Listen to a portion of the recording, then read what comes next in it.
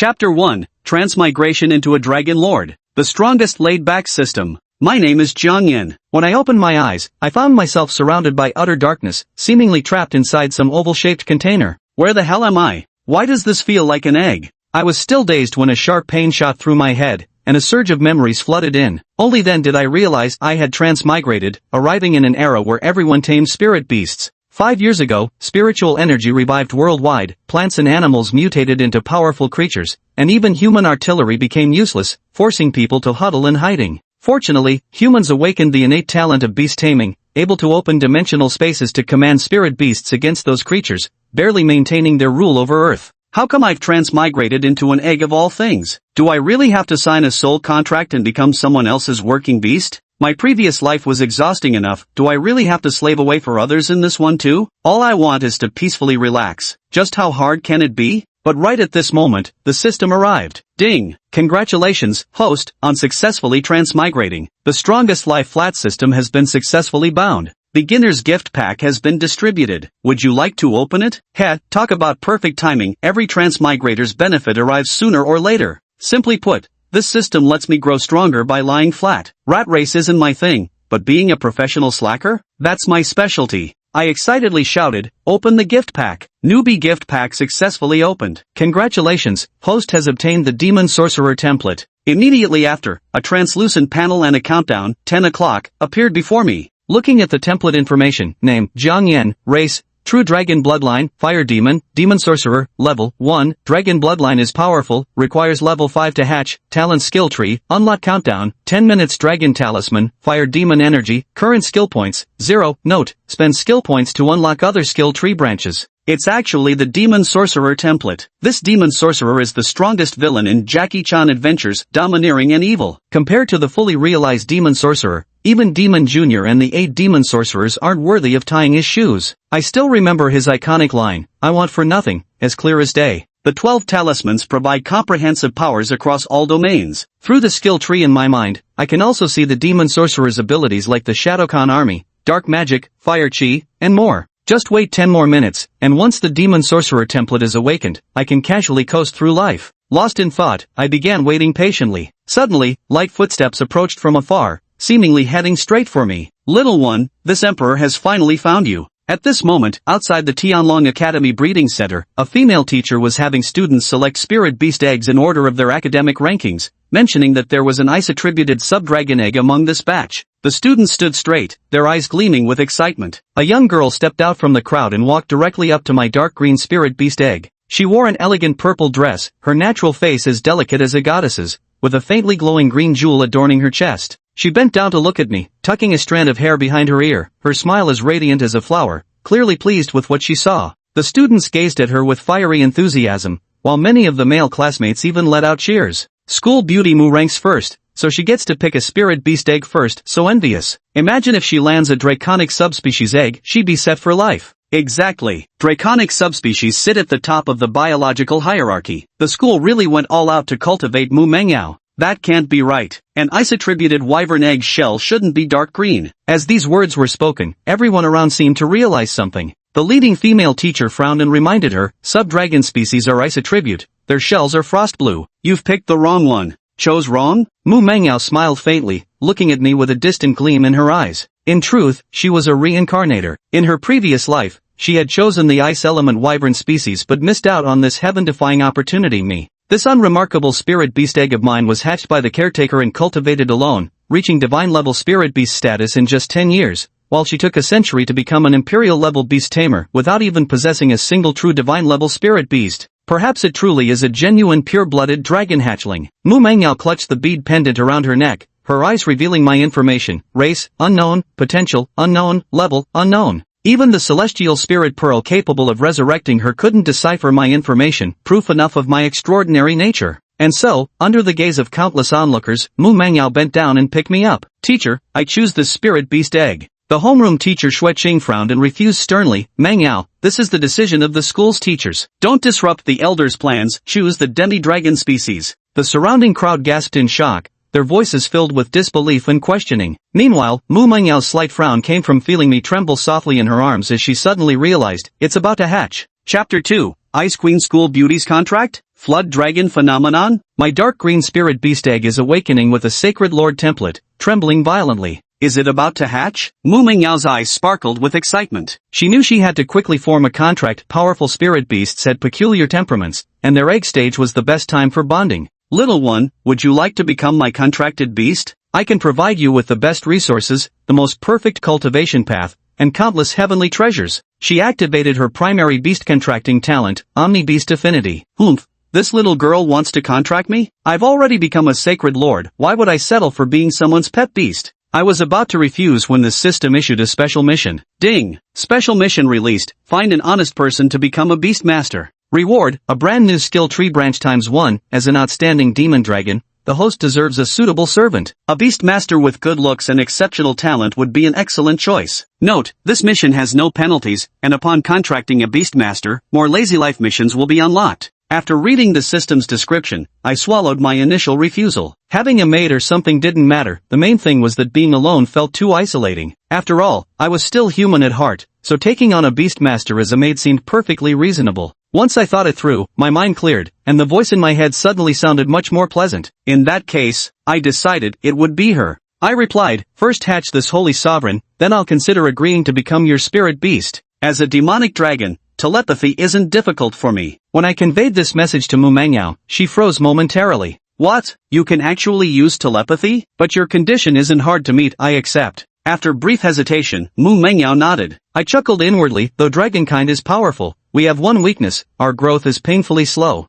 Other spirit beasts hatch at level 1, but I need to reach level 5. To hatch quickly, I must accumulate enough nutrients to attain that level. Then you'd better hurry up. This holy lord is waiting for you, I replied with a laugh, squinting my eyes as I prepared to sleep. The holy lord template hasn't fully awakened yet. Warm currents occasionally surge through my body, cozy and sleep-inducing. Hatching is nothing special. This emperor has hatched countless spirit beasts, Mu Mengyao declared confidently as she tucked the dragon egg into her school bag and headed toward the incubation equipment at the breeding center. Wait, Mengyao, you still have a chance to change your spirit beast egg. Teacher Xueqing blocked Mu Mengyao's path, pleading earnestly, don't stubbornly persist in this mistake. That sub-dragon egg is your best choice. Mu Mengyao didn't speak, merely nodding before circling around Teacher Xueqing. She was no longer that naive young girl who needed to explain her actions to others. Watching Mengyao depart, Xueqing's mind still reeled in disbelief. Mengyao, you're truly out of your mind. Teacher Xue, don't be upset. Mengyao must have her reasons for doing this, everyone knows that. At that moment, a girl wearing the class monitor badge walked over and smiled, saying, Teacher, if it really comes to that, I don't mind choosing a dragon egg. You only need to tell me which one it is. A glint of ruthlessness flickered behind her gold-rimmed glasses. After being overshadowed by Mu Mengyao for so long, she finally had her chance to turn the tables. The sub-dragon breed that Mu Mengyao rejected, this is absolutely a heaven-sent opportunity. Yes, teacher, Wu Qian is the second-ranked genius in our school, no worse than Mu Mengyao.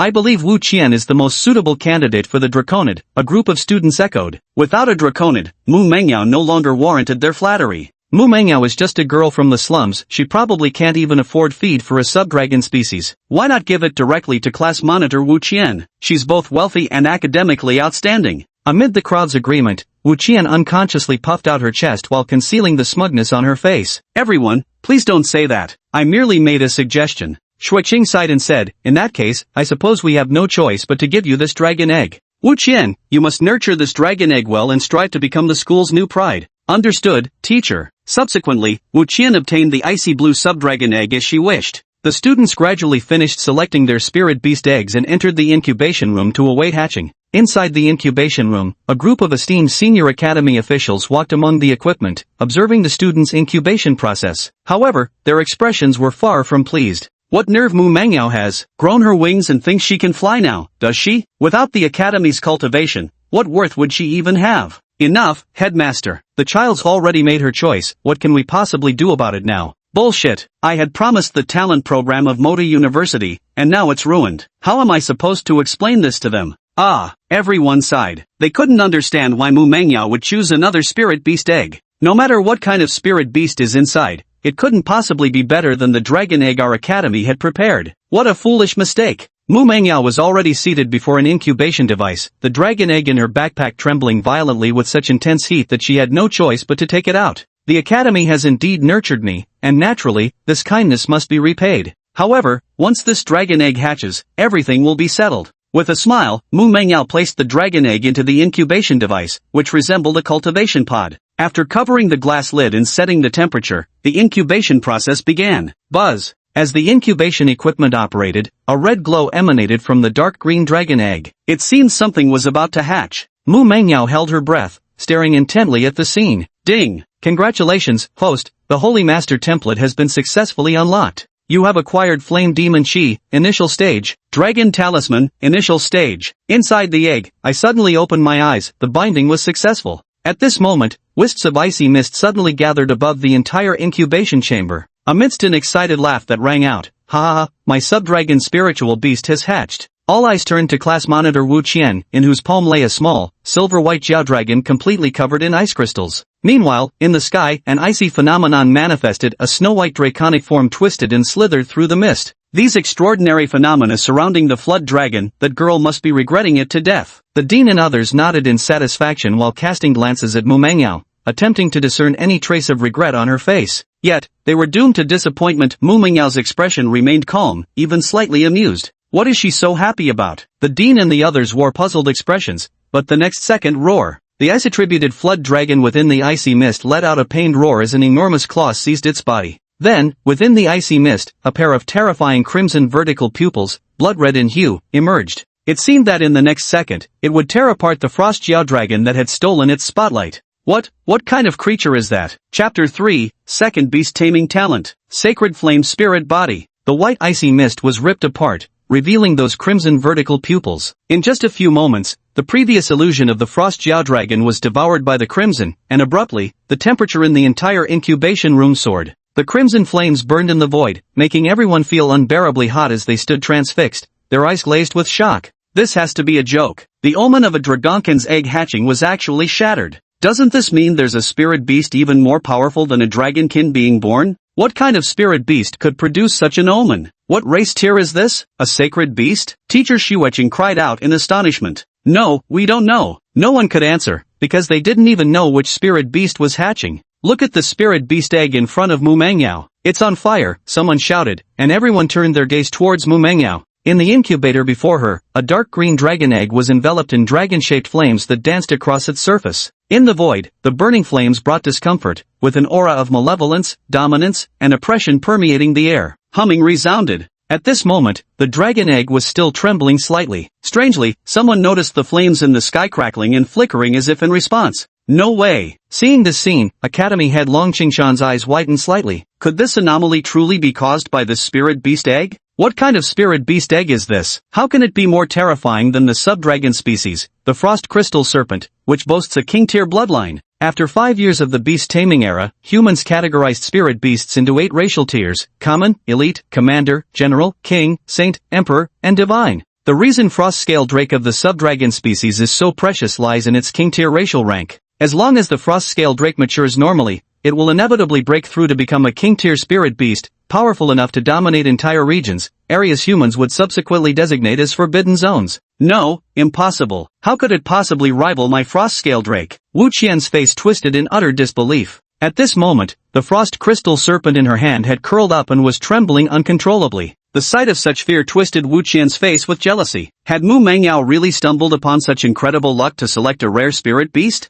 Impossible. Principal, could there be some mistake? My frost crystal serpent possesses monarch-grade bloodline. Could this one possibly be of the same tier? Alas. Academy head Long Qingshan shook his head. The frost crystal serpent was indeed among the elites of monarch-grade beasts. The only creatures that could suppress it were those existing above the monarch grade. The surrounding students looked at Mu Mengyao with envy. Owning a spirit beast of royal class lineage was simply too lucky. Royal class? Mu Mengyao smiled faintly at the corners of her mouth. The Academy Dean still underestimated the hierarchical disparity of dragonkind. Yet one couldn't blame Long Qingshan and others for their ignorance. Universal beast taming had only been practiced for 5 years. They'd never encountered a pure-blood dragon. Even she, a female emperor who'd returned from the future, had only glimpsed them a handful of times. To crush a sub-dragon species so effortlessly, only a pure-blooded dragon could achieve this. I am Jiang Yan, the juvenile sacred sovereign of pure-blooded dragons. Pure-blooded dragons are at least holy beasts in terms of existence. Back in the incubation chamber, that girl named Mu Mengyao could detect holy beasts, yet she couldn't see through my dragon egg at all.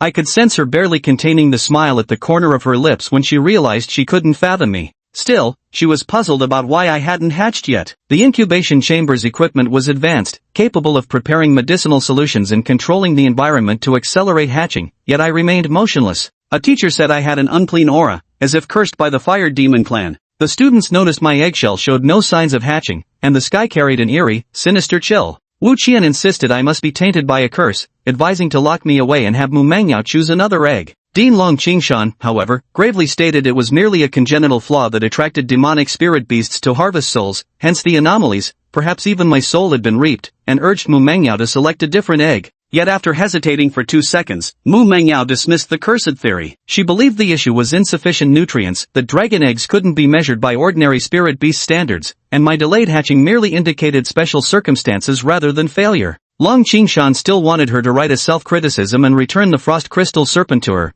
but Wu Qian was frantic, and Mu Mangyao flat-out refused. Holding me, she walked out of the incubation room with a breathtakingly resolute stride. Teacher Xueqing even shook her head and said she was bewitched. Mu Mangyao carried me back to her home in the old district of Nanping City. Walking down the weathered streets, the vendors and humanoid spirit beasts along the roadside plunged her into memories. She gently stroked the pale green jewel around her neck. Nestled in her backpack, my substantial weight filled her with boundless confidence. Her home was simple and modest. Knowing she couldn't afford nutrient solutions to feed me, she resolved to hatch me using her innate talents instead. She possesses 2 beast-taming talents. Beast Affinity is a support-type talent, while Sacred Flame Physique is a constitution-type talent, allowing her to feed me purified sacred flames to boost my energy. However, since she just awakened her talents, the purified flames can't persist for long, so she has to use her body to incubate me. Holding my slightly trembling form, she hesitated for a moment before tightening her embrace. Thanks to her efforts, my level gradually rose. When I woke up to the system prompt in my mind, I silently scoffed at how inefficient this little maid was and conveyed my dissatisfaction through telepathy. But she replied crisply, telling me not to move and complaining that I was burning so hot I'd already singed her clothes away.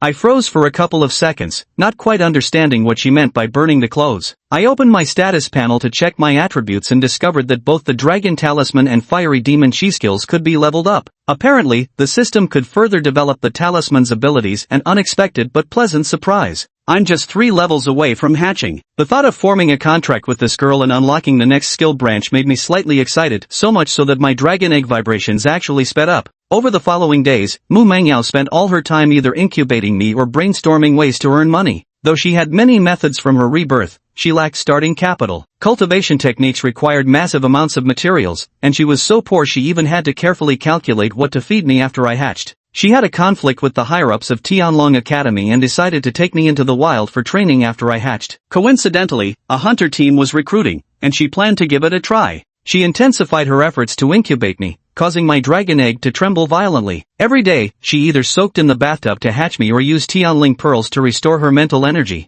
One early morning half a week later, with a cracking sound, I was about to hatch. The system alert sounded as the oval world around me began to break apart, with blinding light seeping through the cracks. I stretched out my claws to push aside the obstacles, but when I saw the world outside, I froze. I seemed to be inside some sort of container, with an even larger container outside. All around are walls of ice, giving off waves of cold air, with scattered frozen shards here and there. Wait a minute, isn't this just like a refrigerator? At that moment, the door swung open, flooding the room with golden sunlight that was instantly blocked by a girl wearing pink cat-patterned pajamas. I gazed at that exquisitely beautiful oval face before me, tinged with excitement and exhilaration. Bathed in sunlight, I found myself momentarily dazed, thinking this girl was stunningly beautiful, the kind who would have been a top-tier celebrity in my past life. The key is she's naturally this beautiful even without makeup, still carrying that naive girlish charm. She perfectly fits every man's mental image of a pure moonlight, somewhat reminiscent of that girl before the college entrance exams whose profile I'd secretly admired but never confessed to, yet forever remember.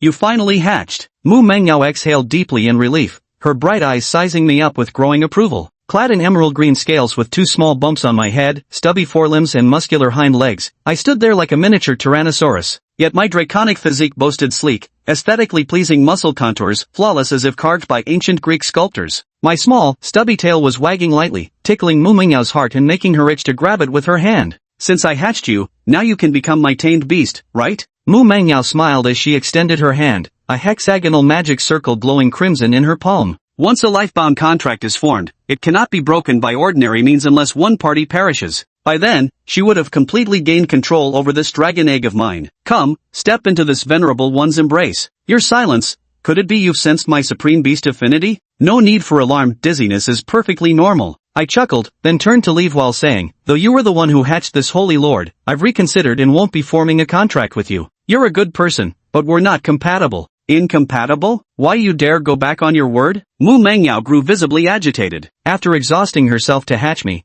being betrayed like this would upset anyone, let alone someone of her stature as a revered great emperor. When had she ever suffered such indignity? That's not it, we had an agreement. How could you suddenly change your mind? Alas, what can I do? Who told this Saint Lord's growth to be so resource-intensive? I shook my massive dragon head, a tinge of confusion between my brows. How strange, why does breaking promises feel so effortless? Could it be the Saint Lord's personality influencing me? Didn't I say earlier I'd think it over? Well, I've thought about it, how does that count as going back on my word? I said with absolute seriousness. You deceitful little rascal of a dragon. Mu Mengyao gritted her pearly teeth, her fair cheeks flushing slightly red. But right at that moment, I suddenly grinned. Alright, enough teasing. Grant me one last request, and I'll become your tamed beast. What request? Very simple, become the Sacred Lord's servant, and address me as Sacred Lord. The requirement is simple, you just need to become the Sacred Lord's little maid, I declared confidently. Mu Mengyao stood frozen in place upon hearing this, her mind repeating the word Sacred Lord? I've heard some Western dragons possess true names, could this possibly be mine? But, what's this about a little maid? She was covered in black lines, how could a mighty imperial rank beast master who had been reborn be asked by a mere spirit beast like me to become a maid? Hey, little one, seems like you don't quite understand the difference in status between us. You talk so big, do you even know who I am? This emperor is, she paused mid-sentence, watching me turn and walk away without the slightest hesitation.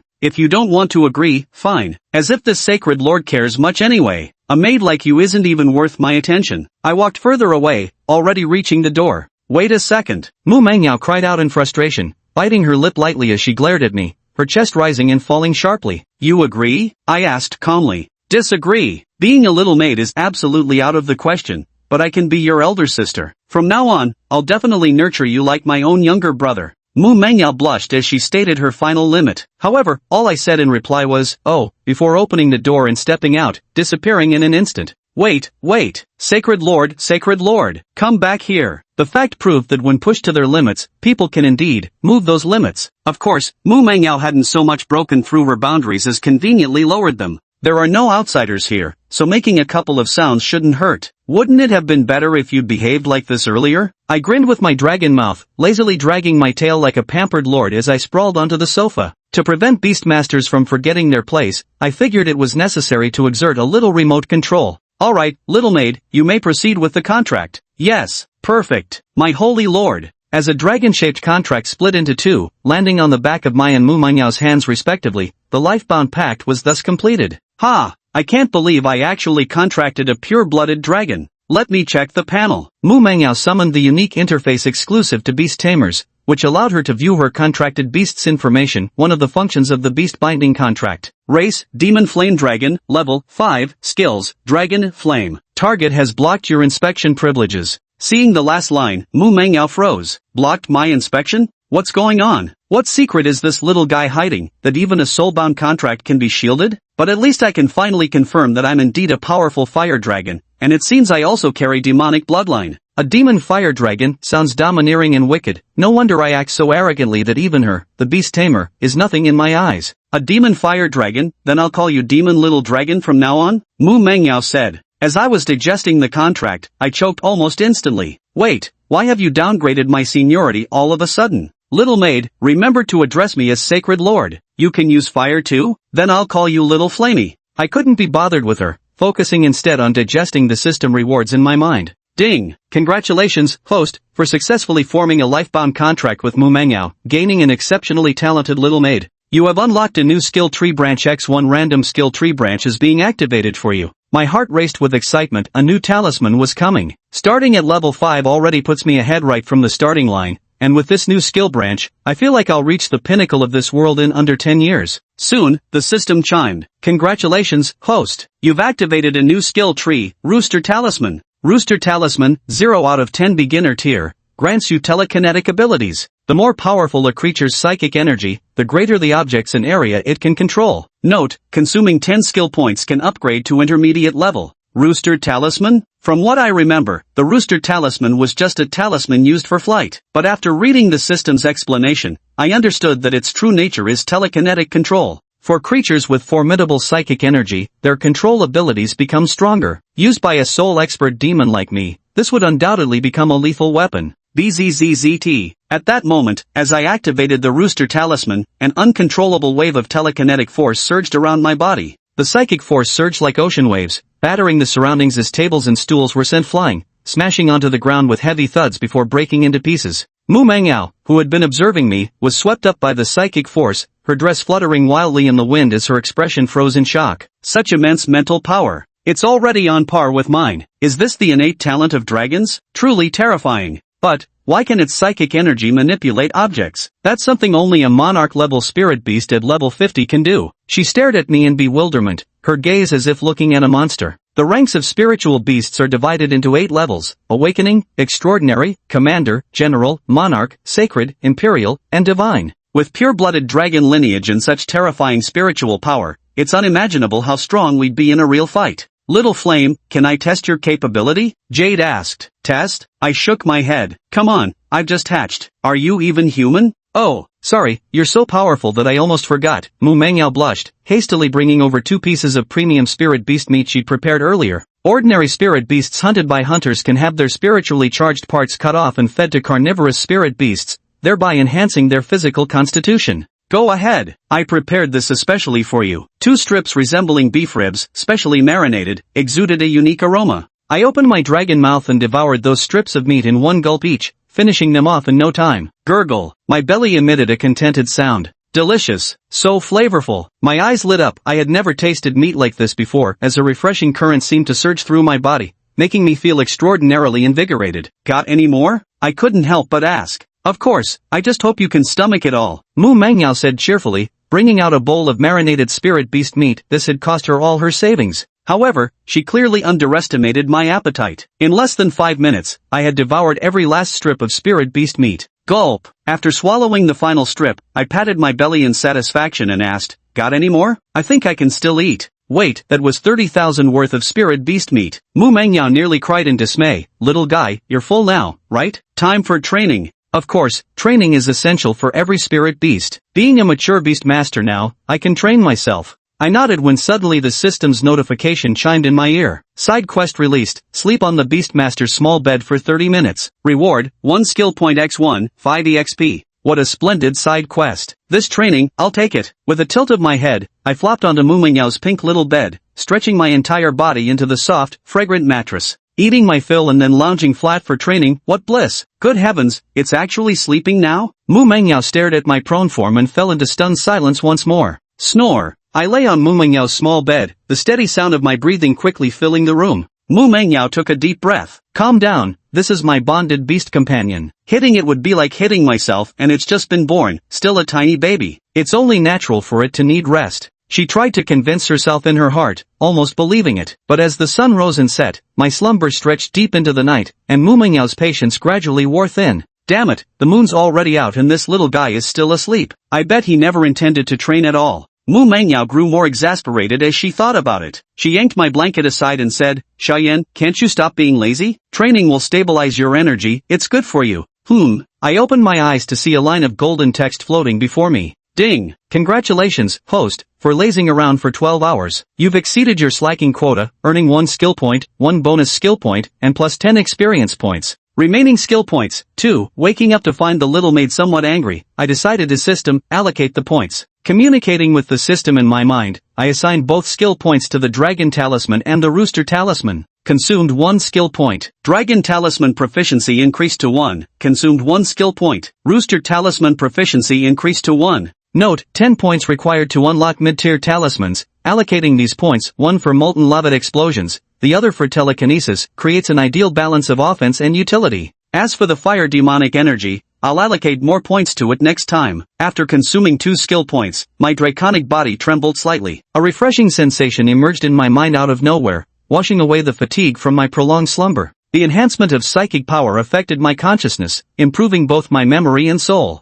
Deep within my stomach came a series of rumbling noises resembling engine roars. Boom! A burning sensation surged forth, as if the flames in my belly had grown several degrees fiercer. I felt as if opening my mouth would let loose torrents of fire. The overwhelming fire energy was becoming somewhat uncontrollable, with droplets of orange-red magma seeping through the gaps between my teeth. Splash! Splash! The lava dropped onto the floor, burning 2 large holes and sizzling with rising smoke. The temperature in the air soared, and Mu Mangyao could feel a wave of scorching heat rushing toward her. Xiaoyan, are you okay? Mu Mangyao frowned slightly as she looked at the 2 scorched holes on the floor. It was obvious his strength had run out of control, and if left unchecked, he might even end up hurting me. I told you to train with me earlier. Now look, you can't even control your power properly. Though resentment stirred in her heart, she left the rest of her words unspoken. The next second, buzz, red and white energies flashed through her eyes, as if born from thin air, pouring into her body and strengthening her soul along with the flames within. So abundant this power was. Mu Mingyao's eyes went vacant as she stood dumbfounded on the spot. It felt as though flames were blazing in her chest, supplying boundless energy. A powerful sensation welled up within her, yet this left Mu Mangyao utterly bewildered. Her beast-taming talent was the sacred flame spirit body, after all. What could strengthen a spirit body so dramatically? And not just that, even her spiritual power had risen slightly.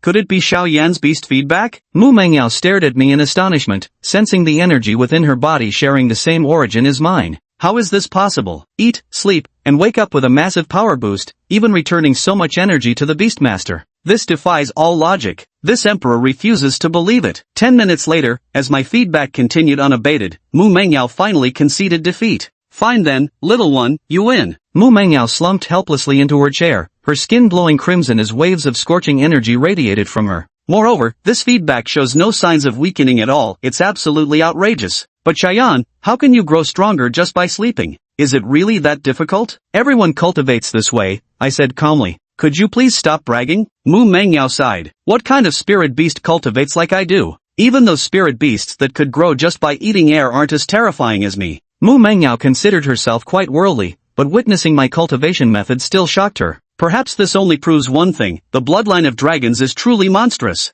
Oh, by the way, little one, have you ever considered finding yourself a snake wife? Mu Mangyao seemed to have thought of something, her eyes lighting up as she stared straight at me. Bug off! Is this your way of finding me a wife? Clearly, you're just lusting after my body, I said speechlessly. Sometimes being a tamed beast is really exasperating. My tamer actually wants to use me for breeding? Other tamed beasts might be fine with it, but I'm a grown human man. Plus, I'm no Su Xian. I have no interest in being some grassland hero. Alright, you're still little. Let's not talk about this anymore. Mu Mangyao chuckled a few times, extremely satisfied with her dragon beast, and couldn't resist planting a couple of kisses on my face. Little maid, you're too bold. The lingering warmth of the young girl remained on my face, and my forehead darkened with annoyance. Getting saliva smeared all over my face, how outrageous. I'm a dignified saint lord here, and this little maid is truly too audacious. Is that so? My apologies. Mu Mangyao smiled faintly, showing not a shred of remorse. Alright, go get some rest. I'm still a bit hot and need to take a shower. Mu Mangyao, sweating from absorbing my feedback,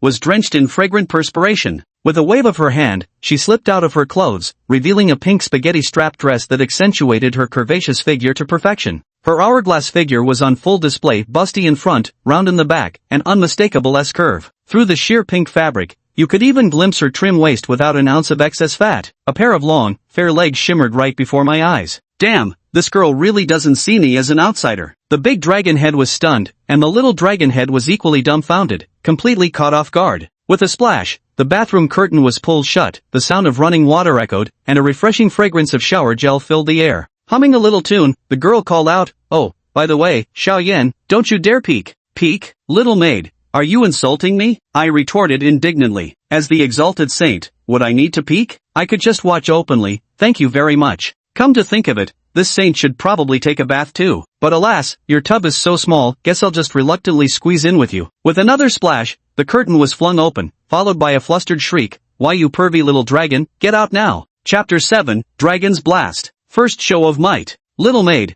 your performance has greatly displeased this sacred lord. How dare you say that, you lecherous little dragon. No wonder there are so many dragon-blooded spirit beasts, it's because of degenerates like you. Mu Mangyao tightened the bathrobe around her body, the crushing motion causing vast expanses of snow-white skin to glisten under the lamplight, with water droplets sparkling brilliantly. Fortunately, she wears clothes even when bathing, or this little rascal would have gotten his way. Seems like she'll need to keep an eye on this little troublemaker from now on. However, With a slight curl of her lips, she smiled and said, "Little Yin, how about this, come with me to test your abilities. I'll reward you afterwards." "What kind of reward?" Jiang Yan asked from his reclined position on the bed. "Guess." Jiang Yan pondered slightly before nodding. "To be honest, it's worth a try." He also wanted to know how strong he currently was. Although there are plenty of talisman-related theories in his mind, true knowledge comes from practice. Without giving it a try, how could he ever gauge his actual abilities? The next day, bright and early, Mu Mengyao carried Jiang Yan and headed for the Sky Dragon Academy. As the premier beast tamer academy in Nanping City, the training grounds boasted free ability testing facilities, known as the testing chambers. Passing by the training field, she spotted numerous students already practicing with their spirit beasts, along with her teacher and classmates. "Class, today we'll learn how to test a spirit beast's abilities. This will help you understand your spirit beasts better and master the testing tools." Instructor Xueqing was imparting her experience, and the students listened with rapt attention, none noticing Mu Mengyao passing by. However, Mu Mengyao had no intention of joining them, choosing instead to conduct her tests in the adjacent training room. Upon pushing the door open, rows of metal mannequin dummies stood motionless, their eyes flickering with faint light as they waited to be activated. "Xiaoyan, let me explain, these are iron stake dummies, classified by grade, cyan steel, violet steel, and gold steel, corresponding to the three cultivation realms of spirit beasts: awakening, transcendent, and commander." Mu Mengyao pointed at the three puppets and said, "But before the battle, we'll do an energy test first, so I can assess your stamina. The more energy a spirit beast possesses, the longer its stamina lasts, allowing it to sustain battles for extended periods. The amount of energy within a spirit beast essentially determines its combat prowess. Come on, hop on." Mu Mengyao placed Jiang Yan onto a seat resembling an electric chair, then handed him a headband and elastic rope with a smile. "Put these on," she said. "This." Jiang Yan stared at the testing device that bore an uncanny resemblance to the Wu Jing happy chair, his expression filled with solemn reverence and an inexplicable sense of foreboding. As Mu Mengyao placed the headband on him and his wrists were restrained, Jiang Yan asked, "This thing isn't going to electrocute me, is it? How did you know?" Mu Mengyao chuckled softly, pressing the button beside Jiang Yan with a slender jade finger. "Let me see all your secrets," she said. Jiang Yan fell silent, he'd been tricked. "But, I'll never tell you anything. ZZZZT. The sound of the instrument operating echoed as streams of energy surged into Jiang Yan's body, not electric currents, but something akin to spiritual energy, probing the inner power within him. But at first, everything seemed quite normal. The screen of the instrument before Mu Mengyao displayed an energy value, starting at 1, jumping to 10, then instantly leaping to 100. Under 1000 is the standard range for awakened tier spirit beasts, while below 5000 indicates transcendent tier creatures. "I wonder what level Xiaoyan will test at." Mu Mengyao watched the screen expectantly, but at this very moment, "Little maid, this holy lord's power is nothing special. Since you're curious, I'll let you have a look." Jiang Yan's gaze turned icy as he unleashed the power of the Dragon Talisman.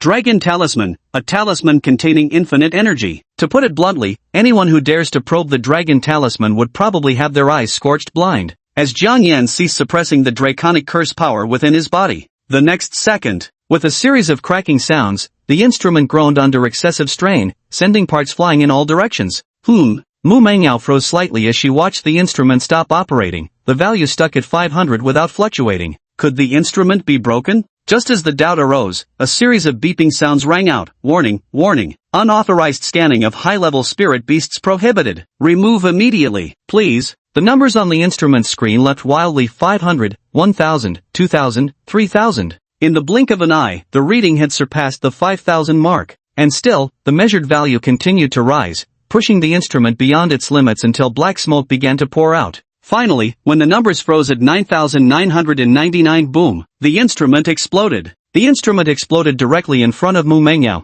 sending a thick cloud of smoke and flying shards grazing past her cheeks. What the hell? Mu Mengyao's eyes widened in disbelief as she stared at the billowing black smoke before her. How could Xiaoyan's test results be this high, reaching 9999? It even blew up the equipment. Could there be something wrong with the instrument? Clickety-clack. As the black smoke cleared, Jiang Yan strode out with a bow-legged swagger, looking every bit the cocky lord as he cast a calm glance at Mu Mengyao. "Little Yao Yao, is it big enough? Do you want to see more?" It's enough." Mu Mengyao stared at Jiang Yan, who was completely unharmed, and instinctively responded. "The instrument's testing limit is 10,000 points, capable of measuring beasts up to commander level. If it's not an issue with the equipment, could Xiaoyan's energy be comparable to that of a commander-level spirit beast? That should be impossible, right?" Mu Mengyao took several deep breaths and regained her composure. "Little flame, come with me to practice on the training dummy now." The best way to test combat ability is through actual combat. Let's find out just how strong Xiao Yan is by testing him against the Iron Man dummy.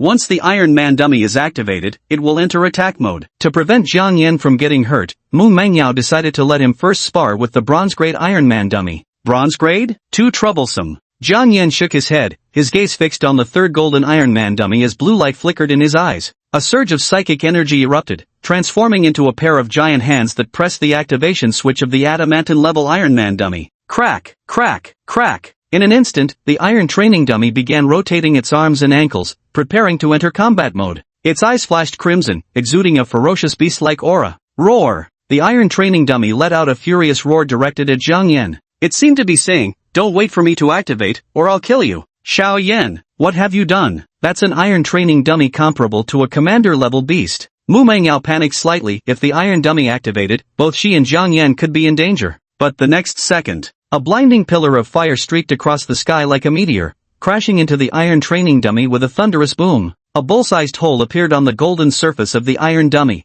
exposing the mechanical components inside. It lowered its head to examine the gaping wound in its chest, its expression eerily human-like as it registered shock. "Ka, you goddamn cheater?" Chapter 8, The Power of the Holy Lord, entirely on another level. Clank, clank. Screws, nuts, and various metal components came pouring out from the wounds of the iron training dummy. Many of the parts showed signs of being melted by lava, evidence of the sheer destructive force behind this single strike. Its face still wore an expression of shock and bewilderment, but soon, as its energy depleted, it toppled stiffly to the ground, oil spilling everywhere.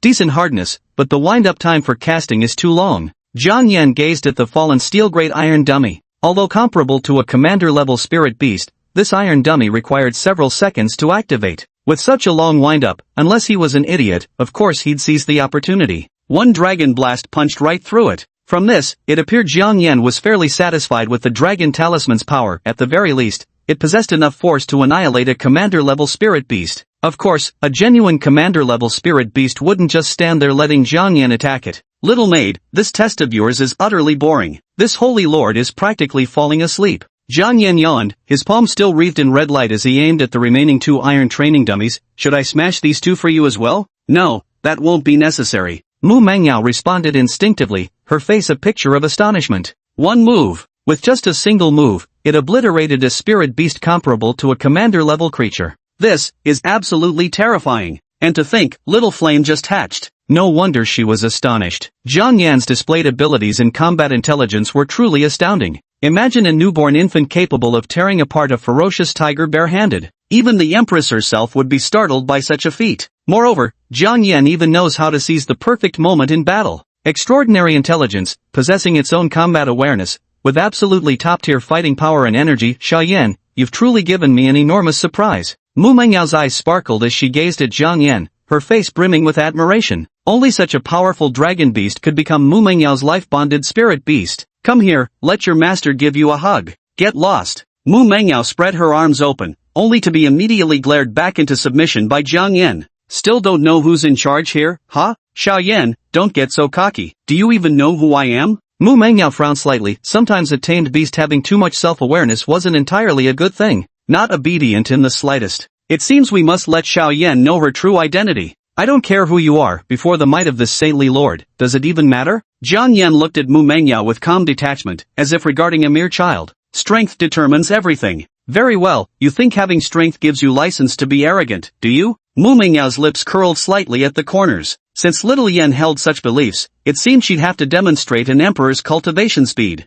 Let's see when the time comes, whether her cheat-like cultivation is faster, or Xiao Yan's dragon bloodline is more powerful. "Let's go, I'll buy you some things first, then we'll go home to cultivate." Mu Mengyao picked up Jiang Yan, sidestepping the spilled engine oil on the ground, and walked out of the testing room. Meanwhile, wisps of the special engine oil scent dispersed through the air, slipping past the windows as the gentle breeze carried them to the neighboring testing room. On the other side, in the neighboring testing chamber, boom, boom, boom, the violent sounds of battle accompanied by chilling frost swept through. Inside the spacious testing chamber, the students stood ramrod straight, their eyes fixed unwaveringly on the scene before them. Roar! Amidst the wind and snow, a frost-colored ice dragon with a snow-white body let out agonized roars. Its 2-meter-long draconic form was pinned down by a golden training dummy, utterly immobilized. Moments later, the dragon's head was lifted up slowly by a mechanical arm until it stood erect. Pathetic! The adamantine great Iron Man dummy uttered a cold mechanical voice before releasing the ice crystal dragon. Whimper. The frost crystal drake let out a pitiful whine and crawled back to Wu Qian's feet. It's alright, little drake. You did your best. Wu Qian sighed. Was it still impossible?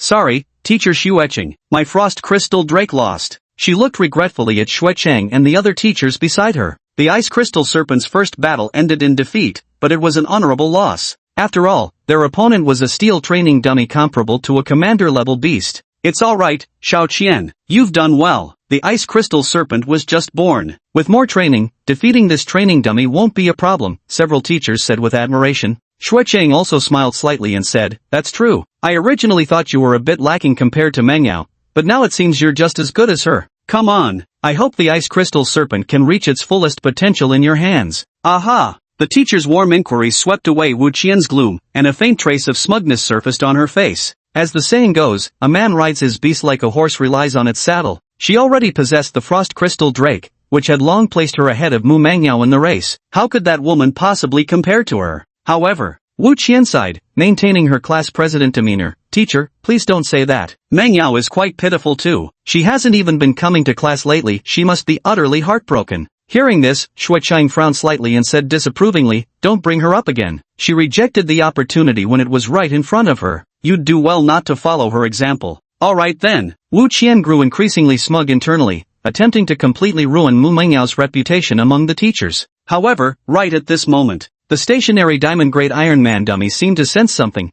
its mechanical eyes flashing red as it turned toward the adjacent testing chamber. Alert! Alert! Powerful enemy detected. While sounding the warning, it swiftly leapt toward the neighboring testing room. What's wrong with it? Xueqing and the others were somewhat puzzled and followed curiously. Before they could get closer, they caught a pungent smell like the fuel of an Iron Man dummy. This is. Xueqing and the group arrived at the door and were startled by the sight before them. A steel training dummy with a hole punched through its chest lay on the ground, its parts shattered across the floor, with motor oil leaking everywhere. This is a diamond-grade steel dummy. How could someone pierce through it so easily? That's impossible. Doesn't this mean a commander-level spiritual beast was just being tested here? Could it have been one of the teachers? The students eyed their teachers with suspicion. However, the teachers looked equally astonished. Clearly, this wasn't their doing. We teachers have our own specialized testing rooms. It couldn't possibly be one of us. What's more, I personally inspected the training dummies this morning. Every single one was intact. Xueqing declared firmly. Wait, does that mean one of the students did this?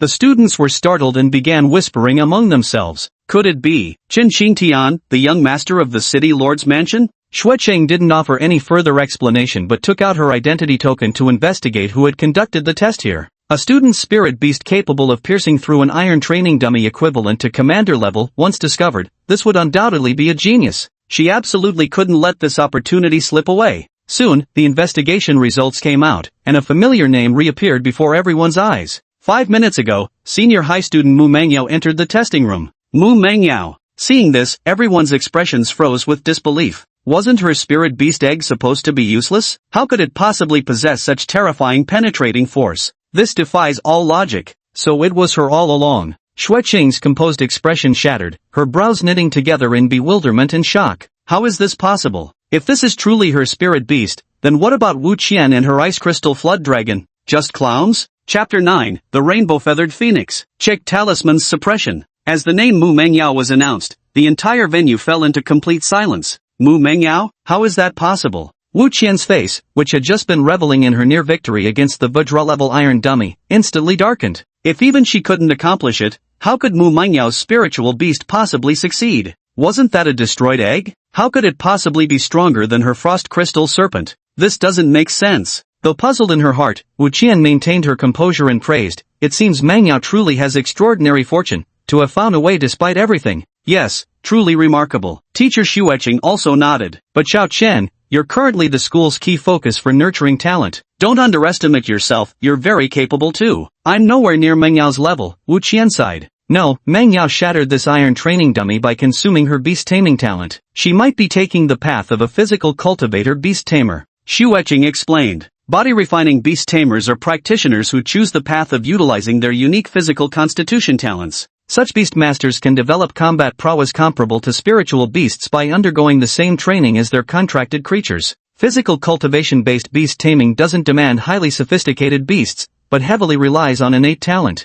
Mu Mengyao possesses extraordinary beast-taming aptitude, consistently scoring at the pinnacle in multiple evaluations, hence why the Academy prioritizes her development. Xueqing naturally assumed Mu Mengyao was following the physical cultivation path. There's a drawback to physical cultivation with beast taming, it progresses quickly in the early stages but loses momentum later. Keep working hard, don't worry too much. Yes. Encouraged by Xueqing's words, Wu Qian nodded vigorously. That's right. With the frost scale serpent being so powerful, what difference could Mu Mengyao's talent possibly make? Does she have a spirit beast? Elsewhere, Mu Mengyao walked through the Tenglong Commerce Guild, where the flow of people never ceased. As the largest commerce guild in the Great Xia Kingdom, Tenglong carried all kinds of goods, weapons for beast masters, potions, tools, protective gear. Products for taming beasts were even more plentiful. Among the most eye-catching were the exclusive weapons for spirit beasts and something called the Beast Happy Hut. Don't miss out when passing by. Come see my spiritual beast with phoenix bloodline. For just 10,000 yuan, you can buy it once and it might hatch baby phoenixes.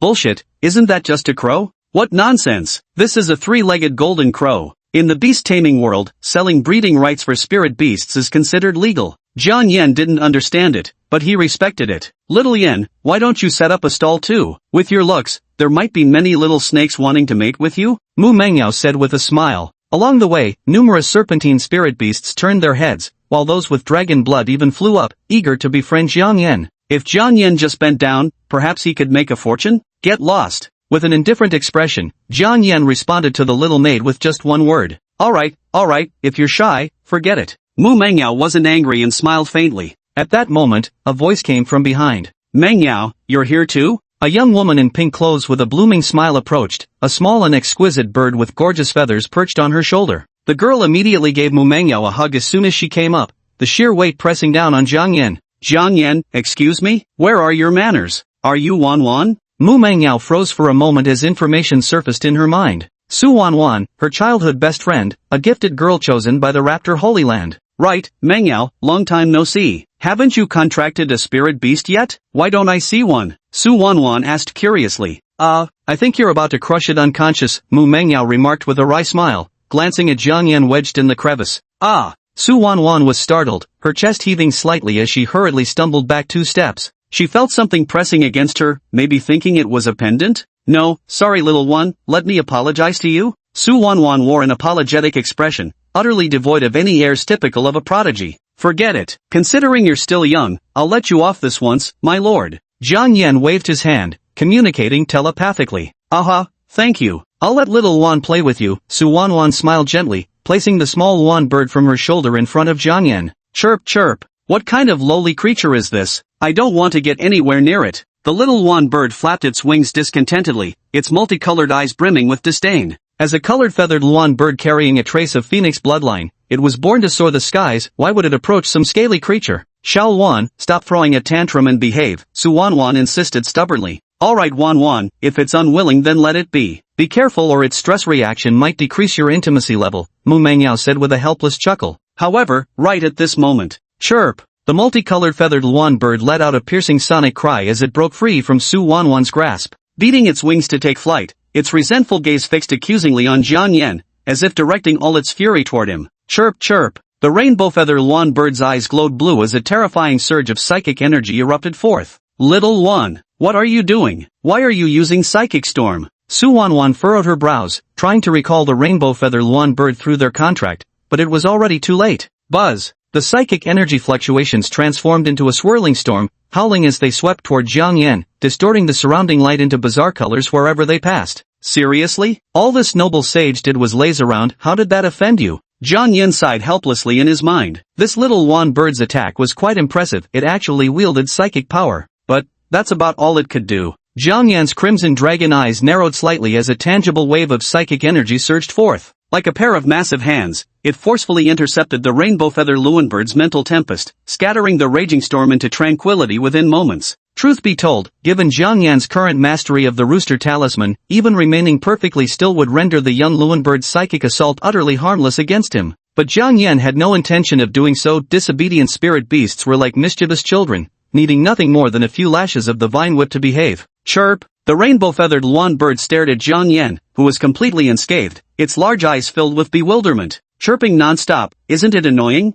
Jiang Yan's draconic claws aimed at the rainbow feather phoenix, a hexagonal rune flickering in his eyes. Psychic power surged like tidal waves as the dragon's claw casually flicked through the air. Whoosh! A streak of rainbow-colored light shot out, only to be smashed directly onto the garbage bin. Trash scattered and slid down, piling up into a small mountain on the little phoenix bird's body. Xiao Wan, what exactly is going on here? Su Wanwan's face stiffened as she stared blankly at the little Luan bird in the garbage pile. How did her precious Luan bird just fly out like that? And looking at it now, it's so dirty. I'm sorry Mangyao, my little Luan seems to be having some issues, I need to check on it. It's fine. Truthfully, the one who should be apologizing is me. Mu Mangyao couldn't help but reach out to ruffle Jiang Yan's hair. You little one, you really didn't hold back at all, but doing it so cleanly was quite impressive. Chapter 10, The Empress Breaks Through. Jiang Yan's reward. Little Yan, your movements are too quick, shouldn't you at least apologize to others? Mu Mangyao smiled without a trace of reproach on her face. The surrounding gazes were drawn, and more people crowded around, shocked to see the multicolored feathered Luan bird dumped in the garbage pile. The multicolored feathered Luan bird is hailed as the noblest avian king of beasts, a creature known both for its fastidiousness and obsession with cleanliness. Being thrown into a trash bin right now would probably make it lose its mind. But compared to the Luan bird's disgraceful predicament, they were far more curious about who could possibly possess such power. You must understand, avian spirit beasts inherently hold a combat advantage over terrestrial ones due to their ability to fly, they can advance or retreat at will. Merely staying airborne already gives novice beastmasters headaches, rendering them helpless. Countless gazes converged on Mu Mangyao and Jiang Yan. At the sight of Jiang Yan, many couldn't help but frown slightly. What race does this girl's spirit beast belong to? I've actually never seen it before? I'm not sure either. If only we had a species compendium, we could scan it. No need to scan. If it can rival a rainbow-plumed phoenix of the same realm, it must be a royal-class spirit beast. TSK, how remarkable. Our great Nanping has actually produced so many beastmasters with royal-class creatures. The crowd buzzed with discussion, even drawing out the managing staff. The Chamber of Commerce strictly prohibits fighting. Who the hell is causing trouble? Don't you know this place is under the city lord's protection? A sinister-looking middle-aged man stepped forward, with a long strand of hair dangling from his forehead, clearly someone not to be trifled with. Oh no, it's Skinflint Lu. That little girl is in trouble now. Those around him hastily scurried away at the sight. However, Mu Mangyao remained composed as she prepared to leave with Jiang Yan in tow.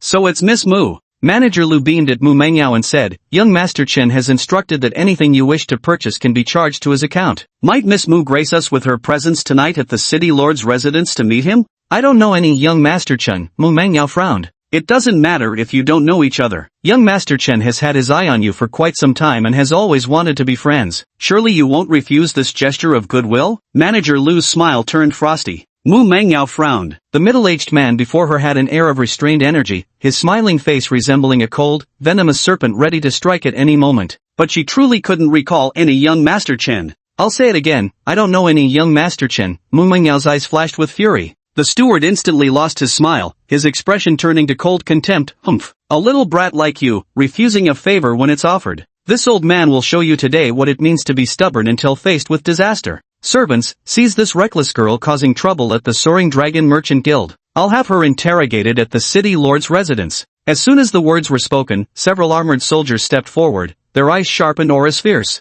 Miss, please come with us. Mu Mangyao was surrounded by them, blocking her path. The situation was growing more dire. These are specially trained body cultivator beastmasters, their physiques no weaker than ordinary transcendent-level spirit beasts. This is getting tricky. Mu Mengyao's expression shifted slightly. Given her and Xiaoyan's strength, the overwhelming numbers against them made escape nearly impossible. However, right at this moment, little maid, why are you so good at stirring up trouble? Jiang Yan had intended to take a short nap, but the beast tamer got blocked. Well, look who's here. Young Master Chen has come knocking. I don't even know any Young Master Chen. Mu Mangyao tried to defend herself, taking a deep breath before asking, let's think about how to get away first. Leave? Isn't it easy to just leave? Jiang Yan glanced at the burly men surrounding him, his eyes filled with disdain, as if he didn't regard them as threats at all. However, the people around couldn't understand Jiang Yan's words, hearing only a few calm beast-like roars. Mu Mangyao, stop struggling. Unless you grow wings today, don't even think about escaping our capture. Manager Lu sneered. But before he could finish his words, he saw Mu Mangyao enveloped in a blue glow, flying skyward under everyone's astonished gazes. No way! It actually King flew. What's going on here? Soaring through the air, could this girl actually be a master-level beast tamer? Her spiritual power must have reached the level of telekinesis, someone exclaimed in shock. Though 5 years had passed since the dawn of beast taming era, flying humans still remained exceptionally rare in people's subconscious understanding. Those who could traverse the skies were undoubtedly formidable experts. At this moment, Mu Mengyao's hovering was no less startling than a depth charge, leaving everyone rooted to the spot in shock. Even the body-refining soldiers were momentarily stunned, forgetting their initial mission to apprehend Mu Mengyao. Seizing this brief opportunity, Zhang Yan used telekinesis to carry Mu Mengyao through the air toward the outside world. Xiao Yan, your telekinesis can actually make you levitate? Mu Mengyao watched the rapidly passing scenery below, her eyes gleaming slightly. She never expected Xiao Yan's telekinesis to be this powerful. The power of levitation, this marks the sign of a formidable human expert. Even she hadn't been able to hover in midair for quite some time, and somewhat missed it. Little maid, can't you be a bit steadier? Just hovering, is it really that difficult? Zhang Yan said with utter calm, just wait until this holy master activates the rabbit talisman, then I'll show you what true sprinting through thin air looks like.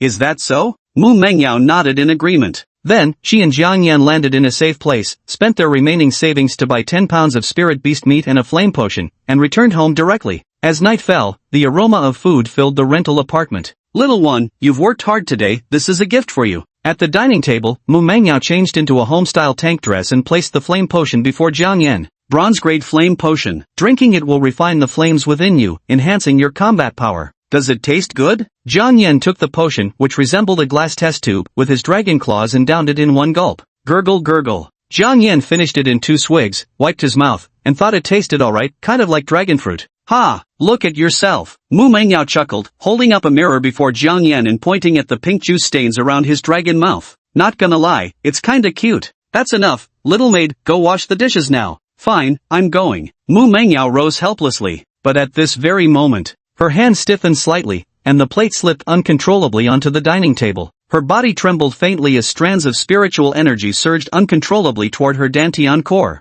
Am I about to break through? Mu Mengyao gasped in surprise. After signing the contract with Zhang Yan, she never expected to break through so soon. Moreover, this sensation wasn't just about a simple breakthrough, it also included the enhancement of her physique. And all of this originated from her life-bound contract with Little Yen. Little Yen, protect me while I break through my mental barriers. As if fearing Zhang Yan would slack off, she added emphatically, once I break through, I can apply for the probationary Beastmaster certification. Then we'll have an endless supply of spirit beast meat. Please, no talking, focus on your breakthrough. Zhang Yan calmly waved his hand, enveloping the surroundings with psychic energy. The world fell into silence, not even the slightest rustle of wind could disturb Mu Mengyao. Chapter 11, The Composed Dean, Shocked Online. In the tranquil rental room, invisible psychic energy spread out, sealing both windows and doors, not even a single fly could enter. Zhang Yan understood that beast masters cultivating spiritual energy must not be disturbed during breakthroughs, or the process could easily be interrupted. Of course, this situation only occurs during the early stages of a beast tamer's development, when their spiritual essence is akin to a sapling. The more tender it is, the more vulnerable it becomes to wind and rain.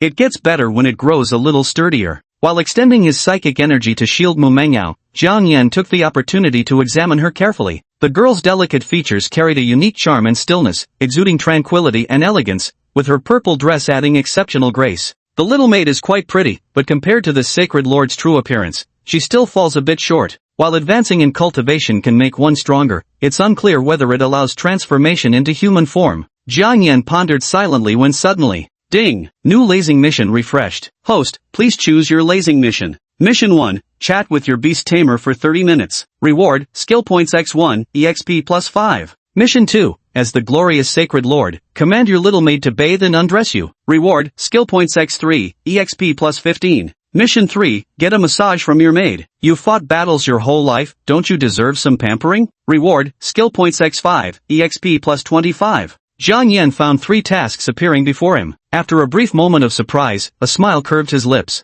Not bad at all, this system was quite considerate, it even provided optional missions for him to choose from. But as he skimmed through the tasks, Zhang Yan noticed something odd. These missions just keep getting weirder. First it was hogging Mu Mengyao's bed, now it's chatting with her while she bathes and undresses me. Seriously, system, is this even appropriate? He's a proper dragon, after all. Ding, respected host, this mission is formulated entirely according to the template of the Peak Holy Lord and will definitely help you laze your way into becoming a great demon saint lord. Note, there are no penalties for failing the mission. No problem, just a few minor tasks. Jiang Yan pondered briefly. Considering the Holy Lord's settings, these tasks did seem quite reasonable. After all, the Holy Lord is the strongest antagonist who has ruled the entire surface world, carried by 8 bearers in a grand sedan chair. He could even maintain a harem without raising any eyebrows. Well, since things have come to this, let's just wash our feet first. Jiang Yan pointed his finger at the third mission. Then, with a ding, the system fell silent. At this very moment, buzz! Mu Mengyao's aura swelled, stirring a gentle breeze that rippled through the living room curtains. Her jet-black hair danced in the air as a newfound heroic aura sharpened her brows. Her beautiful eyes flashed open, gleaming with radiant light. This emperor has broken through.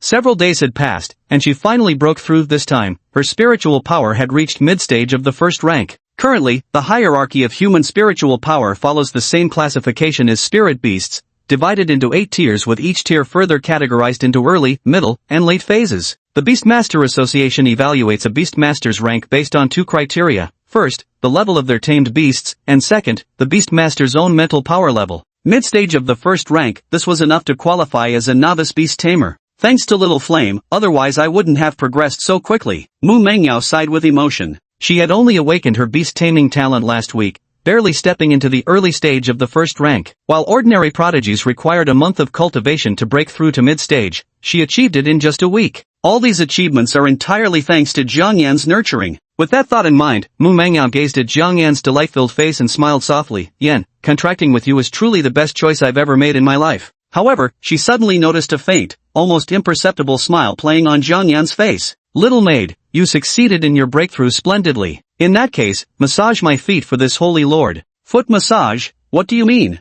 Mu Mengyao froze for a moment, thinking she must have misheard. But the next second, she saw Jiang Yan lying flat on the bed, sticking out only 2 sturdy little dragon feet. What did he mean? Exactly what it sounded like. This guy actually really wants her to massage his feet? Mu Mengyao's fair face flushed red with anger, her temperature rising. Damn it, what exactly do you take me for? Little maid, didn't this holy master help you break through? Though that may be true, still. I even flew you away, solving a troublesome situation. I need to think about it. The next day, at dawn, in the pavilion of Tianlong Academy, Dean Long Qingshan stood with his hands clasped behind his back, intently observing the cloud-like diagram before him. Dean Long, there's something I'd like to discuss with you. A voice came from outside the pavilion. It's teacher Shueching. What brings you here? Long Qingshan put away the projection and turned to look at Shueching. It's nothing major, just that I saw someone smash through a steel training dummy rated at the diamond class yesterday. Really? That's absolutely outrageous. Long Qingshan assumed it must be some instructor breaking the rules. He grabbed his coat and stormed out.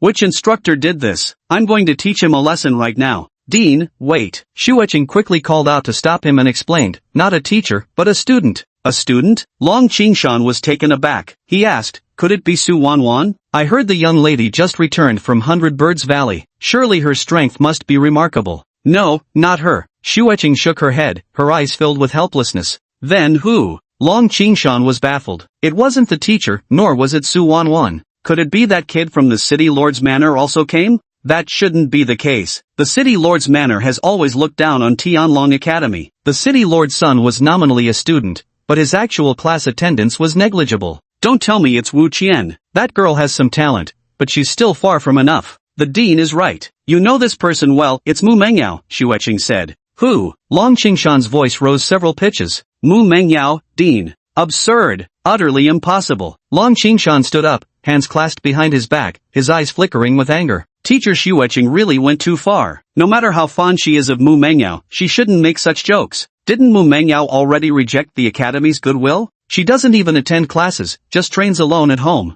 Does she really think she's a genius like Su Wanwan and the others? Dean, look at this. Shueching pulled out her phone, its screen flickering with faint light. She had specifically restored that adamantine-grade training dummy and exported its combat logs from yesterday. Though most of the footage was damaged, one could faintly see a small beast standing before Mu Mengyao. The tiny creature fired a lava-like pillar of flame from its single hand, turning the screen blood-red before abruptly cutting to black. After watching, Long Qingshan knitted his brows tightly, exclaiming in astonishment, it really is this girl. But how does she already have a spirit beast? And besides, isn't this little beast's skill power a bit unscientific? A single strike shattered a steel-grade training dummy? That's warlord-level destructive force. How is this possible? Could a juvenile creature really achieve this? Teacher Shueching, look me in the eyes and tell me, do you really think this is possible? Dean, though this juvenile creature is indeed remarkable, perhaps you should calm down first, Shueching replied, caught between laughter and exasperation. She came to seek Dragon Dean's opinion, only for Dragon Dean to have a mental breakdown first. Chapter 12, Intermediate Dragon Rune, Dragon King's Pressure. Shueching silently watched Dragon Dean's reaction for quite a while before he finally calmed down. Then, Dragon Dean also realized the crux of the matter. What race is this spiritual beast exactly? Why hasn't he seen it before either? This situation shouldn't be possible. He's browsed through several of the Great Xia Kingdom's professional databases. By all logic, there shouldn't be any spiritual beast he doesn't recognize. Strange. Teacher Shueching, what kind of spiritual beast is this? I simply don't know, which is why I came to consult you, Dean, Shueching explained. Is that so? In that case, let's observe for now. We'll set this matter aside and have Mu Mengyao participate in the Academy's monthly assessment next time. Having reached this conclusion, Long Qingshan hurried off to search through materials and investigate further. A bit lower, just a little lower. Is this alright? Good, just there, harder. Did you not eat your fill? Little Yen, don't push your luck. Early in the morning, Mu Mengyao's face darkened as she massaged Jiang Yan's shoulders and feet. This guy is way too arrogant, not even a word of gratitude. I must show it with strength who's the real master here. Mu Mengyao gritted her teeth. After this ordeal, she swore to train relentlessly without stopping, determined to show Jiang Yan how formidable she could be. At this very moment. Ding! Congratulations, host. You've successfully had your beast tamer give you a massage, completing the laid-back mission. Reward, skill points x5, exp 25. Ding! Congratulations, host. Your level has increased to level 6. Congratulations, host, for completing 3 cumulative tasks. The taskbar has been updated, rewards enhanced, task count 1. Jiang Yan saw a line of system tasks appear before his eyes and nodded. Leveled up. His body shuddered slightly as his aura broke through like a sprouting bamboo shoot. Bang! In just an instant, Jiang Yan had leveled up. Narrowing his eyes slightly, he could faintly sense the existence of the next branch in his skill tree. It seemed that at level 10, he'd be able to unlock something different. Jiang Yan grew increasingly eager and turned his attention to the system tasks. He could take on 2 missions simultaneously. Mission 1, choose to slack off during Beast Tamer training sessions, declaring sovereignty as the Holy Lord. Reward, 3 skill points, 15 EXP, random item reward. Mission 2, watch 3 hours of dancing videos featuring beautiful women to cultivate refinement and enhance psychic power. Reward, 3 skill points, 15 EXP, random magic reward. Both tasks weren't mutually exclusive. In fact, he could even complete them at the same time. Jiang Yan smiled faintly, picked up Mu Mengyao's phone, and lay on the bed scrolling through videos. Little Yan, have you broken through to level 6? At that moment, Mu Mengyao stared at Jiang Yan in slight astonishment, as information appeared before her. Name, Jiang Yan. Species, Demon Dragon Clan. Level, 6. What the hell? This guy can level up just by getting a foot massage. No, this won't do. She must hurry up and cultivate. In the following days, Mu Mengyao stayed hidden at home to cultivate. Her psychic level rose steadily, nearing the peak of the first tier. Yet she knew this was still far from enough. Simply because during these days, Jiang Yan, who had been lying in bed scrolling through videos, had become even stronger again. Mu Mengyao could only work even harder. Meanwhile, Jiang Yan slacked off even more, binge-watching videos until he dozed off. Days passed like this. Mu Mengyao trained diligently while Jiang Yan either ate and slept, or basked in the sun singing songs, thoroughly enjoying his dragon life. He completely transformed the childhood of a newly hatched dragonling into an old man's leisurely retirement lifestyle. Several days passed, approaching the end of the month. Buzz! Mu Mengyao's spiritual energy fluctuated around her, transforming at times into a dragon, at others into flames, coiling through the void. Her eyes opened slightly, a satisfied gleam flashing within. Good. After tempering my foundation for so long, I'll likely break through within these few days. I wonder how little Yan is doing. Mu Mengyao's lips curled slightly as she spotted Jiang Yan sunbathing in the rocking chair. Jiang Yan's recent breakthroughs had finally begun to slow down. This gave her a glimmer of hope to catch up. As long as she could break through before Jiang Yan, she wouldn't count it as a loss. Little Yan, I've got great news for you. I'm about to break through. Before he could finish speaking, 2 loud bangs suddenly erupted from Jiang Yan, who had been sunbathing while scrolling through videos. Surely not? Mu Mengyao narrowed her eyes suspiciously, staring at Jiang Yan before her, sensing an ominous premonition. This guy, is he about to break through again? Ding! Congratulations, host, for completing the video watching task and earning skill points x3, experience points 15, and dark magic imprisonment curse. Ding! Congratulations, host, for tirelessly slacking off during Beast Master training and earning skill points x3, experience points 15, and bronze tier item, Flamewave Sword. Imprisonment Curse, dark magic. You can manipulate the power of earth to drag your target into the soil, restricting their movements. Flamewave Sword, bronze tier. When wielded, this sword fully mobilizes the energy within the user, unleashing fiery wave attacks. Remaining skill points, 11. The system notification flashed before Jiang Yan's eyes, which he calmly glanced over. Not only did it provide experience points and skill points, but also 2 new rewards. Every little bit counts, so why not take it when it's free? The Flaming Wave Sword can be given to the little maid to use. As for himself, his body is the best weapon, he doesn't need any other arms. System, I want to allocate points, Jiang Yan communicated. Ding! Host, currently available skill points can activate intermediate level talismans. Please choose. The system prompt ended. The space around Jiang Yan suddenly darkened, as if he had entered another world, surrounded by pitch-black emptiness. In the darkness, Jiang Yan glimpsed a towering tree, its 3 massive roots glowing faintly, while farther ahead, dim lights flickered in the distance. It seemed that with just a thought from Jiang Yan, it could be ignited. Beginner Dragon Talisman, 1 out of 10. Beginner Rooster Talisman, 1 out of 10. Beginner Fire Demon Energy, 0/10. 3 choices lay before Jiang Yan, and without much hesitation, he decisively chose the Dragon Talisman. As a dragon, nurturing his innate talisman was naturally of utmost importance. Besides, the abilities unlocked by the Dragon Talisman probably wouldn't be lackluster either. Ding! Congratulations, host, for unlocking the intermediate Dragon Talisman and gaining the new ability, Dragon King's Aura. Dragon King's Aura, you command awe-inspiring draconic majesty. Any creature facing you will be weakened by the Dragon King's Aura, with those possessing dragon blood experiencing even greater effects. Pressure-type skills? Jiang Yan frowned slightly. Before he could even react, the towering dark tree before him erupted into intense light,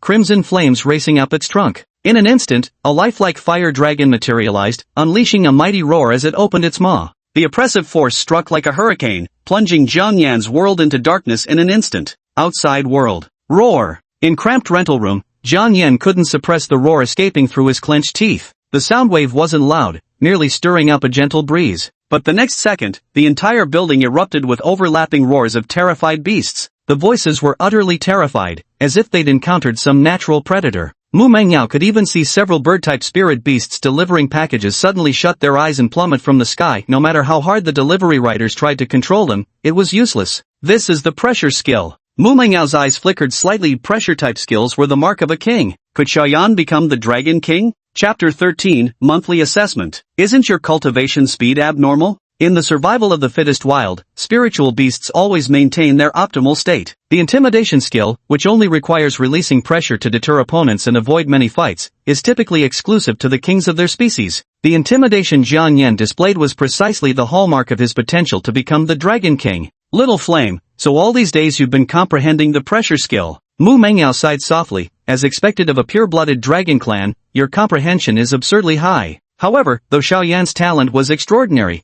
her own innate gifts were by no means inferior. What's more, given how diligently she trained, she was certain to surpass Xiaoyan's current realm within days and advance to the second tier first. Here, try holding this sword. Jiang Yan waved his hand and summoned from the system space a 3-foot-long, 2-finger-wide flame-tied sword. The crimson blade was carved with flame patterns resembling rolling waves, its edge faintly exuding waves of heat. What a fine weapon! Feeling the scorching heat radiating from the flame wave sword, Mu Mengyao's eyes shimmered with astonishment. In her past life, she had walked the path of a physical cultivator and beast tamer, mastering various weapons, which naturally included the long sword. Physical cultivators and beast tamers primarily focus on battling alongside their spirit beasts, so it's only natural they would wield some weapons and equipment. However, when Mu Mengyao saw the flamewave sword, she immediately recognized its extraordinary nature. Though only bronze-ranked, it could actually channel its own flames to assist tamers in controlling their beast-taming talents. Among bronze-tier weapons, this is already considered exceptional. Even some ordinary silver-tier weapons can't compare to the sword Jiang Yan produced. Flame Surge Sword? Little Yen, where did you get this? Mu Mengyao asked curiously. Don't ask so many questions. If you don't want it,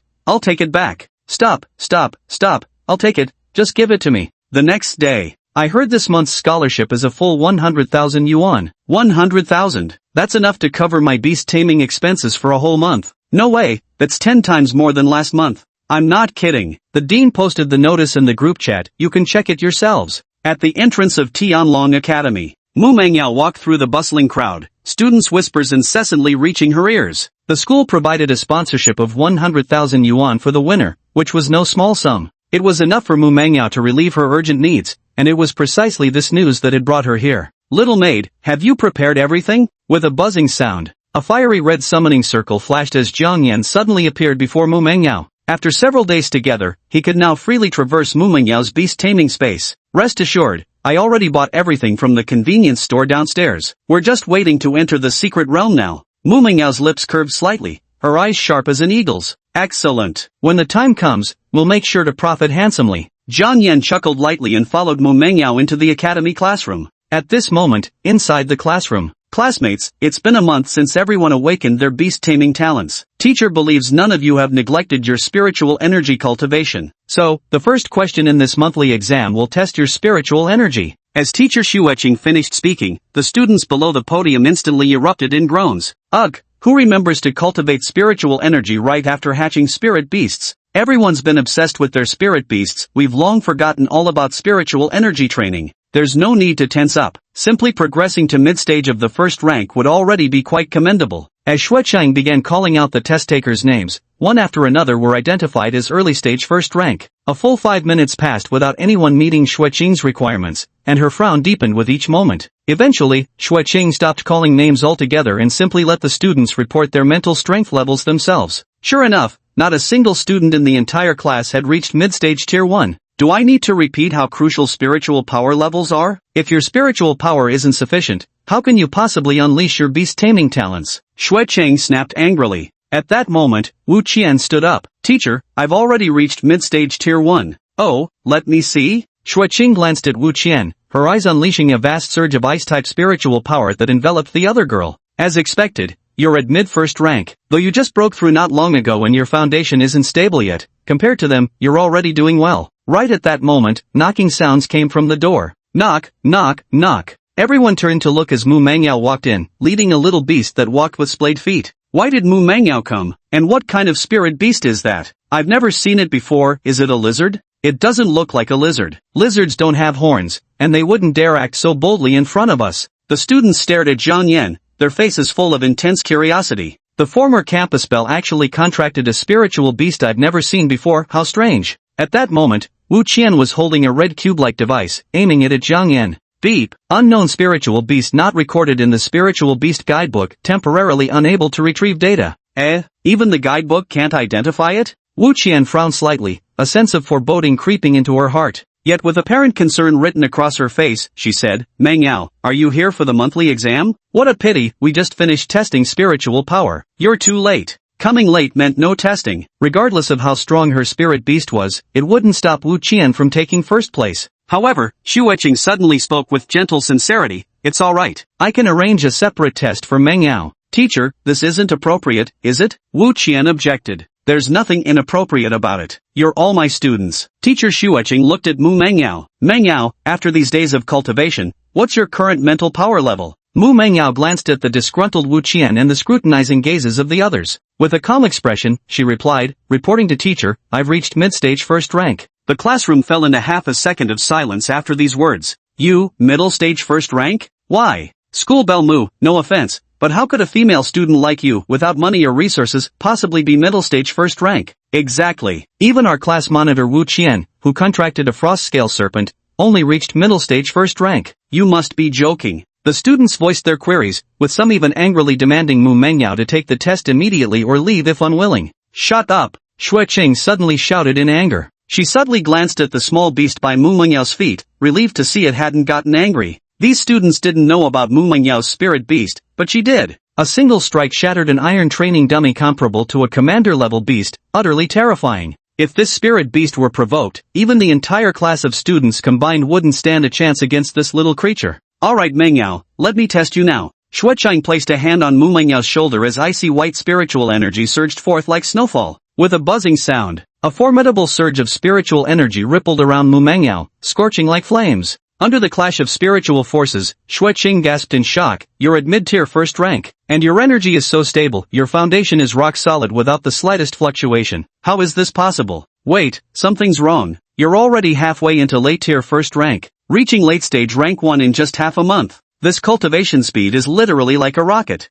Chapter 14, Dragon's Might Shatters Illusion, awe-striking the entire arena. Manhwa, if my senses aren't mistaken, your spiritual power is about to break through to late-stage rank 1? Teacher Shueching stared incredulously at the graceful young woman in violet standing before her. Somewhere along the way, she'd inexplicably found herself unable to comprehend Mu Manhwa anymore. When exactly had this begun? As her gaze drifted downward and settled upon Jiang Yan, enlightenment dawned on Shueching's face. Right after Mu Manhwa contracted this spirit beast, she became like a completely different person. Everything is because of it. At this moment, teacher, are you mistaken? No matter how talented Mu Manhwa is, it's impossible for her cultivation to advance this fast. Wu Qian didn't even bother pretending anymore, attacking outright. Our Wu family burned through resources and hired private tutors, yet I'm only at mid-first tier. How does some orphan from the slums deserve this? Enough, Wu Qian. Hold your tongue. Shueching snapped, her sharp gaze silently ordering her to be quiet. If that spirit beast really attacked, Wu Qian wouldn't even know how she died. But Wu Qian not only ignored Shueching, she even pointed at Mu Manhwa and said, I get it now. You, Mu Manhwa, must have latched onto Chen Qingtian from the city lord's mansion. No wonder, with some rich young master backing you up, you. She grew more impassioned as she spoke, yet in the very next moment, Mu Manhwa gazed at her with tranquil eyes, as calmly as if observing roadside weeds. The sheer murderous aura radiating from her struck terror into the observer's soul. Her crimson lips parted slightly as she uttered, finish talking? You don't think talent makes you special. Wu Qian clenched her teeth, still wanting to retort, but just then, a flame-like brilliance ignited deep within Mu Manhwa's dazzling amethyst-brown eyes. Whoosh! Golden sacred flames burst forth through the void, engulfing Wu Qian in an overwhelming tide. The world through her eyes seemed veiled in gloom, her body completely paralyzed. What's going on? My body, I can't move? Wu Qian was shocked as she lost control of her body. The only thing she could move were her eyeballs. She stared in terror as Mu Manhwa's black hair fluttered in the air, an invisible psychic force acting like a cage, pinning her firmly in place. She could sense that if Mu Manhwa wished, she could even kill her effortlessly. No, don't kill me, please, I was just joking. Wu Qian's heart brimmed with the desire to survive as she collapsed limply onto the chair, her back drenched in cold sweat. I normally overlook the weak, but someone as pathetically weak as you, now that's a rare sight. Mu Manhwa's eyes returned to a pale violet hue as she spoke calmly. Repeatedly provoking her like this, did they really think the Empress was some spineless pushover? You little maid, acting quite domineering, but you're still not quite on my level. Is that so? I wouldn't say so. Mu Manhwa walked out of the classroom with Jiang Yan, smiling. The second assessment was to be held collectively on the sports field, so she chose to go ahead first. As she left, the classroom sank into a prolonged silence. The students exchanged glances, their faces blank and helpless. Witnessing Mu Manhwa's return made them realize the unbridgeable gap between them had not narrowed, but instead grown ever wider. Truly worthy of being our academy's top talented campus belle, Mu Manhwa. Sigh, don't even mention it. I doubt even my tamed beast and I together could stand a chance against School Flower Mu in that state. I just noticed the weapon on her back, no doubt she's a physical cultivation beast tamer. In this particular field, we really can't compare to her. Listening to her classmates' discussions, Wu Qian finally snapped back to reality. Her forehead already dotted with fine beads of sweat, her eyes filled with utter panic. No, how could she be this strong? There must be something wrong here. That's right, she must have only focused on her own innate talents while completely neglecting beast-taming training. This must be the truth. Just think about it, how could Mu Manhwa, holding a problematic egg and coming from a poor family, ever gamble on a spiritual beast? Her only option was body-refining beast mastery, trading her physical talents for combat strength. This means her weakness is precisely spiritual beasts. Wu Qian exclaimed excitedly, as long as I fully cultivate my frost crystal drake, Mu Manhwa will never surpass me. Teacher Shueching, I've gained enlightenment, true enlightenment. No, you haven't. Shueching wore a bitter expression, wanting to remind Wu Qian but unsure how to broach the subject. Previously, she would have found these words meaningful, but now, she truly couldn't agree. After all, that little beast's strength might be even more terrifying than Mu Manhwa's. Alright everyone, gather below. The second round of testing will begin shortly. Yes. As Shueching led the students to the academy's sports field, under the scorching sun, the students stood in square formations, awaiting their evaluations as arranged by their teachers. The academy's higher-ups sat on the shaded podium,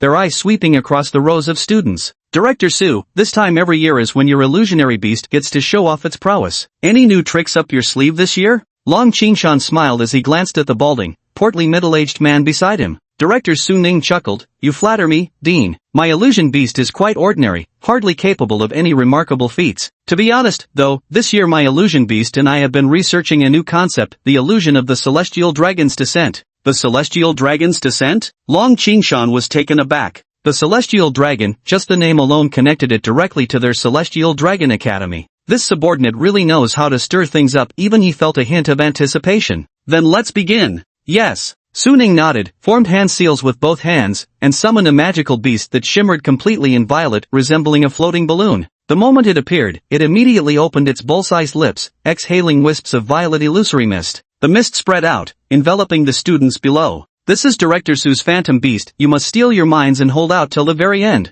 The teacher's voice lingered in the students' ears, becoming the last words they heard before closing their eyes. The smoke swept over the crowd, drifting not far from Mu Mengyao. Little Yen, maybe you should return to the beast space first. This level is an illusion realm, which can be very difficult for a newborn spirit beast like you, Mu Mengyao persuaded. To be honest, Little Yen was a spirit beast who loved eating and sleeping, with just a hint of lecherousness. If faced with this kind of illusion attack, he'd probably fall for the illusions instantly. Merely an illusion realm? There's no need for this holy lord to retreat. Jiang Yen gazed calmly at the approaching purple mist and asked, Little maid, is the secret realm beyond this checkpoint? Correct, but why do you ask? Mu Mengyao replied curiously. Excellent. Then let me speed things up. A faint golden hue flickered in Jiang Yan's draconic pupils as they narrowed slightly. An oppressive aura emerged around Jiang Yan, vast as the ocean, stirring up towering waves. Whoosh! The oppressive force surged toward the approaching purple mist like tidal waves, then collided violently with it. In the next instant, the purple mist was instantly dispersed by the impact, while the residual oppressive force transformed into fierce winds that swept toward the people on the podium. The gusting wind brushed against their faces, causing Long Qingshan and the others to startle slightly as they sensed an immense pressure. What kind of oppressive aura is this? So powerful, yet so strangely familiar, it feels like we've encountered it somewhere before. And isn't this pressure a bit too overwhelming? My legs are going weak. Chapter 15, Dazing the Illusion Beast. The Hidden Dragon's Secret Realm. As the crushing pressure swept over them, the teachers on the podium shook their heads in bewilderment. Someone asked, Not bad, old Su. Since when does your illusion beast have this kind of pressure? No, it doesn't, came the reply. Su Ning stammered hesitantly. Didn't he even know his own illusion beast? This oppressive aura clearly didn't belong to his illusion beast, it was from some other spiritual creature. And now, on the playground, the students also shuddered under Jiang Yan's terrifying pressure. They slowly opened their eyes, taking in the familiar surroundings. Damn, Director Su's illusion is so realistic. I actually thought I hadn't fallen for any illusion yet. That's right, even Teacher Liang Suiking and the others have made it so realistic. The art of illusion is truly terrifying. Wait, why are we all in the same illusion? The students looked around, still not fully aware of their situation. However, right at this moment, a shadow suddenly descended from the sky, plummeting straight toward the students. A purple spiritual creature resembling a hot air balloon slowly crashed toward Mu Mengyao's formation. Whoosh! As the distance closed, everyone finally saw it was Director Su's illusion beast. At this moment, its two large eyes had spirals in them, foam dribbled from its mouth, and it wore a pained expression. Holy shit! Director Su's illusion beast just crashed. Isn't this supposed to be an illusion? Definitely not. Stop standing there stunned, summon your beasts, we need backup. The classmates scrambled in panic. After all, Director Su's phantom armored beast was a commander-level spiritual creature. If it falls like this, won't they get hurt? Fortunately, at the critical moment, the teacher's tamed beast managed to hold up the falling phantom beast, successfully saved the situation. However, after this incident, the students all began to clamor and discuss. Teachers and the academy's senior officials were also holding an emergency meeting. Director Su, I'm afraid this isn't the so-called Celestial Dragon's descent you mentioned, is it? Long Qingshan frowned. What heavenly dragon descending to Earth? Clearly just a balloon plummeting down. Of course not, Dean. Su Ning replied with near tears frustration. I swear I wasn't trying to stir up trouble. The phantom beast's coma was completely accidental. The scene was slightly chaotic. But unlike the others, Mu Mengyao stood quietly in place, somewhat dazed. Xiaoyan, how is your pressure skill so effective against other spirit beasts? You're not even the same species, this isn't scientific. Mu Mengyao furrowed her brows, somewhat unable to comprehend Jiang Yan's aura suppression skill. Xiao Yan's draconic might is simply too overbearing. It can even intimidate commander-level spirit beasts into submission? Don't be surprised, that so-called illusion beast is completely brainless. Jiang Yan pursed his lips without much expression. The pressure was practically smothering his face, yet it kept foolishly releasing illusionary particles. No wonder it passed out. Alright, now comes the main event. Jiang Yan glanced in the direction of Dean Long Qingshan, a faint smile curling at the corners of his lips. The little mate had mentioned that the rookie training grounds of the Sky Dragon Academy were quite special, nurturing many spirit beasts with dragon bloodlines. Moreover, students didn't have to pay to enter for training, and they could keep any rewards they obtained. Isn't this just handing out free money? Perfect timing. The little maid was too poor and had to come out to make a big score. For this, he had prepared quite a few good things. Class, quiet. On the podium, Long Qingshan motioned downward with both hands, a gentle spiritual force like a spring breeze sweeping over the crowd, instantly silencing the venue. Due to Director Su's illusion beast being unwell, this exam's results will be calculated separately later. We will evaluate everyone's performance based on the recordings shortly. Now, let's proceed to the next stage, the Hidden Dragon Secret Realm Assessment. Make your preparations. Long Qingshan raised his hands, and a massive cloud chart materialized behind him. Buzz. Within the cloud chart, avian creatures with draconic features soared through white clouds, while dense forests sprawled below where faint silhouettes of serpents and insects could barely be discerned. Witnessing this, teacher Xueqing immediately began giving instructions to her students. Although the Hidden Dragon Secret Realm is a beginner's dungeon, the spirit beasts within all contain a trace of dragon blood, making their combat prowess far exceed ordinary spirit beasts. Everyone must be extremely cautious. Moreover, every spirit beast you slay will be recorded by the teacher on the leaderboard to determine the final monthly exam champion. Any more questions? Teacher Xueqing explained in great detail, and the students nodded one after another. Teacher Xueqing, I have a question, Mu Mengyao inquired. Go ahead, Xueqing replied with a rare gentle smile. I'd like to ask, is there a limit to how many spirit beasts I can slay? Of course not. Xueqing smiled faintly, feel free to slaughter them as you wish. You can even sell the spiritual beast's resources, every past dean has permitted it. Having said this, Xueqing deliberately glanced at Long Qingshan. The latter nodded calmly in response. Seeing this, Mu Mengyao smiled and said, good, then there's no issue. Moments later. Dragon Qingshan raised both hands, channeling his spiritual power to teleport students one by one into the celestial chart formed by clouds above. In mere moments, the plaza was restored to its empty vastness. Dean Long, why are we rushing to open the secret realm so urgently this time? Exactly. Usually, you'd let us make our grand entrance first, but now. Alright, I have my reasons for doing it this way. Long Qingshan remained completely calm as he steadily settled back into his chair. With a wave of his hand, a shimmering screen materialized before him. Displayed upon it were recordings of the students' movements within the Hidden Dragon Secret Realm.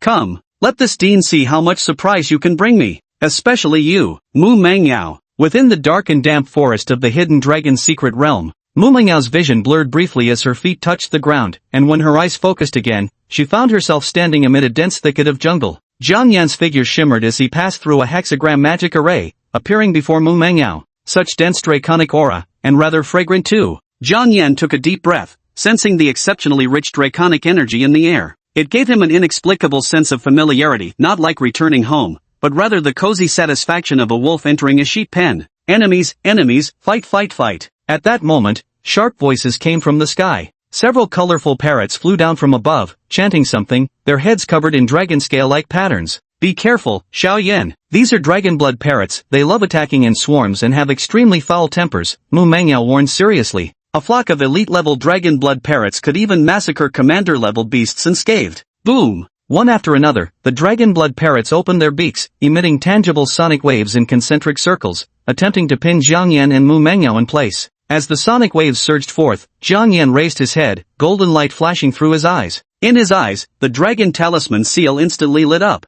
Dragon King's aura. Boom! Jiang Yan's body erupted with a whirlwind, lifting fallen leaves from the ground into the sky. Chirp, chirp. Holy shit, what the hell? The blood dragon parrots frantically flapped their wings, terrified into screeching birdsong. A fear that struck at the very core of their being overwhelmed them, their minds short-circuiting as they plummeted uncontrolled to the ground. Target identified as dragon-blooded spirit beasts, intimidation effect doubled. Chapter 16 Dragon Rune slaughtering through the secret realm. It's here for business acquisitions. Help, help, murder. The blood parrot dragon let out continuous screams of terror as its body plummeted to the ground like a cannonball. Thud after thud, they collapsed like broken-winged birds, unable to even flap their wings. All 13 dragon-blooded parrots fixed their gazes on Jiang Yan simultaneously, their eyes filled with shock and bewilderment. Having lived this long, it was the first time they'd encountered a spirit beast exuding such draconic majesty. Good job, Little Yan. Mu Mengyao watched this scene unfold, her eyes gleaming faintly with delight. So Xiao Yan's newly awakened aura is truly formidable, it could even knock down such a large flock of dragon blood parrots.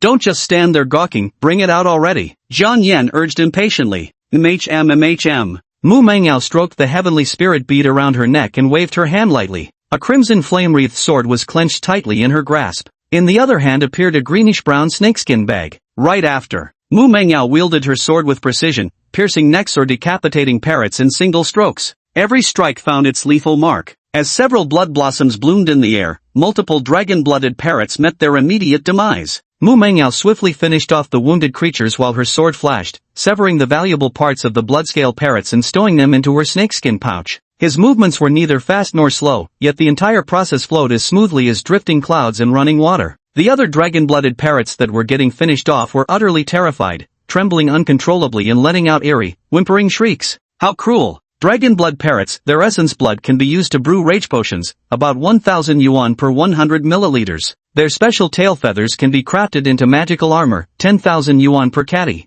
The most precious part is their beak ground into powder. It can enhance male vitality. Mu Mengyao's eyes remained calm as the fiery waves of her sword moved with surgical precision, harvesting one dragon blood parrot after another. Pitter-patter, blood sprayed everywhere as the scent of blood uncontrollably filled the air. In the forest, pairs of eyes opened wide, like cats catching the scent of prey, swiftly darting through the jungle's cover as they rushed toward the source. Roar! The hidden dragon secret realm housed spirit beasts that mostly carried traces of dragon blood in their veins. Driven by instinctual yearning, these creatures sought to devour one another to purify and strengthen their draconic lineage. Xiaoyan, the scent of blood spreads too quickly here, should we move to another location? Mu Mengyao paused her work, two bulging burlap sacks resting at her feet. The collected spirit beast parts in those sacks were already worth roughly 600,000. Even after agent fees, selling them would still net 500,000 in profit. Change locations? There's no need for that. We'll take as many as come. It's high time this holy master improved his living conditions. A ruthless gleam flashed through Zhang Yan's crimson vertical pupils. His gaze swept across the forest shadows, revealing streams of information about each spirit beast in his vision. Name, Lurking Python. Level, 15, Transcendent. Description, a stealth specialized serpentine spirit beast carrying a trace of dragon bloodline within its veins. Name, Dragon Scale Horse. Level, 13, Transcendent. Name, Iron Dragon Ant. Seriously, dragons can eat anything. Looking at all these creatures infused with dragon blood, Zhang Yan couldn't help but complain. Pythons, horses, parrots, even ants weren't spared. Dragons are inherently lustful, that saying couldn't be more true. Jokes aside, Zhang Yan wouldn't hold back when facing these dragon blood spirit beasts. Zhang Yan took a deep breath and summoned the dragon sigils within his body. His gaze abruptly changed as an overwhelming pressure erupted from Zhang Yan's body, sweeping outward like tidal waves. With a loud boom, an immense aura blanketed the heavens and earth. All rustling sounds in the surrounding bushes ceased instantly. One after another, spirit beasts fell from the trees, their pupils losing focus. Thud, thud, thud.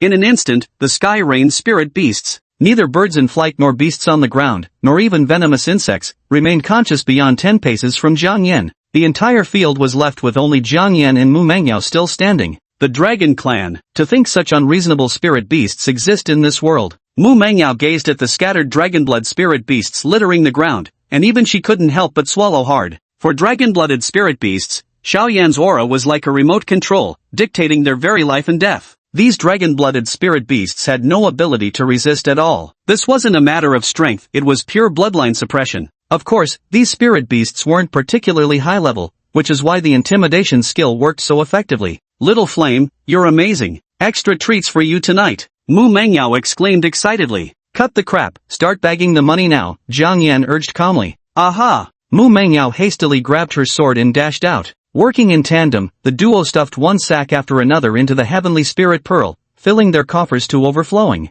Moreover, as the blood-carrying dragon essence permeated the air, more and more spirit beasts were drawn in, only to be crushed by Zhang Yan's pressure, turning into fragments of spirit beasts. The number of dragon-blooded spirit beasts painstakingly cultivated by Tianlong Academy was plummeting at rocket speed. At this very moment, at the podium, due to the barrier between the secret realm and the real world, the footage on the light screen was delayed by a few minutes. Long Qingshan turned to Teacher Xueqing. By the way, Teacher Xueqing, why do you think that girl asked you those questions? Perhaps she wants to hunt spirit beasts in the secret realm to earn money from their materials. After all, Mengyao's family background, Teacher Xueqing replied. That girl comes from humble origins, and financial constraints are indeed an issue. Whether she can seize this school's 100,000 yuan opportunity remains to be seen. Long Qingshan smiled faintly. Teacher Xueqing also nodded slightly, gazing at the light screen. At this moment, the delay on the light screen ended, and it began displaying the scene of Mu Mangyao surrounded by bloodwing parrots. This is the territory of the bloodwing parrots. Mangyao is in danger, Teacher Xueqing said gravely. It's fine, this was intentional. I wanted to see Mu Mengyao's true capabilities, Long Qingshan chuckled confidently, quite pleased with his arrangement.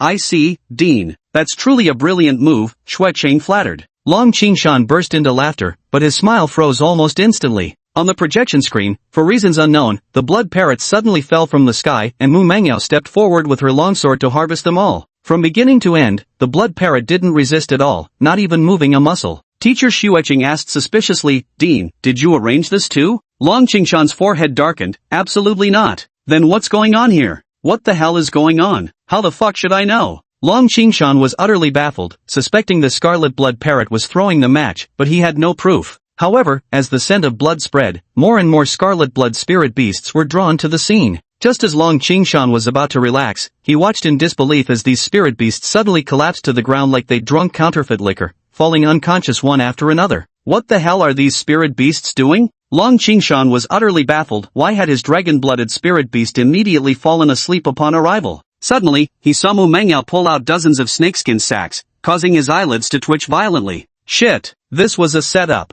Feels like this girl came here to stock up on merchandise. Chapter 17 Bone Serpent Commander. A new record. More and more people noticed the strange images on the luminous screen. The dragon-blood spirit beasts charged toward Mu Mengyao like mad creatures, only to collapse one after another into deep slumber. With swift strokes of her blade, Mu Mengyao cut them down one by one, carving their flesh into chunks before stuffing them into burlap sacks. Dean, this doesn't make sense. Why are these spirit beasts from our hidden dragon secret realm throwing themselves to their deaths one after another? The teachers inquired in confusion. To them, the behavior of these dragon-blooded spirit beasts could only be explained as sheer madness. It was absolutely absurd. These dragon-blooded creatures, usually so protective of their lives, now showed no fear of death. They didn't even dodge Mu Mengyao's sword, just marched straight to their doom. Damn, they're not even pretending anymore. Principal, I've observed that students from other places haven't shown this kind of situation. Why is Mu Mengyao such a special case? Teacher Xueqing said perplexedly. Long Qingshan's eyes flickered as he shook his head. Without close observation, I can't say for sure. But if this continues, my dragon blood spiritual beasts will be reduced by half. Long Qingshan stared at the screen showing the man and dragon, his face turning livid with anger. After nurturing this dragon blood spirit beast for so many years, could it really face extinction today? Should we terminate the assessment and teleport them out? Someone suggested. Forced teleportation, that wouldn't be a bad solution at all. But Long Qingshan hesitated. Though he had just promised Mu Mengyao she could kill freely, he immediately teleported them out. Where would that leave his dignity? No need for teleportation. Long Qingshan clenched his teeth slightly but forced a composed smile. How many spirit beasts a student can slay depends on their own capability. As academy leaders, we should encourage and nurture our students. The dean is wise. The teachers seized the opportunity to flatter him. At the same time, on the scoreboard, Mu Mengyao's name was rising at an alarming speed. While other students were still in the hundreds, Mu Mengyao had already surpassed 1,000 and even climbed past 2,000 points. Dean, I think the historical points leaderboard is about to break records, Xueqing said solemnly. I know. How could I not know when it's my spiritual beast being killed? Long Qingshan clenched his iron fist so tightly his knuckles turned pale. Inside the hidden dragon's secret realm, the burlap sack at Mu Mengyao's feet reached double digits, the scent of blood around her unbearably pungent. Put! Her flamewave sword pierced through the last giant crimson python as Mu Mengyao finally exhaled in relief. That's the last one. Finishing moves, slicing, bagging. In just these few short hours, she could feel her physical strength nearly depleted. There are simply too many. It feels like a quarter of the secret realm's dragon-blooded spirit beasts have been drawn here. The entire forest fell eerily silent after the slaughter, not a single chirp or birdsong remaining. Little Yen, if we keep killing like this, the dean will teleport us out sooner or later. Wait, where's Little Yen? Mu Mengyao searched for Jiang Yan's figure. On a nearby open space, Jiang Yan had set up a campfire and was roasting kebabs. While I've been working myself to death, you little brat have the nerve to enjoy barbecue? Black lines surfaced on Mu Mengyao's forehead. Xiao Yan, were you even listening to me? No. Jiang Yan responded while munching on a skewer of aromatic spirit beast meat. Grilled spirit beast meat is truly delicious, just missing a bit of cumin and seasoning. Just as Jiang Yan was about to finish the skewers, a sinister chill began to seep from the depths of the forest. More spirit beasts are approaching, and not just dozens, they're swarming in like a tidal wave. That's considerably more than expected. Jiang Yan furrowed his brow as he sensed them through his psychic awareness, preparing to unleash his aura. However, Ding! Special laid-back mission triggered. Observe a Beastmaster battling spirit beasts for 5 minutes. Reward, 10 skill points, 50 EXP. A mission panel appeared in Jiang Yan's eyes, and he frowned slightly. Observing a Beastmaster confronting a spiritual beast? This was a secret realm, after all, where dragon-blooded spiritual beasts were extremely dangerous. A single misstep could cost him his life. If Mu Mengyao were gone, he would lose his Beastmaster. Jiang Yan's expression turned slightly grave. System, as my little mate's holy lord, I absolutely can't let her take such risks, unless the pay is raised. For such a dangerous mission, the system only gives skill points and experience points, way too stingy. Shouldn't it at least offer more money? The system fell silent for half a second. Then, the task content in front of Jiang Yan changed. Observe a Beastmaster battling a spirit beast, reward, skill points x10, experience points 50, Devil Chi gift box x1. Devil Chi gift box, upon opening, randomly obtain any Devil Chi from one of the remaining 8 great demons. Demonic energy, the fundamental power of the 8 demon kings, possesses various unimaginable abilities. The thunder demon energy of Demon King Xiaofu grants control over lightning, making it peerless in slaughter. The water demon energy of Demon King Basha allows transformation into water, capable of infinite variations. It can be said that each type of demonic energy represents the unique and formidable power of its respective demon king. The system, you know me well. Jiang Yan sighed slightly, his eyes carrying a hint of pity as he looked at Mu Mengyao. Xiaoyan, why are you looking at me like that? Mu Mengyao asked confusedly. Little maid, you're already a seasoned beast tamer, time to learn how to harness your own power. Jiang Yan took 2 steps back and, under Mu Mengyao's puzzled gaze, leaped onto the treetop. What's wrong? Mu Mengyao was still confused, but just then, the surrounding bushes suddenly rustled. Skeletal snake-like spirit beasts crawled out of the shrubs, their eyes burning with eerie emerald flames, sending chills down one's spine. Wherever they passed, the ground was left with frost-like trails. At the center of the snake horde, an 8-meter-long bone python resembling a flood dragon was slowly advancing. Its fiery aura shimmered with an iridescent glow, having already transcended the ordinary species of skeletal serpents. Bone python, an undead-type spirit beast formed from the remains of a sub-dragon flood dragon. Mu Mengyao's expression grew solemn. Ordinary grade bone spirit snakes, over 100 of them, and there's even a bone flood dragon among them. Xiaoyan, we need to be careful. Mu Mengyao turned to look at Jiang Yan, only to find the spot empty, nothing there at all? Ha! Xiaoyan, where the hell are you? Boom! A ball of necrotic fire came hurtling towards them. Mu Mengyao leaped into the fray, gritting her teeth as she fought against a swarm of skeletal serpents. Perched on a tree branch, Jiang Yan lounged with one leg crossed over the other, leisurely observing Mu Mengyao's battle. Though he couldn't quite make out what Mu Mengyao was saying, he could imagine it wasn't particularly polite. Keep at it, little maid. This holy master is going to take a nap. Outside world. Good, well done. Long Qingshan couldn't help but laugh when he saw the Bone Serpent clan being disturbed. The Bone Serpents were originally powerful creatures living beyond that forest, yet they were still lured here by the scent of blood. Dean, that little beast still hasn't made its move yet, Xuecheng reminded. No matter, Long Qingshan smiled. Teacher Xuecheng, you must understand that target practice and actual combat are entirely different things. No matter how powerful that juvenile beast may be, there's no way it could defeat a peak-conditioned commander-grade bone dragon. Chapter 18, The Bone Dragon Trembles in Fear, Spare Me, Ancient Ancestor. In the Secret Realm. Mu Mengyao, facing an entire skeletal dragon clan, felt the overwhelming pressure. The opponents were numerous, with a commander-level spirit beast directing them. Had it not been for Mu Mengyao's status as the Divine Empress and her combat experience from past lives, she might truly have struggled to hold her ground. Xiaoyan is slacking off again. If we want a breakthrough, we'll have to rely on ourselves. Mu Mengyao's eyes remained calm as she swung her flame-wave sword, her gaze simultaneously guarding against the bone serpent amidst the snake horde. The creature arched its body, sitting firmly among the snakes like an immovable mountain. Even when she showed signs of weakness several times, it never launched an attack. The undead-type spirit beast possesses such intelligence, this bone dragon's strength must be considerable. She had no choice but to keep her trump card hidden, biding her time. Time ticked away moment by moment, and before long, 5 minutes had passed. Screech! The bone dragon let out a low, guttural roar, finally unable to resist taking action. It arched its body and suddenly spewed a blast of soul flame. The translucent flames were swift and precise, putting Mu Mengyao through great difficulty to dodge, narrowly avoiding them by a hair's breadth. Oh no! Just as Mu Mengyao evaded the soul flame, a green magic circle emerged on the ground as thorny vines sprouted like tentacles, grabbing towards Mu Mengyao. A skeletal dragon serpent actually knows what elemental magic spells. A mutated species. Mu Mengyao frowned, hadn't anticipated this development. As the bramble thorns closed in, Mu Mengyao gritted her teeth, preparing to endure the attack directly. But at the critical moment, with a loud boom, A massive deep brown flame descended from the sky, incinerating the tentacle like thorns into ashes that scattered with the wind. The rustling of leaves echoed from the treetops. Jiang Yan leaped from the treetop, blue light flickering in his eyes as he enveloped Mu Mengyao's body and gently lowered her to the ground. Xiao Yan, be careful. Your opponent is commander level, your pressure resistance won't affect them. Seeing Jiang Yan, Mu Mengyao exhaled in relief but still remembered to warn him.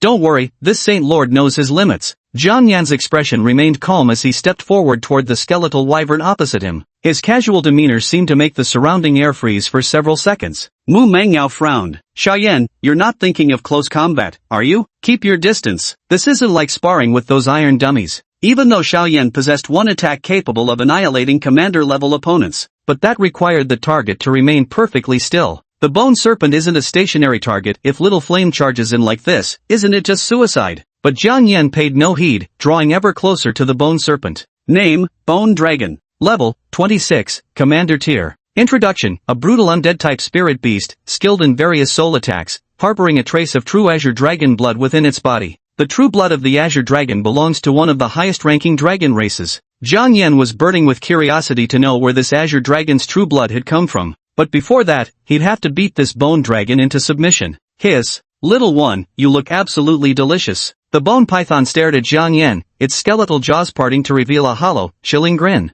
However, the very next instant, Jiang Yan raised a dragon claw toward it. His pupils shimmered with psychic ripples that manifested tangibly, unleashing a cerulean shockwave that violently crashed toward the bone WYRM. At the same time, an invisible golden storm erupted with Jiang Yan at its epicenter, darkening the skies for an eerie instant. The overwhelming pressure of a Dragon King. With psychic domination bolstered by this draconic majesty, the colossal bone WYRM shuddered violently, utterly immobilized where it stood. Hiss. No, something's wrong. What's with your aura? The bone serpent examined the tiny figure before it, the flames in its eye sockets flickering violently. This isn't over yet. Jiang Yan's dragon claws gathered luminous specks before them as the surrounding air trembled violently and space itself distorted. A dragon's blast powerful enough to pierce through the bone serpent's defenses was rapidly coalescing. At this very moment, under the crushing weight of Jiang Yan's majesty, the bone serpent even began seeing hallucinations. It felt as though it had been dragged into a world of absolute darkness. There, the only source of light was a fiery crimson creature. Wild and untamed, its terrifying aura pulsed from its scarlet dragon form,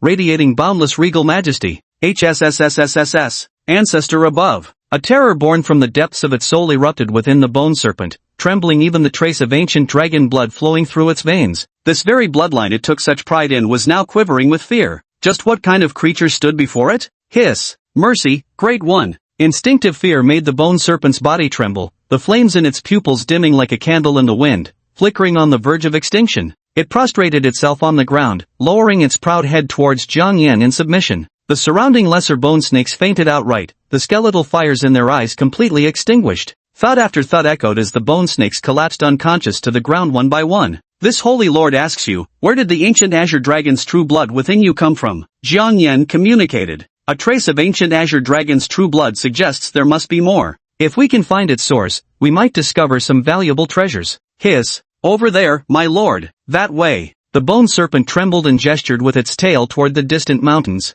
Jiang Yan and Mu Mengyao simultaneously turned to look into the distance. Take us there. Kill any spirit beasts we encounter along the way. Understood? Jiang Yan commanded. The bone serpent dared not resist. The pressure of their superior bloodline weighed on its heart like a mountain, leaving no room for defiance. Then, the man and the dragon mounted the bone dragon python. Any spiritual beasts they encountered along the way were dealt with by the bone dragon python, saving both time and effort. As the novice secret realm, the bone serpent was the mightiest creature in the hidden dragon secret realm. Hardly any spirit beast could survive more than 2 strikes from it before being dismantled and stuffed into Mu Mengyao's pouch. Outside world. Dean Long, it's this power. Shui Qing gazed at Jiang Yan on the light screen. Even through the light screen, she could feel an overwhelming pressure emanating from that young beast's claws. Unbelievable, this kind of power could actually appear in a juvenile beast with a level not exceeding 10. I recognize this power, but actual combat isn't like target practice. The bone python is inherently cunning, it will definitely flee. Long Qingshan picked up a cup of tea and spoke calmly. But Dean, the bone python didn't run away, and moreover, a teacher began to interject.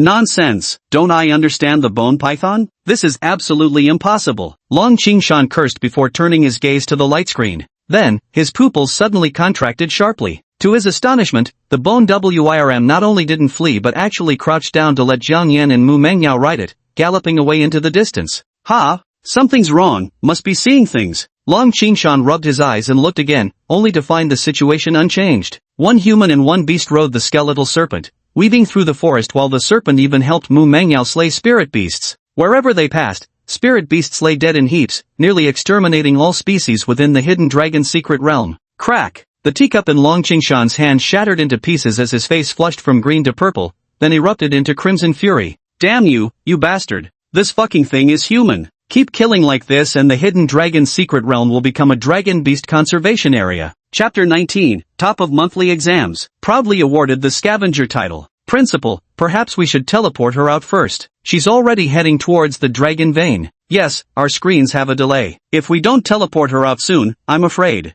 The teachers exchanged uneasy glances, unprepared for this unforeseen development. Though the hidden dragon secret realm was meant for beginners, Mu Mengyao's actions were beginning to shake its very foundations. After all, no matter how exceptional previous students were, none had ever ridden a skeletal dragon around recklessly slaughtering things. At most, they'd hunt some transcendent-level spirit beasts to earn a couple 100,000. That was considered impressive enough. But Mu Mengyao was different. She came here purely on a harvesting spree. The spiritual beast materials stuffed in those burlap sacks alone were worth nearly several years' salary for their teachers. Without needing any prompting from the teachers, Long Qingshan immediately began casting the teleportation spell. Meanwhile, riding on the bone serpent, Mu Mengyao had already arrived outside a mountain valley. At this moment, the valley was shrouded in mist, with the faint outline of a cave barely visible. Is this the place? Jiang Yan leapt off the bone dragon and strode toward the cave entrance. Xiao Yan, wait. There's something wrong about this cavern. Mu Mengyao grabbed Jiang Yan's arm. Her spiritual senses were warning her of hidden dangers within.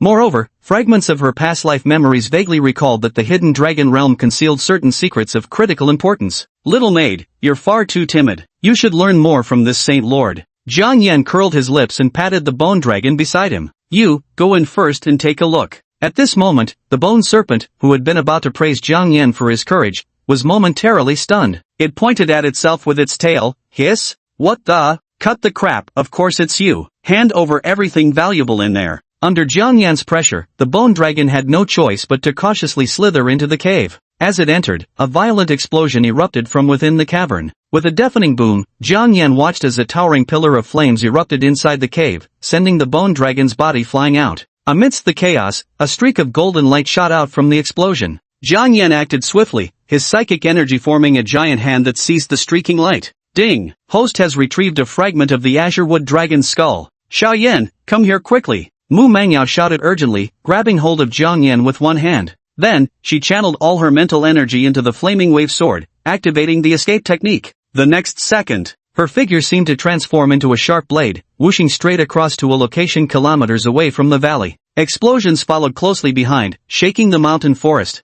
That was close, nearly a disaster. Mu Mengyao came back to her senses, her heart filled with lingering fear. The flaming blade in his hand had already shattered into iron dust, scattering in the wind. Little maid, this holy lord has something to digest. Let's withdraw from the secret realm first. Jiang Yan clutched the icy fragment in his hand as a torrent of memory shards flooded his mind. Okay. Mu Mengyao nodded, noticing beams of teleportation light streaking across the sky. She was also enveloped by a beam of teleportation light and sent out of the secret realm. In the square, students appeared out of thin air, glancing at each other in mutual confusion. Why does it feel like the trial time in the secret realm was cut short? How's everyone's progress? Has anyone broken 1,000 points yet? Mission accomplished. I stumbled upon several spirit beasts left half dead by the bone serpent, barely scraping past the 1,000 mark. Ha! I ran into that bone serpent too. The thing was rampaging through the secret realm like mad. I didn't dare get close. Speaking of which, does anyone know Wu Qian's score? With her crystal frost serpent, it should be pretty high, right?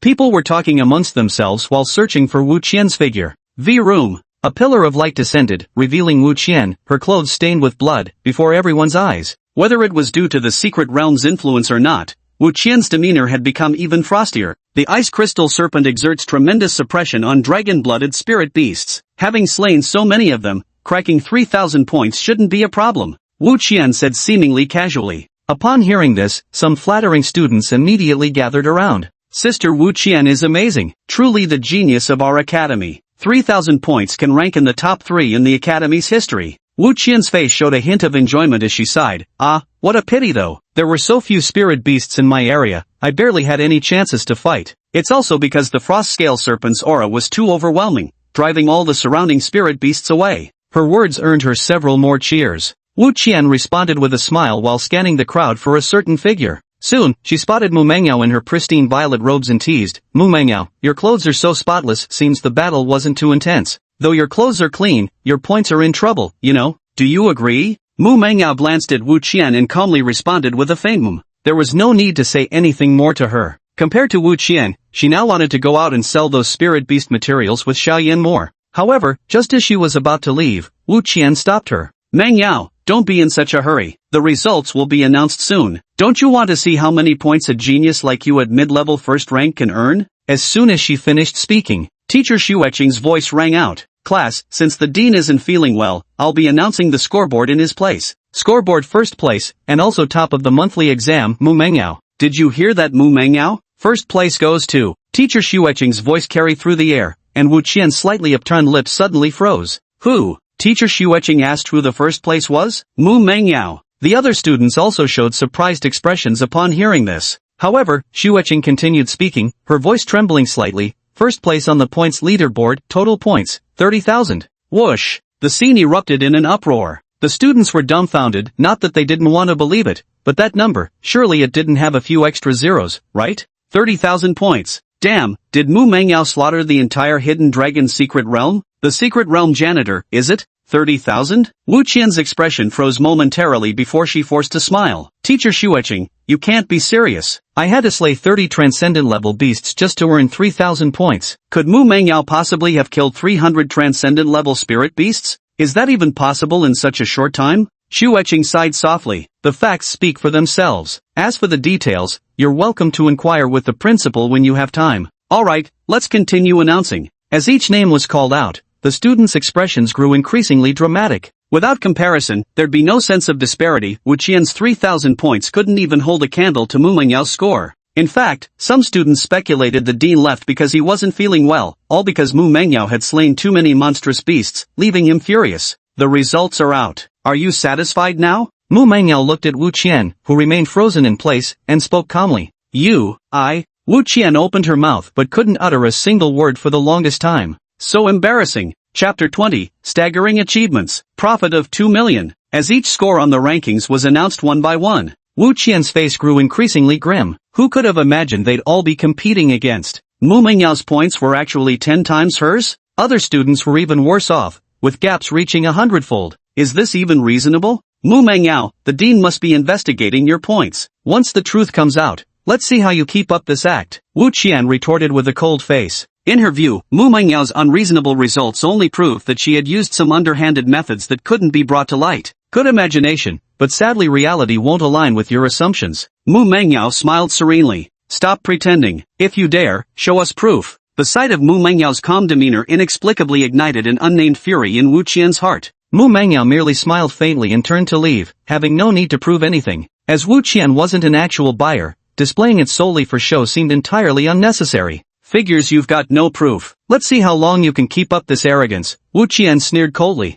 At this moment, Xueqing also walked over and joined the two girls. Teacher Xueqing, you've come just in time. Is there an issue with Mu Mengyao's points? No, Mengyao's points aren't falsified in the slightest, Xueqing replied with a helpless smile. How is that possible? Then why have you come here? Wu Qian was stunned. Then, Teacher Xueqing looked at Mu Mengyao. Naturally, it's to replenish the Hidden Dragon secret realm. Mengyao, sell your spirit beast materials to the school at market price. The teachers won't take advantage of you, Xueqing said with a smile. If these dragon blood materials enter the market, it would disrupt the entire dragon beast material ecosystem in Nanping City. Mu Mengyao's eyes showed contemplation. The school's intention to reclaim the dragon blood materials was indeed unexpected. However, if these dragon blood materials could be returned to the Hidden Dragon secret realm, they could be recycled as resources. If she went out to sell spirit beast materials with Jiang Yan, not only would it be hard to find buyers, but they'd also easily attract unwanted attention, leading to a lot of trouble. In that case, I'll have to trouble you, teacher. Mu Mengyao nodded, channeling her spiritual energy into the Tianling Pearl. With a wave of her hand toward an empty space nearby, glowing light flickered as several dark green snakeskin bags materialized out of thin air. Several bags were stained red with blood, as a strong metallic scent permeated the air. A breeze swept through, filling the entire square with the thick aroma of dragon's blood. Students covered their noses and turned to look. Wait, what's that smell? But when they spotted the dozen snakeskin bags beside Mu Mengyao, the students froze in shock. What the hell is going on? So many spirit beast materials. Did Mu Mengyao slaughter every beast in the hidden dragon's secret realm? Wait, don't tell me Mu Mengyao killed all of these herself? Wu Qian's voice trembled as she asked. What else could it be? Teacher Xueqing shot Wu Qian a pitying glance. Qian, you should know, there's always someone better, and skies beyond skies. Classmate Mu Mengyao strength is beyond doubt. Even without the frost crystal drake, she could have slain so many spirit beasts. It didn't matter if others yielded the frost crystal drake to her. With her own fortune and capabilities, she could fight her way back regardless. Teacher Xueqing, let's discuss the price. From beginning to end, Mu Mengyao never once glanced at Wu Qian. Xueqing nodded and began cataloging Mu Mengyao's spirit beast materials. It must be said that Mu Mengyao's swordsmanship was superb. All these spirit beast materials were valuable parts: dragon horns infused with vital blood, beast cores the size of meatballs, claws of various sizes, beaks, plumage feathers.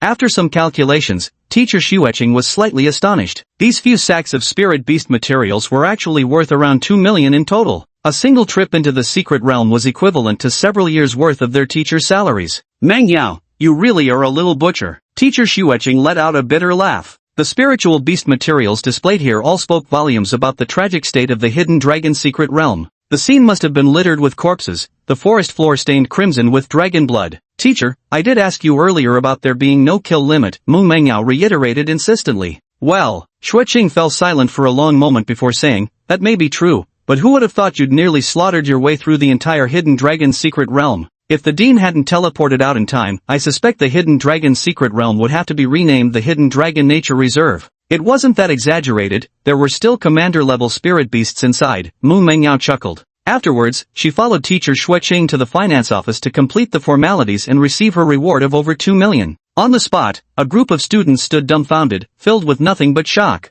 They weren't the slightest bit envious of those 2 million worth spirit beast materials. Who on earth could have the capability to slaughter so many dragon blood spirit beasts? Even the school principal had to forcibly teleport just to stop Mu Mengyao's massacre. How horrifying was that? It's hard to imagine what kind of damage she has inflicted on the hidden dragon's secret realm and the teacher's psyche. Her points are actually real. How is that possible? Wu Qian stared wide-eyed, muttering, there must be some mistake. As the young lady of her family, she couldn't tolerate the fact that she, who possessed a frost crystal serpent, couldn't even surpass Mu Mengyao. However, even if Mu Mengyao possesses formidable combat prowess, she's merely burning through her own beast-taming talent. When it comes to actual beast-taming battles, Wu Qian wouldn't necessarily lose. Gritting her teeth, Wu Qian followed in Mu Mengyao's footsteps. Finance office. Little girl, this card has 2.1 million in it. The password is the last 6 digits of your student ID. Got it. Thank you, Teacher Xueqing. If there's nothing else, I'll take my leave now. Mu Mengyao took the platinum card and prepared to leave.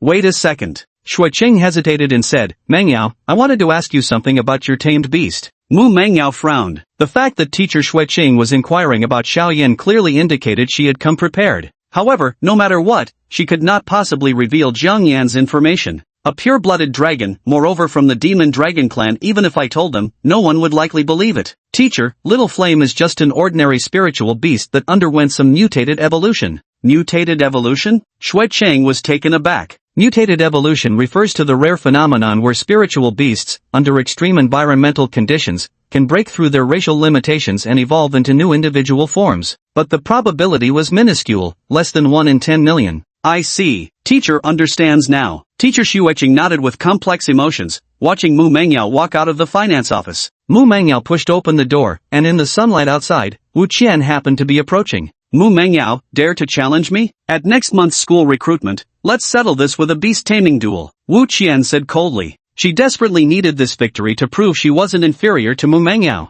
Mu Mengyao had intended to ignore her, but suddenly thought of something and asked, a duel is fine. But if we're betting, let's make it big. If I lose, I'll leave Tianlong Academy immediately and never return. Really? Wu Qian's eyes lit up. Mu Mengyao smiled, but if you lose, I get to enter your Wu family's advanced secret realm once. Chapter 21 Devouring Memories. Unleashing the Moon's Demonic Aura. In Mu Mengyao's past life memories, the Wu family's advanced secret realm was about to give birth to a Dragon Clan material in the near future. That item would greatly benefit Little Flame, making it necessary for Mu Mengyao to fight for it. So, do you dare to take the bet? Mu Mengyao looked down at Wu Qian with an emperor-like aura emanating from her. Wu Qian swallowed nervously, feeling slightly tense. Given Mu Mengyao's terrifying battle records in the Hidden Dragon Secret Realm, if she were to enter the advanced secret realm of the Wu family, she would likely unleash a storm of bloodshed. However, advanced secret realms were ultimately not newbie zones. The spirit beasts there were generally level 20 or above, with commander-level creatures roaming everywhere. Even their Wu family hadn't completely controlled that high-level secret realm, so there was a high possibility Mu Mengyao might die inside. Wu Qian nodded and said, "Fine, since you want to make this bet, I'll agree to it. See you during the school recruitment then." Mu Mengyao gave a faint smile as she brushed past Wu Qian.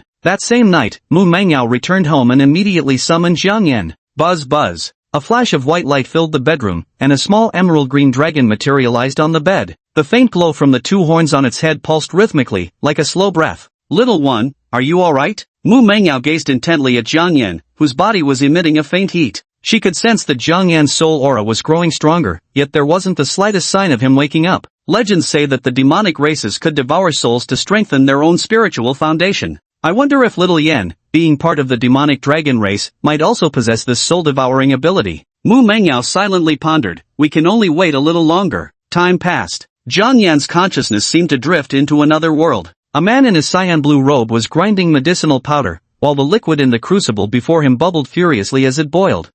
Where is this sage lord right now? Jiang Yan surveyed his surroundings and found the man before him inexplicably familiar. How strange, where have I seen him before? This sense of familiarity came from the dragon horns on the man's head and the azure scales on his arms. A half-dragon humanoid? No, perhaps it's a dragon that has taken human form. Jiang Yan wasn't quite sure. When in doubt, he turned to his system. System, what's going on here? Ding! Esteemed host, you are currently absorbing memory fragments from the azure dragon skull, which can be converted into your knowledge and abilities. Memory fragments? Jiang Yan recalled that he had once used telekinesis to control the skull of an azure dragon, feeling slightly dazed. The demon race truly possesses the ability to devour others' souls. No wonder I ended up here. It was because I was devouring souls. Your potion blending skill has improved. Your alchemical fire control technique has improved. Notification after notification appeared before his eyes, and the scenes in his vision quietly transformed. The Azure Dragon Man began the lengthy process of brewing medicines, refining elixirs, and concocting potions, yet Jiang Yan watched utterly enthralled. A demon's instinct is to devour souls. By absorbing the Azure Dragon's soul essence now, he was essentially acquiring knowledge for free, skipping numerous detours in his path. However, as Jiang Yan's pharmacological knowledge grew, he gradually began to notice something unusual about this Azure Dragon Man. Thud thud thud. The Azure Dragon Man tossed herb after herb into the medicine jar, his lips curled into a sinister smile. Dragon's Whisker Herb, Male Vitality Powder, Dragon's Essence, Tiger's Whip. Without exception, all of them were aphrodisiacs. Even in his healing potions, this guy had added some aphrodisiac herbs. Jiang Yan was speechless, utterly unsurprised by the Dragon Clan's peculiar tastes. Their secret concoctions left no room for ambiguity. Not a single substance that could help with reproduction was overlooked. If I were to use potions, I'd need to carefully consider the dosage. With these thoughts running through his mind, Jiang Yan approached the final stages of his absorption process. When he opened his eyes, he had already returned to Mu Mengyao's bedroom, lying on the bed with something soft pressing down on his body. A refreshing shower gel fragrance wafted through the air, mingling with the girl's natural scent that drifted into his nostrils. Jiang Yan gazed calmly, his dragon horns nudging Mu Mengyao aside. Outside the window, the bright moonlight like silver frost spilled across the floor through the windowsill. The moonlight was just right, a perfect day to open a mystery box. With a smile curling at his lips, Jiang Yan declared, "System, the Azure Dragon's soul has been fully absorbed. I'm ready to open the demonic chi gift box." Consuming one demonic chi gift box may randomly grant you a type of demonic chi, including but not limited to fire demonic chi, thunder demonic chi, water demonic chi. The 8 demon lords possess 8 distinct elemental attributes: wind, fire, thunder, mountain, water, moon, earth, and sky. Each type of demonic energy had its own unique characteristics. As long as it wasn't fire-based demonic energy, Jiang Yan was perfectly fine with it. Ding! Demon Chi gift box opened successfully. Congratulations, host, for obtaining Lunar Demon Chi of Zhulan. Lunar demonic energy. You wield the power of lunar demonic energy, capable of freely manipulating the gravity of all things through telekinesis. The gravitational pull of the moon, the gravity of Earth, all shall become your tools, controllable forces to wield in battle. Moon demon energy, the elder demonic force of the 8 demon kings. Is this the power of demon sorcerer Xolan? Very well, let this sacred lord see for himself. After reading the system prompts, Jiang Yan began processing the streams of information flooding his mind, absorbing knowledge about the moon's demonic energy. Lunar demon energy. To put it simply, it's the manipulation of gravity through incantations. This differs from the telekinetic control of objects granted by the Rooster Talisman. Lunar demon energy uses psychic force to alter gravity itself. One affects objects, the other affects gravitational forces. This meant that with just a thought, Jiang Yan could eliminate the gravitational force attached to any object, causing the target to lose balance. At this moment, Jiang Yan remained unaware of the changes occurring in his body. Suddenly, the illusory image of a violet-blue Taoist robe appeared around his form, accompanied by a cascade of pitch-black long hair flowing down his back, all shimmering with an ethereal glow. Buzz! Suddenly, threads of violet-blue demonic energy erupted from Jiang Yan's body. They seemed almost sentient as they surged toward the full moon in the sky. Pulled by the demonic energy, the moon outside the window appeared to draw ever closer. Bathed in moonlight, the bedroom became bright as daylight. Silver frost scattered across Mu Mengyao's face as she instinctively opened her eyes. Who's there? She bolted upright, her gaze snapping toward the windowsill only to see a full moon hanging high in the sky now hurtling directly toward her window. The moon was falling. Mu Mengyao was startled, and upon closer inspection, she realized the full moon was being rapidly pulled closer by something resembling chains of azure light. What baffled Mu Mengyao even more was that the source of those chains turned out to be her little flame. What on earth is happening? What did little flame just do? How could it possibly have dragged the moon over here? Xiao Yan, wake up! Mu Mengyao nervously shook Jiang Yan beside her. The moon is roasting your butt. What's the matter, little maid? Jiang Yan opened his eyes to see the full moon descending before him.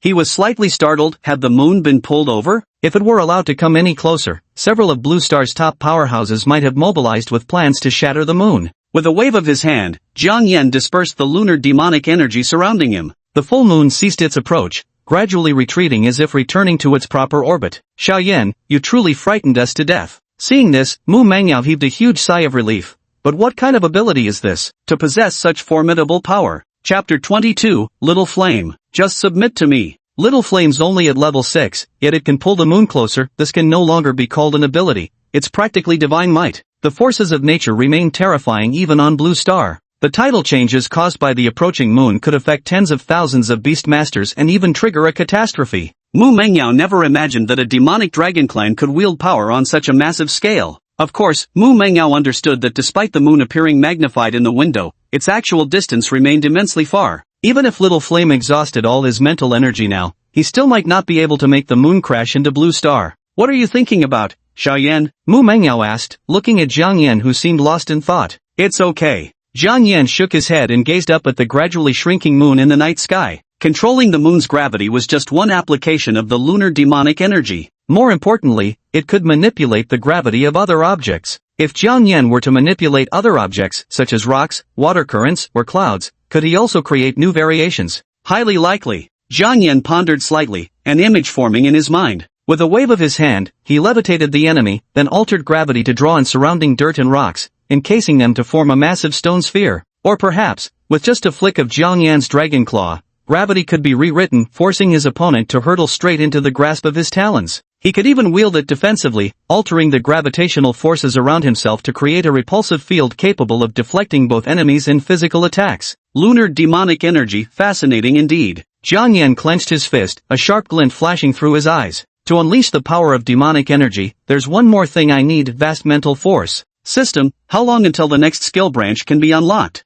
Ding! Reporting to host, upon reaching level 10, a new skill branch will automatically unlock. Consuming 20 skill points can unlock it in advance. Current skill points, 13. After hearing the explanation, Jiang Yan nodded in understanding. Since I can't unlock any new talismans or the demon sorcerer's abilities for the time being, I might as well strengthen the Rooster Talisman first. Perhaps the Rooster Talisman could be used to enhance one's psychic abilities. Moreover, the Rooster Talisman's telekinesis and the Moon Demon's energy can combine into a decent combo. System, allocate points, upgrade the Rooster Talisman, Jiang Yan commanded, and a ding sounded in his ear. Ding! Skill points successfully consumed. Congratulations, host, your Rooster Talisman has leveled up. You have obtained the intermediate chicken talisman, Divine Mind Manipulation. Divine Mind Control. With your immense spiritual power, you can first invade the target's mind, then temporarily dominate their actions within a short period. Note, Divine Sense Control is equivalent to will projection. After being controlled, the target's brain will suffer severe damage.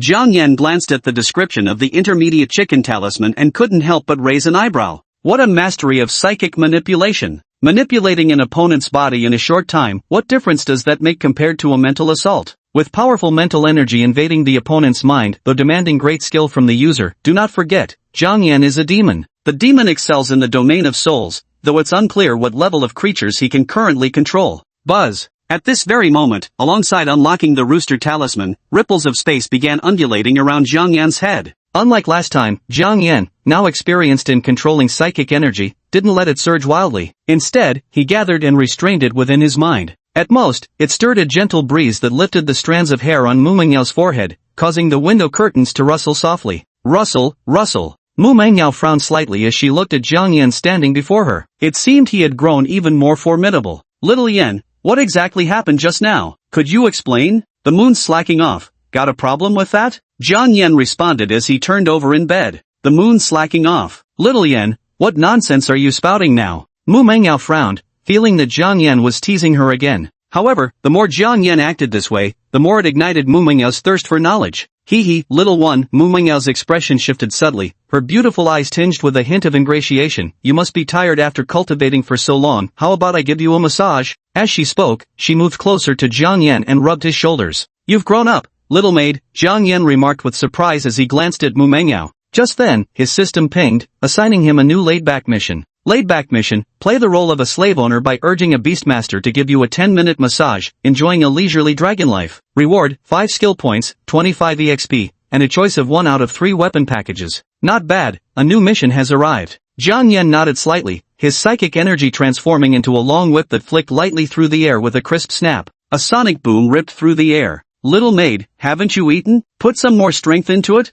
Or do you need me to feed you my holy whip? Mu Mengyao was dumbfounded. Wait a minute. How are you pushing your luck even further? She just wanted to ask about Zhang Yan's hidden cards, yet he actually got smug about it. Little one, are you threatening me? Indeed, do you wish to resist? Slap slap. The whip cracked twice through the air with a sudden, explosive snap. Mu Mengyao choked back the words on the tip of her tongue. She had no doubt that Zhang Yan truly intended to bully her. Damn it, even a tiger bullied by a dragon went down on its luck. You just wait. Harder. Yes.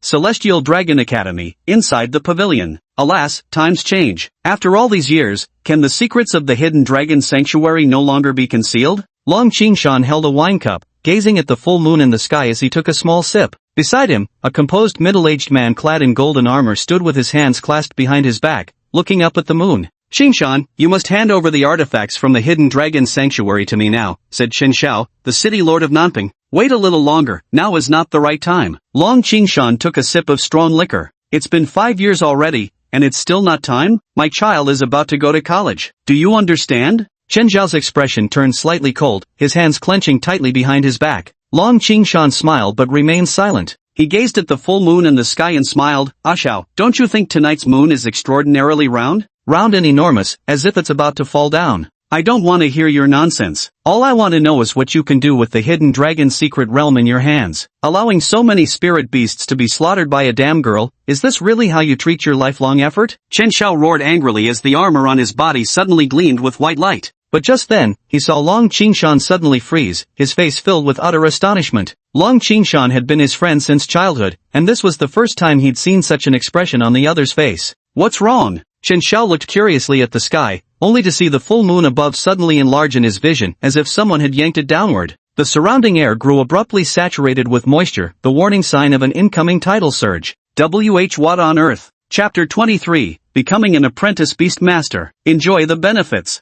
The next day, at dawn, a strange rumor began circulating through Nanping City. Last night, the moon seemed to deviate from its orbit, advancing slightly toward Nanping City. Some suspected a powerful spirit beast was manipulating the lunar body. Overnight, all sorts of rumors spread wildly. Some said the moon had come alive, others claimed powerful beings were conducting secret experiments behind it, and so on. Did you hear? People from our Nanping City have been chosen by the Moon Palace. Both the city lord and the dean of Tianlong Academy witnessed it personally. Really? Such a thing happened? I also noticed the moon looked unusually large last night. It's true. There are videos on Douyin, and some even posted surveillance footage. The moon was pulled down by chains, but the chains disappeared afterward. Mu Mengyao walked along the misty street, listening to the chatter of passers-by, and found herself inexplicably wanting to laugh. Most of them had no idea about the truth, and the rumors were indeed getting more and more outrageous. Still, how did Xiaoyan, as the person involved, manage to stay so composed? Xiaoyan, why do you feel like you're not reacting at all? Mu Mengyao curiously looked at the little dragon at her feet. Jiang Yan strutted with a swaggering gait, walking with vigorous energy as he calmly stated, "Little maid, the Saint Lord is digesting memories. Don't disturb me." Oh, Mu Mengyao nodded in understanding. Although Jiang Yan didn't specify what it was probably a reward he obtained from the hidden dragon's secret realm. The man and dragon pair soon arrived at their intended destination, the Beast Tamer Association. An enormous, majestic building stood in the near distance, its architectural style grand and imposing. It was only 7 in the morning, with dawn's faint light just breaking. The Beastmaster Association hadn't opened yet, but the entrance was already crowded with people waiting to conduct their business. There were advanced beastmasters riding magnificent horses with mythical dragon scale patterns, as well as newcomers to the profession still cuddling their baby rabbits. A few blacksmiths wearing silver badges on their chests swaggered about, clearly showing off their status. Yet regardless of their standing, everyone was held back by an utterly ordinary glass door, as if some magical force behind it kept them all in check. The Beastmaster Association, the lifeline hub of the entire Great Xia Nation, is the department upon which countless beastmasters depend for survival. Since the inception of all people beast taming and the establishment of the Beastmaster Association,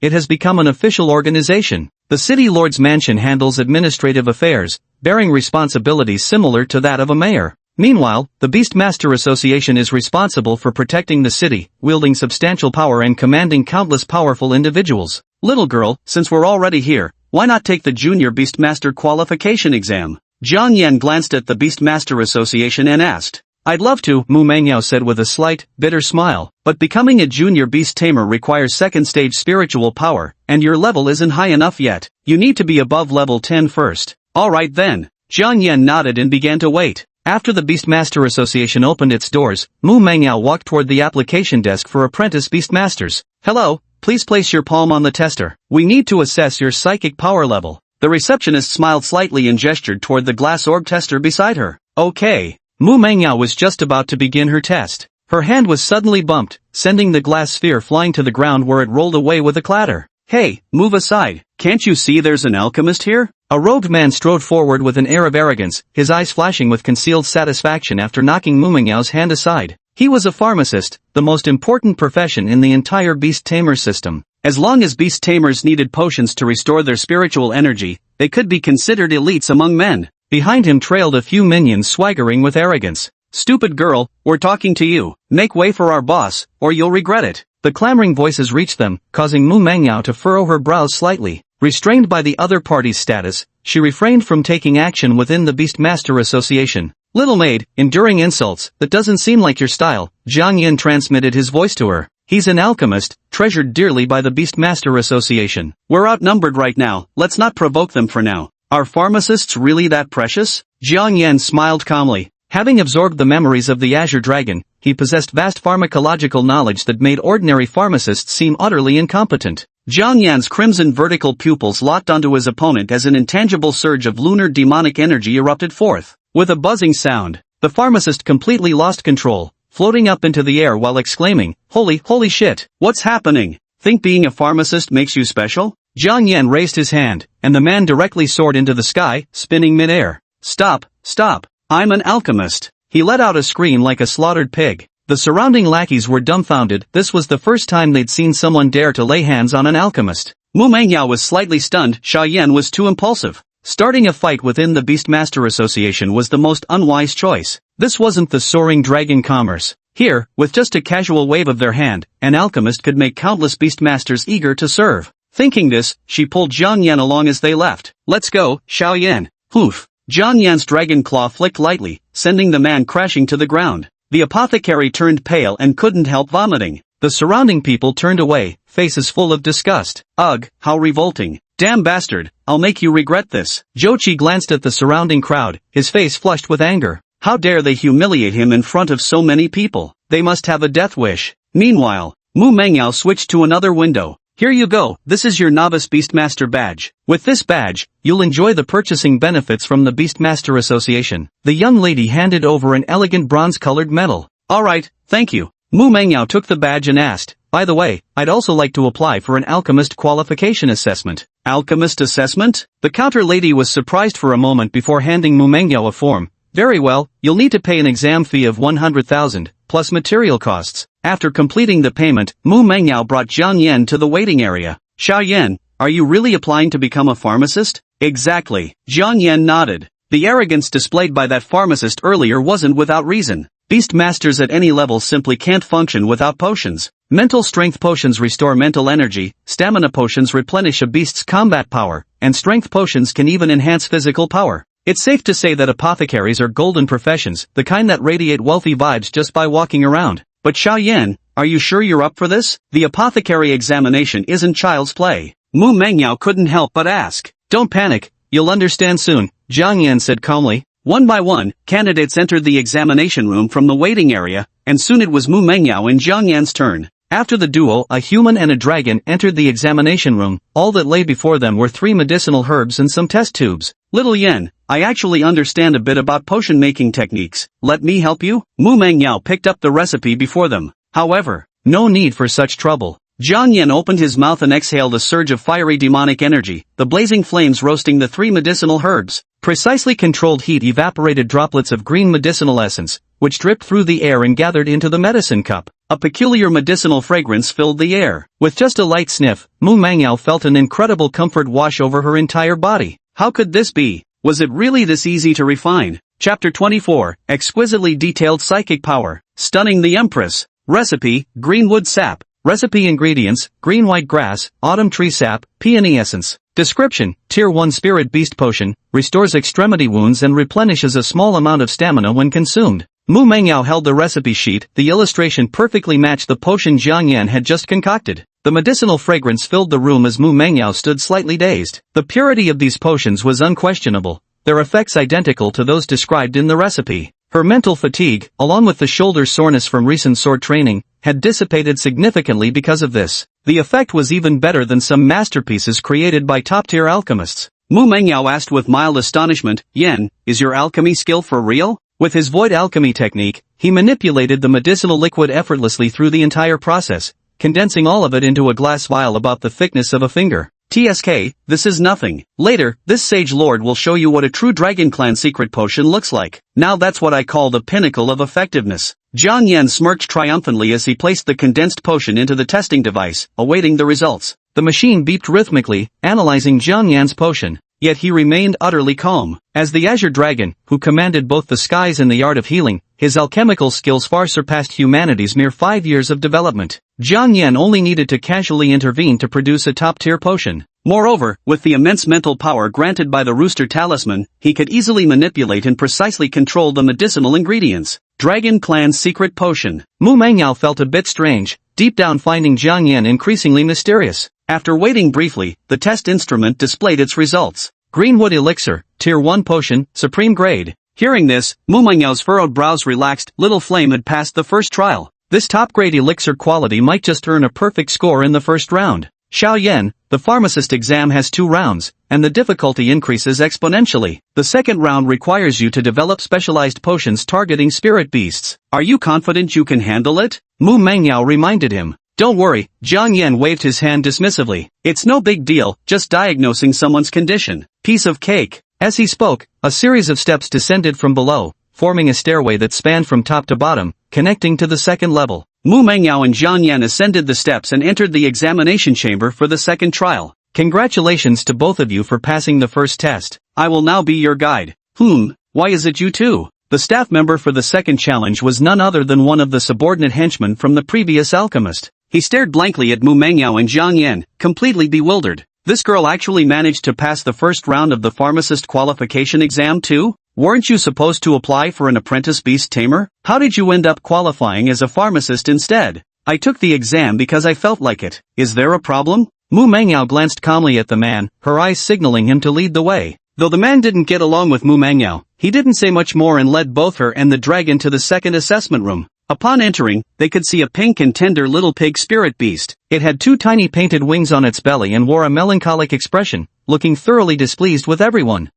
Your examination task is this spirit beast. Cure it, and you'll pass the pharmacist assessment. Fail to heal it, and you'll have to wait for the next round. The man crossed his arms and sneered. Remember, you only have half an hour. Wait, where's the medical record book? Mu Mengyao frowned. Also, even regular pharmacists take 3 hours to prepare specialized potions. How did yours get shortened? In Nanping City, we pharmacists are the examiners. Take it or leave it, I've already started the countdown. The man snorted coldly and pressed the timer in his hand. If Mu Mengyao became a pharmacist, wouldn't that mean he'd gained another enemy? Besides, he still had the grand pharmacist backing him up, no need to panic at all. Hurry up, little girl. We're all eagerly awaiting the rise of a new pharmaceutical genius. Ha! With a crisp snap, the man closed the examination room door amidst laughter. Mu Mengyao's face was icy. These arrogant fellows dared to trample on the rules so casually. Xiaoyan, if it really doesn't work out, let's take the exam somewhere else. It's just 100,000, we can afford it now, Mu Mengyao said coldly.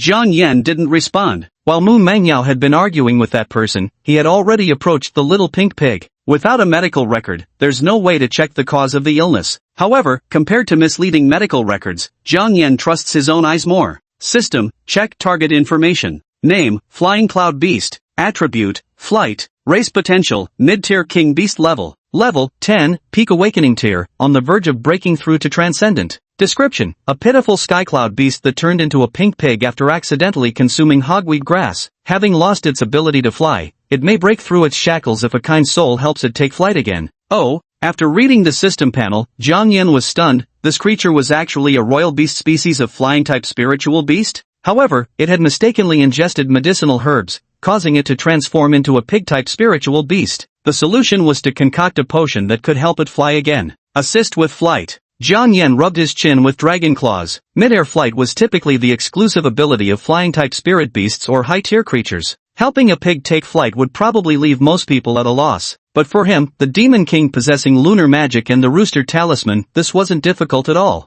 Little one, do you want to fly? Jiang Yan leaned in close to the flying cloud beast and grinned at it. Poof. The flying cloud beast glanced up at Jiang Yan before closing its eyes again, its mood seemingly bottoming out. Everyone else refining pills was human, why was it a spirit beast this time? Is there no hope left for it in this lifetime? Sob sob. The skywing beast let out pitiful sobs. Mu Mengyao stared in shock. How did Little Yen manage to make someone cry? Little Yen, maybe we should just go back. It's innocent too. Don't rush, how can we leave without getting our freebies first? Jiang Yan said while patting the flying cloud beast's shoulder. His gaze subtly sharpened as tendrils of blue light spread outward. Buzz. Telekinesis swept toward row after row of medicine cabinets. Since all the medicinal herbs in the examination room were free for the taking, Jiang Yan naturally seized this opportunity to fleece the Beastmaster Association for all it was worth. Psychic threads stretched out like silk, retrieving each medicinal herb. 10 different ingredients spun midair under Jiang Yan's scorching demonic flames. The entire process unfolded like Jiang Yan had transformed into a master illusionist,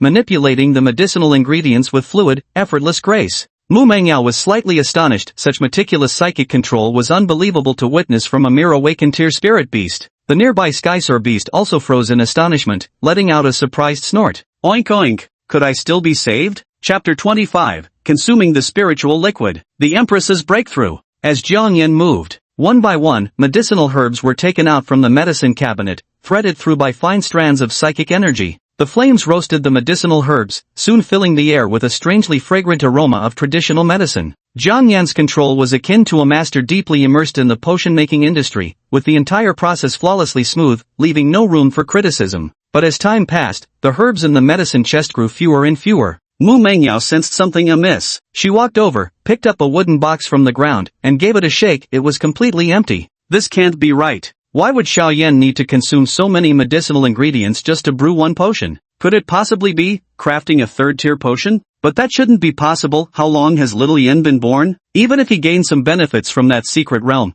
he shouldn't have reached the level of concocting third-tier potions, right? Watching Jiang Yan focus intently on his potion-making, Mu Mengyao didn't disturb him, instead observing his every move. She noticed rows of prepared glass bottles lined up before Jiang Yan, a staggering dozen or more. As wisps of medicinal liquid streamed into the glass vials, Mu Mengyao's expression changed slightly. Holy cow! Little Yan's back for more supplies. The key point is, others need 3 hours to brew potions, yet Little Yen just waves his hand and it's done? Even fleecing sheep isn't this fast. Little Yen, if we get caught, we'll be dead. Don't worry, I've blocked the cameras with flames, they won't notice a thing. Jiang Yan chuckled confidently. Behind him, demonic flames of fire stretched outward, their distinct vermilion hue of ember flame obscuring the surveillance lenses. In the entire examination room, only 3 pairs of eyes truly witnessed what transpired. Truth be told, Jiang Yan had initially planned for a quiet assessment, but fate had other ideas. Encountering an old enemy as the examiner likely meant grievances were already being aired elsewhere. Becoming a certified potion master must be extraordinarily difficult, no point hanging myself from a single tree.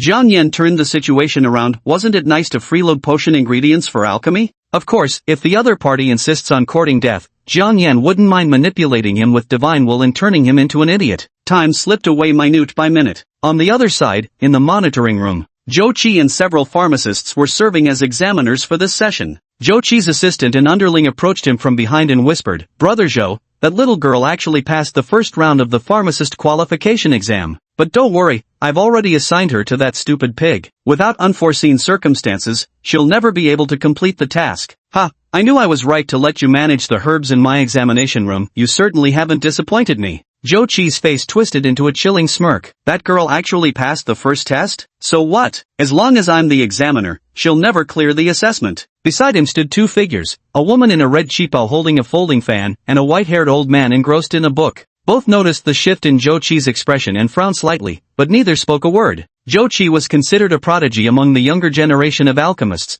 capable of effortlessly concocting first-tier potions within an hour and completing second-tier ones within a single day. Moreover, he was already applying to become a junior alchemist. Offending someone with such promising prospects simply wasn't worth it. Little Zhou, what happened to the surveillance cameras in your examination room? Why was there only flame with no footage? The woman in Cheongsam fanned herself gracefully while asking with a smile. Red sister, don't worry, let me adjust the angle a bit. Zhou Qi's face practically split with grin with happiness at getting to chat with a beautiful woman. After repositioning the camera, they could finally see inside the examination room. The screen revealed medicinal ingredients floating midair, each herb, spirit fruit, and magical beast material dancing on invisible threads of telekinetic energy. Before anything could be seen clearly, the flames engulfed the camera's view once more. Clatter! The cheapao-clad lady's folding fan suddenly slipped from her hand as she stared in shock. Void alchemy. Such a technique, only a monarch-tier pharmacist could possibly perform it. Could it be that the contestant in this examination room is actually a king-rank pharmacist?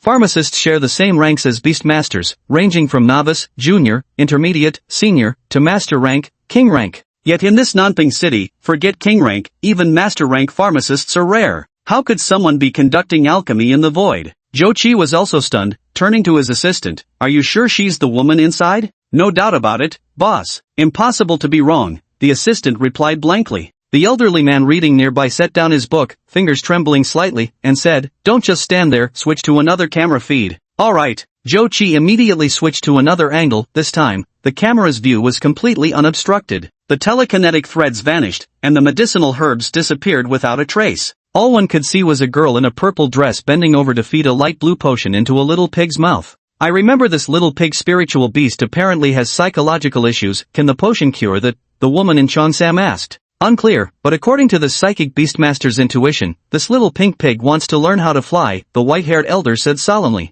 "For an ordinary pig-type spirit beast, flight is nearly an impossible feat." Yet at the very moment this pink pig swallowed the potion, it suddenly seemed to shed gravity's pull, floating into the sky while paddling its four stubby legs with joyous snorts. Levitation potion. There's no such formula for mixing those potions. What's more, levitation potions are extremely difficult to compound, hard to prepare, and the formula is exceptionally rare. Yet this girl casually produces a levitation potion straight away. The Cheongsam-clad woman blinked in astonishment, snapping her folding fan shut. "This little lady is rather intriguing. This is impossible." Zhou Qi's voice turned shrill as he gripped his assistant's neck with forceful hands. "Didn't you fucking say it was some girl inside? Since when can some damned girl wield such alchemical prowess? Are you fucking kidding me?" "Okay, done." In the alchemy chamber, as Mu Mangyao fed the potion to the flying cloud beast, the little pink pig also emitted happy squeals. "Oink oink. Boss, I absolutely adore you." The flying cloud beast's big snout pressed close to Jiang Yan's face as it extended its tongue for a lick. Hey, enough. This sage lord has cleanliness issues. "Repay me with money when you're prosperous someday, keep your mouth to yourself," Jiang Yan said helplessly. "Chomp. Just you wait, boss. I'll definitely bring my big sis to repay you properly." The skycloud beast gave Jiang Yan one last reluctant glance before flying away along the passage. Seeing it leave, Jiang Yan also walked toward the examination room exit. "Little maid, it's time for us to go taste test those second-tier potions." Mu Mangyao nodded slightly, her fingers beneath the violet dress clutching 3 warm potions. Second-tier potion, Blazing Sun Spirit Liquid. After consumption, it can significantly boost psychic energy while having a physique-refining effect for beast masters with fire attribute constitutions. With just this single dose of blazing spirit elixir, Mu Mengyao felt certain she could break through to the second rank. Xiao Yan had given her too many delightful surprises. Chapter 26. The price of absorbing spirit fluid is exploding your pants. That evening, as soon as Mu Mengyao returned home, she immediately took a seat by the wooden table. 3 potions lay quietly on the tabletop, each glass vial shimmering with a fiery luster inside. The tiny bubbles within gleamed golden, resembling little suns slowly rising. Xiaoyan, why do I feel there's something odd about your blazing sun potions? Just being near the glass vials makes my entire body feel feverish. Yeah, I added a bit of Sanglung's secret medicine, which might make the effects more potent. Just be careful when absorbing it. Jiang Yan pushed the potion toward Mu Mengyao, saying, but little maid, let me warn you first, this potion might have side effects. I'm not sure what they are. Are you sure you want to drink it? If it were this morning, I might have hesitated, but now. Mu Mengyao smiled faintly, picked up a vial, and downed it in one go. She didn't hesitate in the slightest. Gurgle gurgle. The slightly warm medicinal liquid slid down Mu Mengyao's throat into her stomach. Within moments, Mu Mengyao's entire body turned crimson, her skin flushed pink while beads of sweat formed on her burning cheeks. An indescribable surge of power began welling up inside her body. This feeling, I'm about to break through. Mu Mengyao's body shuddered as a fiery crimson aura burst forth from within, shattering all obstacles hindering her breakthrough, including her clothing. The sound of ripping fabric echoed through the air. Late first stage. Peak late first stage. Just one final step away from early second stage. But, Mu Mengyao felt a sudden coolness against her skin. When she looked down, she froze in place. What's happening? Tattered shreds of clothing scattered around, revealing smooth, flawless skin, her slender waist as sinuous as a serpent,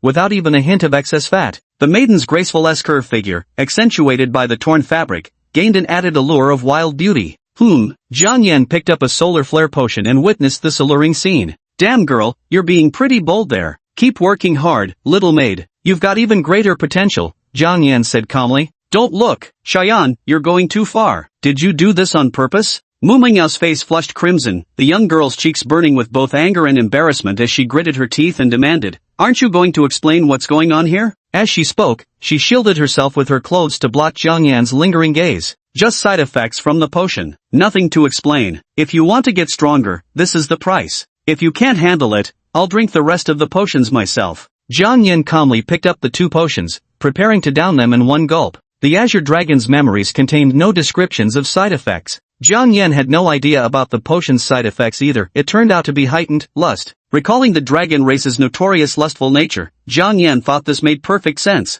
The old dragon was concocting potions, clearly for reproductive purposes. Even ordinary potions can have bizarre side effects, like being so potent they blast clothes right off. Imagine this, as a mighty shapeshifting dragon, handing someone a cultivation elixir who could predict what might happen next. Elder Azure Dragon truly sets the gold standard for propagation tactics. Wait a second. At that moment, Mu Mengyao grabbed Jiang Yan's arm, her gaze softening as a gentle smile graced her lips. Xiaoyan, 1 dose is enough for you. Why not leave the remaining flame potion to me? Once I reach the second rank, this emperor shall master an unparalleled cultivation technique. By then, even if Xiaoyan lazes around, few within the 3rd tier would stand a chance against this emperor. Moreover, once I absorb both bottles of spiritual liquid, Xiaoyan will be surpassed by this emperor. To be frank, Xiaoyan, if you hand over both bottles of spiritual liquid to the sovereign, I can grant you the title of Gurgle. Mid-sentence, she watched as Jiang Yan downed both bottles of Blazing Sun spiritual liquid in one gulp, not a single drop remained. Jiang Yan exhaled lightly, 2 streams of tangible heat escaping his mouth. Drink it or don't. With those parting words, Jiang Yan hopped onto the bed, hands clasped behind his back. Finding a comfortable position, he began digesting the gains from the Blazing Sun elixir. Absorbed 1 Blazing Sun elixir, plus 100 EXP. Ding! Congratulations, host's level has increased to 7. 40 experience points required for next level, 30/70ths. Absorbed a solar elixir, experience points plus 100. Ding! Congratulations, host's level has risen to 8. A system notification appeared before Jiang Yang. Wave after wave of heat erupted from the dragon's body, releasing an overwhelming aura. Especially around the lower abdomen, an exceptionally scorching current of heat surged wildly. If not for Jiang Yan's formidable mental strength and exceptionally keen control over his body, he might have been transformed into a breeding-obsessed dragon beast by this medicinal potency.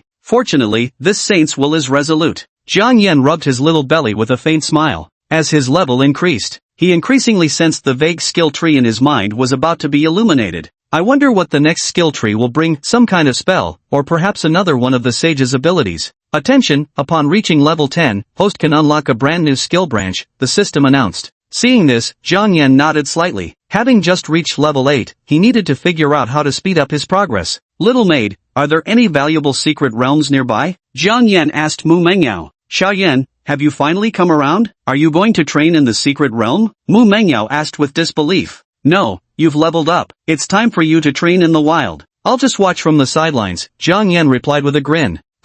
What do you mean it's time for me to train? Shouldn't you, as the beast tamer, be the one doing this? Mu Mengyao was feeling a bit overwhelmed. Just how could she ignite Xiaoyan's fighting spirit? A phrase naturally surfaced in her mind, lead by example. Yes, she would train diligently herself and then show Xiaoyan the results. At that time, he would surely be amazed by her and embark on the right path. Since that's the case, I actually recall a wild secret realm that's about to emerge. Mu Mengyao stroked her chin in contemplation. In the days that followed, Jiang Yan spent his time consolidating his cultivation while diligently striving to live a leisurely life. To his surprise, someone from the Beastmaster Association personally delivered a pharmacist's professional certification to him. Thus, Mu Mengyao also became a rare dual profession prodigy, an apothecary and a beastmaster. Of course, the title of apothecary belonged to Jiang Yan, and even in the profession of beastmaster, Mu Mengyao felt Jiang Yan was more suited to the role than she was. Thank you, Miss Mu. I'll be taking this potion. Here's your deposit, 100,000 in total. At the door, a young lady from the Beastmaster Association respectfully carried away a wooden box. It's nothing. As an alchemist, it's simply my duty.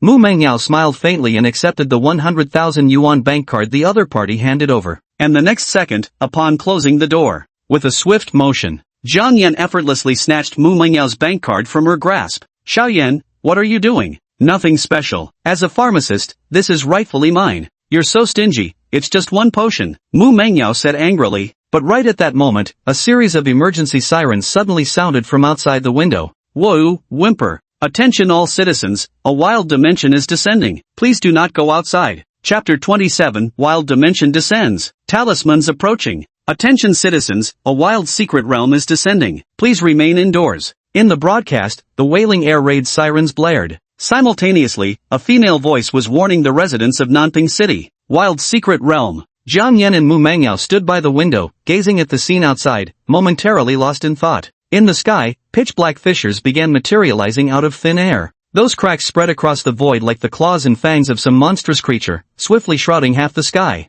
As time passed, these patterns gradually coalesced into a spiral shape, transforming into a vortex-like portal that now hovered above the forest beyond Nanping City. The wild secret realm seems to have appeared sooner than in my previous life. Why? Mu Mengyao slightly furrowed her brows, unable to reconcile why there appeared to be discrepancies with her past life memories. However, it wasn't significantly earlier. Unlike ordinary secret realms, wild secret realms have no classification system, they're more like completely untamed wilderness. It's possible this place already teems with countless high-level spirit beasts, or it might just be an ordinary spirit beast sanctuary. In any case, the emergence of a wild sanctuary means a battle for tokens is about to begin. Whoever obtains the sanctuary token from the wild sanctuary gains free access, essentially holding a free entry pass. Moreover, those who control the sanctuary token even wield certain privileges within the sanctuary, becoming half-rulers of the domain. Of course, obtaining a secret realm token is no ordinary challenge. Xiaoyan, by my calculations, we might just have a shot at joining the fray for this wild secret realm's treasures.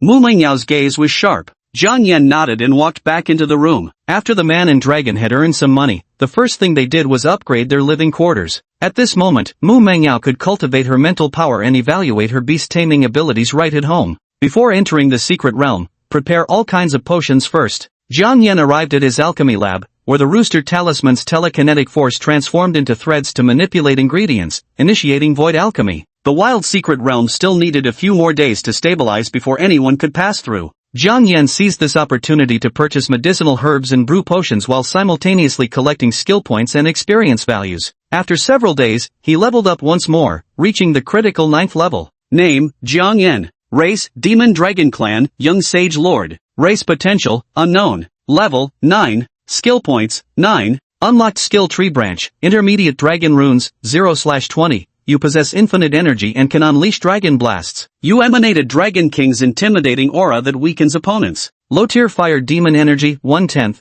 The Ember demon energy grants you formidable flame manipulation abilities. The flames carry a soul-scorching effect, exceptionally effective against psychic-type enemies. Mid-tier Rooster Talisman, 0/20. You possess the ability to forcibly project consciousness onto others. With vast telekinetic power, you can effortlessly lift and manipulate targets. Moon Demon Energy, you gain the power to manipulate various gravitational forces and utilize them for offensive purposes. Mission board, empty. Note, upon reaching level 9, the host can unlock a brand new skill tree. Just by lying flat, you can directly advance to level 10 and unlock new skills. However, Jiang Yan has been practically suffocating at home these past few days. It's high time he took his Beastmaster out for a spin. Coincidentally, this wild secret realm is exceptionally unique, permitting entry only to Beastmasters and spiritual beasts below the 3rd tier. The messages released by the City Lord's Mansion and the Beast Tamer Association should be genuine. Xiaoyan, save some potions for yourself, don't sell all of them, understand? Mu Mangyao reminded him. The difficulty of wild secret realms far surpasses that of beginner realms like the Hidden Dragon Secret Realm.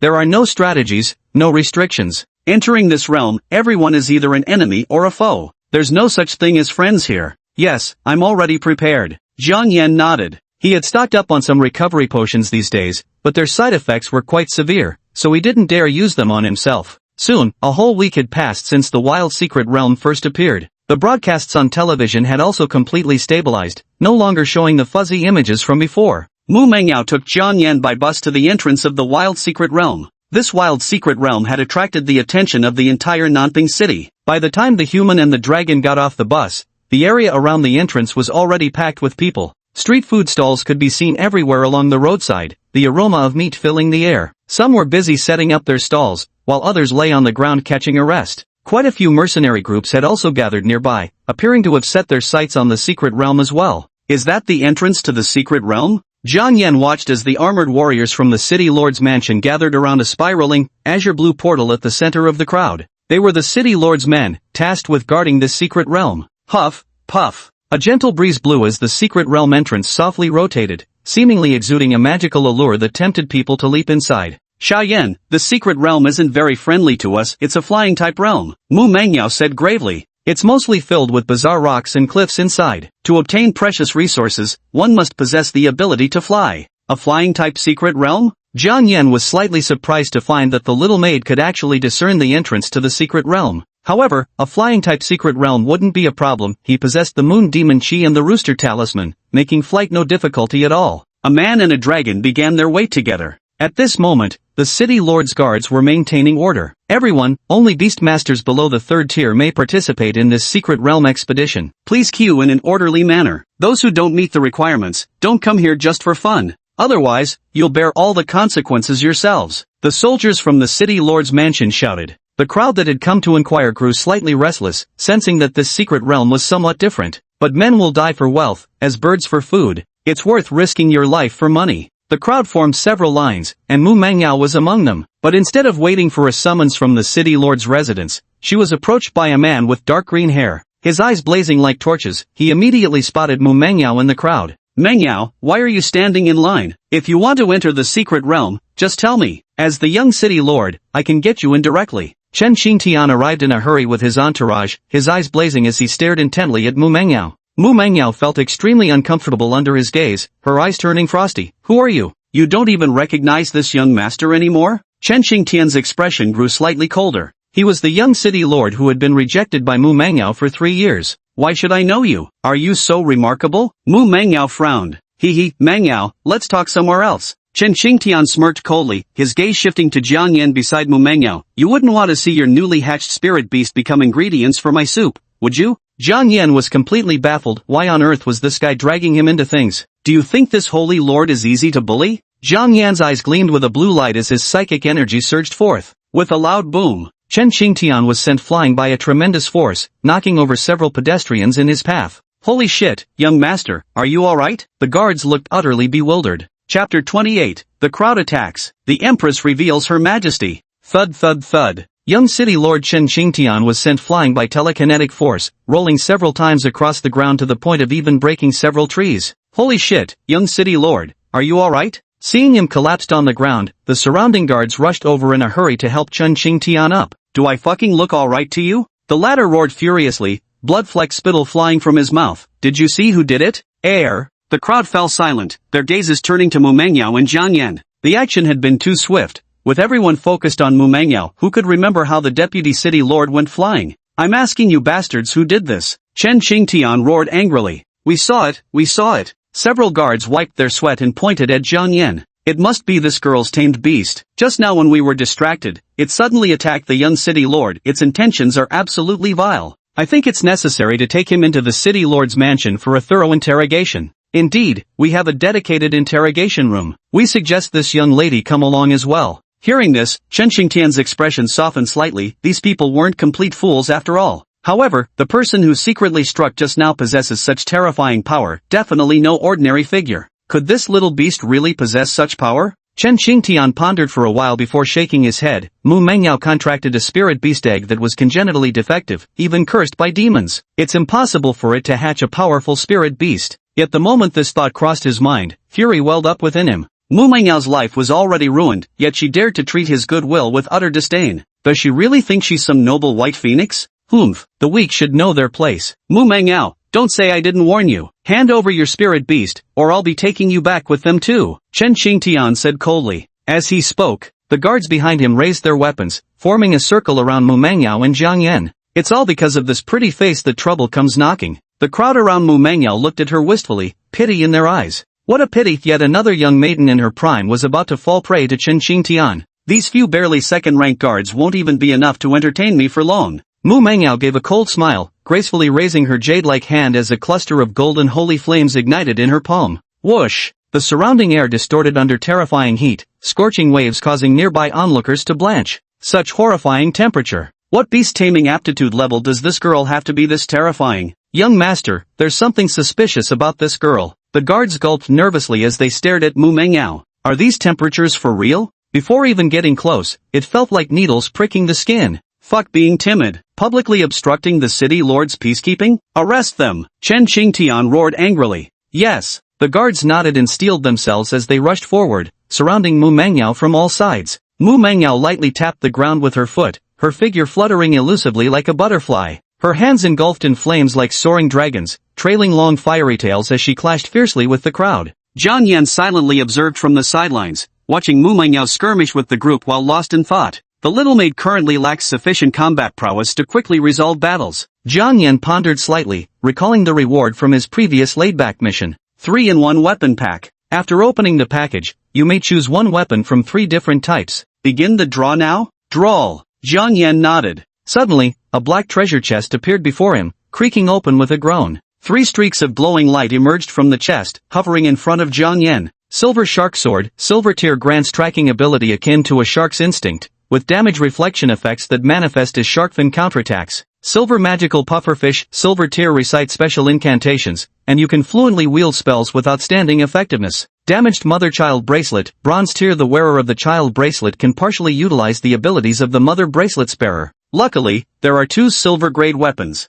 Jiang Yan nodded, his gaze fixed on the second shimmering silver pufferfish. Isn't this just Dad's magical pufferfish? Only it's plated with silver now, looking more noble, and has a broader range for exorcisms. You can even stab vampires with this silver pufferfish. Honestly speaking, the magical pufferfish is quite impressive. The thought of the little maid chanting demons, devils, evil spirits, begone, sent an inexplicable wave of laughter through Jiang Yan. However, silver-grade weapons were good, but what could truly enhance the little maid's combat power was the Saint Lord's abilities. Jiang Yan pondered for a few seconds before choosing the third weapon, the broken twin bracelets. To perfectly slack off in battle, he had to improve the little maid's combat effectiveness. If every problem required the Saint Lord to step in, what was the point of having a maid at all? Even a vase should be a combat-capable one, and the mother-child bracelets solved this problem perfectly. Thinking this, Jiang Yan felt his hand grow heavy as a pair of jade bracelets, one large, one small, appeared in his palm. He slipped the larger bracelet onto his own wrist and tossed the other to Mu Mangyao. Little maid, catch this and put it on. Surrounded from all sides, Mu Mangyao's ears perked up as she stepped on an opponent's shoulder and leapt into the air. Her hand slipped through the jade bracelet, securing it firmly around her wrist. Perfect opportunity. The surrounding guards watched coldly, their eyes turning frosty at the sight. Hasn't anyone ever told you that trash shouldn't talk tough? Mid-air, without any leverage, you're nothing but a floating target. Got you now. The guard's legs transformed into bestial limbs as they lunged for Mu Mangyao's ankles. But just at this moment, in midair, Mu Mangyao sensed the energy within her body and froze momentarily. Could she actually wield some of Xiaoyan's abilities now? To test this conjecture, she pointed one hand toward the group below, and a faint dragon-shaped curse seal pattern emerged in her palm. Boom! Mu Mengyao's palm unleashed a terrifying explosive force, like a falling meteor striking the ground, enveloping several people. The recoil was so strong that even she was sent flying backward. Damn it, since when did she have this move? Defend now! It's useless, we can't hold on any longer. The guards gritted their teeth and resisted, but their bodies were gradually forced lower under the Crimson Dragon's blast. Finally, with a resounding boom, a spectacular firework of flames erupted on the spot. The guards were sent flying, landing heavily with grievous wounds, blood spilling from their mouths. At this sight, the people around them were all startled. After such a prolonged struggle, with a single strike the enemy was defeated. This girl is way too good at hiding her true abilities. Thought it was just a pushover, but this little girl actually has attacks of this caliber. Not bad, the power of that move is already comparable to a strike from a commander-tier spirit beast. Those guards lost fairly. So young, yet with such a trump card, this girl must have a mysterious master behind her. The seasoned onlookers discussed Mu Mengyao with a hint of wariness in their eyes. Meanwhile, Mu Mengyao, who was directly involved, was sent flying by the force of the dragon burst. She took several backward steps before finally steadying herself. She looked at her right hand with a faint expression of disbelief. This power, it's absolutely terrifying. Her right forearm had turned slightly black from the recoil force. It was hard to imagine just how much damage her opponent must have suffered. Chapter 29, Lunar Demon Chi, Gravitational Crush. Sizzle. On the ground, rows of City Lord's mansion guards lay unconscious, their uniforms charred black. No one could have imagined that a seemingly delicate young girl could unleash such devastating combat techniques without even summoning her beast companion. Since all these guards belonged to the City Lord's mansion, it was the Lord's household that would bear this humiliation. Pairs of watchful eyes turned towards Chen Xingtian, whose youthful princeling face was etched with equal parts astonishment and bewilderment. How is this possible? Chen Xingtian's face turned ashen as he stared at his fallen guards, his mind reeling with shock. These were elite guards who trained tirelessly in martial arts day and night, and yet they'd been toppled so effortlessly? Isn't Mu Mengyao supposed to be a beast master who hasn't even used her contracted beasts yet? Are all these people just eating their fill without doing anything? However, Chen Xingtian understood the problem didn't lie with his attendance. Mu Mengyao, I never expected your talent to grow so much in such a short time. This truly surprises me. Chen Xingtian's gaze turned grave as he sneered coldly at Mu Mengyao. But what does it matter if your talent is high? Even if you can defeat my guards, what about your contracted beast? Guards, hold Mu Mengyao back and stop her from recalling her beast. I'll personally go capture that tamed beast of hers. A spiritual beast I'd never even seen before, probably some worthless trash. A crowd of underlings surged out from behind Chen Xingtian. This time, though, they merely contained Mu Mengyao from afar rather than charging in headfirst. Chen Xingtian is such a bully, picking on those weaker than himself. Since he couldn't beat that girl, he just went after her spirit beast instead. That poor little spirit beast is in for a rough time. It'll probably get torn to shreds by Chen Xingtian's contracted beast. Ah, everyone might as well treat this as a show. What a pity, such a talented young girl, yet her tamed beast looks so frail and skinny. One glance and you can tell it won't last in a fight. The onlookers gazed at Jiang Yan with pity in their eyes, as if already envisioning him being shattered into pieces by the four fragments. You dare lay a hand on my little Yan? Mu Mengyao couldn't help but smile. Chen Xingtian wants to capture little Yan? This was simply the funniest joke she'd ever heard. Setting aside levels, Xiaoyan's current strength had already reached heights beyond her comprehension. She had no doubt that even if they encountered a commander-level spirit beast over level 20, Xiaoyan could subdue it with ease. After all, judging by the energy emanating from the bracelet, Xiaoyan's destructive power was truly astonishing. Go ahead if you want. Just don't come crying to me when you're reduced to ashes by a single blast of fire. Such bold words. Do you think you've contracted a frost scale drake? Besides, even if it were an ice crystal serpent, it would still have to coil up when facing my dragon python. Chen Xingtian's eyes turned ice cold as he swung his hand, swiftly tracing out a blood-red summoning array. TSK. A piercing serpent's cry rang out, the shrill sound waves forcing everyone to cover their ears. A golden dragon serpent emerged from the magical array, its scales resembling python hide, eyes sharp and piercing, with a single horn growing atop its head. The moment it appeared, it arched its body menacingly towards Jiang Yan, its serpentine form radiating a predatory aura as if ready to devour him. Buzz! Suddenly, a foul wind howled through the area, causing the surrounding spectators to hastily step back, visibly startled by the dragon serpent's formidable presence. Some weaker spirit beasts even fainted straight away from fear. Dragon Python, a serpent already bearing dragon-like characteristics, a royal-class spirit beast no weaker than a flood dragon. However, as the foul wind swept toward him, Jiang Yan merely stood there in a daze, not even blinking, his face etched with an indescribable wry smile. This holy master just wants to peacefully laze about. Why is it so damn difficult? Go find the little maid if you have business. What has that got to do with this holy lord? How troublesome. I suppose I'll test this holy lord's new demonic energy on you. Jiang Yan lazily stretched and yawned, his gaze locking onto the golden-horned dragon python across from him. What's wrong, little one? Too scared to run? Chen Qingtian sneered coldly as he approached with his golden-horned dragon python. Jiang Yan stood frozen in place, filled with nothing but overwhelming joy. So, were you finally intimidated? It seems the imposing majesty of this young master's golden-horned dragon python remains as terrifying as ever. Ha! Golden-horned dragon python, I want to see its corpse within 10 seconds, do you understand? Hiss. The golden-horned dragon python originally wanted to roar at the sky, but suddenly fell silent. Those golden vertical pupils locked onto Jiang Yan, filled with shock and doubt. What's going on? This little runt looks so small, yet his aura is as terrifying as a mountain? Never mind, take a bite first. Though sensing a trace of Jiang Yan's oppressive aura, the golden-horned dragon python still slithered forth, its barrel-thick body swift as lightning.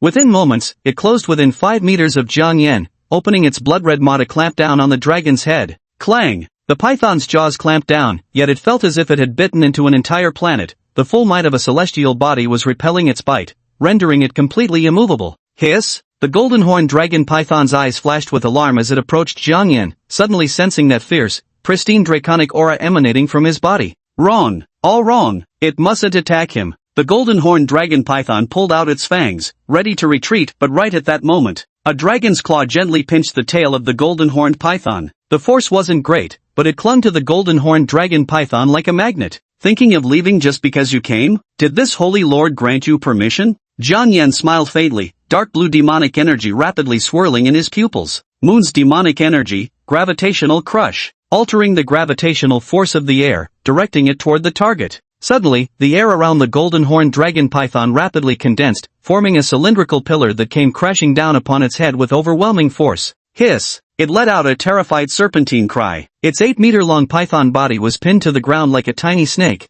completely immobilized. Crack! Snap! Scale after scale could no longer withstand the immense pressure and began to shatter, with flying fragments piercing the dragon python's body as torrents of blood gushed out. The crimson python blood flowed along the ground, forced deep into the soil by the oppressive air pressure, saturating the earth. Enjoy yourself. If you survive 30 seconds, this sage lord might spare you. Jiang Yan crossed his dragon claws behind his back and strolled toward a nearby food stall. The onlookers couldn't understand the dragon tongue Jiang Yan spoke. Yet watching his retreating figure, they inexplicably sensed the aura of a mysterious powerhouse. Why does he always give off the impression of being extraordinary? In their eyes, it clearly did nothing. Yet the golden-horned dragon python lay pinned beneath it like a dead snake. Such behavior made it hard not to suspect it was actually the most deeply hidden powerhouse. Though shocked, the onlookers weren't afraid. Chen Qingtian, however, was different. His mind was in turmoil, flooded with complex emotions. Shock, bewilderment, fury, disbelief. Golden-horned dragon python, what madness has possessed you? Get up and tear it apart now, unless you want me, the young master, to lose my temper. Chen Qingtian was furious, delivering a wild flurry of kicks to the golden-horned dragon python. In his eyes, the golden-horned dragon python seemed bewitched, bleeding profusely while remaining stationary. This was clearly a fixed match. HSSS, HSSS, HSSS. Stop kicking already. Save me first. The golden-horned wyvern python was on the verge of collapse. Chapter 30, The Brutality of Competition. This sage lord suggests killing them all. Hiss hiss hiss. The golden-horned wyvern python grew increasingly frantic, its roars intensifying by the second. If it weren't for being suppressed by air pressure, it would really love to take a bite out of Chen Qingtian. Can't you see it's almost done for? Golden-horned dragon python, why are you glaring at me? Are you thinking of rebelling? Chen Qingtian's face darkened as he kicked the golden-horned dragon python a few more times. He gazed at the distant battlefield, where Mu Mengyao was gradually breaking free from the encirclement, leaving those second-tier physical cultivator beast tamers running around in circles. A bunch of useless trash. Couldn't even handle a single woman. I truly wonder if City Lord's mansion has been feeding you all for nothing. Mu Mengyao, today's your lucky day. Seeing Mu Mengyao slipping from his control, Chen Qingtian's face darkened as he summoned a beast-taming array to retrieve the golden-horned dragon python. Before leaving, he cast a profound glance at Mu Mengyao and Jiang Yan. If you want to enter the wild secret realm, let's see if you've got the life to get in and come out alive. With Chen Qingtian's departure, his lackeys scattered in all directions. Jiang Yan was enjoying grilled spiritual beast meat at a roadside stall while observing the secret realm's surroundings. At that moment, quite a few people were gathered around the secret realm, but since their location was on the outskirts, this battle didn't attract much attention. Among those who had rushed to this wild secret realm were many high-level beast tamers. A second-tier combat fluctuation wasn't noteworthy enough to catch their interest. Xiaoyan, this thing works great. Thanks for it. Mu Mengyao's slender jade-like hand gently tousled Zhang Yan's hair as she spoke with a playful smile. It's all because you're too weak. Zhang Yan didn't hold back at all, sighing helplessly. Little maid, with combat skills like yours, you don't even compare to that girl we met earlier. You mean Wu Qian? In what way am I inferior to her? Mu Mengyao frowned. Her family is rich. What do you have? Not just that girl, but even the cute girl who brought a flying bird last time has more money than you. Xiaoyan, do you really think money can let you do whatever you want? You're too materialistic. Don't be ridiculous, Mu Mengyao retorted while leading Zhang Yan to join the queue for processing their secret realm entry permits. Just as the man and dragon were about to follow the crowd for registration, a familiar voice sounded behind them. Dream Yao, are you queuing here too? Su Wanwan's familiar figure approached. She came before Zhang Yan with a playful grin. Hey, little fellow, long time no see. Address this dragon as Holy Lord. Zhang Yan slightly frowned, communicating through telepathy. Saint Lord? Fine, little Saint Lord. Su Wanwan reached out to measure Zhang Yan's height with her hand and smiled. Ha, it seems you've grown taller. By the way, Meng Yao, what level is your beast companion? Can it enter the secret realm? We can enter the secret realm now, Mu Mengyao said with a smile, never expecting to run into an acquaintance here. By the way, Mengyao, I've got great news for you. I heard someone actually defeated Chen Xingtian, and he had to swallow the loss, too scared to fight back. Su Wanwan exclaimed excitedly. She arrived late and missed the battle between Mu Mengyao and Chen Xingtian. Mu Mengyao's expression remained calm as she smiled faintly. Oh, that's quite delightful to hear. Ha, that guy got what he deserved. But Mengyao, wanna team up for the secret realm expedition? Su Wanwan asked. Team up? Exactly. My little Wan bird has already reached level 9. Don't worry, with the two of us teaming up this time, we'll definitely be able to protect you. Watching Su Wanwan's confident smile as she patted her chest, Mu Mengyao almost wanted to tell her the truth. However, rather than letting this girl run around recklessly, it'd be better to have her tag along. Xiaoyan, what do you think about forming a team? Mu Mengyao looked at Zhang Yan. Without realizing it, she had already subconsciously developed a habit of seeking his opinion. Team up? Zhang Yan sized up Su Wanwan from head to toe. The girl had a voluptuous figure, already blossoming into graceful beauty at a tender age. Her every movement was accompanied by a radiant smile, drawing sideways glances from many passers-by. Unlike Mu Mengyao, this girl had a lethal weapon every time she walked. It made people's eyelids twitch, terrified that her buttons might fly off. Having a backup maid follow along wouldn't be too much of a problem, at least it'd be pleasing to the eyes.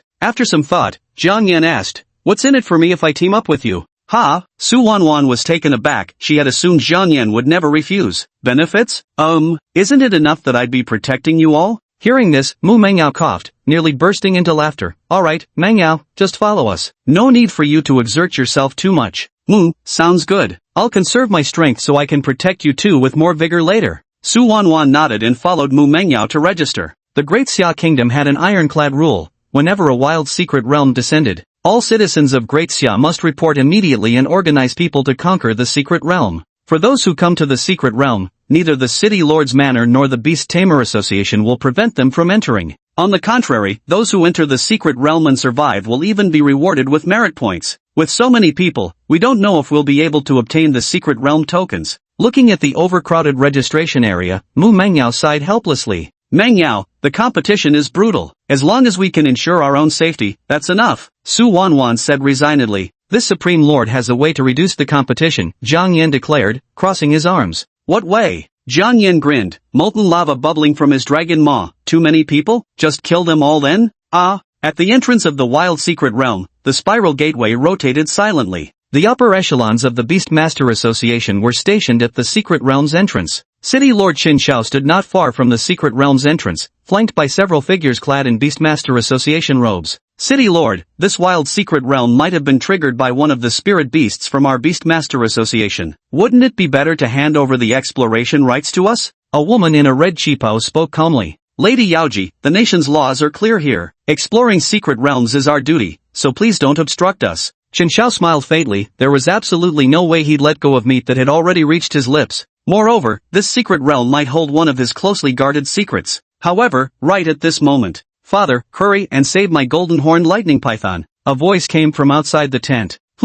Chen Shao and the others frowned. They were discussing important matters when someone dared to barge in unannounced. However, Seeing the hurried figure of Chen Xingtian, everyone's expressions cleared as they smiled knowingly. Bastard, don't you know we're discussing crucial affairs? Chen Zhao's face darkened, raising his hand as if to slap Chen Xingtian. But as Chen Xingtian summoned the golden horned dragon python, Chen Xiao frowned deeply. Such grievous wounds. Wretched child, did you use the golden horned dragon python to fight against a commander-level spirit beast? No, Dad, it was that girl Mu Mangyao. Chen Xingtian recounted the incident in full detail. With absolutely no other option left, the golden horned dragon python was barely breathing. He had no choice but to turn to his father, the city lord, for help. Chapter 31, Moon Demon Energy plus Rooster Talisman equals planetary devastation. Young city lord, are you saying you saw Mu Mangyao? The medicine mistress in red Chonsam asked curiously. Where was she? Chen Xingtian glanced at the medicine mistress in surprise, not understanding why she placed such importance on Mu Mangyao.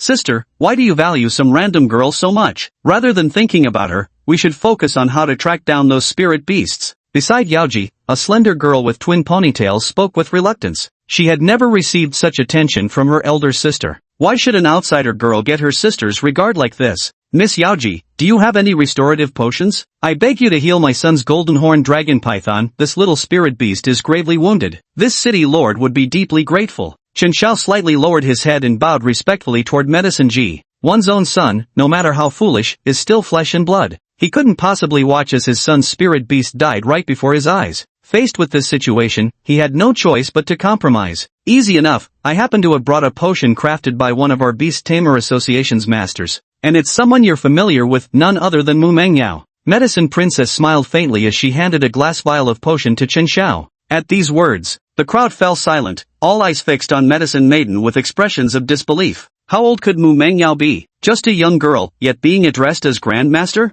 How utterly absurd this world was. Lady Medicine, are you joking? Chen Xiao frowned slightly. But Medicine Ji didn't explain anything to him, merely smiling as she led the Beast Tamer Association group away. He arrived outside the door. The younger sister of the Medicine Maiden, Peony, could no longer hold back and asked, Sister, what are you doing? Our reputation as alchemists can't just be handed out to outsiders, you know. She also didn't believe Mu Mengyao's potion could be called a masterwork. Little sister, that's where you're mistaken. Yao Ji smiled mysteriously. Outsiders only see Mu Mengyao's surface-level strength. Yet she knows that behind Mu Mangyao must stand a grand, kind, and gentle alchemy master, concocting medicines from the void, even curing that flying cloud beast's malignant ailment, indirectly triggering the opening of the wild secret realm. Mu Mangyao is truly enigmatic. Lady Yaoji exclaimed in amazement, Little sister, you must understand there are skies beyond skies, and masters beyond masters. One cannot judge others by conventional standards. Yeah, sis, stop lecturing me, Peony retorted. Right now I'm more interested in learning how to capture those cloud-steed beasts. They're precious spirit creatures that can enhance the potency of our medicinal herbs. Listening to her elder sister's tall tales,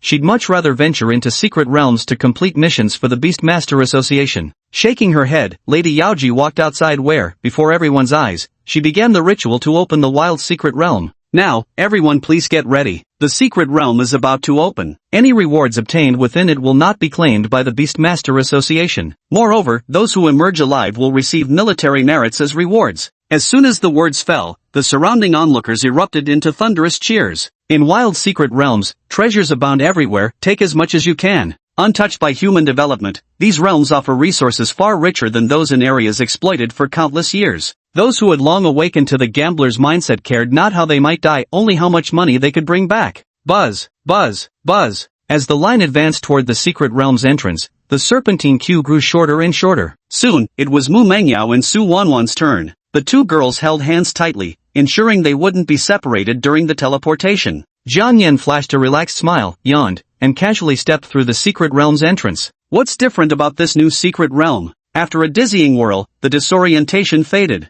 Opening his eyes, Jiang Yan found himself in a waist-deep swamp with pristine water where faint shadows of swimming fish could be seen. Towering ancient trees grew in the marshland, their aged and weathered trunks so thick it would take multiple people to encircle them. At the same time, a line of text appeared before Jiang Yan's eyes. Ding! A slacking-off mission has been issued. Host is required to help Mu Mangyao obtain the secret realm token while lying down. Rewards, 10 skill points, 100 EXP, random gift box. A random gift box, with good luck. You might even draw out an adorably naive water demon from it. Jiang Yan frowned slightly at the system's prompt. This system has random rewards like this? It can produce living demons out of thin air? Jiang Yan thought for a moment, recalling the purpose of entering this dungeon realm. First, to seek the opportunity to break through to tier 10. Second, to hunt monsters for money and buy medicinal herbs. The past few days of refining medicinal girls had drained too much. All the money earned earlier had turned into cold, unfeeling potions one after another. Sigh, lacking money is indeed a troublesome issue. Jiang Yen sighed slightly. Little maid number 2, does your family have a lot of money? You're still young, not fit for safekeeping, let this holy lord help you with that. Ah, Su Wanwan looked puzzled. Holy sovereign, are you talking to me? Her delicate oval face showed traces of bewilderment. Why would the sacred lord still demand payment from her? Before she could ponder further, distant water surfaces erupted as fleeing fish sent turbulent ripples outward. Reflected upon the water's surface, crimson-feathered falcons circled overhead, their razor-sharp gazes locking onto Jiang Yan and his companions. Blazing Falcon. Level, 17, Transcendent. Introduction, a short-tempered spirit beast that enjoys living in groups and frequently patrols its territory. Status, intruders detected on their territory. It is about to rally other flame falcons and prepare to counterattack. I didn't expect to encounter a beast horde right after arriving. Jiang Yan frowned slightly. Falcons aren't draconic creatures. Without dragon bloodline, dragon fear effects hold little sway over them. Moreover, there's something of a natural rivalry between falcons and dragons. It's possible the dragon fear might provoke some fire falcons to swoop down and cause trouble. Let's just leave. The fire falcons are wary of our combat strength. We just need to retreat from this territory. Mu Mengyao explained, leading Su Wanwan as they prepared to depart. But at this very moment, screech! In the sky, the leading flame falcon let out a piercing screech as its body plummeted downward, diving like a cannonball. How is this possible? The blazing falcon's attack speed is unnaturally fast, as if being pushed to the brink. Look out! Mu Mengyao had no time to think and immediately assumed a combat stance with Su Wanwan. Jiang Yan stood in place, a contemplative expression on his face. Seeing this, Su Wanwan summoned her multicolored feather phoenix while comforting. Don't be afraid, little Saint Lord. Big Sis Wanwan will protect you. Would this Saint Lord need your protection? These are merely appetizers. Jiang Yan looked at the sky full of swift flaming falcons, fast-moving and numerous, totaling 13 in all. A perfect method he could employ was to utilize his surroundings. Jiang Yan took a deep breath, his eyes glowing blue as powerful psychic waves surged forth. And that wasn't all. Dark blue demonic energy emanated from Jiang Yan's dragon claws, pulling surrounding rubble and wooden fragments into the sky. Boom! Under the dual influence of psychic force and gravity, a massive boulder quickly formed midair, trapping all 13 fire falcons within. What's happening? Su Wanwan froze in shock. Chapter 32, Uprooting the Weed. The saint shows no mercy. Boom! Around the swamp, rocks embedded in patches of mud were tugged skyward, enveloping the flock of blaze falcons as they gradually formed a massive spherical jigsaw puzzle. The blaze falcons frantically beat their wings, desperately trying to escape Jiang Yan's technique. But their gravitational pull had been stripped away by Jiang Yan. Even their feathers were blown off, yet they couldn't escape. At that moment, the sound of gentle applause rang out. Snap! The colossal hovering sphere abruptly closed with a thunderous clap. The flame hawks let out deathly wails as their bones creaked and groaned under the tremendous crushing force. But they could do nothing but watch death approach. Perhaps they never imagined that merely trying to drive an intruder from their territory would result in being effortlessly slaughtered by the enemy. In the blink of an eye, the rocks and wooden fragments shrank into a sphere, hanging in midair like a miniature planet. Drip, drip, drops of blood trickled down, spreading across the surrounding area. The swamp's surface was stained red, with the scent of blood spreading through the mist. The first experiment was a success. It seems this saint's mastery of talismans and demonic energy is quite decent. Jiang Yan slowly unclenched his fists and glanced at the stunned Mu Mengyao and Su Wanwan. Both women wore expressions of astonishment, especially Su Wanwan, whose eyes nearly popped out of her head. What the heck is going on? Little Holy Lord, was it you who attacked them just now? Su Wanwan gazed at Jiang Yan with trembling pupils, stammering as she spoke. She had just vowed to protect Jiang Yan, yet the slap to her face came way too soon.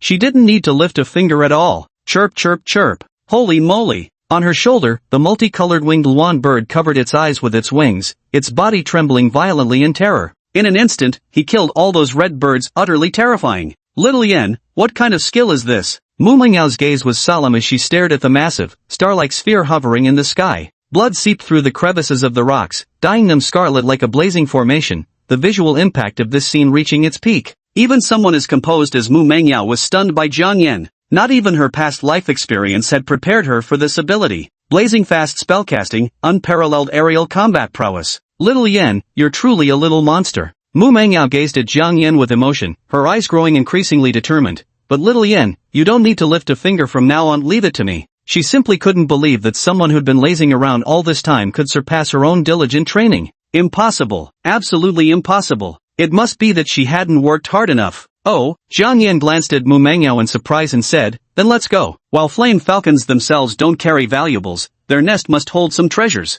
Alright, Mu Mangyao nodded and led Su Wanwan through the swamp in search of the flame falcon's nest. Soon, after passing through a thicket of shrubs, they spotted a towering ancient tree reaching 100 meters high, its trunk as thick as a giant's thigh. Among its branches, several birds' nests were visible with scorch marks on the leaves, unmistakably the flame falcon's lair. The flame falcons love hoarding resources for their hatchlings. I wonder how much loot these nests contain. Mu Mangyao dashed toward the nests with quick leaps and soon stood before one, eagerly scooping out the eggs. Su Wanwan and Jiang Yan stayed behind to keep watch. Little guy, what was that move you just pulled? My little wan bird actually. Don't ask too many questions, kid. You wouldn't be able to learn it anyway. Jiang Yan spoke calmly, a faint glimmer flickering in his eyes. The moon demon Chi and the rooster talisman are required to manipulate rocks and gravity, forming this formidable technique, planetary devastation. He gazed at the towering ancient tree before him, his eyes slightly narrowing. Why do I feel like I'm being watched? At this very moment, Mu Mangyao suddenly called from the tree, Little Yan, come take a look at this. Hearing this, Su Wanwan and Jiang Yan climbed the giant tree together to reach Mu Mangyao.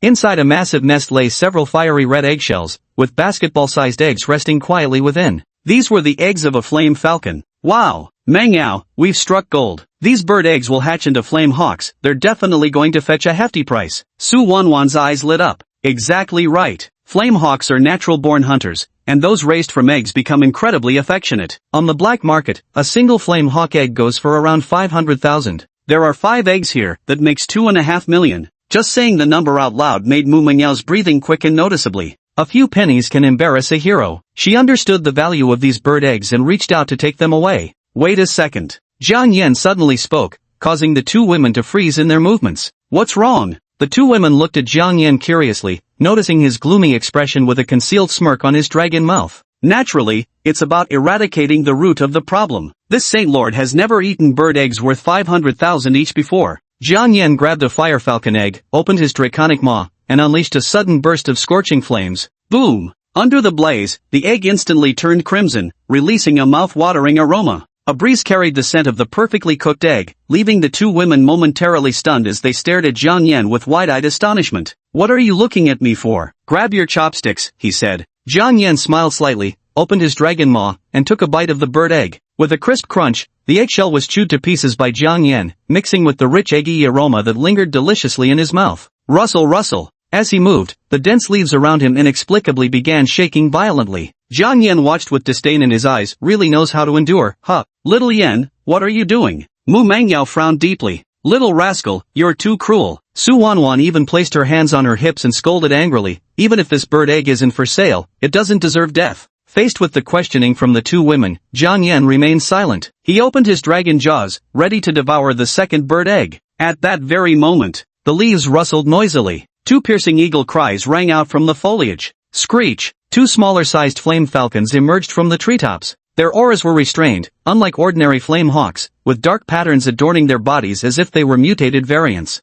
Heh, finally decided to show yourself, huh? Jiang Yan's eyes turned icy, his gaze already locked onto the two fire shrikes. Azure psionic energy swept out with a hum, the movements of the two female flame falcons froze for an instant. Jiang Yan raised his dragon claw, and blazing explosions erupted forth. Boom! Boom! Two thunderous booms sounded as two bloody holes were blasted through the flame falcon's body by tremendous force, sending it crashing into the swamp below. Thud thud thud. Violet ripples spread across the water's surface, mirroring the turbulent emotions of Mu Mangyao and Su Wanwan that refused to calm for the longest time. The flame falcons couldn't have all flown out, there must still be guardians remaining at their nest. These two mutated female flame hawks have been hiding in the foliage all along, and I actually failed to notice them. Mu Mengyao's expression shifted slightly as she spoke gravely. What a serious lapse in judgment. If those flame hawks got close, they'd surely pierce right through with a single claw strike. Without Xiaoyan's keen perception, both she and Su Wanwan would have been in grave danger. Chapter 33, Activating a New Rune. Lightning Fast Bunny. Purr purr.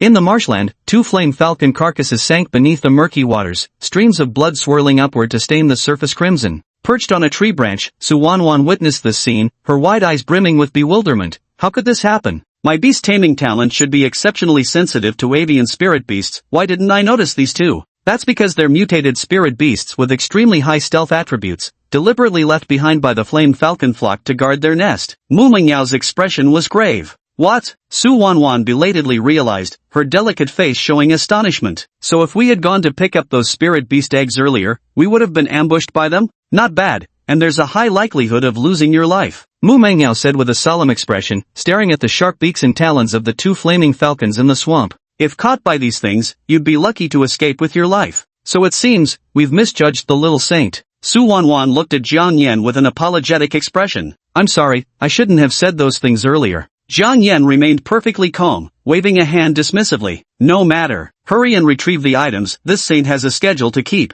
He glanced at the great tree. Apart from these blazing falcon eggs, there should still be some secret realm medicinal herbs and spirit fruits. Of course, the most precious treasures here are undoubtedly the blazing falcon eggs. Alright. Mu Mengyao nodded, knowing this was no place to linger. The scent of blood in the secret realm was as conspicuous as a signal flare. Once this spreads, the surrounding spirit beasts would go mad with desire and charge over. Mu Mengyao worked swiftly, checking each nest one by one before quickly moving on. Not long after the group departed, ripples surged across the marshland, leaves rustling wildly as several dark figures arrived at the scene. Rest assured, young lord, this time we deliberately teleported Mu Mengyao into the territory of the Flame Hawks. She won't escape even if she grows wings. Captain Chu, I trust your work, but that woman's spirit beast is a bit peculiar. Will those Flame Hawks really be enough? Don't worry, these dozen-plus Flame Hawks are all transcendent level in strength. Even if a mid-tier beast master comes, their commander-level beasts will just become food. Excellent, ha ha ha. Chen Xingtian led a team of men to the base of the Flame Falcon's nest. The moment they arrived, the scent of blood filled the air, and their faces lit up with joy.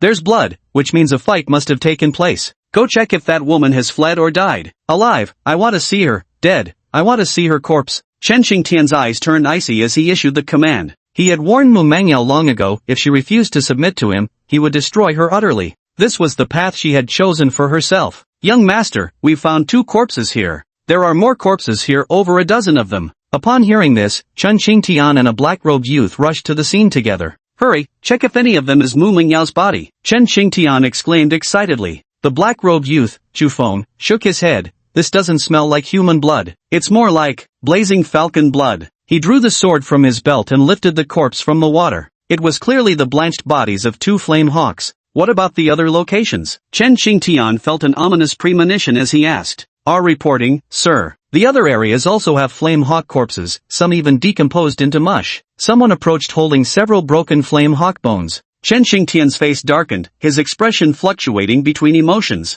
Damn it! That woman got away again. Didn't you all assure me she wouldn't escape? Not only did she escape, but she also counterattacked and killed so many fire falcons. How could this happen? Chen Xingtian coldly surveyed his surroundings, and no one dared to meet his gaze. Chu Feng's face was filled with solemnity. As someone who had undergone specialized training since childhood, he understood clearly that hunting this many flame hawks required far more than just luck. Apart from tactical coordination, one must also possess the strength to kill with a single strike. From the on-site investigation, it's highly likely these 13 male flame hawks were killed simultaneously, which means the young master's enemy is anything but simple. Chu Feng said gravely. No need to state the obvious, what I need is for you to devise a way to eliminate her. Chen Xingtian's eyes burned with rage, his mind consumed solely by thoughts of vengeance. Patience, young master, I still have a plan. Chu Feng elaborated, though this tactic is devastatingly powerful, its after effects must be severe. Once we locate them, given their sub-transcendent beast partners, they'd stand absolutely no chance of resisting. Hearing this, Chen Xingtian's anger eased slightly as he smiled and said, very well, Chu Feng. Try to capture her alive if possible. I want to have some fun with her.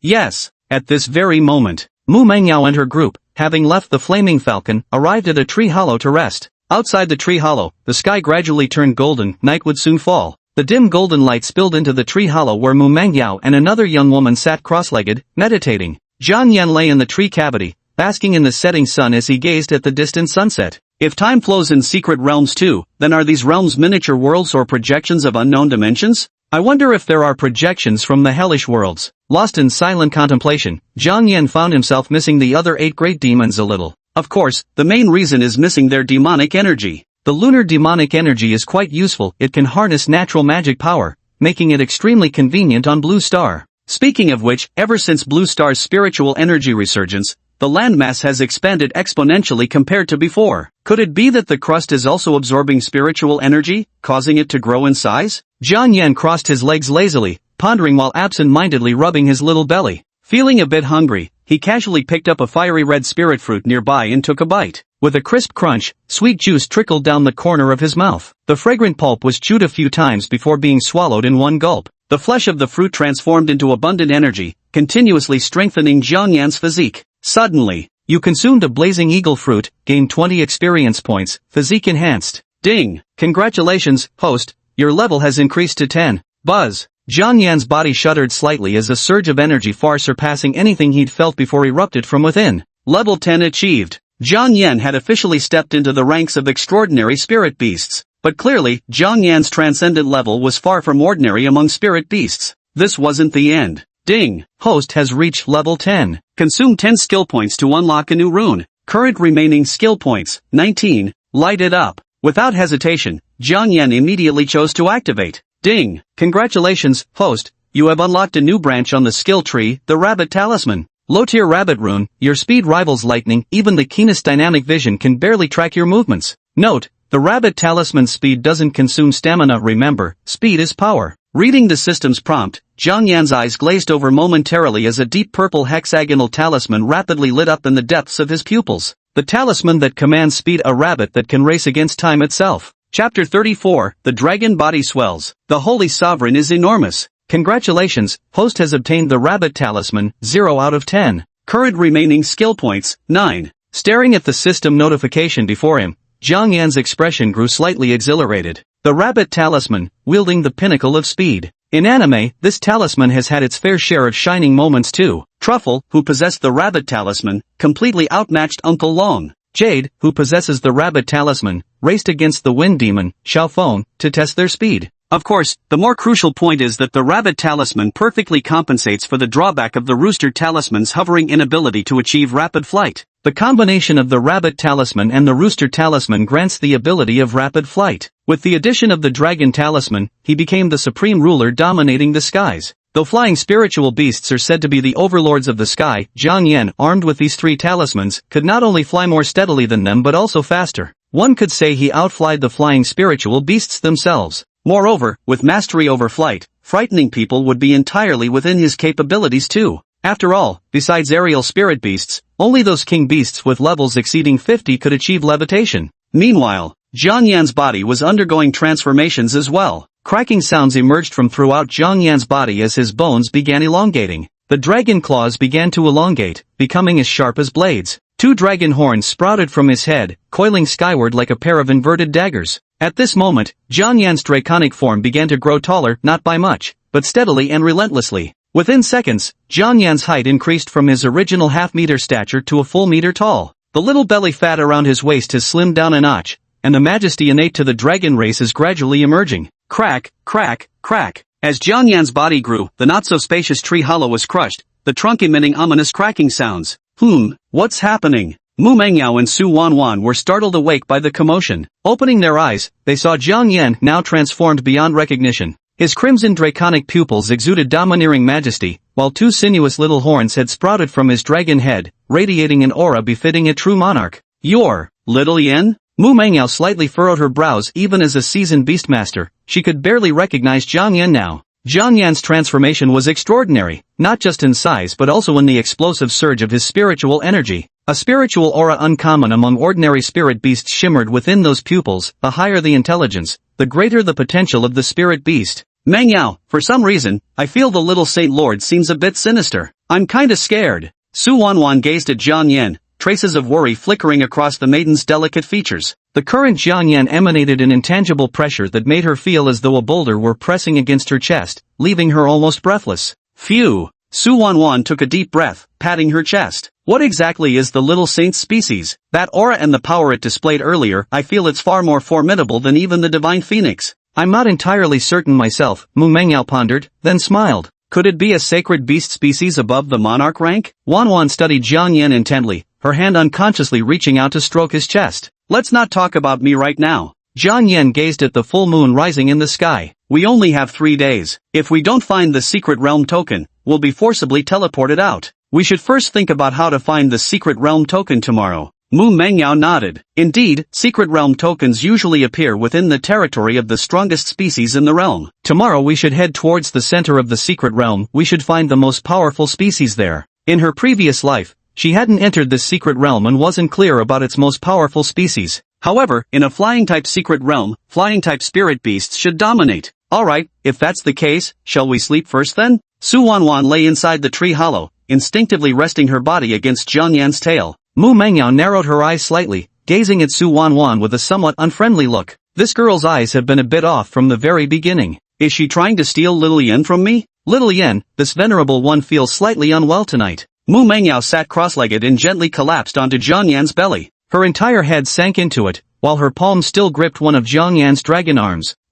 Looking at the two girls lying on top of him, Jiang Yan slightly furrowed his brows. No room beside me, is there? The little maid is bold indeed, daring to sleep in the same bed as this holy lord. Jiang Yan pondered briefly, but ultimately chose not to drive the two women away. The even breathing sounds of the two women soon arose. Jiang Yan closed his eyes, familiarizing himself with the use of charms in his mind. In his spare time, he would mentally practice the charms and demonic energy. As a demon, it could virtually go without sleep. Just then, Jiang Yan heard the system's notification chime in his ear. Ding! New task has been refreshed. Host, please accept it promptly. Side Mission 1, witness a Beastmaster's level increase once. Reward, skill points x10, exp 50, random magic potion recipe. Side Mission 2, enjoy 10 hours of sunbathing. Rewards, skill points x5, exp 25, fire magic proficiency +1. Side Quest 3, sharing a bed, rest alongside 2 or more Beastmasters on 3 separate occasions. Reward, skill points x10, exp 50, demon artifact gift box. Mission refreshed. Jiang Yan finished reading the system tasks and nodded. Completing these 3 missions should be enough to raise him to level 12. To lie flat better, one must have strength, and the little maid's level is too low. I'll hold back these past few days to give the little maid some experience. This holy lord should take a chance to lie flat as well. Jiang Yan lay on the ground, closing his eyes to rest. The night was deep, the moon hung high. The 2 humans and 1 dragon squeezed into the tiny tree hollow and fell asleep. At the same time, beneath a large tree, a group of people chatted around a campfire, their chests adorned with the Beast Tamer Association's insignia. A twin-tailed woman was using the campfire's glow to refine potions by its flickering light. Lady Xiao Yao is truly diligent. Not only is she talented, but she works so hard, a role model for all of us. That's right, Miss Xiao Yao is the youngest junior pharmacist in our Nanping city, destined for extraordinary achievements in the future. A group of people showered Xiao Yao with praise. Xiao Yao's expression remained unchanged as she continued her work, but the faint upward curve at the corners of her lips betrayed her inner thoughts. Rustle.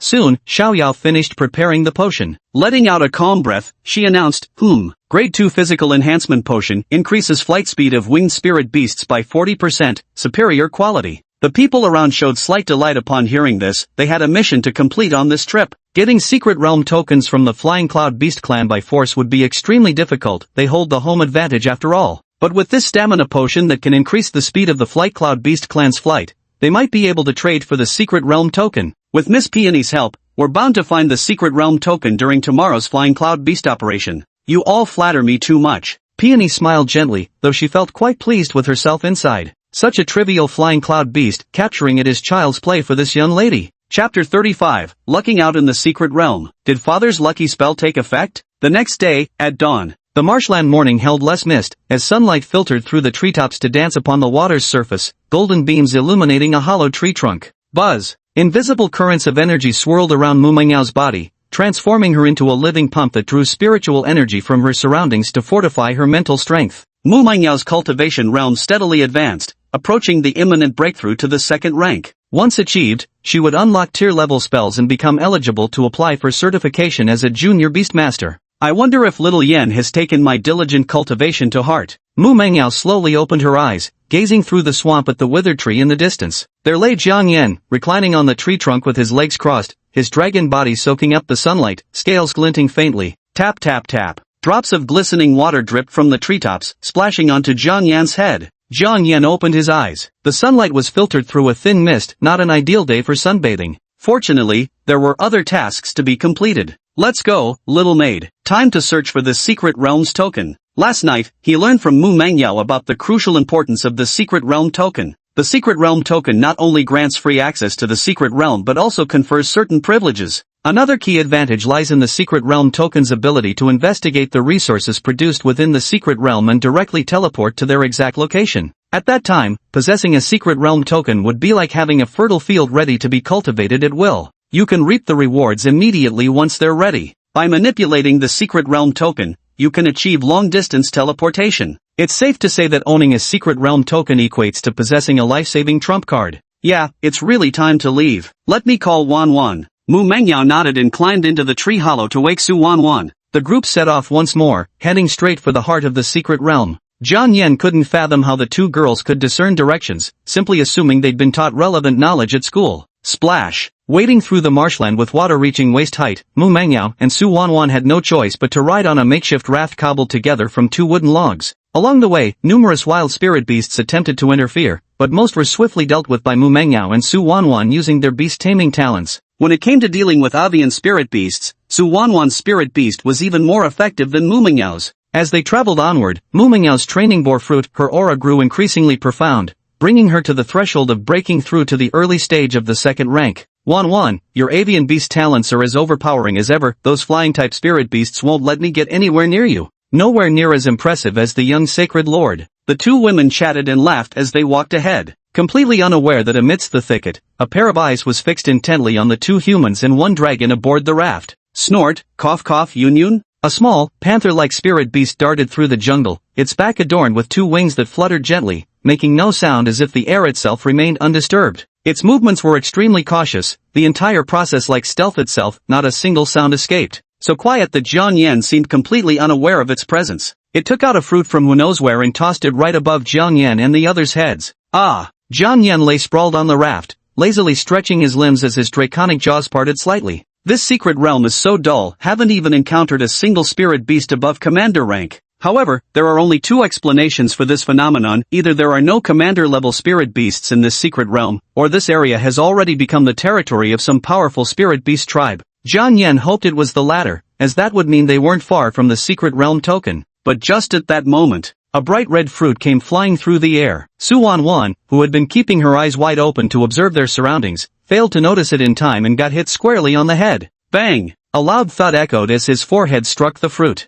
Ouch! Su Wanwan clutched her head, watching as a precious tree fruit tumbled to the ground before her. What's going on here? Why are spiritual fruits falling from the sky? Not bad, Wanwan, you've got incredible luck. This is actually a second-tier spirit fruit, the crimson feather fruit. I hear eating this can significantly boost one's physical speed. Mu Mengyao smiled gently as she gazed at the fruit that had landed on their raft and spoke these words. Is that so? Su Wanwan looked at the spirit fruit by her feet and was just about to reach for it when the fruit was snatched up by a massive dragon claw. Jiang Yen grabbed the crimson feather fruit and tossed it into his mouth with a swift motion. A crisp crunch sounded as bright red juice splattered everywhere. Using crimson feather fruit, your speed has increased. Rabbit talisman proficiency +1, now 1/10. Ha! Su Wanwan was stunned. Weren't those her fruits? What are you staring at? Got a problem with this venerable one eating a fruit? Oh, and no problem. Su Wanwan shook her head, covering her slightly swollen head, and continued paddling. As the raft moved forward, everyone gradually noticed something was amiss. Their luck seemed unnaturally good along the way. They either stumbled upon tree fruits or had various spirit herbs rain down from the sky, as if someone was deliberately feeding them.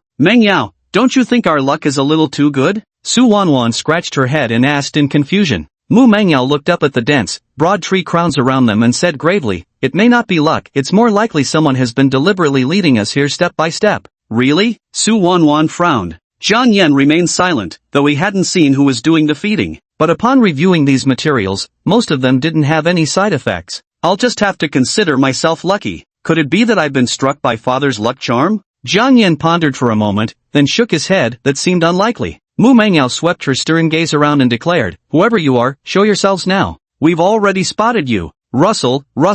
As the words faded, a tremor ran through the treetops. Fei Yun, big brother, it's been ages since we last met. A spiritual beast's figure slowly descended from the sky. Its body resembled a little tiger, but what set it apart were the wings growing from its back, making it look like a flying cat with wings. The Feian beast gazed softly at Jiang Yen. It had come to repay a kindness. The Cloudsoar beast, a high-ranking aerial spirit beast, is in no way inferior to the rainbow-feathered Luan bird among its kin. Mu Mengyao's mind flashed with relevant information, realizing this skycloud beast might be one of the strongest spirit beasts in this secret realm. But at that very moment, from the nearby bushes, several figures clad in black stealth outfits slowly emerged. So you actually discovered us. However, meeting us means your streak of good luck has run its course. Chen Xingtian and the others emerged slowly from the bushes, still clad in their specially designed stealth attire, with cold smiles on their faces. To think we'd encounter a sky-soar beast. What incredible luck! Chapter 36, The Rooster and Rabbit Talismans. Masters of the Skies.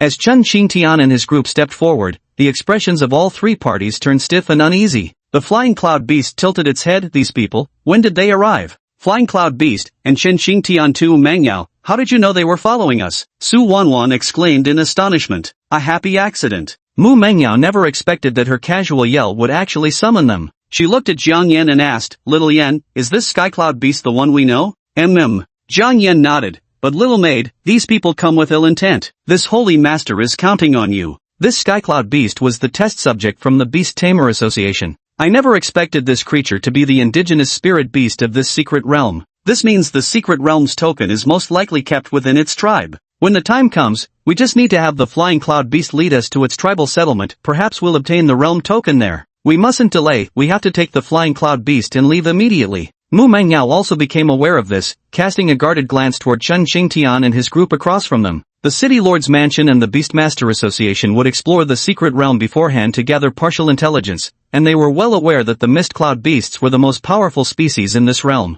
Capture this lone mist cloud beast, and we'll have leverage to negotiate with their tribe. If we obtain the secret realm token, it'll be a great achievement. Chen Xingtian's lips curved slightly as he ordered his subordinates to act swiftly. Catch it. Understood. Black-clad guards hurled their darts, each attached to silk threads that tangled around the soaring cloud beast's wings as they flew past. Flyun. Why is it always me who gets hurt? The Flyun beast roared unwillingly, writhing as it tried to break free. Come down obediently. At the forefront, Chu Feng gave the silk thread a forceful tug. Whoosh. The skycloud beast was yanked down like a kite. Bang! The skycloud beast crashed onto the marsh's water surface, sending up a spray as the city lord's retinue slowly dragged it closer. Release the flying cloud beast. Mu Mengyao's eyes turned icy as she raised her right hand adorned with the mother-child bracelet. The dragon's explosion gathered in her palm. Buzz.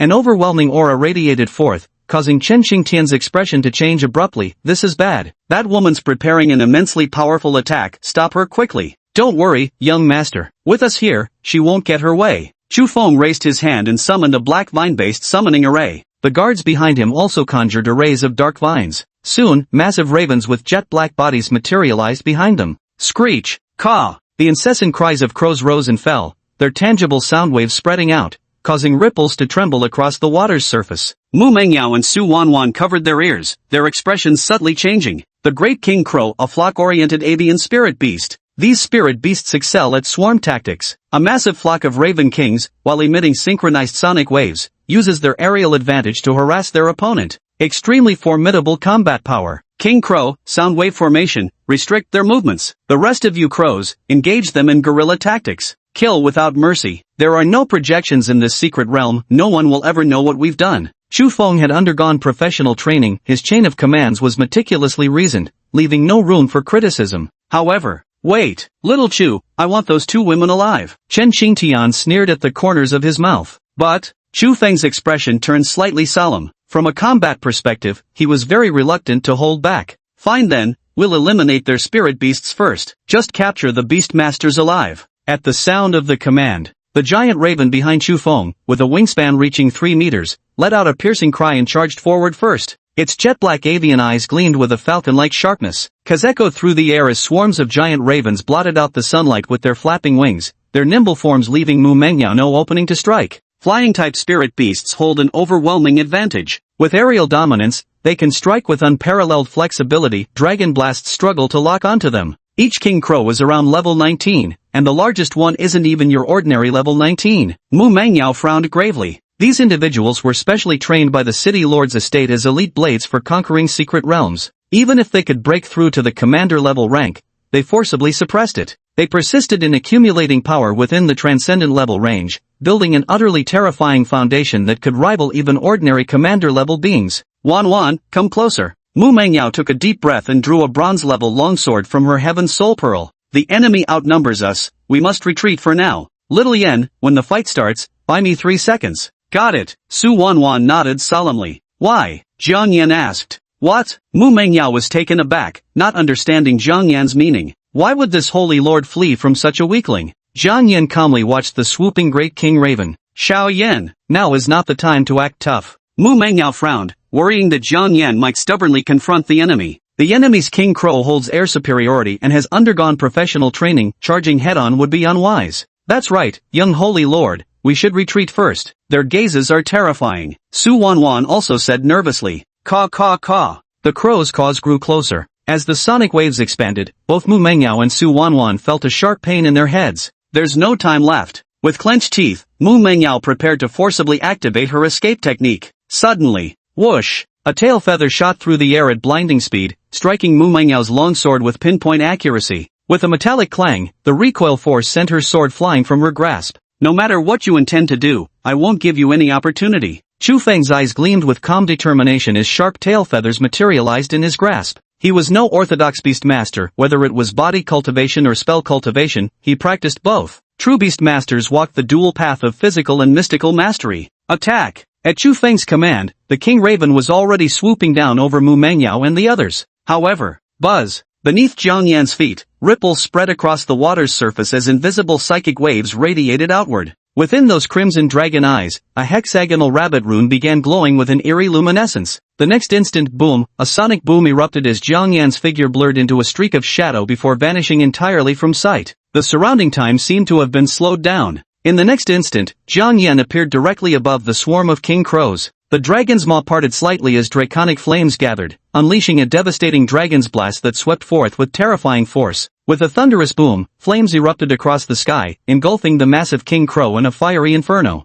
As if time itself had slowed to a crawl. Jiang Yan could even see the king crow's triumphant expression gradually twisting into pure terror. Ah, that was too fast. Chapter 37, Uncatchable Speed. Ah, the great King Raven hadn't even realized what was happening when the intense flames completely engulfed its body. The fire exploded midair, sweeping every single great King Raven into its fiery embrace. Boom! The sky erupted in a brilliant burst of fireworks, flames painting the heavens as innumerable great King Ravens plummeted earthwards, their feathers scorched black. Jiang Yan returned to his original position without appearing to have moved at all. The crowd only saw a blur before their eyes as all the royal crows in the sky were engulfed by flames. So fast! Mu Mengyao's pupils trembled slightly. Through their beast contract, she sensed Jiang Yan's movements, but her naked eyes couldn't keep up at all. At most, one could only glimpse a dark shadow flashing by. Everything else was completely indiscernible. But this speed left Mu Mengyao utterly dumbfounded. This was simply impossible for a dragon beast to possess. Even if Little Yan was a pure-blooded dragon, he shouldn't have such speed, right?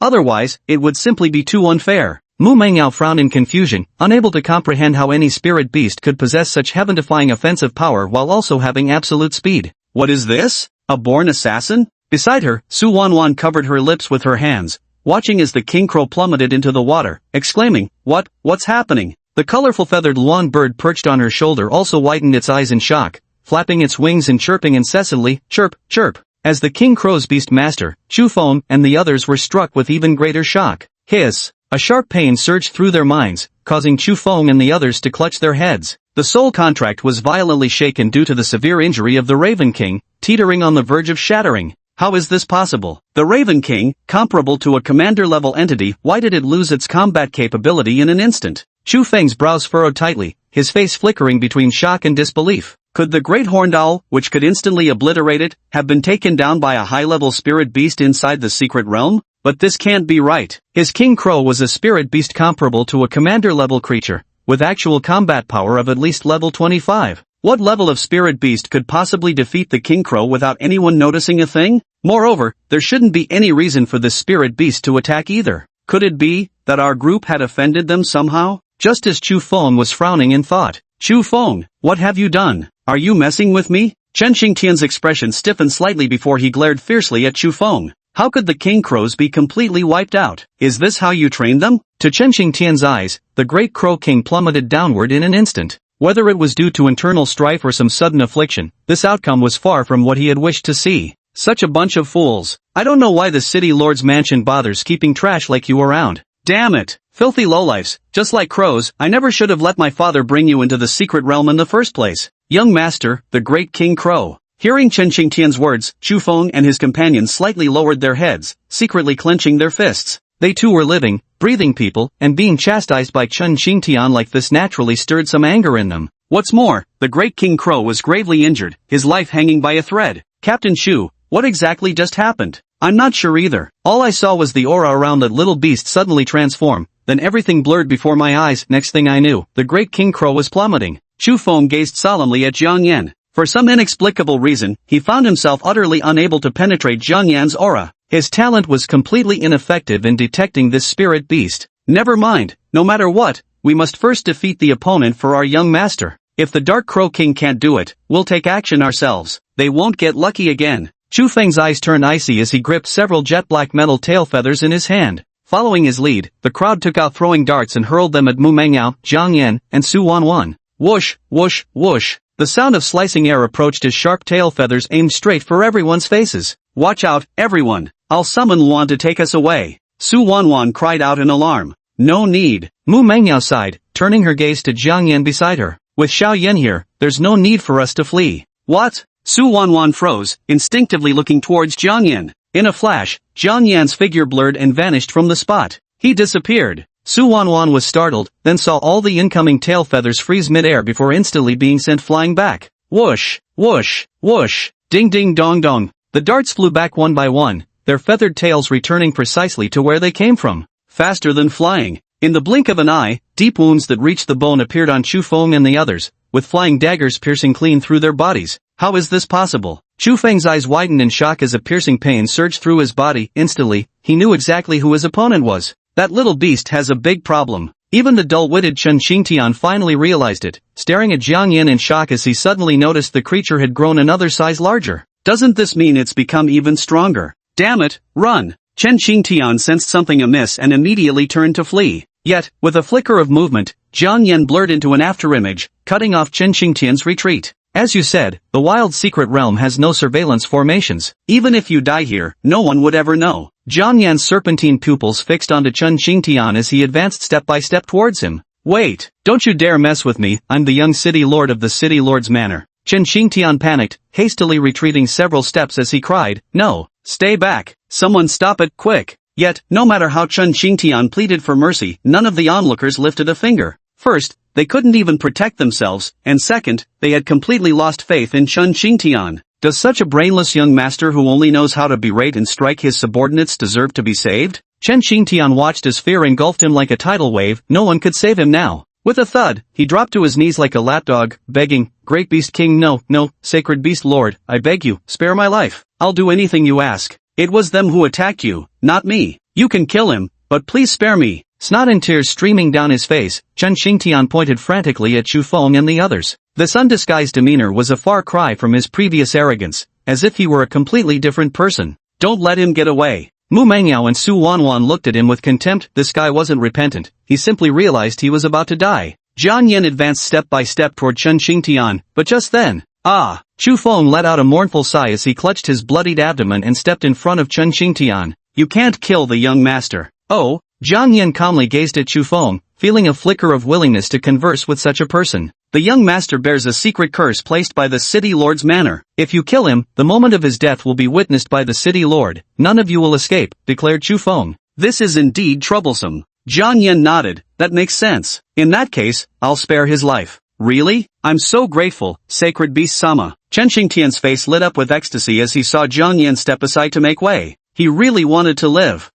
You fools. While groveling with gratitude, Chen Xingtian quickly strode toward the distance. However, divine consciousness descends. Chapter 38, The Power of Intermediate Talismans. Obtaining the Secret Realm Token. Divine sense descends. A low, icy voice manifested within Chen Xingtian's consciousness. Immediately afterward, excruciating pain lanced through Chen Xingtian's skull as if a steel needle had been driven straight into his brainstem. Hiss! Chen Xingtian's eyes were bloodshot as he clutched his head in agony. Breathing heavily like a beast, his body began to tremble uncontrollably. Young master, are you alright? Chu Feng quickly stepped forward to check on Chen Xingtian. No, nothing's wrong. Chen Xingtian shook his head, released his grip, and revealed eyes that were completely different from before. At this moment, Chen Xingtian's gaze turned profound as he slowly swept his eyes over Jiang Yan and the others, a faint smile appearing at the corner of his lips. Let's go. With Chen Xingtian's command, he strode away from the battlefield first. Chu Feng and the others were somewhat confused but still followed in his footsteps. They encountered no obstruction, moving farther and farther away from Jiang Yan.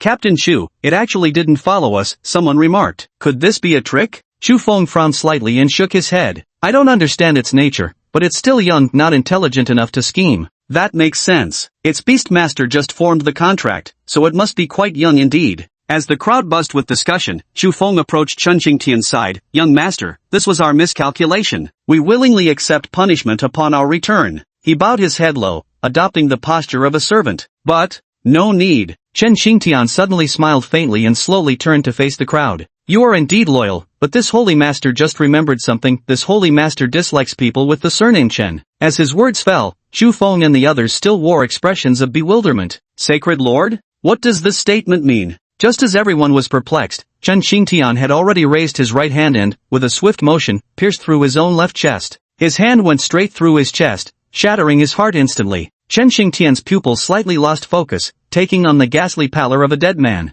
But what was truly terrifying was that Chen Qingtian never showed the slightest hint of pain from start to finish. What? The entire venue suddenly fell silent as Chu Feng and the others' pupils constricted to needle-point size. The young master has committed suicide. When the crowd gathered around, Chen Qingtian had completely lost all signs of life. Suicide, suicide. Chu Feng's pupils trembled violently as he abruptly turned his head. Through the gaps in the forest, his gaze seemed to catch sight of a small dark green beast's figure. As if through the leaves, he could see Jiang Yan curling his lips into a tranquil smile. A surge of intense fear suddenly gripped Chu Feng's heart, his body trembling uncontrollably. His dread toward Jiang Yan had reached an entirely new level. It must be it. Elsewhere, in an open area. Little Yan, are we really going to let Chen Qingtian go just like this? Mu Mengyao asked Jiang Yan while untying the Cloudsoar beast beside her. At this moment, the exhausted Cloudsoar beast had fallen unconscious from overexertion during its violent struggle. Su Wanwan and Mu Mengyao were busy untying the steel cables from the Cloudsoar beast's body. That guy did warn us that killing Chen Qingtian would bring trouble. Jiang Yan lay sprawled on a rock, basking in the sunlight. But given Chen Qingtian's petty and vindictive nature, if we don't root out the problem completely now,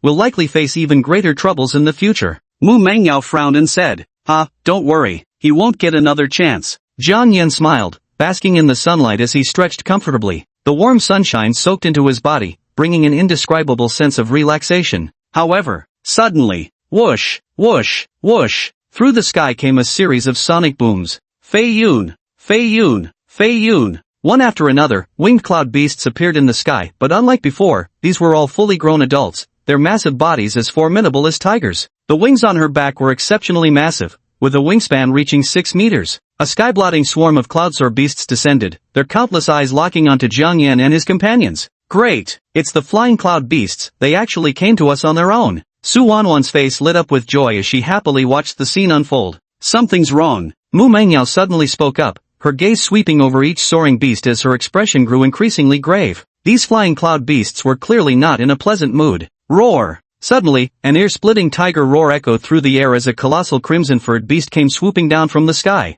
The moment it appeared, its ferocious expression was clear, its predatory eyes locking onto the tiny flying cloud beast before Mu Mengyao and her companion. Damned humans! How dare you lay a hand on my brother? Crush them! The flying cloud beast king let out a roar, unleashing a formidable surge of mental energy. Beast King, this is all a misunderstanding. We didn't lay hands on your brother. We're saving it. Both Mu Mengyao and Su Wanwan understood the words of the winged cloud beast king. But the enraged winged cloud beast king had no intention of giving them a chance to argue. Squadrons of ferocious-looking winged cloud beasts swooped down upon them. Every single Cloudsoar beast emanated the oppressive aura of a commander-tier creature, with some even surpassing that level and reaching the tier of general-class beasts. General-class beasts. These were the great commanders among spirit beasts, beings capable of leading entire armies of their kind. And now, within this fleet of Cloudsoar beasts, no fewer than 3 such general-class entities had appeared. This was bad. Mu Mengyao couldn't help but furrow her brows, her sense of crisis reaching its peak. In terms of combat power, it was already a hopeless situation. Little Yan, can you escape? Mu Mengyao looked at Jiang Yan, placing her final hope upon him. Now the little Feiyan beast had fallen unconscious, leaving no time for explanations. Their only chance was to rely on Jiang Yan's speed to flee. However, Jiang Yan remained exceptionally calm, not out of confidence in his combat prowess, but in his potion. Skycloud Beast King, if you want this Saint Lord's potion, trade it with a secret realm token. Why bother putting on this act? After the little Skycloud beast fled back, it must have reported the existence of the levitation potion to its king. A potion capable of granting the Skycloud beasts the power of flight. This would be of immense value to their entire clan. In case weaker Skycloud beasts dare not fly, just one dose of medicine can let them experience flight in advance and overcome their psychological fears. Little beast, what nonsense are you spouting? The Skycloud Beast King roared furiously, its intimidating presence undiminished. However, the flying speed of the Skycloud beasts around it noticeably slowed, their eyes revealing hesitance. Seeing this, Zhang Yan continued, the little Skycloud beast was saved by this holy lord. Who would have thought you'd repay kindness with treachery? Such behavior truly lives up to your tyrant tiger reputation. Tyrant tiger? The flying cloud beast king narrowed her tiger-like eyes, glowering at Zhang Yan with ill intent. She had a creeping suspicion she'd just been insulted, but couldn't quite prove it. Fine, since you've seen through me, I won't bother pretending anymore, the king declared. The flying cloud beast king swung its tiger claws, sending a crimson streak of light soaring across the sky before landing right in front of Zhang Yan. It floated there silently, a mystical token, placed precisely within Zhang Yan's effortless reach. A dragon's claw thrust outward and seized the secret realm token in one swift motion. Ding! Congratulations, host, for obtaining a secret realm token, the flying cloud beast secret realm. Chapter 39, Water Demon Barbasa. You raise me then. Ding! Congratulations, host. You've obtained a secret realm token, the flying cloud beast secret realm. The system notification concluded, confirming that the token in Zhang Yan's hand was indeed a genuine secret realm pass. Even Zhang Yan hadn't expected this fiery-tempered tigress to be so unexpectedly straightforward. Handing out secret realm tokens just like that, pretty generous of them. Zhang Yan stared at the flying cloud beast king and asked, impressive. I didn't expect you to be this generous. Heh, don't get the wrong idea, kid. The flying cloud beast king growled softly, transmitting a domineering older sister's voice directly into Zhang Yan's mind. I've given you the token, but you must agree to one condition. Her eyes narrowed slightly as she gazed at Zhang Yan with appreciation. No matter what the condition is, this Saint Lord agrees. Zhang Yan nodded calmly and said, as everyone knows, this Saint Lord always keeps his promises. No matter what the condition was, agreeing first couldn't be wrong. Anyway, with the secret realm token secured, even in the worst-case scenario, I can just manipulate the token to enter the secret realm later. The flying cloud beast king isn't someone you need to pay much attention to either. However, the sky cloud beast king merely curled the corners of his lips slightly and said, very well. The condition is actually quite simple, you must raise me. Seriously, sister, are you kidding me? I'm a dragon, for heaven's sake. Even Zhang Yan was left speechless. You're quite bold. You misunderstood. What I meant was, now that you possess the secret realm token, you must unconditionally provide potions to nurture our Cloudsoar beast lineage. The Cloudsoar beast king explained. Very well, this sacred lord agrees. Zhang Yan nodded. Now that he possessed an entire secret realm, feeding a flying cloud beast tribe was no concern at all. Besides, there was no way he'd personally gather the materials for the potions. A ready-made flying cloud beast is right here, perfectly suitable to be used as a utility creature. Even if the secret realm is later discovered by the City Lord's Mansion and the Beast Tamer Association, Zhang Yan can still employ the flying cloud beast tribe as tools to resist official development. Of course, the most crucial point is that by accepting the flying cloud beast king's offer, it means he'll have an entire flying cloud beast tribe as his backing. One must understand, the strength of these flying cloud beasts should not be underestimated. Each one is an elite warrior. In that case, a pleasant cooperation. The flying cloud beast king soared into the sky, waving its enormous wings before disappearing beyond the horizon. However, it deliberately chose not to take the young flying cloud beast with it, seemingly with purpose. Shortly after it flew far away, several flying cloud beasts behind gathered close. Chief, why did we give the token to such a young beastling? Yes, can it cultivate us with potions? Questions came one after another. The flying cloud beast king's gaze turned grave as he slightly slowed his flight speed. From the moment they entered the secret realm, I've been monitoring it. That little beast not only annihilated an entire flame falcon flock with a single strike, but is also extremely cautious. Its intelligence is definitely no weaker than ours. But even so, is there really a need to leave the little beast king with him? Not that bad? Do you have any idea how fast that guy can fly? The sky cloud beast king's tiger face was stern, his tone exceedingly grave. She witnessed Zhang Yan instantly slaying the king crow. That terrifying speed was something even she might not be able to match. What's more crucial is that Zhang Yan's ruthlessness and decisiveness even earned her grudging admiration. This little beast was bound to become a regional overlord once it matured. Let's go. That was my younger brother's own choice. With a command from the winged cloud beast king, it flapped its wings and vanished. On the other side, Zhang Yan, holding the secret realm token, came before the two girls, Mu Mengyao and Su Wanwan. Mengyao, what were they just roaring about? Su Wanwan was still completely baffled. She had only seen Zhang Yan and the flying cloud beast king roaring back and forth. Then the flying cloud beast king just retreated. It was truly very strange. Mu Mengyao's expression was grave. With her innate talent of beast affinity, she could understand both Zhang Yan and the flying cloud beast king's words. Little Yan, since we've ascertained the flying cloud beast king means no harm, there's no need to agree so hastily. What if the token is fake? Little maid, you're being rather foolish. With a helpless smile, Jiang Yan raised the secret realm token and activated it toward the sky. Buzz! Beams of teleportation light descended from the heavens, each streak representing one person being transported away. The teleportation range covered nearly the entire secret realm. With a single thought, Jiang Yan teleported most of the people within the secret realm out. With fewer people, all the resources would belong to them. How about now, little maid? Still think it's fake? Jiang Yan asked. Mu Mengyao felt slightly dizzy at this moment, murmuring, no, not fake. A teleportation beam. This was an exclusive privilege of a secret realm token. This was actually a genuine secret realm token. To be honest, she truly hadn't expected the secret realm token to come into her hands this way. She had originally thought there would at least be a fight, or lengthy negotiations. So they just handed it over so readily? Young Saintess, this is actually a genuine secret realm token. Su Wanwan exclaimed in shock, both delighted and utterly bewildered. Jiang Yan has the secret realm token. Doesn't that mean Mu Mengyao also has one now? Her best friend Su Wanwan is actually a wealthy lady who owns an entire secret realm. We're rich. Alright, quit standing around dumbstruck. Go collect tribute offerings for this holy lord. Jiang Yan casually tossed the secret realm token to Mu Mengyao. It's actually the real secret realm token. Mu Mengyao was slightly surprised as she examined the token, confirming it was undoubtedly authentic. Without wasting another moment, she immediately used the secret realm token to begin plundering its resources. However, with a full day having passed, most of the treasure within the realm had already been scavenged by other explorers. Even so, Mu Mengyao's haul remained remarkably substantial. 2 days passed, and Mu Mengyao's gains had reached at least 10 million in value. These 2 days, she was either collecting resources or on her way to gather more. At night, when they were tired, they would sleep in a tree hollow with Jiang Yan. The little Feiyan beast also accompanied them, acting as both their guide and interpreter. While Mu Mengyao was busy gathering resources, Jiang Yan spent every day basking in the sunlight. Ding! Congratulations, host, on completing 2 slacker missions. Sunbathing enjoyment reward, 5 skill points, 25 EXP, 1 fire demon energy proficiency. Sharing a large bed reward, 10 skill points, 50 EXP, random demonic artifact X1. Ding! Host's experience points have reached the limit, level breakthrough to level 11.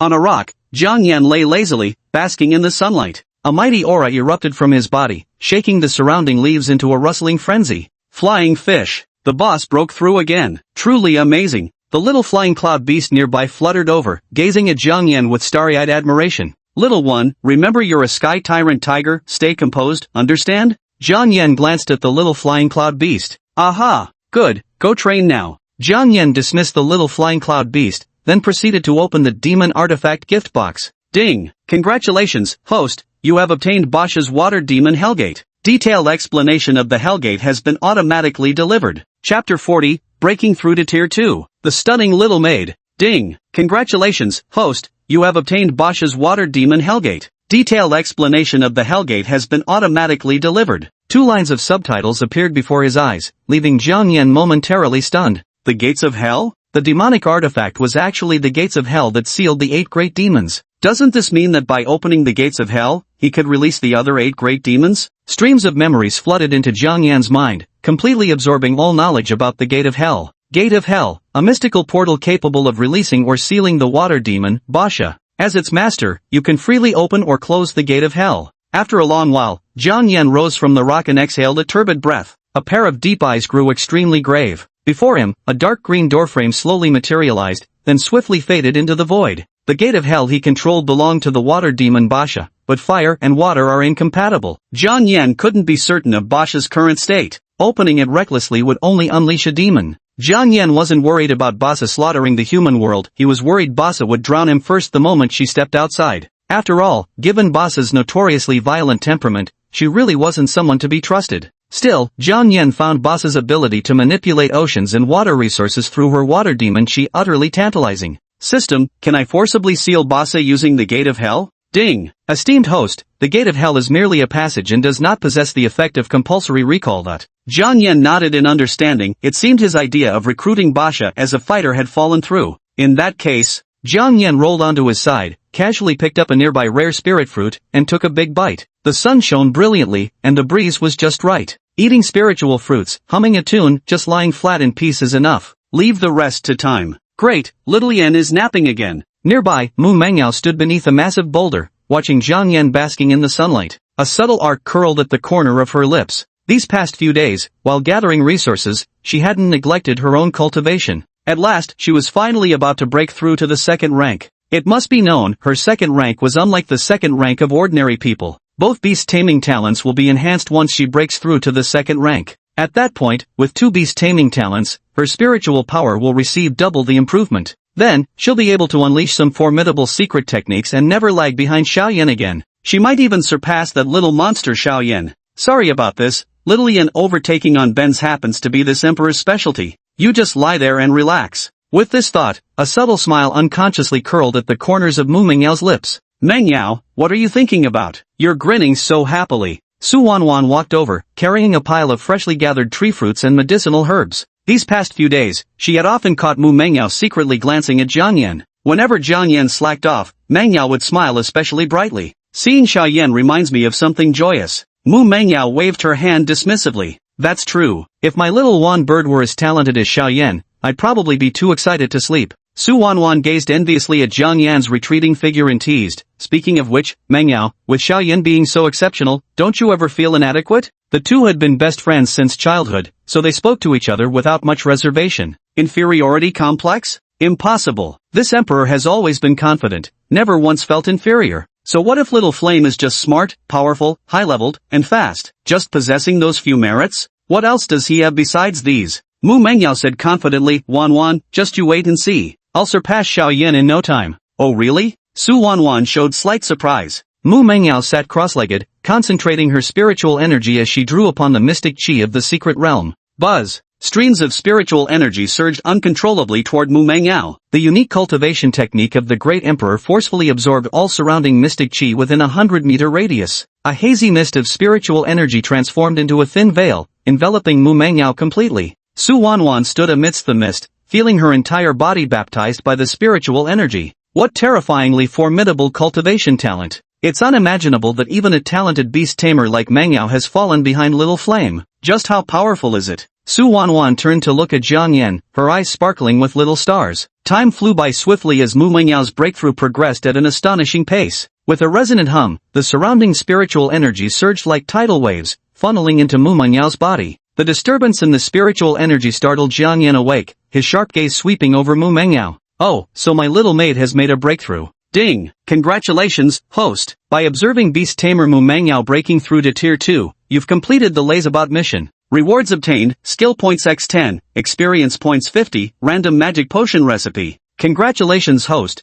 your experience points have reached the upper limit. Level upgraded to 12, next level requires 120 experience points. Congratulations, host. Obtained the magic potion formula from Dad, Spirit Conduction Elixir. Spirit Conduction Elixir. Through a special refining technique, you can concoct a potion capable of communicating with the netherworld. System notification concluded. Jiang Yan felt a surge of newfound power coursing through his body as his scales grew even brighter, shimmering with a metallic luster. The dragon's body grew slightly taller, and its two sharp, blade-like horns extended a bit higher. A faint smile appeared on Jiang Yan's face, not because of his level, but because he had obtained the Soul Link Elixir, a miraculous potion capable of directly communicating with the netherworld. He could now negotiate directly with Basha in the underworld to obtain her water demon chi. Demons are the source of demonic energy, and even if they are sealed into the underworld, remnants of demonic energy will still remain. Thus, demonic energy is not crucial to demons. Even if they lose a portion, they can recover it. Demons care more about how to escape the underworld.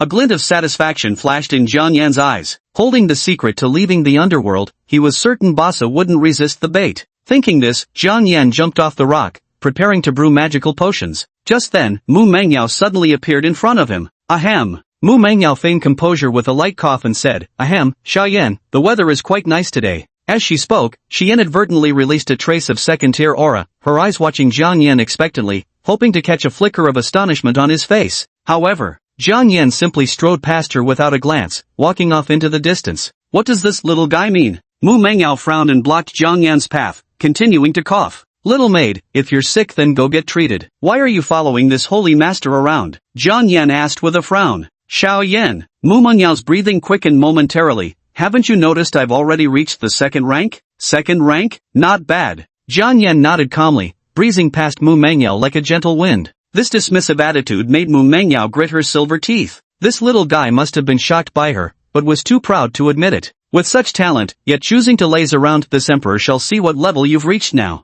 Almost instinctively, Mu Mangyao pulled up Jiang Yan's status panel. Name, Little Flame. Race, Demon Dragon Clan. Level, 12. Level 12, how is that even possible? Xiao Yan broke through, again? Chapter 41, Devouring the Water Demon's Evil Qi. Xiao Yan, broke through again? Mu Mangyao was momentarily stunned. How is this possible? Her ceaseless day and night cultivation actually couldn't compare to Xiao Yan's lazy cultivation speed. Is this really fair? Mu Mangyao remained silent for quite some time before finally calming her emotions. Her gaze regained its composure as she said calmly, although Xiao Yan has been slacking off the whole time, he's absorbed so many spirit fruits even a pig could level up after eating that much, so it's perfectly reasonable for Xiao Yan to improve. This sovereign only needs to replenish her resources properly, and surpassing Xiao Yan again won't be a problem. At this moment, how's Mangyao doing? Was Xiao Yan startled by you? Su Wanwan walked over and asked with a smile. Mu Mangyao fell silent once more before replying, something like that. Pretty much the same?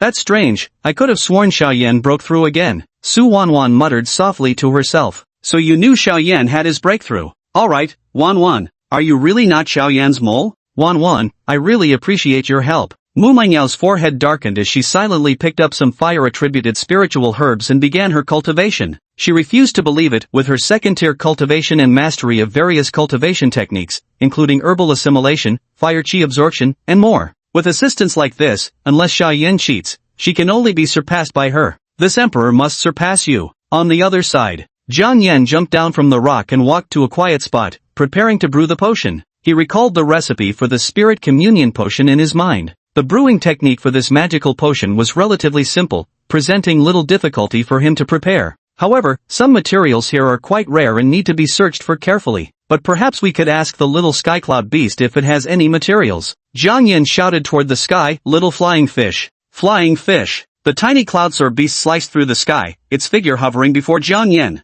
Seeing Jiang Yan's aura surge once again, the little Feiyan beast was startled. Flying fish. Big bro truly is big bro, your level has surpassed mine already. The little Feiyan beast's eyes shone with a trace more admiration. Little flying fish, I have a task for you. Fetch me these materials listed here, and be quick about it. Jiang Yan waved his hand, handing the little Feiyan beast an ingredient list and a vial of potion. This was a speed potion he'd concocted by drawing upon the rabbit talisman's magic power. After consumption, it grants a permanent 1% speed boost from the rabbit talisman. Though only 1%, this speed enhancement actually surpasses most adult flying cloud beasts. If given to a young flying cloud beast, its speed could even exceed that of an adult. Flying fish. The little sky cloud beast's eyes lit up, sensing this potion would greatly benefit it. Without hesitation, it grabbed the potion with its paw and gulped it down in one go. Buzz! Ripples of energy radiated across the skycloud beast's body as its frame grew more muscular, its crystalline wings becoming even more radiant. Here's one more. Consider it a gift from me to the Beast King. Don't sneak a drink, this effect only works once per spirit beast.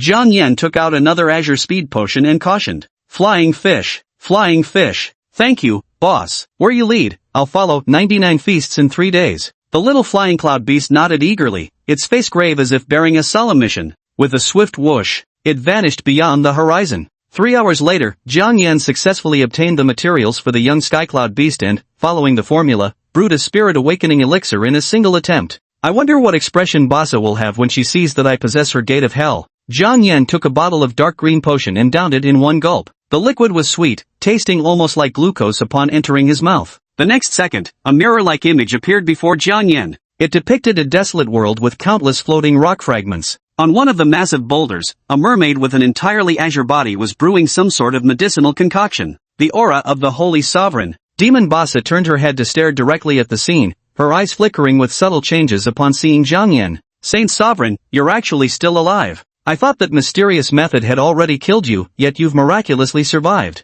Upon hearing this, Jiang Yan fell into brief silence, pondering deeply. From these words, did it mean the Saint Sovereign had been taken away by some mysterious means? Could it be the system? No way. Could this template have been extracted from the Holy Lord himself? This is really a bit too much. Such petty tactics are beneath this Saint Lord's notice. As for you, Basa, I, the Sacred Lord, have already returned to another world of freedom. Do you wish to escape this hell? Escape hell. Bersha's expression turned slightly solemn, her movements slowing. Yet almost instantly, her face hardened with ruthlessness. With someone as weak as you? Whoosh! A sharp water arrow shot forth, swiftly piercing through the mirror's surface. Yet since the mirror lacked physical substance, the attack didn't harm Jiang Yan at all. Not a physical entity? Basha showed a flicker of surprise, hesitated for a moment, then smiled and asked, Holy Master, how would you have me leave then? Jiang Yan was unfazed by her ambush. Mutual wariness among the 8 great demons was already standard practice. Taking you out of hell is not difficult. I'll open the Hellgate for you, so you can leave this place. Jiang Yan waved his hand, and a Hellgate emerged, its Bagua insignia corresponding to Basha's Water of Can.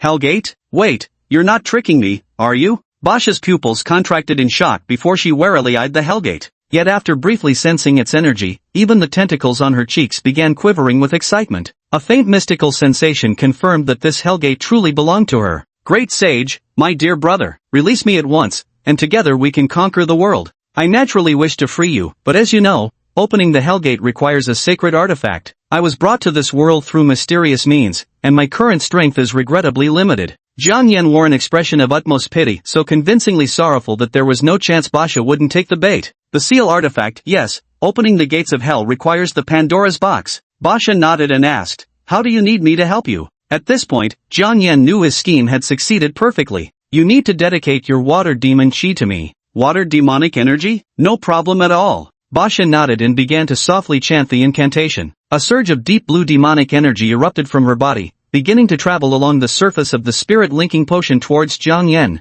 At the same time, outside world, Jiang Yan's dragon body was undergoing the baptism of water demonic energy. His entire body was enveloped in dark blue demonic energy, which poured into his dragon form through his eyes, mouth, ears, and every orifice. Ding! Absorbing Basha's sacrifice, you have successfully mastered the power of water magic. Ding! Detected that the host is being targeted by Demon Basha's spell. Chapter 42, The Beast Tamer Association's Shock. Ding! Detected that the host is being cursed by Demon Basha. Compulsory curse. You must release the Demon Basha within the shortest time possible, or your soul will suffer backlash. A curse? Jiang Yan frowned slightly. Basha truly wasn't so straightforward after all. While offering the water demon's aura as sacrifice, she still found time to play a dirty trick. Not that he had ever trusted her in the first place. With a mere thought, Jiang Yan dissipated the mirror surface of the spirit conjuring potion. The absorption of water demonic energy was forcibly interrupted, and Basha's curse shattered along with it. How could this be? Demon King, you greedy fiend, how could you bear to halt your devouring?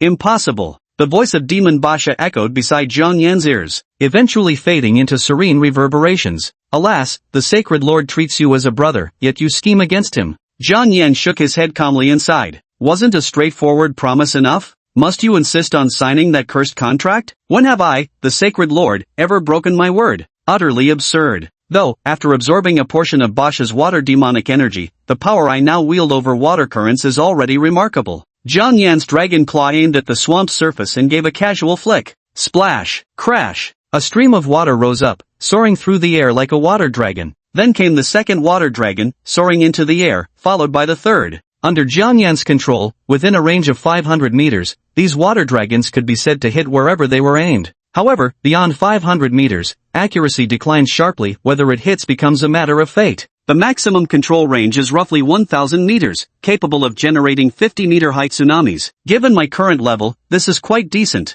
Jiang Yan was relatively satisfied with the power of the water demon chi. As a demon himself, leveling up would enhance his internal fire demon chi, water demon chi, and moon demon chi. Of course, the enhancement was greatest for the fiendish flame energy. Pack up and get ready to leave. If we stay any longer, the city lord's manner might grow suspicious. Jiang Yan turned to reunite with Mu Mengyao and the others. In the Flying Cloud Beast tribe. Whoosh, whoosh, whoosh. A lively little Flying Cloud Beast figure streaked across the sky, moving so fast that even some of the elite-level Flying Cloud Beasts couldn't keep up. Only some Flying Cloud Beasts at the commander level can keep up with its speed. Flying fish, flying fish. Ha, Big Bro's potion is really amazing. They can't possibly catch up to me. The little Skycloud Beast let out excited chirps, its cat-like face brimming with pride as it watched the adult Skycloud Beasts fall behind. Suddenly, an exceptionally large crimson Flying Cloud Beast flashed before it, growling in a low voice. Little brother, have you had enough fun? Get down here right now. Flying fish. Got it, sis. No need to be so fierce. The little winged Cloud Beast glided on its feathers, following the Cloud Beast King as they landed in the tribe. The Cloud Beast tribe consisted of platforms carved into the cliffs. A team of human beast tamers stood on one of the platforms. Several adult Cloud Beasts glared at them menacingly, their drool dripping from their jaws, plop, plop onto the ground. With the arrival of the Sky Cloud Beast King, they parted a path, allowing the Sky Cloud Beast King and its young to approach the humans. The lead peony swallowed hard and stammered, Flying Cloud Beast King, my name is Peony. I'm an alchemist from the Human Beast Tamer Association. We mean no harm. Not long ago, Peony led her team into the territory of the Cloudwing Beasts, only to be swiftly surrounded by several formidable creatures radiating immense power. The aura emanating from them thoroughly crushed any thought of resistance in Peony's accompanying bodyguards, and the group was subdued without a fight, brought captive to this place. Peony withdrew a vial from her pocket. We've come to negotiate. I can provide you with potions that enhance flight speed. All I ask in return is your secret realm token. In exchange, our Beastmaster Association will synthesize these potions for you free of charge. Flight-enhancing potions? The Flying Cloud Beast King slightly furrowed his brows, his tiger-like eyes turning toward the young Flying Cloud Beast by his side.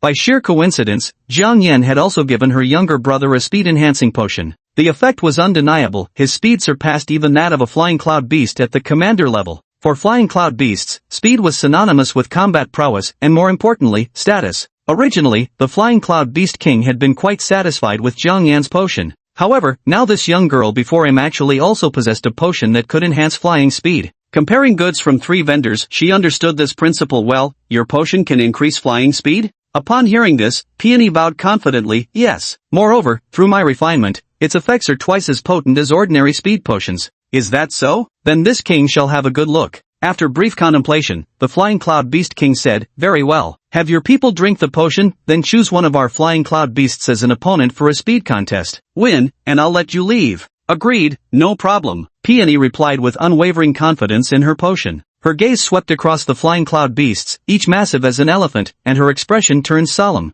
Each one is tougher than the last, this won't be easy to win. Suddenly, she caught sight of the little Cloudwing Beast and her eyes lit up. Beast King, can I pick any Cloudwing Beast I want? As long as it's one of the Cloudwing Beasts present here, you're free to choose any. The Cloudwing Beast King nodded. Good, it's decided then, you, come out. Peony curled her lips into a confident smile, pointing her finger at the little Flying Cloud Beast. Flying fish? Me? The little Feiyan beast pointed its tiny paw at itself, seemingly full of question marks. Are you kidding me? It looks so weak and small, you'd actually lay a hand on it? What are you staring at? I've had issues with you for a long time, fall out immediately. Peony said sternly, her face hardening. Flying fish. Little Flying Cloud Beast's small face darkened. As 3 days passed, people who had been teleported into the secret realm were successively teleported back out. Some were forcibly transported out by Jiang Yan, but a small portion remained unreturned. Jiang Yan intentionally held back precisely to minimize the number of people who might learn he had obtained the secret realm token.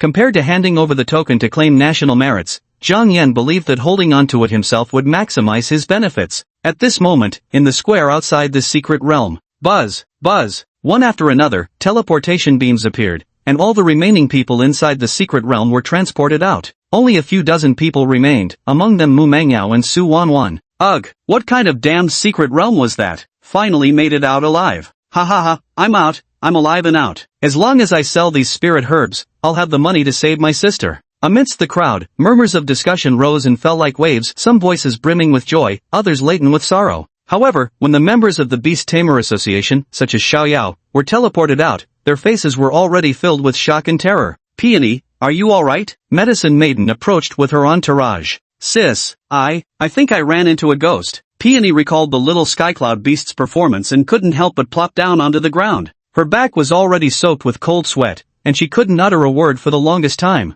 Damn that little Skycloud Beast, it was genuinely fast as a ghost. Chapter 43, A Perfect Exit. Clues to the Phantom Mask. Sis, you wouldn't believe what I saw in the secret realm, none of those Skycloud Beasts were normal. Can you imagine? A Skycloud Beast that looked just a few years old was actually faster than spirit beasts that had taken flight potions. Especially during flight, the moment it took off, it produced visible mock rings. Watching Peony ramble incoherently, Lady Yao and the Beastmaster Association members behind her all frowned in unison. Peony, calm down first, don't panic. Take your time and tell us exactly what happened. The Medicine Princess held her younger sister Peony's hand, signaling her to calm down. Peony took a deep breath, nodded, and briefly recounted what had happened. But the deeper Peony spoke, the more deeply Medicine G and the others frowned. They roughly understood what Peony meant. They had taken the flight potion to exchange for the token, only to be challenged by the Flying Cloud Beast King to test their results. So Peony chose a young Flying Cloud Beast as her opponent, and the outcome was Peony's side being utterly crushed by a mere level 11 juvenile Flying Cloud Beast. Are we sure this isn't some kind of movie plot?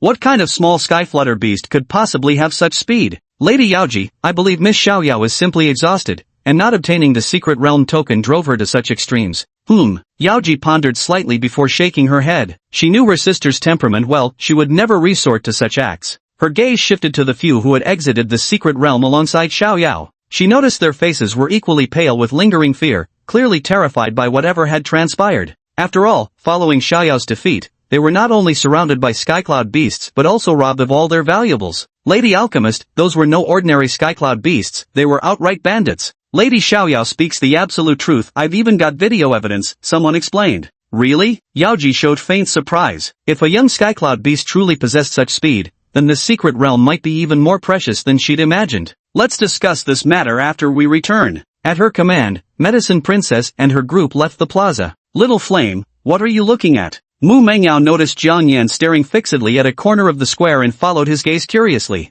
There, a group of people clad in black stealth suits were being teleported out. It was Chu Feng and his team. It's Chen Xingtian and the others, but how odd, why do they all look so downcast? Su Wanwan wondered aloud. Mu Mengyao frowned slightly. Strange. Chen Xingtian isn't even with their group. What? How is this possible? Su Wanwan focused her gaze and indeed couldn't see Chen Xingtian's figure. This realization startled her slightly. Could it be? Chen Xingtian has already. Shoo. Mu Mengyao shook her head. This matter has nothing to do with us. Mind your own business. Su Wanwan nodded vigorously while she and Mu Mengyao simultaneously turned their gaze towards Jiang Yan, who possessed the secret realm token. If anyone had the best opportunity to make a move, it could only be Jiang Yan. While the two women were observing Chu Feng was also watching them. Captain Chu, although we've made it out, the young master Behind Chu Feng, one of the team members wore a worried expression. There's nothing we can do, we lost our gamble to them. Chu Feng's expression remained impassive as he looked at Jiang Yan, his gaze slightly solemn. Chen Xingtian had died before their very eyes. With countless witnesses seeing the young master take his own life, they had no way to justify themselves.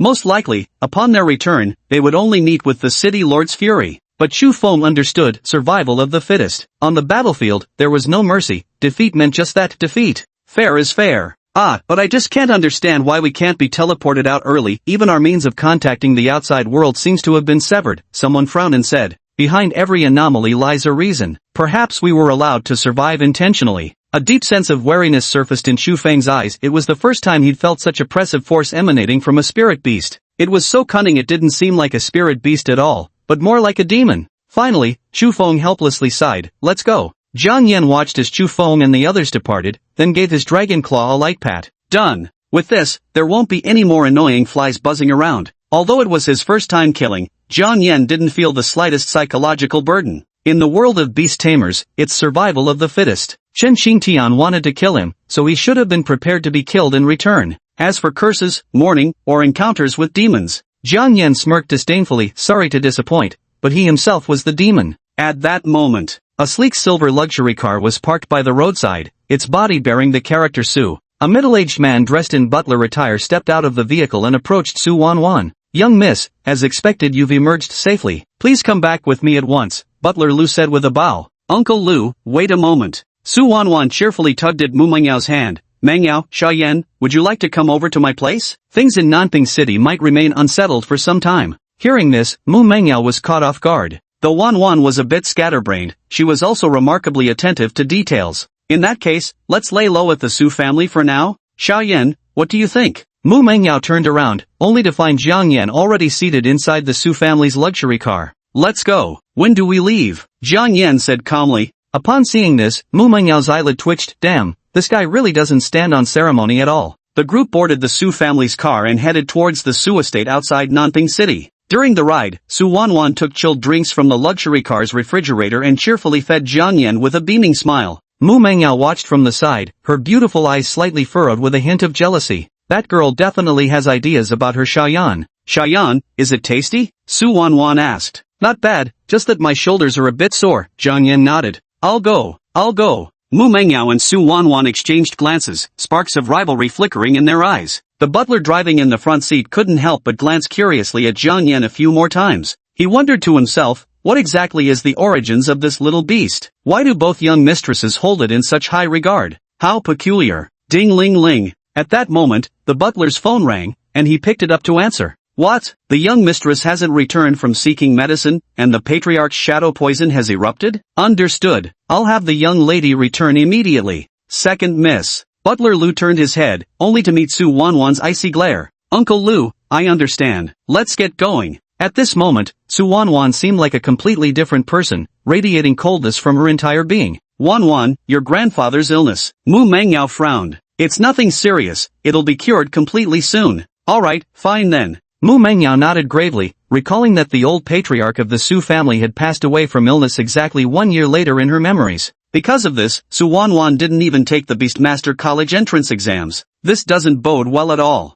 As the vehicle entered the Su family manor, a sudden system notification chimed in Jiang Yan's ear. Ding! Warning! Host is being observed by the Shadow Mask. Chapter 44, Plundering the Water Demon's Aura. Stunning the cute girl. Ding! Warning, you are currently being observed by Nigga's Shadow Mask. Seeing this line of crimson warning text, Jiang Yan's expression grew slightly solemn. The Shadow Mask, and specifically Nigga's own mask at that. Isn't this something from Jackie Chan Adventures? How did it end up in this world? Ding! Reporting to host, the Shadowkan masks and demon magic all belong to otherworldly items that can be summoned through summoning magic. The system explained. Otherworldly summoning magic, huh? The ability of a beast tamer is summoning. It said that some beast tamers possess the innate talent to summon spirit beasts from other worlds. Being able to summon the ghostly masks from another world, Jiang Yan thought the probability was slim, but surely not non-existent. Now that he was here, he might as well try to get his hands on those ghostly masks. With this thought, Jiang Yan gazed out the window, watching as the car slowly drove through the colossal gates ahead. The Su family manor, though called a manor, is practically indistinguishable from a small town.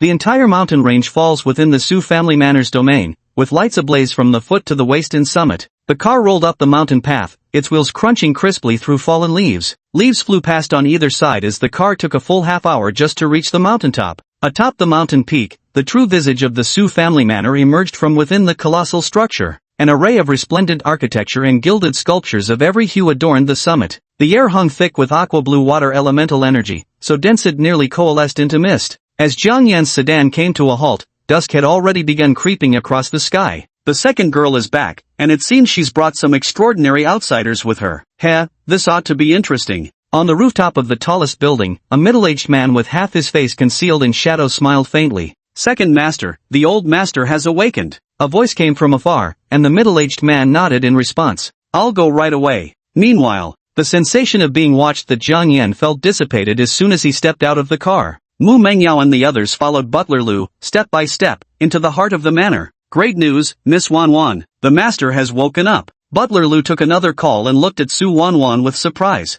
I knew Grandpa would be alright. Su Wanwan nodded vigorously, her chest heaving with such intensity that it nearly popped her buttons. Mengyao, Grandpa's fine now, come with me to my place. Su Wanwan grabbed Mu Menyao's hand and led her toward the hills behind the estate. Along the way, passers-by approached with bright smiles on their faces. Wanwan, aren't you going to visit your grandfather? I'm not going. He just woke up, and he's bound to have a bunch of people fawning over him right now. I can't be bothered to watch that. Su Wanwan offered a brief explanation as she led Mu Mengyao along a stone-paved path. The higher one ascended, the more abundant the spiritual energy became at the mountain peak. Even the mist condensing on the plants was infused with spiritual energy. Wanwan, your family's water element spiritual energy is truly abundant. Mu Mengyao gazed at the pervading water-attributed spiritual energy and let out a faint sigh. Fortunately, our Su family's foundation lies in water-attributed beast taming. Right from its establishment, my grandfather used water-attributed spirit beasts to carve out our legacy here in Nanping City. Originally, grandfather had exceptional water element talent. If not for that incident, he might have.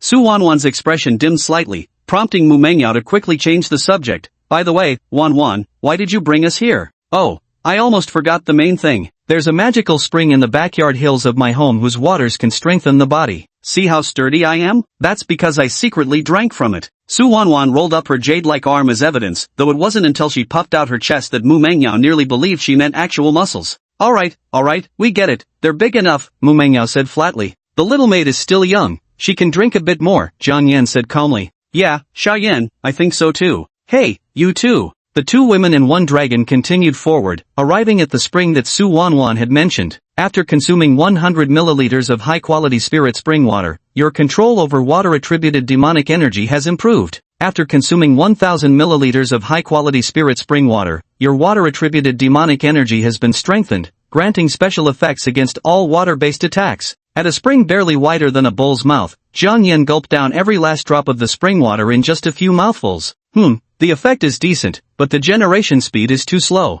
Jiang Yan turned to look at Mu Mengyao and Su Wanwan, both holding bamboo cups as they drank and chatted. So, Mengyao, do you feel more physically mature now? I guess so. Really? Let me see the results. Jiang Yan paid no attention to the two women's discussion about the spring's effects and instead turned his gaze toward a nearby lake. At the back of the mountain lay a vast lake, its surface sprawling across an area equivalent to several football fields. Jiang Yan speculated that the lake was enhanced by spatial formations, otherwise, a mere backyard mountain could never hold so much water. Under the moonlit sky, a gentle breeze swept across the mirror-like lake, carrying waves of delicate fragrance, rippling circles across the water's surface as the bright moon above swayed with laughter. Such a vast body of water is perfect for training my water demon Qi. Jiang Yan made his way toward the lake. Taking advantage of Su Wanwan and Mu Mengyao testing the spring water's effects, he prepared to manipulate his water demon Qi. However, just as Jiang Yan drew near the lake, a massive creature beneath the surface slowly opened its eyes. A dark shadow swam beneath the waters, moving swiftly toward Jiang Yan. Jiang Yan sensed the approaching danger, slightly furrowing his brows as he aimed his palm toward several spots on the lake. Something's coming. Boom! Suddenly, on the lake's surface 10 meters away from Jiang Yan, a water column as thick as a vat erupted, slicing through the air like a missile as it hurtled toward Jiang Yan. Oh no! Su Wanwan's face turned pale upon hearing the commotion. Her grandfather had just recovered, and she had been so caught up in her fun that she forgot to warn Jiang Yan. The mountain lake behind them was guarded by a colossal beast. That guy is actually a water-type general beast from grandfather's team. Just one step away from becoming a king rank. Little Yan. Mu Mengyao also saw Jiang Yan facing the silver water column head-on, her face turning anxious. At this speed, it's already too late for her to recall Little Yan. However, right at this moment, Jiang Yan's expression grew slightly serious as he raised one dragon claw. BZZZZT. Wisps of deep blue smoke tinged with black energy erupted from the dragon's claws. As if enchanted by magic, it clung to the silvery missile-like water column, and in the very next second, the torrent actually halted.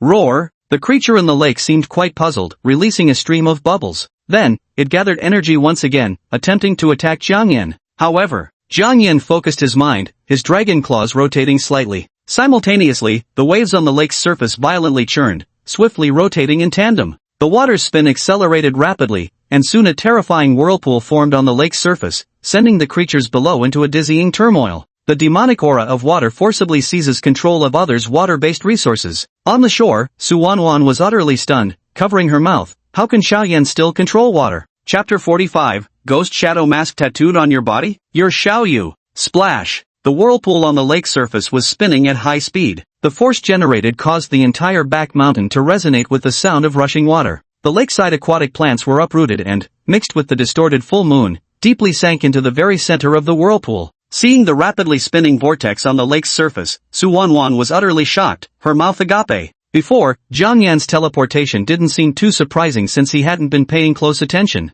But now, how could Jiang Yan, a fire-type spirit beast, possibly control water? Wait, so not only can he control water, but he's also making the Su family's guardian beast dance to his tune? This defies all logic. Mengyao, quickly tell Xiaoyan to stop. Toad Grandpa is about to get thrown off. Su Wanwan grabbed Mu Mengyao's hand, noticing her still tense expression. Wait a minute. Xiaoyan seems to be mastering this ability. Mu Mengyao said gravely. Jiang Yan slightly closed his eyes as he wielded the water demon Qi, gently swaying his dragon claws without coming to an abrupt stop. This movement seemed as if he was comprehending some new skill. Exceptionally talented spirit beasts would sometimes self-enlighten skills when facing danger, thereby breaking through predicaments. Could it be that Little Yan just grasped a water-based skill while confronting the water pillar attack? Actually, Jiang Yan's situation wasn't quite what Mu Mengyao had imagined. He wasn't comprehending a skill, but rather experiencing a partial mutation in his water-type demonic energy after drinking from the spirit spring. It was similar to exploring new ways to wield a sword previously limited to basic movements like horizontal slashes or straight thrusts. But now, his sword has gained additional disarming techniques, allowing him to knock away others' weapons during combat. The water demonic Qi can seize control over others' water-based energy. Jiang Yan named this ability Water Plunder. Plundering ability, a new application of water demon Qi. From now on, when encountering water element spirit beasts or beastmaster teams, my vulnerability to water attacks will be gone. Jiang Yan's face remained expressionless as he opened his eyes, gradually ceasing the movements of his hands. The whirlpool on the lake surface also slowed progressively, its contained blue-black demonic chi transforming into wisps of smoke that returned to Jiang Yan's dragon claws. Seeing this, Mu Mengyao's eyes shimmered with joy as she asked, "Little Yan, have you comprehended a new water-based skill?" Jiang Yan nodded slightly, no need for surprise. This Saint Lord's comprehension has always been thus. Is that so? Mu Mengyao's smile grew even brighter. A fire-type spirit beast learning water-based skills, the enemy would never see that coming, would they? But Xiaoyan, what kind of water control ability is this? Could you explain it to me again? Su Wanwan also looked expectantly at Jiang Yan. Yes, Xiaoyan, you even made Grandpa Toad dizzy. I really want to know what kind of skill this is.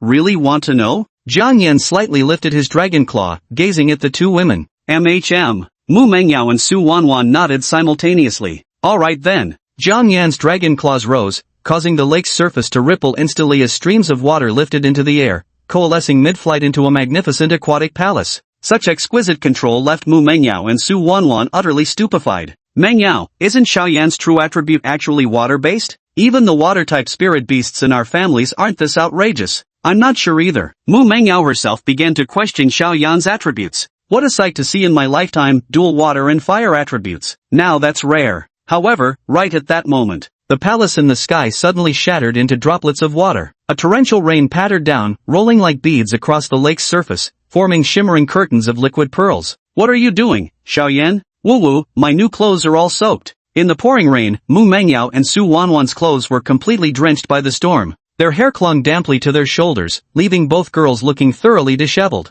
A scrutinizing gaze swept over her, followed by a teasing voice, "Not bad, little maid. The spring's effects seem quite potent, you've grown up well." Upon hearing this, Mu Mengyao's fair and delicate face flushed crimson with indignation as she retorted, "You perverted little dragon. I swear I'll never find you a single wife in the future." Jiang Yan ignored her completely and continued descending the back mountain alone. After leaving the back mountain, Su Wanwan took Mu Mengyao and Jiang Yan to freshen up at the manor. Following dinner, they were summoned by the head of the Su family. "Grandfather, you asked to see me?" In the spacious study, Su Wanwan entered with Mu Mengyao by her side. An elderly man with graying hair stood with his back turned, tidying up the bookshelf at his desk. He was none other than the current head of the Su family, Su Hansan. "Xiao Wanwan, when you bring friends home, why don't you ever tell your grandfather first? This way, I can prepare gifts properly for our guests." Smiling without turning his head, Su Hansan took hold of a book from the shelf. "Grandpa was supposed to be unconscious, weren't uncle and aunt eager to chat with you? Mengyao and I certainly don't have time for your worries. Little one, still holding a grudge? Hasn't Grandpa always cared for you?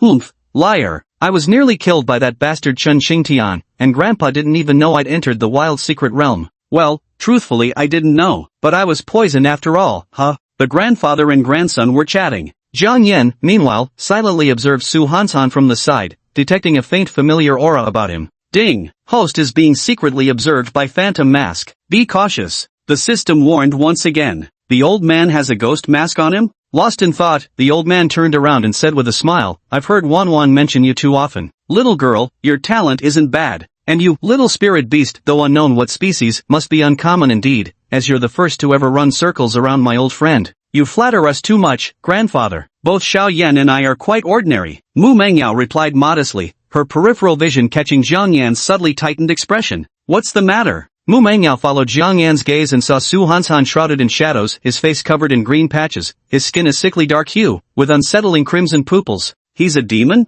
Mu Mengyao was startled but quickly steadied her expression. "Ahem, my apologies. I must have frightened you like this." Cough, cough, cough. Su Hansan suddenly broke into violent coughs, raising a hand to cover his mouth. On the arm was revealed an azure tattoo clutching two bone clubs, the unmistakable emblem of the Ghost Shadow Legion. "Damn!" Jiang Yan stared at the familiar emblem, feeling as though the hall's lights had dimmed by several degrees. Ghost mask tattoos on the skin, even the old man's got style. Little Jade had the Shadowcon emblem tattooed on her, after all, she was the former Shadowcon queen. "Old man, you're too old for this kind of thing. Wanwan, take your friends downstairs. Grandpa's feeling a bit sleepy." At that moment, Su Hansan pulled out an exquisite little box and handed it to Mu Mengyao. "Oh, this is a gift for both of you. I hope you'll like it." Chapter 46, Don't get the wrong idea, the sacred lord is here to rob. Su Hansan's palms took on a dark, shadowy hue, emanating an unsettling chill. It made even his hands clutching the gift box seem several degrees more dangerous. With his palm suspended midair, Su Hansan narrowed his eyes slightly. "Girl, you wouldn't think your grandfather would harm you, would you? You've misunderstood. It's just that this gift is too precious, so I must thank Grandpa Su profusely. Mu Mengyao hesitated briefly before accepting the old man's gift box. It's alright.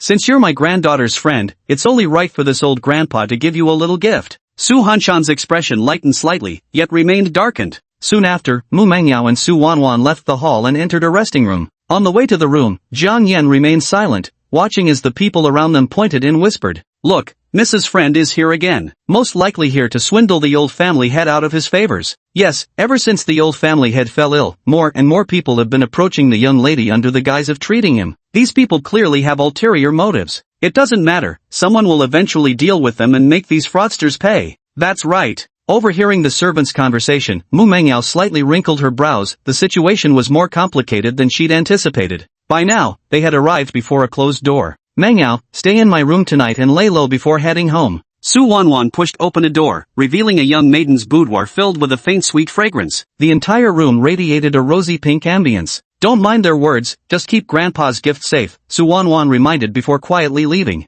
Mu Mengyao closed the door and walked to the window, gazing at the depths of the night outside with a slight frown. An ominous premonition tugged at her. Something would surely happen tonight. Crack! Mu Mengyao opened the exquisite small box in her hand, revealing a translucent gemstone the size of a pigeon's egg. The gemstone displayed an attribute-less white hue, and the moment it appeared, the spiritual energy in Mu Mengyao's mind began to fluctuate violently. "It's actually a spirit energy stone, a treasure that can help me enhance my spiritual power and unlock a second spirit beast space." Mu Mengyao's face showed a trace of surprise. A beast master whose spiritual power has reached the second rank must condense a second beast space to store more spiritual energy before they can break through to the third rank. Moreover, opening a second beast taming space is a prerequisite for applying to become a junior beast tamer. Mu Mengyao's expression was grave as she ran her fingers over the somewhat polished spiritual energy stone. This object was far too precious, making her feel somewhat embarrassed to accept it. "Little Yen, Grandpa Su's condition seems problematic, should we try to save him?"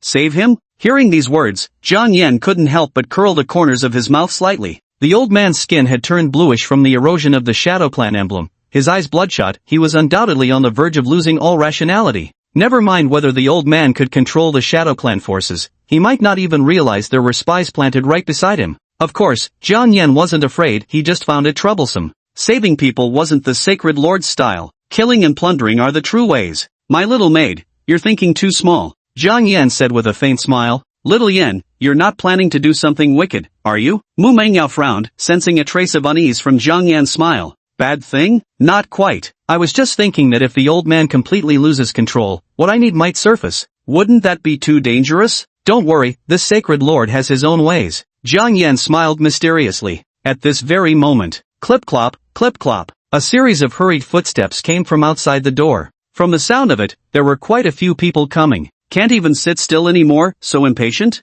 Jiang Yan slightly furrowed his brows as he saw the door being kicked open. "You damn swindler, you even dared to take the old master's spirit energy stone. Hand it back immediately." A middle-aged man with a sinister expression and pallid skin strode in. He was followed by a large group of servants armed with weapons, each accompanied by a giant blue toad squatting beside them. Beast-type spirit creature, frost water toad. Ribbit, ribbit. An overlapping chorus of toad croaks echoed through the room, icy breaths emanating from their gaping mouths. "Second master, no need to waste words with them." Previously it was charlatans approaching the young mistress, but now these frauds dare impersonate the second young lady's classmates. "I suggest we detain her, give her a proper whipping, and interrogate her thoroughly." The lead servant gazed at Mu Mengyao with burning eyes. Su Penghui, the second son of the Su family's old patriarch, sneered coldly, "No problem. Take them down now." At his command, all the frost water toads instantly sprang into action, puffing up their cheeks as water-based energy surged violently. "Wait a second." Jiang Yan raised his dragon claw and began communicating telepathically. "What?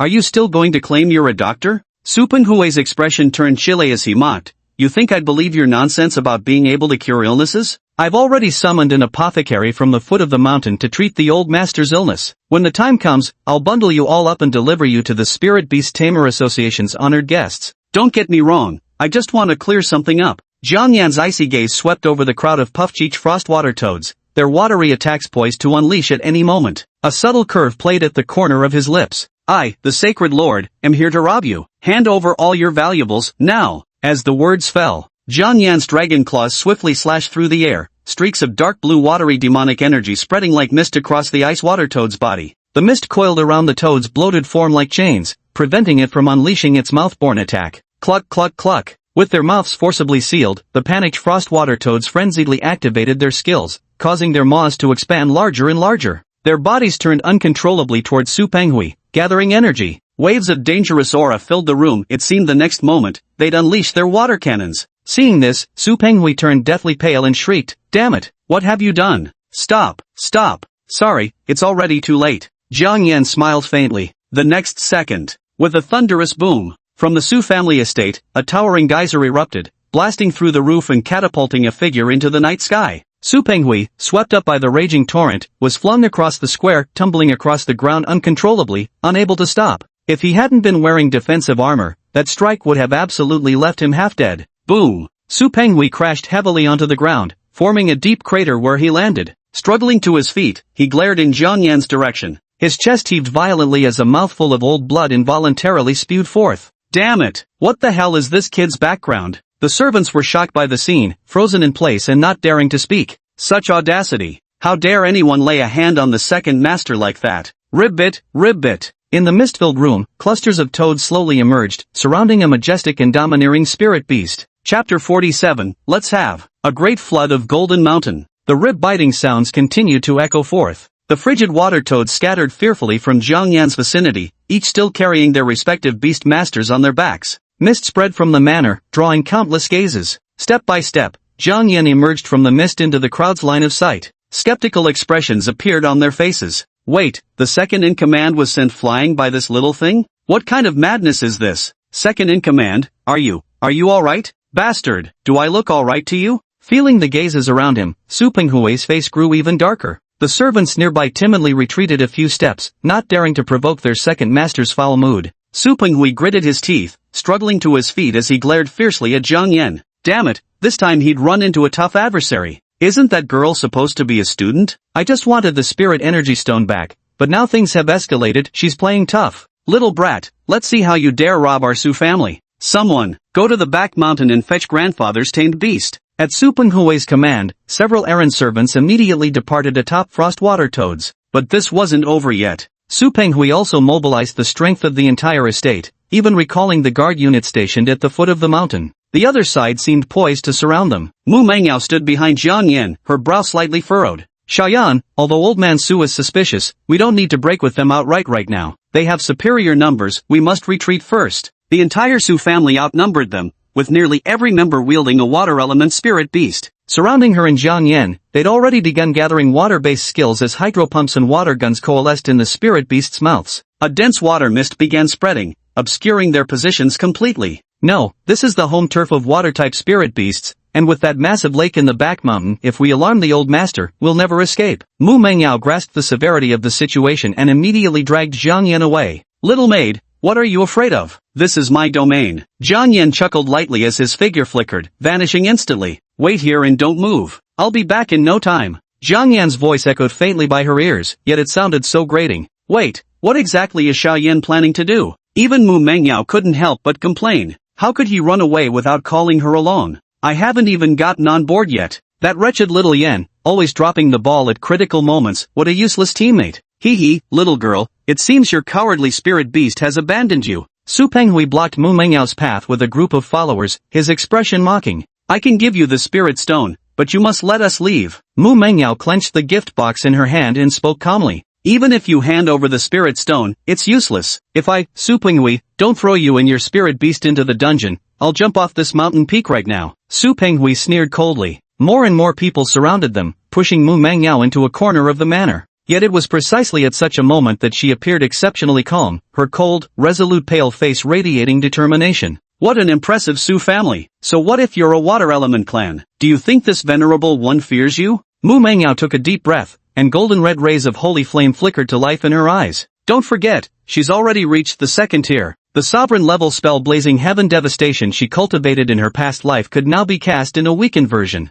Sacred flames, Anahai. One incantation after another was chanted by Mu Mengyao, her entire body enveloped in a blinding golden flame. She transformed into a golden figure of fire, the blazing flames atop her head rising into the night sky, shaping into massive fireballs as scorching as the sun itself. The entire night sky was illuminated as bright as day by the fiery glow. The terrifying heat seemed capable of burning through the void, leaving everyone parched as the surrounding water attribute spiritual energy evaporated completely. Damn it! This girl's gone mad. Su Penghui gasped in shock, never expecting Mu Mengyao to unleash such a move. All beast tamers, unleash water bullets to block this strike. Yes, the Su family side moved swiftly, their contracted beasts gathering water elemental energy. Water bullets were the Su family's ultimate hidden technique, not particularly powerful individually, but their true strength lay in seamless fusion. With enough practitioners joining forces, they could even trigger an 8th grade tsunami. At this moment, a pair of crimson eyes calmly observed the scene from an attic window. Su Hansan stood by the window, his dark lips curling into a faint smile as he calmly remarked, "Aoi, look how driven these young ones are. The children have all grown up now." He turned his gaze to the shadows beside him, where an elderly woman with unchanged features sat quietly in a wheelchair, her face adorned with a gentle smile as she looked ahead, but her eyes lacked luster, as if all vitality had drained from them. "Oui, just wait a little longer." Su Hanshan's crimson eyes flashed with restless anxiety. When they tire of their games, this old man will use them to bargain for your return. As he spoke these words, he faintly saw his beloved's hand twitch slightly. Overwhelmed with joy, he nearly leaped down on the spot. Yet at this very moment, rumble rumble, a series of tremendous booms drew nearer and nearer. The entire estate began shaking violently as if the earth itself were moving. Tools in the attic swung wildly, crashing down with a clanging din. An achingly familiar scent drifted through the air. Su Hanshan's expression changed dramatically as he sprinted to the window. "This is..." He froze in place instantly as he watched a massive muddy wave surging toward them like a tsunami from the back mountain. That intense yet familiar fishy water scent. Who the hell mobilized all the water from the back mountain lake? Is this meant to tear down his manor? Damn it, the timing's still off, they must not come to harm. Su Hanshan's face momentarily contorted as he swept his hand through the air. An intricate and radiant summoning array materialized in the bedchamber. From the magic circle emerged a dark black dragonfish radiating the aura of a peak general level beast, its blackened dragon whiskers framing a ghost mask insignia emblazoned on its forehead. Simultaneously, several shadows separated from beneath Su Hanshan's feet,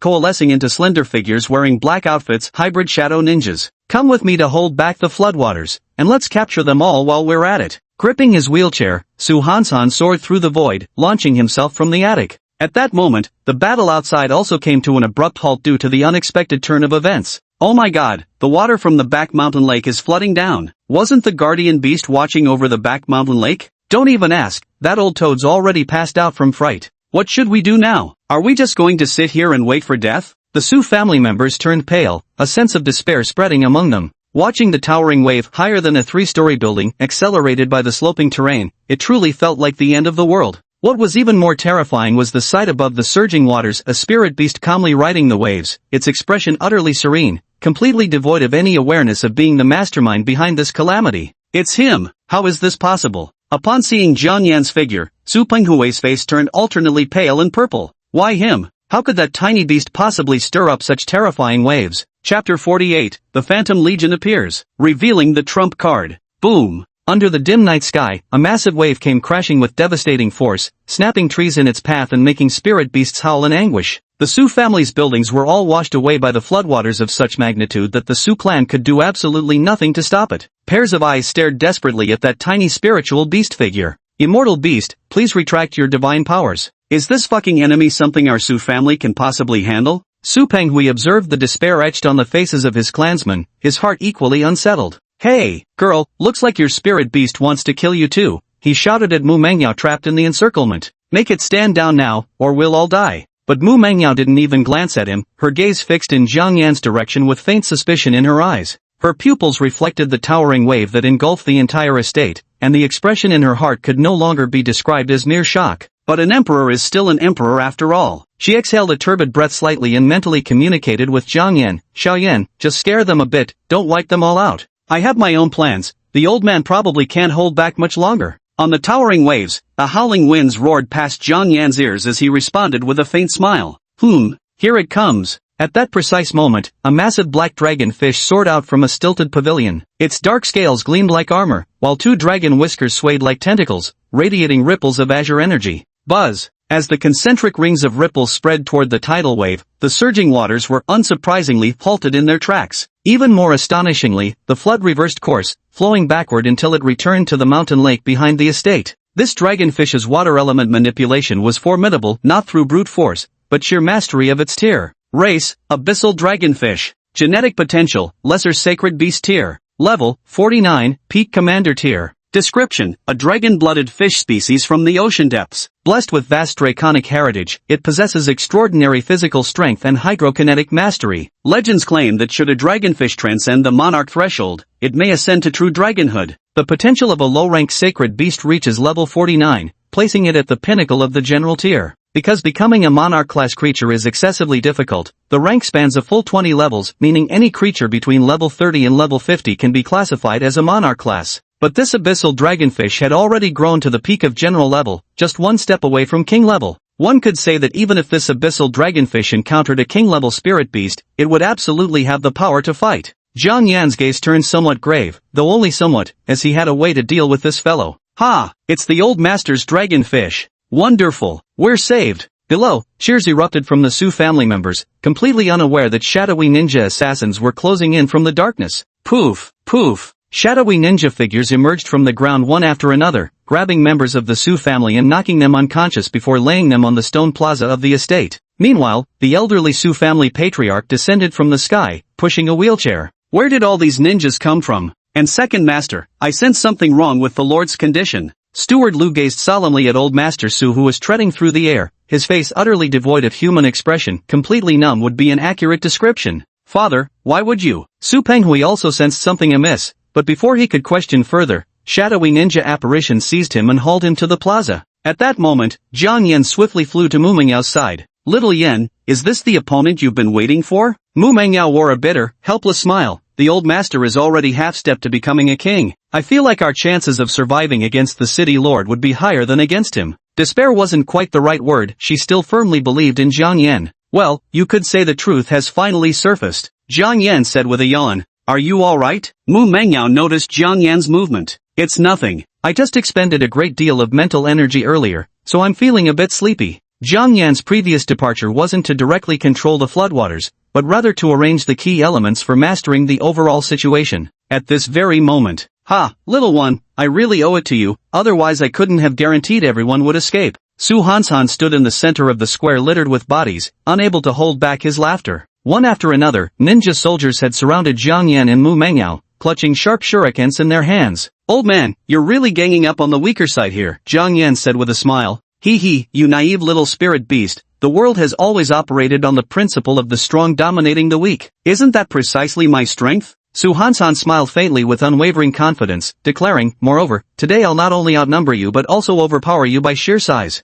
Abyssal dragonfish, devour them both. Roar! The colossal abyssal dragonfish, as large as an ocean liner, flapped its fins and dove rapidly toward Jiang Yan and Mu Mengyao. Its overwhelming momentum made the surrounding air tremble with thunderous roars. Boom, rumble. A massive shadow cast over them, making Jiang Yan and Mu Mengyao feel as if they were facing a towering mountain. Yet, just at this critical moment, Jiang Yan didn't flee but stood his ground, gazing confidently at the deep abyss dragonfish. Foolish, did you truly believe this old man would let you leave alive? All of you shall become the blood sacrifice for this old man. Die for me, Su Hansan said with a savage expression. The abyssal dragonfish accelerated once more, its speed so swift it nearly left after images. Old man, you didn't honestly think this holy lord only learned to control lake water during my long absence, did you? Jiang Yan chuckled darkly as he slowly raised his dragon claw, where a blazing torch of flames roared to life. The fiery light spread outward, illuminating the darkness behind Jiang Yan's form. Giant beastly figures with wide, tiger-like eyes stood towering behind Jiang Yan, their crimson bodies equipped with two massive wings on their backs. Whoosh! Whoosh! Whoosh! The sound of wings unfurling rang out from all directions as colossal figures emerged from the darkness. It was none other than the Cloudsoar beast hordes that had completely surrounded the Su family manor. The Cloudsoar beast king at the forefront stared mockingly at the abyssal dragonfish, its monarch-level aura erupting with terrifying force. Boom! As if subjected to a dimensional downgrade, the moment the Tiger King aura of the flying cloud beasts was unleashed, the abyssal dragonfish felt a dual terror both in soul and flesh. The little cat eats small fish, the big cat hunts large fish, and the mighty sky tyrant naturally goes after the dragonfish. Splendid, kid. You've barely arrived and already gifted us such a grand feast. I knew I wasn't wrong about you, sister. The flying cloud beast king bared its fanged maw in a tiger's grin. Behind it, the pack of flying cloud beasts licked their tiger claws and arched their wings, poised to strike. They were all teleported out using secret realm tokens, informed by Jiang Yan that there were benefits to be gained outside. Just as expected. They had never seen such enormous fish within the secret realms. The moment they laid eyes on the abyssal dragonfish, their primal hunting instincts were triggered. Chapter 49. The king descends from heaven, suppressing the ghost face. As one flying cloud beast after another appeared behind Jiang Yan, the scene fell into utter silence. So Xiaoyan had this hidden card up his sleeve all along. Mu Mengyao gazed solemnly at the horde of flying cloud beasts. She had originally thought that old man Su, who bullied the weak, was shameless enough, but never imagined there was an even more unscrupulous master, or rather, not quite. She had initially assumed Jiang Yan would demonstrate his strength and engage in a fair and honorable battle with the abyssal dragonfish. Yet, Xiao Yan's approach truly dazzled her. Using the secret realm token to summon the flying cloud beast herd when you can't win, call for backup. Perfectly reasonable. Didn't Elder Su just try to bully the weak with numbers and suppress the young with seniority? Now the tables have turned, it's old man Su's turn to have a headache. Next, we can have a proper fight. Jiang Yan calmly raised his dragon claw, the flames upon it blazing fiercely. The firelight illuminated old man Su's dark, scowling face. At this moment, bewilderment dominated the latter's face, mixed with an overwhelming sense of shock and fear. Roar! The soaring cloud beast stood poised for battle. Every single adult among them emanated the aura of a commander-level creature, while the leading cloud beast king projected a presence even more terrifying than the abyssal dragonfish. Without a doubt, this was a king-level spirit beast. Wait a minute. Su Hansan sensed the robe-like gazes and auras from the flock of cloudsoar beasts, and panic completely overtook him. She quickly said to Jiang Yan, "Little one, let's talk this through properly, let's discuss this calmly." The little remaining reason in his mind erupted into a violent storm of emotions. Damn it, this wasn't supposed to be how the script went. After preparing for so long, he thought he'd only be dealing with a juvenile beast, yet this creature could not only control massive waves but also call for reinforcements. And most importantly, there's just too goddamn many of them. Little ones, ganging up on an old man, how shameful is that? My apologies, but this world operates on the law of the jungle. Not only does this holy lord intend to overwhelm you with numbers, but I'll also bully the weak with my might. Jiang Yan curled the corner of his lips and threw Su Hanshan's earlier words right back at him. Hearing this, Su Hanshan completely lost it. You baby. Speaking English won't help you, soaring cloud beast king, attack. Roar. The battle erupted with a thunderous boom. At that very moment, the Beastmaster Association members commissioned by Su Penghui coincidentally arrived at the mountain's foot. What's going on? Is there really no one to open the gate at the Su family manor? Sister, what do you think? At the foot of the mountain before the Su family's closed main gate, Peony stood frowning while glancing back at Medicine Maiden behind her. Perhaps it's too late at night. Let's wait a little longer, Medicine Maiden replied calmly. Peony grew extremely impatient, shouting inside again and fiercely kicking the door with thunderous thuds. Those around her couldn't help but cast helpless glances in her direction. Medicinal Maiden frowned slightly. Little sister, why have you grown so restless since leaving the secret realm? Did the Cloud Strider beast frighten you into some psychological distress? What are you talking about, sis? Do you think I'd be scared of a flying cloud beast? Peony stomped angrily towards Yaoji, her twin ponytails swaying with each step, declaring, last time I wasn't at my best. If I get another chance, I'll definitely beat that little flying cloud beast. I could even surpass a fully grown one. Is that so? How impressive indeed. Lady Yao forced a resigned smile. Sis, what's with that look, don't you believe me? Peony huffed angrily. It's just that those cloudsoar beasts aren't here right now, otherwise I'd really show you what genuine. Before the words were finished, a thunderous boom erupted in everyone's ears. From the depths of the Su family manor, atop the mountain peak, terrifying sound waves came rolling through. Even from this vast distance, the silhouettes of two gigantic beasts could be seen clearly. Deep Abyss Dragonfish, and the Flying Cloud Beast King. Peony instinctively uttered the names of the two colossal beasts. Wait, why is the Flying Cloud Beast King appearing here? This can't be. Hold on, if the Flying Cloud Beast King is here, does that mean those Flying Cloud Beasts have come too? Peony's concern was not without reason. In the darkness, a flock of flying cloud beasts swarmed the Abyss Dragonfish, their overwhelming presence shaking the entire mountain forest. Even at the foot of the mountain, the tremors could be felt beneath one's feet. Sis, it's them, they're definitely the cloudsoar beast herd from the secret realm, no mistake about it. Peony panicked, hiding behind Medicine G's back as she cried out in alarm. So what are you waiting for? Go show them what you're made of. I'm not feeling well today. Peony hastily fabricated an excuse.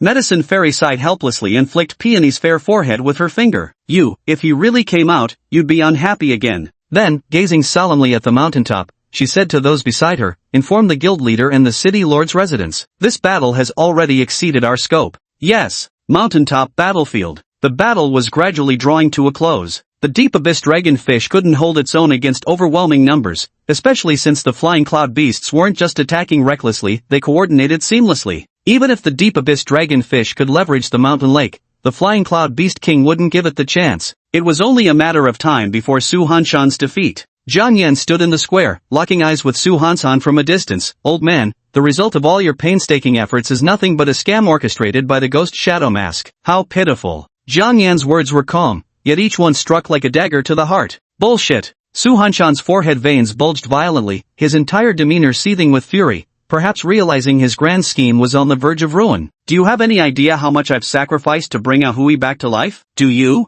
You students lecture about morality and justice, but what good is that when faced with life and death? My Ahui saved so many people in Nanping City with her medicines, but in the end, I ask you, who could save my Ahui? A mere spirit beast. Do you really think you can control everything? Don't be so naive. Su Hanshan reached out from behind his lover's back and pulled out a dark purple ghost-faced mask. Once I put this on, I'll fear nothing. Ah ha ha ha. But at that very moment, Jiang Yan activated the rabbit talisman, and in the next instant, he appeared before Su Hanshan as if teleporting. The dragon's claws gathered fiery light, blazing toward Su Hanshan. Petty tricks. Su Hanshan sneered as he swiftly retreated, clutching the ghost shadow mask in his hand. But then, Jiang Yan laughed and threw a punch at the silver-haired old man in the wheelchair. Boom! The flickering firelight illuminated the old man's pale, numb face. No! Ah hui! Su Hanshan's pupils constricted. It was already too late to wheel the chair away. But at this very moment, always preaching about how much you love your wife, yet in truth, you'd rather leave wearing a mask than stay guarding your beloved's corpse. Jiang Yan's expression remained impassive as his dragon claws hovered before the silver-haired old woman's face. With a slight sigh, he murmured, "Old man, is this what you call sacrifice? This? How could this happen?" Hearing this, Su Hanshan sank into deep remorse. Staring at the mask in his hand, it felt like a piece of chilling iron, bitterly cold to the bone, yet impossible to cast aside. Didn't I do all this to resurrect Ahui? Why wasn't she brought back? Why? Su Hanshan's eyes were bloodshot, teetering on the brink of a frenzied outburst. A soft squelch sounded. Suddenly, a dragon's claw pierced through his chest, blood dripping downward. Sorry old man, but you lost this one. Chapter 50, Ghost Shadow Mask acquired. Looting the treasury. Sorry, old man, you lost. At some unknown moment, Jiang Yan appeared behind Su Hanshan, a dragon claw piercing through his right chest, just narrowly missing vital organs, yet the strike was enough to shatter his consciousness. Little one, just who exactly are you? Su Hanshan's eyelids drooped heavily, but before losing consciousness, he couldn't help stealing one last glance at Jiang Yan. For some reason, the name Jiang Yan had repeatedly mentioned kept surfacing in his fading thoughts. Sacred Lord, was that its true name? Turning his head with effort, Su Hanshan glimpsed his unconscious clansman sprawled across the ground, including his beloved granddaughter Su Wanwan. Perhaps I should have left with Ahui long ago. Su Hanshan's eyes slowly closed as his body slumped to the ground. With a relieved smile, he whispered, "Thank you." Plop. The old man collapsed weakly, clinging to his last breath. Jiang Yan gazed calmly at the old man, his expression remaining utterly unchanged. Slowly bending down, the dragon's claw fished out the purple ninja mask from the puddle on the square. The dirty water left no stain on the ninja mask. A gleam swept across its surface, leaving it as good as new. Seeing this, Jiang Yan couldn't help but smile slightly and say, "Meeting an old friend in a foreign land, it's been a long time, nigga. Now, you belong to this sacred lord." As he finished speaking, the ninja mask trembled slightly, and shadowy soldier apparitions began manifesting around Jiang Yan. Jiang Yan's gaze turned frosty as a surge of psychic energy radiated out, sweeping across each spectral soldier. Boom! Boom! Boom! The shadow warriors all exploded into puffs of black smoke, dissipating into nothingness. Still acting mischievous, eh? System, teach them a proper lesson. Jiang Yan chuckled coldly as he stored the shadow mask into the system's dimensional space. Ding! Congratulations host on successfully obtaining a supreme treasure, Niga's shadow mask. Would you like to spend 10 skill points to decompose the ghost shadow mask into a branch of the host's skill tree? After decomposition, the power of the phantom mask will be completely mastered by its host. Remaining skill points, 34. With 34 skill points left, I simply can't spend them all. Jiang Yan hesitated no longer and agreed to the decomposition. Analyzing in progress, please wait a moment, host. Perfect, after cleaning up the shadow soldiers, I'll go check out my spoils. Jiang Yan nodded slightly. Within his draconic pupils, the image of the rabbit talisman materialized as his form transformed into a blazing afterimage, weaving through the square with a trail of fire. Little maid, that old man is yours to handle. Got it. Mu Mangyao walked over, looking at Su Hanshan bleeding profusely on the ground with pity in her eyes. Old man, she sighed, why did you have to provoke Xiaoyan of all people? She took out a recovery syringe and injected it into Su Hanshan's neck. After Su Hanshan's vital signs stabilized, Mu Mangyao carefully reviewed Xiaoyan's entire operational process, inwardly marveling. From the very beginning of driving the mountaintop lake to force Su Hanshan to reveal himself, to then using the secret realm token to open its entrance, summoning a group of elite enforcers. Afterward, he used his strategy to provoke Su Hanshan, breaking his psychological defenses with piercing words before delivering the fatal blow. The entire process flowed effortlessly, meticulously logical. Attacking the city was secondary. Attacking the mind was paramount. If not flawless, this plan was at least dazzlingly brilliant. Mu Mangyao felt that even if she were in Jiang Yan's position, she couldn't have done better than him. Although Little Yan's intelligence is indeed impressive, he's still too prone to laziness. But this time, even I have to admire him. Just as Mu Mangyao was murmuring to herself, the battle across the entire Su family manor had completely concluded. With a thunderous crash, the abyssal dragonfish slammed heavily onto the ground, collapsing numerous houses and structures in its wake. Its entire fish body was bruised and battered everywhere, its dark black form oozing blue blood that emitted a rather unpleasant odor. Roar roar! The flock of Feiyan beasts circled above the sea abyss dragonfish's body. Looking down at the abyssal dragonfish below, their tiger-like eyes revealed undisguised contempt. Ugh, this thing stinks. Could it be that he pissed himself? Kid, this prey isn't going to satisfy us. The flying cloud beast king led the descent, gliding down to land before Jiang Yan. The other adult flying cloud beasts also looked utterly vicious. This could be tricky. While these sky cloud beasts might help Xiaoyan, things could get complicated if we can't offer them something satisfactory. Mu Mangyao watched the sky cloud beasts encircling Xiaoyan, her eyes filling with concern. If the other party made excessive demands, how would Xiaoyan possibly handle it? Young Xiaoyan probably hasn't encountered such a situation before either. However, you want rewards, don't you? Facing the flying cloud beast king's intense gaze, Jiang Yan showed not the slightest trace of panic. Great, we don't want much, just a few hundred of those flying potions you gave us last time will do.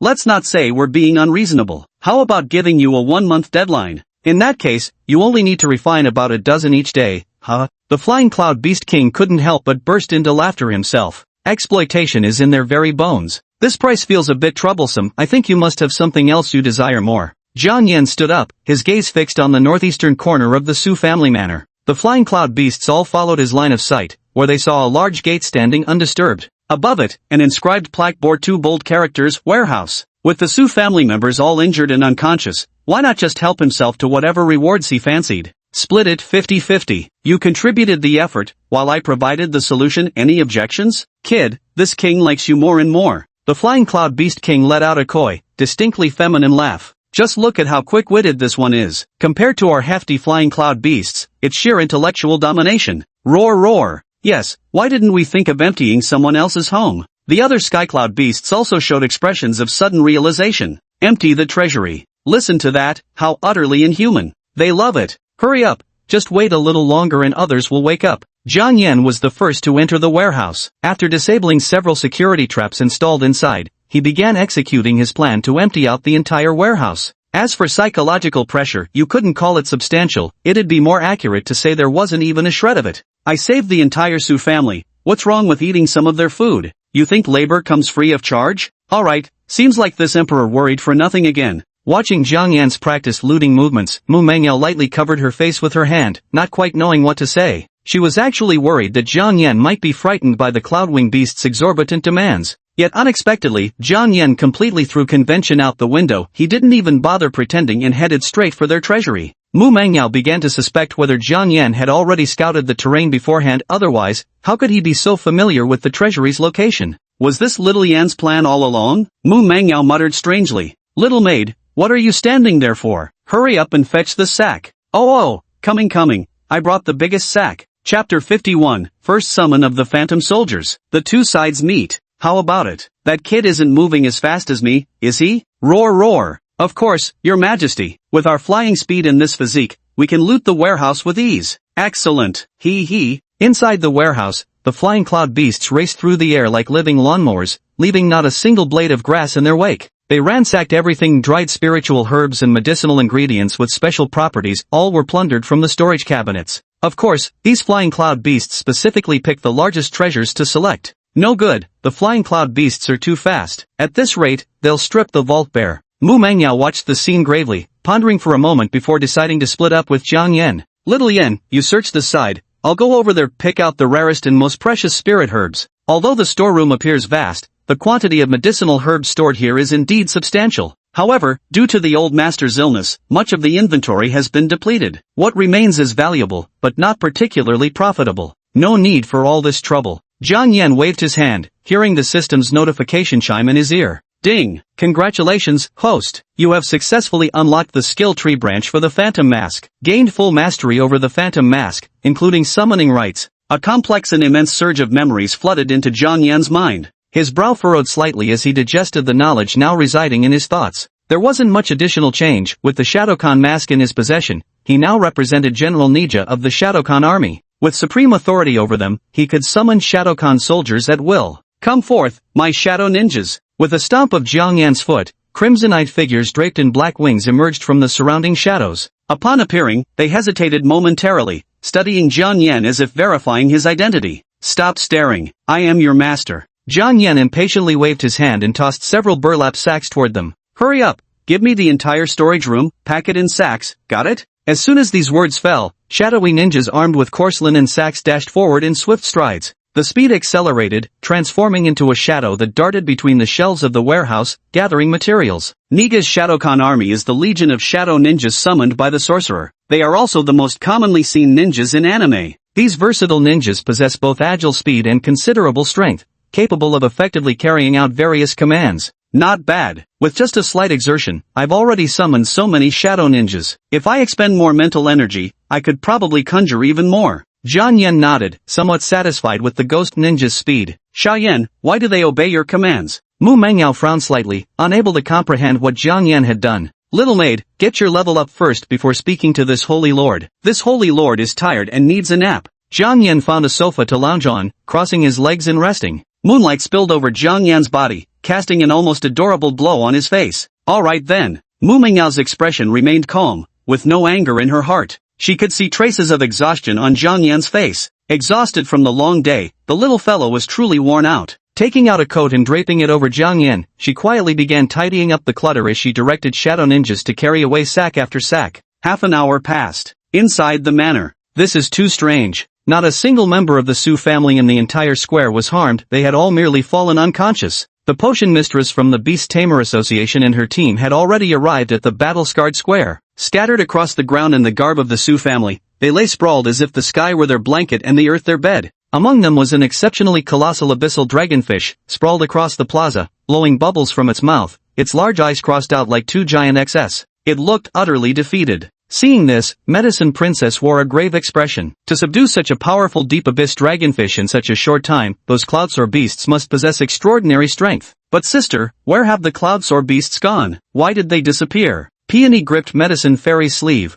warily looking around in all directions. Either they've left, or... Yao Ji's gaze swept toward the open doors of the Su family's treasury. Peony's face paled slightly as comprehension dawned on her. Sis, you don't mean to say they didn't leave, but went to loot the storeroom instead? The members of the Beast Tamer Association nearby frowned slightly, feeling an invisible pressure weighing on their shoulders. Damn it, to easily surround and kill a nearly king-tier dragonfish, just how savage are those cloud-winged beasts? Just at this moment, inside the warehouse, elongated shadows began to stretch across the floor. Whoosh, whoosh, whoosh. A closer look revealed they were actually ninjas draped in black attire, with Mu Mangyao and Jiang Yan following behind them. Mu Mangyao, is it you? The two groups stared at each other wide-eyed, neither having expected the other to appear here. What are you all doing here? Yao Ji inquired. Mu Mengyao's mind raced as she tried to come up with an excuse. Jiang Yan was also thinking hard. Without a reasonable explanation, they could easily be mistaken for criminals and face nationwide pursuit from the Great Xia Kingdom.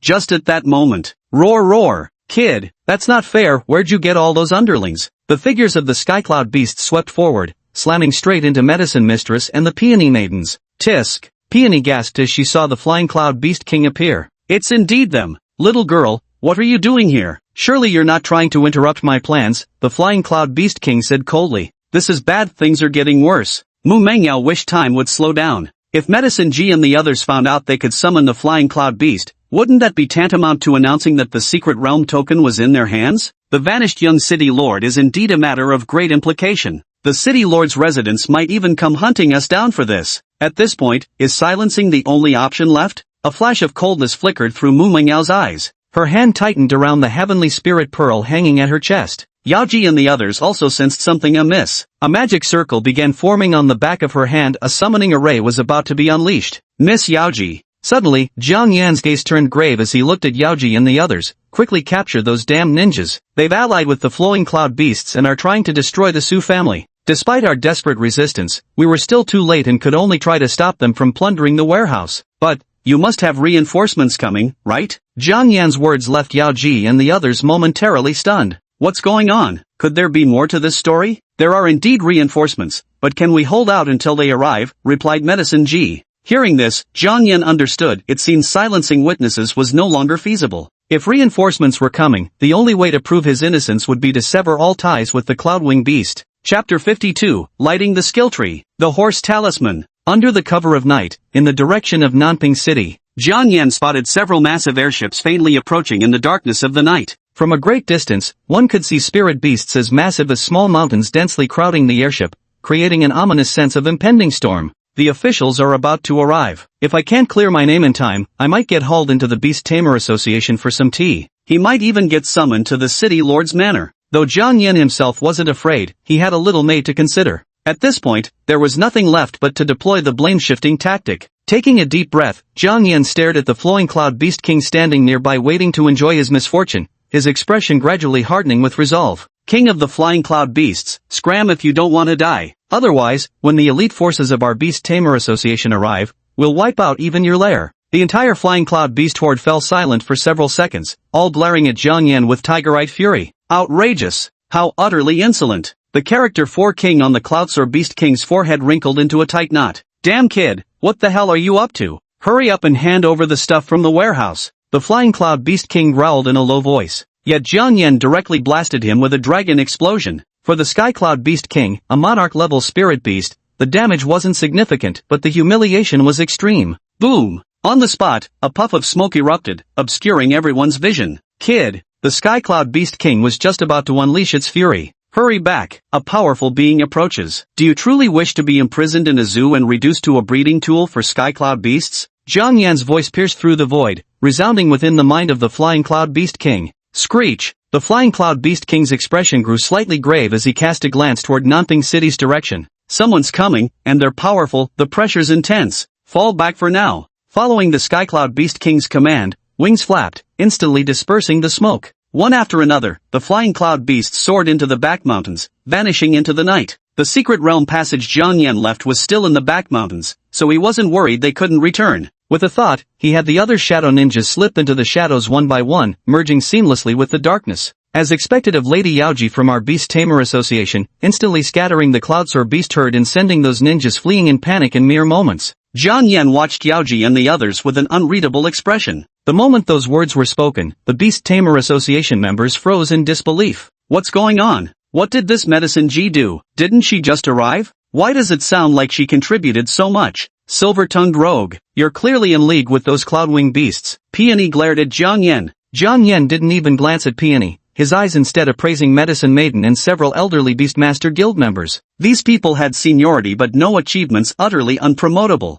And this was precisely the point Jiang Yan could provide and exploit. Heh, don't talk nonsense. We clearly worked together to resist the flying cloud beast. Although the treasury was robbed, we still managed to protect the Su family's lives. Defeating the beast horde and protecting the Su family manor is a great achievement. Young miss, you wouldn't want to lose this precious merit, would you? As Jiang Yan finished speaking, Peony pursed her lips, still wanting to retort. But among the Beast Tamer team, several members were already growing restless. Miss Peony, our families have been peasants for generations. We're truly tired of being poor. Yes, we're desperate to improve. Someone began pleading with heartfelt persuasion. You're being completely unreasonable. Peony's delicate face flushed with anger. Little sister, you should leave now. Medicine Maiden suddenly spoke as well. Sister, how could you also? Don't ask too many questions, kid. Go play somewhere else. Medicine Maiden spoke while walking toward Jiang Yan. Little one, you're quite clever, even more impressive than what your Beastmaster has shown me so far. Mu Mengyao's forehead darkened with annoyance. What kind of remark was that?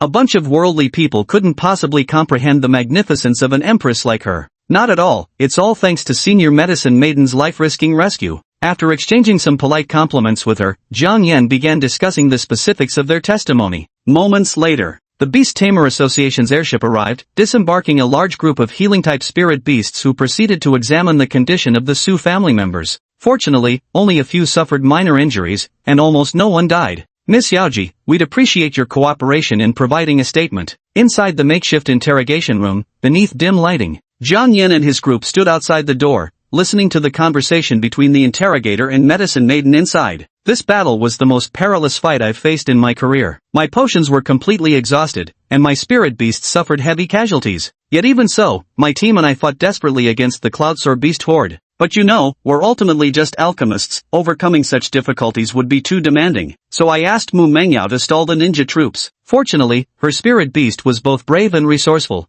buying us precious time to defeat the flying cloud beast. In the end, we barely achieved victory at tremendous cost, using a soul-devouring potion that hurt us nearly as much as the enemy. The association's entire stock of potions was depleted. Going back will probably mean wasting tens of millions again just to brew more. I see, that must have been quite taxing for you all. It's nothing. Serving the nation and its people is our duty. The ones we should truly thank are student Mu Mengyao and her spirit beast. Alright, I understand now. Listening to the conversation inside, Jiang Yan sighed softly. Now this is what you call a sly old fox. This is professionalism at its finest. Damn impressive. Mu Mengyao sighed faintly, she seemed so skilled. Soon after, Mu Mengyao also went in to give her statement. But with Medicine Ji setting the precedent, the interrogator didn't give her any trouble. Instead, he even praised Jiang Yan and Mu Mengyao. He also mentioned that next time they visit the Beast Master Association, they could receive the association's Medal of Honor. The next day, at dawn, after a night of investigation, Jiang Yan slept overnight in Su Wanwan's room. Suddenly, a rumbling sound erupted from Jiang Yan's stomach.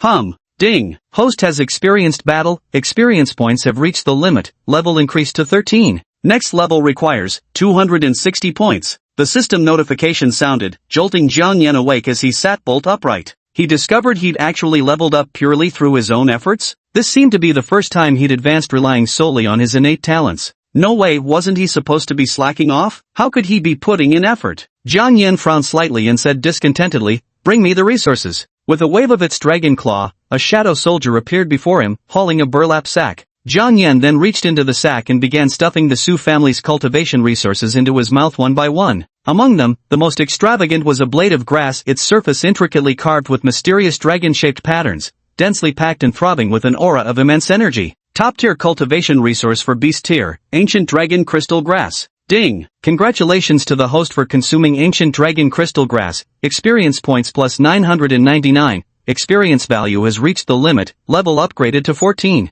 Ding! Congratulations to the host for reaching the experience limit, level increased to 15. Detected available skill tree branch, activate now? Is that even a question? Activate! At Jiang Yan's command, a melodious notification chime rang in his ears. Ding! Congratulations, host has successfully unlocked a skill tree branch and obtained Horse Talisman. Chapter 53, Purifying the Curse. It's like bringing the dead back to life. 10 skill points consumed. You have successfully unlocked the Horse Talisman. As the system notification ended, Jiang Yan felt as though he could see the dimly lit skill tree in his mind. Another branch had now been illuminated. And upon that branch, the pattern slowly formed a hexagonal talisman, engraved with the image of a gallant horse's head. The Horse Talisman, renowned as a cure-all charm. With this talisman, no matter what injuries Jiang Yan suffers, he can recover instantly. Moreover, it could even be used on others if deployed for healing. Wouldn't profits overflow like a brimming basin? But soon, Jiang Yan abandoned the idea of making money with the Horse Talisman. Since he'd come to lie flat,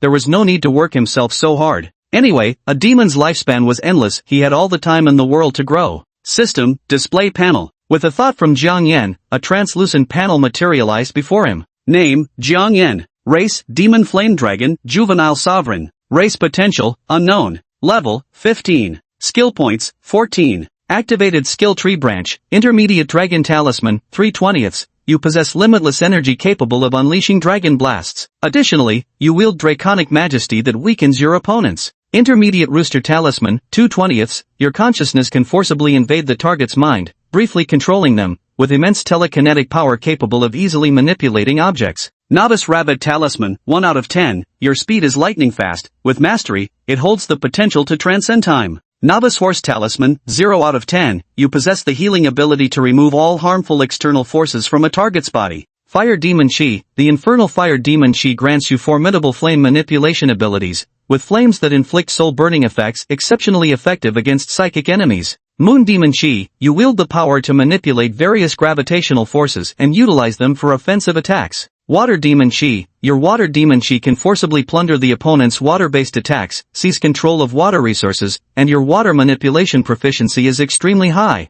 Taskbar, none. Current skill points, 14 points. After browsing through the current panel, Jiang Yan let out a slight sigh of admiration. With 4 talismans in possession, and the ability to combine them into a system, each passing day brings more hope. With 14 skill points remaining, should I upgrade the rabbit talisman or the horse talisman? Jiang Yan hesitated for a moment before ultimately choosing the rabbit talisman. Speed is often a symbol of power. Moreover, as explained by the rabbit talisman's capabilities, once mastered, it can even transcend time itself. This means he could travel to the future, or return to the past. The time manipulation ability truly impressed Jiang Yan. Shouldn't anyone come to disturb me now? Jiang Yan glanced out the window. The Su family manor had few pedestrians about, as people hadn't fully returned after last night's incident. Morning light spilled across the windowsill as Jiang Yan basked in the warm sunlight, feeling a gentle warmth seep into his being. Just as Jiang Yan was preparing to enhance the rabbit talisman, buzz buzz. Beside them, Mu Mengyao's eyes suddenly snapped open, and the surrounding space rippled like the surface of a lake. A section of space seemed to fuse completely with Mu Mengyao's being. Is this the little maid opening her second beast taming space? Jiang Yan watched Mu Mengyao's transformation intently. Every time a Beastmaster advances to a new tier, they can unlock an additional beast space, allowing them to form contracts with new spirit beasts. However, these are merely ordinary contracts, nowhere near as rare and valuable as the life bond contract formed with one's initial spirit beast. Even so, each new beast space represents a massive leap in power for the Beastmaster. After all, why fight alone when you can gang up on them? Not bad at all. The little maid has broken through too. Jiang Yan crossed his legs and lay on the bed, waiting for Mu Mengyao to complete her breakthrough. No need to rush using the skill points yet, saving them might come in handy if any unforeseen troubles arise later. 5 minutes later, Mu Mengyao completed the process of opening her beast taming space. She opened her eyes and exhaled deeply. That was close. Suddenly being able to open a beast taming space, I almost couldn't react in time. Luckily, this emperor has experience, but... Mu Mengyao turned to Jiang Yan with a baffled, almost tearful expression. Xiaoyan, don't tell me you broke through again. After opening her beast taming space, she even broke through to the mid-stage of the second rank. This boost must definitely be Little Flame's feedback. Alright, little maid, this holy sovereign is hungry, go cook me a meal. Jiang Yan lazily lounged on the sofa, basking in the sunlight with a drink in hand. Oh, fine then. Watching Jiang Yan lie there so carefree, Mu Mengyao's eyebrows drooped listlessly, overwhelmed by a profound sense of defeat. Even with such wholehearted cultivation, can I still not catch up to Xiaoyan? Damn it. After breakfast, Mu Mengyao and Jiang Yan passed by the square of the Su family estate. The airships of the Beastmaster Association had already departed, leaving only a few medical staff in the square attending to Su Hansan. Chairman, we've tried every method available. These curses can't be purified. Our medical technology has its limits. Alright, you all can disperse for now. I'd like to have a word with him. Standing beside Su Hansan was an elderly man with silver hair, dressed in an old-fashioned suit, hands clasped behind his back, and wearing a gentleman's hat. His expression was solemn. Chairman Liu, I didn't expect you'd spare a moment to see me, especially at this critical juncture. While receiving treatment, Su Hansan looked at his old friend of many years and smiled. Liu Yensong, president of the Beastmaster Association. I'm not afraid of death. I should have died years ago, but unfortunately I dragged on until now, Su Hansan said with a bitter smile. Liu Yensong remained silent, his face stern as he stared fixedly at Su Hansan. After a moment of silence, Su Hansan sighed and said, Old Liu, I'll have to rely on you to look after the Su family from now on, especially my second granddaughter. Where is that cursed artifact? I'll have someone study it, there might still be a way to save you, Liu Yensong said gravely. It has already been destroyed. Su Hansan recalled in his memory how the phantom mask had been taken from him by Jiang Yan. But the little fellow didn't seem to be bewitched by that mask, perhaps it could control the mask. Fragments of cursed relics would also work, Liu Yensong pressed further. Nothing. I don't remember anything. Su Hansan shook his head and lay back to gaze at the clear blue sky. Seeing this, Liu Yensong sighed softly. Su Hansan was deliberately seeking death. Old man, what are you chatting about? Jiang Yan moved closer to the hospital bed, looking at the two old men with a smile. It's you. Su Hansan smiled faintly. Let me introduce you, this is my childhood brother, Liu Yensong, president of the Beastmaster Association. You can seek his help if you encounter any issues in the future. Cough cough. After saying these words, Su Hansan began coughing violently again. People from the Su family surrounding them quietly wiped their tears, suppressing their sobs. It seems this old man isn't planning to reveal the secret. No need to silence him then.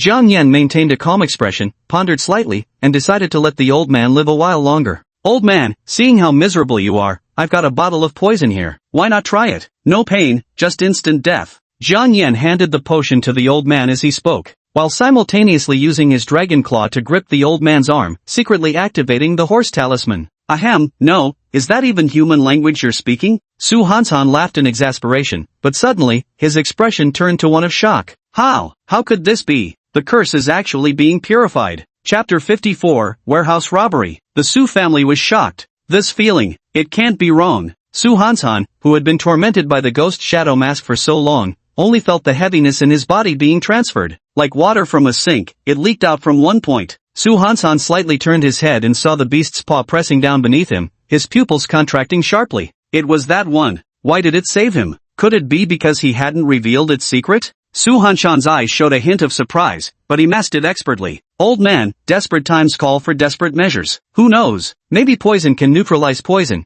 Jiang Yan said with a faint smile. You little fellow, you've certainly got character. Su Hanshan nodded. Very well. With death upon us, let's see if this thing can indeed use poison to combat poison. He lifted the potion Jiang Yan handed him and swallowed it in one gulp. In an instant, Su Hanshan's body jolted violently, his soul seeming to leave his body as if detached. Beep. The instruments connected to Su Hanshan's body also emitted urgent beeping alarm sounds. The surrounding people's expressions changed drastically as they exclaimed, "The old family head has truly lost his senses. How could anyone believe the words of a mere spirit beast?" Father. Su Penghui gripped Su Hanshan's hand tightly, his gaze fixed deathly on Jiang Yan. You damn fool. Just because you have connections with an alchemist, you think you can pass yourself off as one, is that it? Now it's settled. With my father gone, none of you will escape. Guards, seize that girl and the spirit beast, I'll sacrifice them to honor my father. Yes. A group of men circumvented Lu Yensong, surrounding Mu Mengyao and Jiang Yan. Lu Yensong scrutinized Jiang Yan, his voice icy. Little one, you'd best give me an explanation. Otherwise, the Beastmaster Association's prison will be your home for the rest of your life. At this very moment, a sharp slap echoed. A hand rested on Lu Yensong and Su Penghui's shoulders. My son, old Lu, dying alone is so boring. Could you stay with me for a while? A chilling, sinister voice rang out from behind them. Lu Yensong and Su Penghui stiffened before slowly turning their heads. Holy shit? The onlookers swallowed hard as they watched the elderly family head, Su Hansan, sit up from the sickbed. Good heavens! That brat's poison has scared the old master's ghost straight out of his grave. Father, spare me. I'm not ready to die yet. Su Penghui turned to look at Su Hanshan's pale face and immediately dropped to his knees. Jiang Yan was speechless beside them. That potion of his was just an used psychic elixir from last time. At best, it would only allow the old man to chat with his deceased wife. It's not really poison. Let's just say, old man Su really knows how to play pranks. Boss, why do you still have such a twisted sense of humor? Lu Yensong looked speechlessly at Su Hanshan, his face still showing traces of shock and doubt. That little one actually managed to revive Su Hanshan. Even Nanping City's medical team couldn't accomplish this, yet it somehow did. It's as miraculous as bringing the dead back to life. I just had a chat with my dear wife. She scolded me and forbade me from going to find her, so I had no choice but to come back for now. Su Hanshan burst into laughter, the darkened hue fading from his skin. His entire appearance reverted to that of an elderly man, weathered with age yet brimming with vitality. It was as if the old patriarch's vigor and vitality had suddenly returned. He's back, everything's back to normal, this man's a miracle doctor. I told you this little beast would do the trick. Old patriarch, we were worried sick about you. We almost thought that little beast had poisoned you to death. Su Hanshan glanced at the Su family members and waved his hand grandly. Enough. The reason I recovered today is partly because the curse is fading, and partly because this little fellow produced a secret treasure to heal me. That potion was incredibly precious. I am willing to offer a quarter of the family storeroom's reserves as thanks to them. As she finished speaking, Mu Mengyao and Jiang Yan's expressions turned slightly strange. The treasury? Wasn't that already looted bare? Father, this is most inappropriate. Su Penghui quickly stepped forward to stop the old man from speaking further. Su Hanshan's grizzled brows furrowed deeply as he angrily retorted, Objection? What objection could there possibly be? Do you deem my life unworthy of a mere quarter of the treasury? No. When you were critically ill before, I didn't tell you two pieces of news, one good and one bad. Which would you like to hear first? Stop keeping me in suspense, just tell me already. The good news is the storeroom is still intact, and everyone's alive. But the bad news is, everything inside, including the shelves, has been cleared out. What? Su Hansan froze on the spot. 5 years of the Su family's accumulated wealth had been emptied overnight. Who the hell did this? That's impossible. After a series of investigations, Su Hansan fully realized the fact that the Su family's enormous fortune had been completely emptied. As for who did it, Yaoji and others said it was the Shadow Ninja. Yet Su Hansan never suspected Jiang Yin. Simply because he couldn't control the phantom mask, let alone anyone mastering it in just one night. The truth must lie with someone else. In the living room, Su Hansan occupied the head seat, while Jiang Yin and Mu Mengyao sat casually to the side. Little guy, my apologies. You understand my family's situation, this is the only way I can properly thank you, Su Hansan said with deep regret. I see this girl has already opened a second spirit beast space. How about gifting you a spirit beast with king tier potential? The preciousness of a spirit beast with king tier potential goes without saying. Mu Mengyao couldn't help feeling somewhat embarrassed upon hearing this. They took someone else's warehouse and even walked away with a spirit beast. Not even sheep get sheared this thoroughly. No need. Jiang Yin refused outright, not out of guilt, but because he couldn't be bothered. A spirit beast with only king-level potential, what's the point in raising it? Just an extra mouth to feed with zero combat ability. Isn't that a complete waste of resources? Besides, even if I were to make a contract, having a little cloudsoar beast would be fine too. Old man, this Saint Lord saved your life, so make yourself useful. When I have need of you in the future, you'll answer my call. Jiang Yan left a single sentence behind as he walked out of the living room on his own. Mu Mengyao quickly followed after him. The Holy Lord, you say? Su Hansan gently stroked his beard, his gaze following Jiang Yan's retreating figure. This spiritual beast possesses such wisdom and strength, its future accomplishments are beyond estimation. After Mu Mengyao and Jiang Yan left the living room, a small flying cat with a tiger-like head emerged from the white clouds, darting toward Jiang Yan. Ow ow ow. Big bro, sis sent me to join you. Jiang Yan looked up to see a massive white-furred tiger with cloud-patterned wings leaping down from the sky. Little flying cloud beast, when did you switch to a new skin? Name, Ethereal Winged Tiger, Flying Cloud Beast Variant. Attribute, Space. Level, 13. Race Potential, Low-Tier Sacred Beast. Introduction, the elusive Skywing Tiger awakened its ancient bloodline in peril. Harnessing the mutated power within it properly may lead to further evolutions in the future. Wait, can this silly little kitten actually mutate and become a low-level sacred beast? Jiang Yan furrowed his brows. This little Skycloud beast, who'd been following him around calling him Big Bro every day, actually possessed such talent that didn't make sense, did it? Chapter 55, Ethereal Winged Tiger. Taming a new underling. Little flying fish, tell me honestly, what exactly did you eat? Jiang Yan frowned as he looked at the phantom winged tiger, which had grown noticeably larger than before. At this point, the creature's physique matched that of a fully grown Siberian tiger, with sleek muscular contours across its body. Its broad back appeared spacious enough to comfortably seat 3 people. When its pair of snow-white cloud-like wings unfolded, their span reached up to 5 meters. This kind of growth rate, eating feed wouldn't even make you grow this fast. Ow ow ow. Boss, I don't know either. The ethereal winged tiger's massive head brimmed with innocence as it shook repeatedly from side to side. Alright, seems I won't get any information from you. Jiang Yan let out a faint sigh as he took out the secret realm token to communicate with the flying cloud beast king. After a short while, the familiar fluctuation of soul power resonated from the secret realm token. What is it, kid? The flying cloud beast has mutated. Why are you sending it with me? Naturally,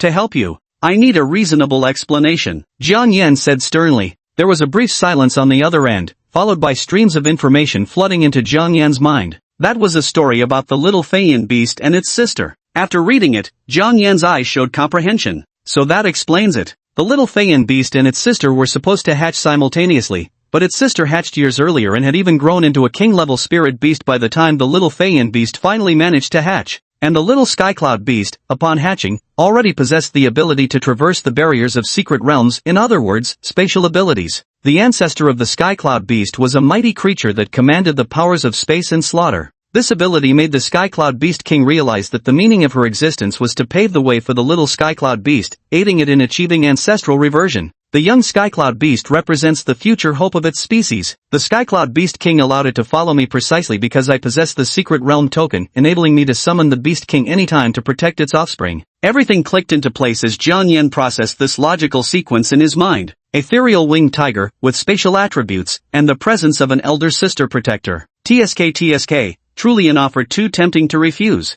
Jiang Yan gazed at the goofy-looking ethereal winged tiger before him, deep in thought. His entire thought process took no more than 10 seconds. At this moment, Mu Mengyao stood frozen beside him, gazing at the ethereal winged tiger with disbelief. A holy beast grade bloodline. The ethereal winged tiger. This is a spirit beast that should appear in the future, yet there are no records of it now. One dragon, one tiger, with these, this emperor is destined for greatness. The key point is, if I contract with the ethereal winged tiger, she will surely surpass Xiaoyan's cultivation speed. At that time, she'll surely regain her lost dignity. Little one, I've got this beast space that's quite spacious. Would you like to come play in my beast space? If you get tired from playing, you can just sleep there directly. Mu Mengyao bent slightly towards the ethereal winged tiger, coaxing it with utmost sincerity and radiating genuine goodwill. The talent of 10,000 beasts affinity was activated. However, what? Who are you? I came here looking for my big brother. The void-winged tiger took 2 steps back, positioning itself behind Zhang Yan.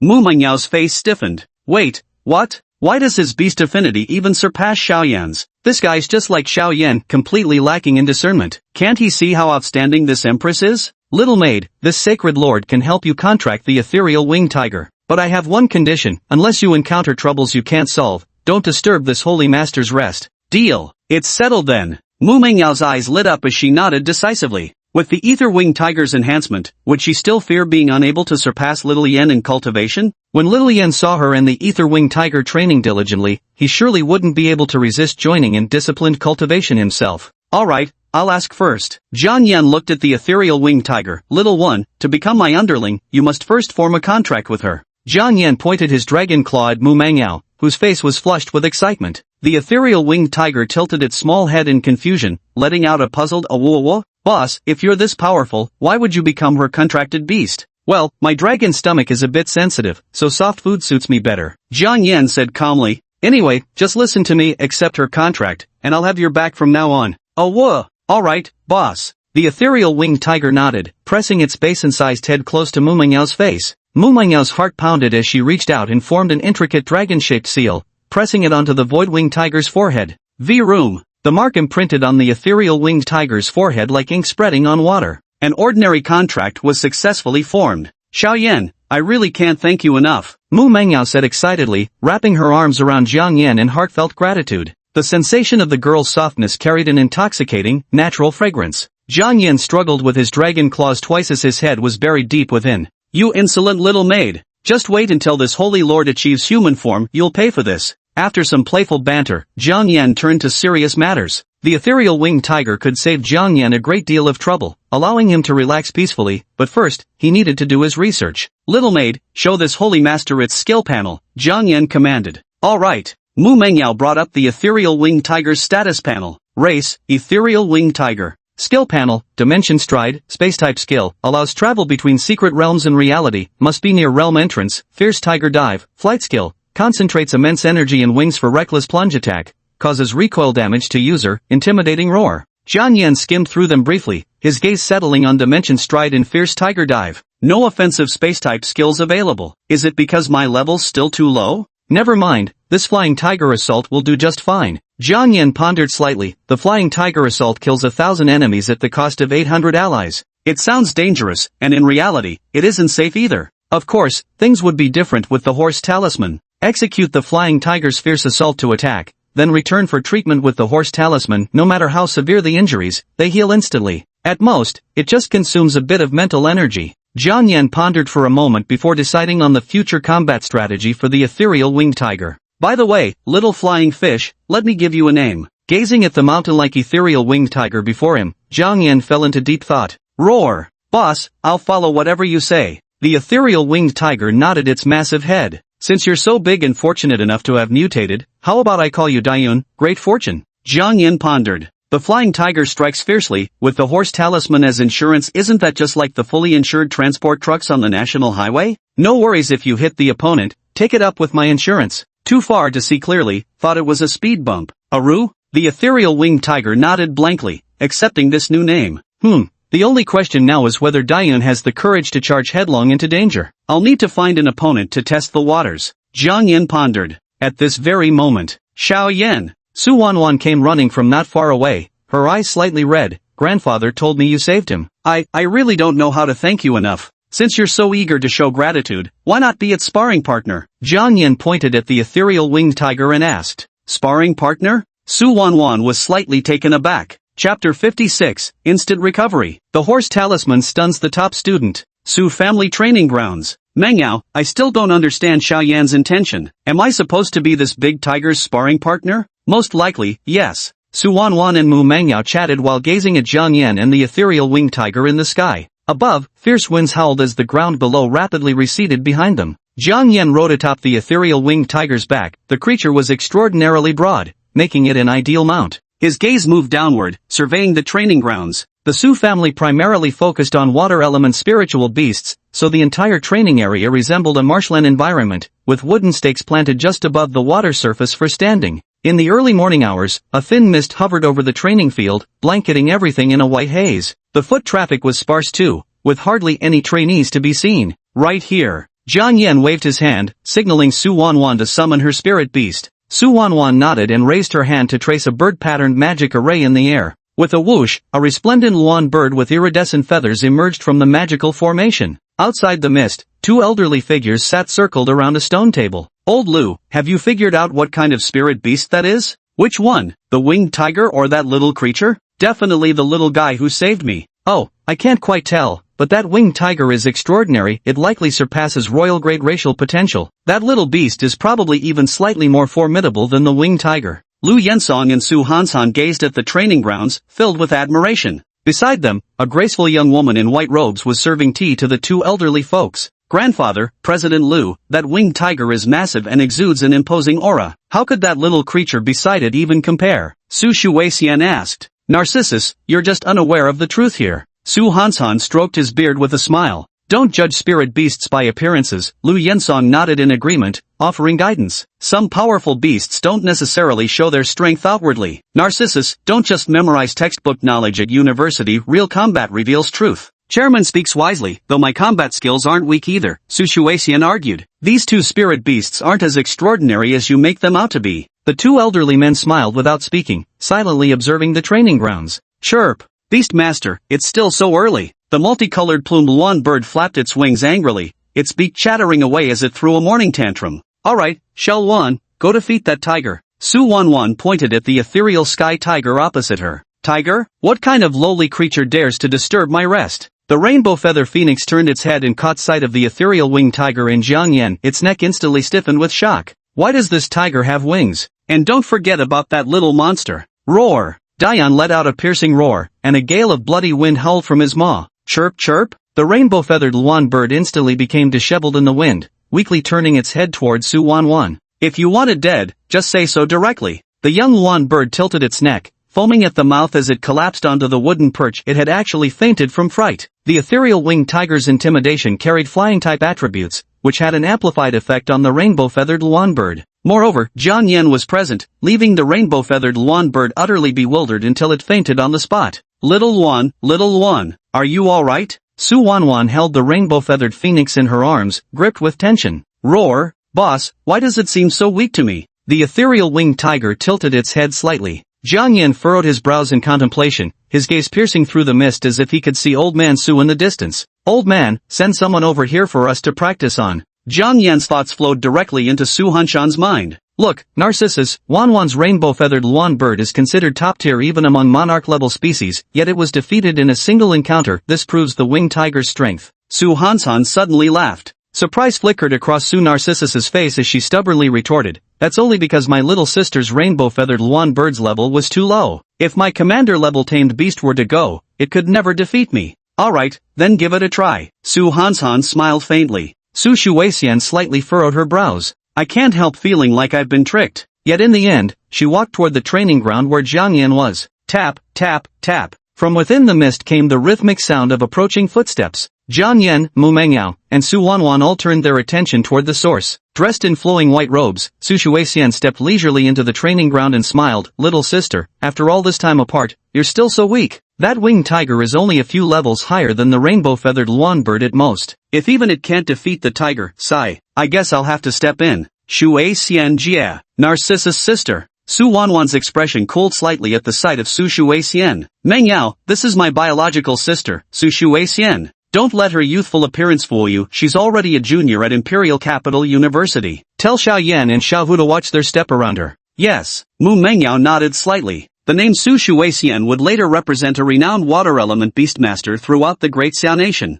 Is this winged tiger your spirit beast? It's well trained, but this one, Su Shuixian eyed Jiang Yan with a slight frown. what a strange young beast, I can't discern any of its traits at all. With a flick of her flowing sleeve, a keen-eyed green serpent slithered out from within. The moment it emerged, its size began incrementally increasing. In no time at all, it transformed from a small water snake into an Amazonian anaconda. The slender cyan serpent scales bore intricate patterns resembling water element formations, channeling hydraulic energy into them. The Azure Moon Serpent, a newly advanced commander-class beast at level 31. A level 31 Azure Moon Serpent, truly a master-level opponent. Flamey, let me take command of this battle. At the very least, we won't lose too disgracefully. Mu Mengyao stepped forward, her gaze razor-sharp as she spoke. No need. Jiang Yan's lips curved slightly as he took the smaller bracelet from the paired set with his dragon claw and fastened it around the ethereal winged tiger's tail. The paired bracelets allowed the wearer of the child bracelet to use some of the skills of the mother bracelet's wearer. The power of the horse talisman was shared with Dayun through the mother bracelet. Although it wasn't the full 100% effect of the horse talisman, it was sufficient.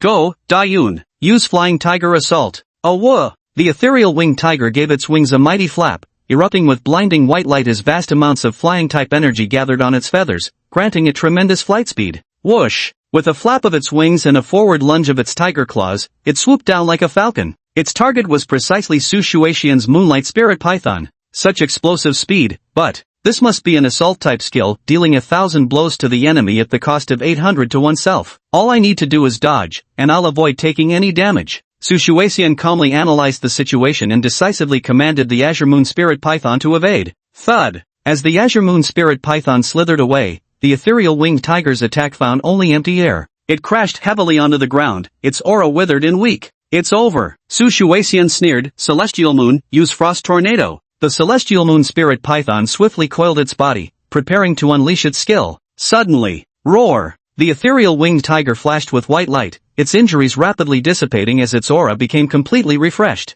How is this possible? Su Shuixian's face was filled with disbelief. Chapter 57, 1 month of quiet cultivation. The first high-level talisman. Roar! Dayun's imposing aura was restored to its peak, its tiger eyes brimming with vigor. With a single flap of its wings, it gathered energy and swiftly pounced towards the Azure Moon Spirit Python once more. This reckless fighting style caught Su Shuixian completely off guard. Azure Moon, dodge now. The Azure Moon Spirit Python twisted its serpentine body, but the airborne void tiger struck instantly, too close to evade. Bang! The tremendous impact sent up a cloud of smoke, instantly spreading out in all directions. As the dust settled, the Azure Moon Spirit Python panted heavily, its serpentine body coiled and still ready for battle. The phantom-winged tiger lay motionless on the ground, its feline eyes tightly shut as if completely drained of fighting spirit. Thank goodness Qingyue is at the commander level, or we'd really be in trouble. Su Shuixian shuddered with lingering fear that winged tiger definitely wasn't getting back up now, right? However, Dayun, you're not done yet, are you?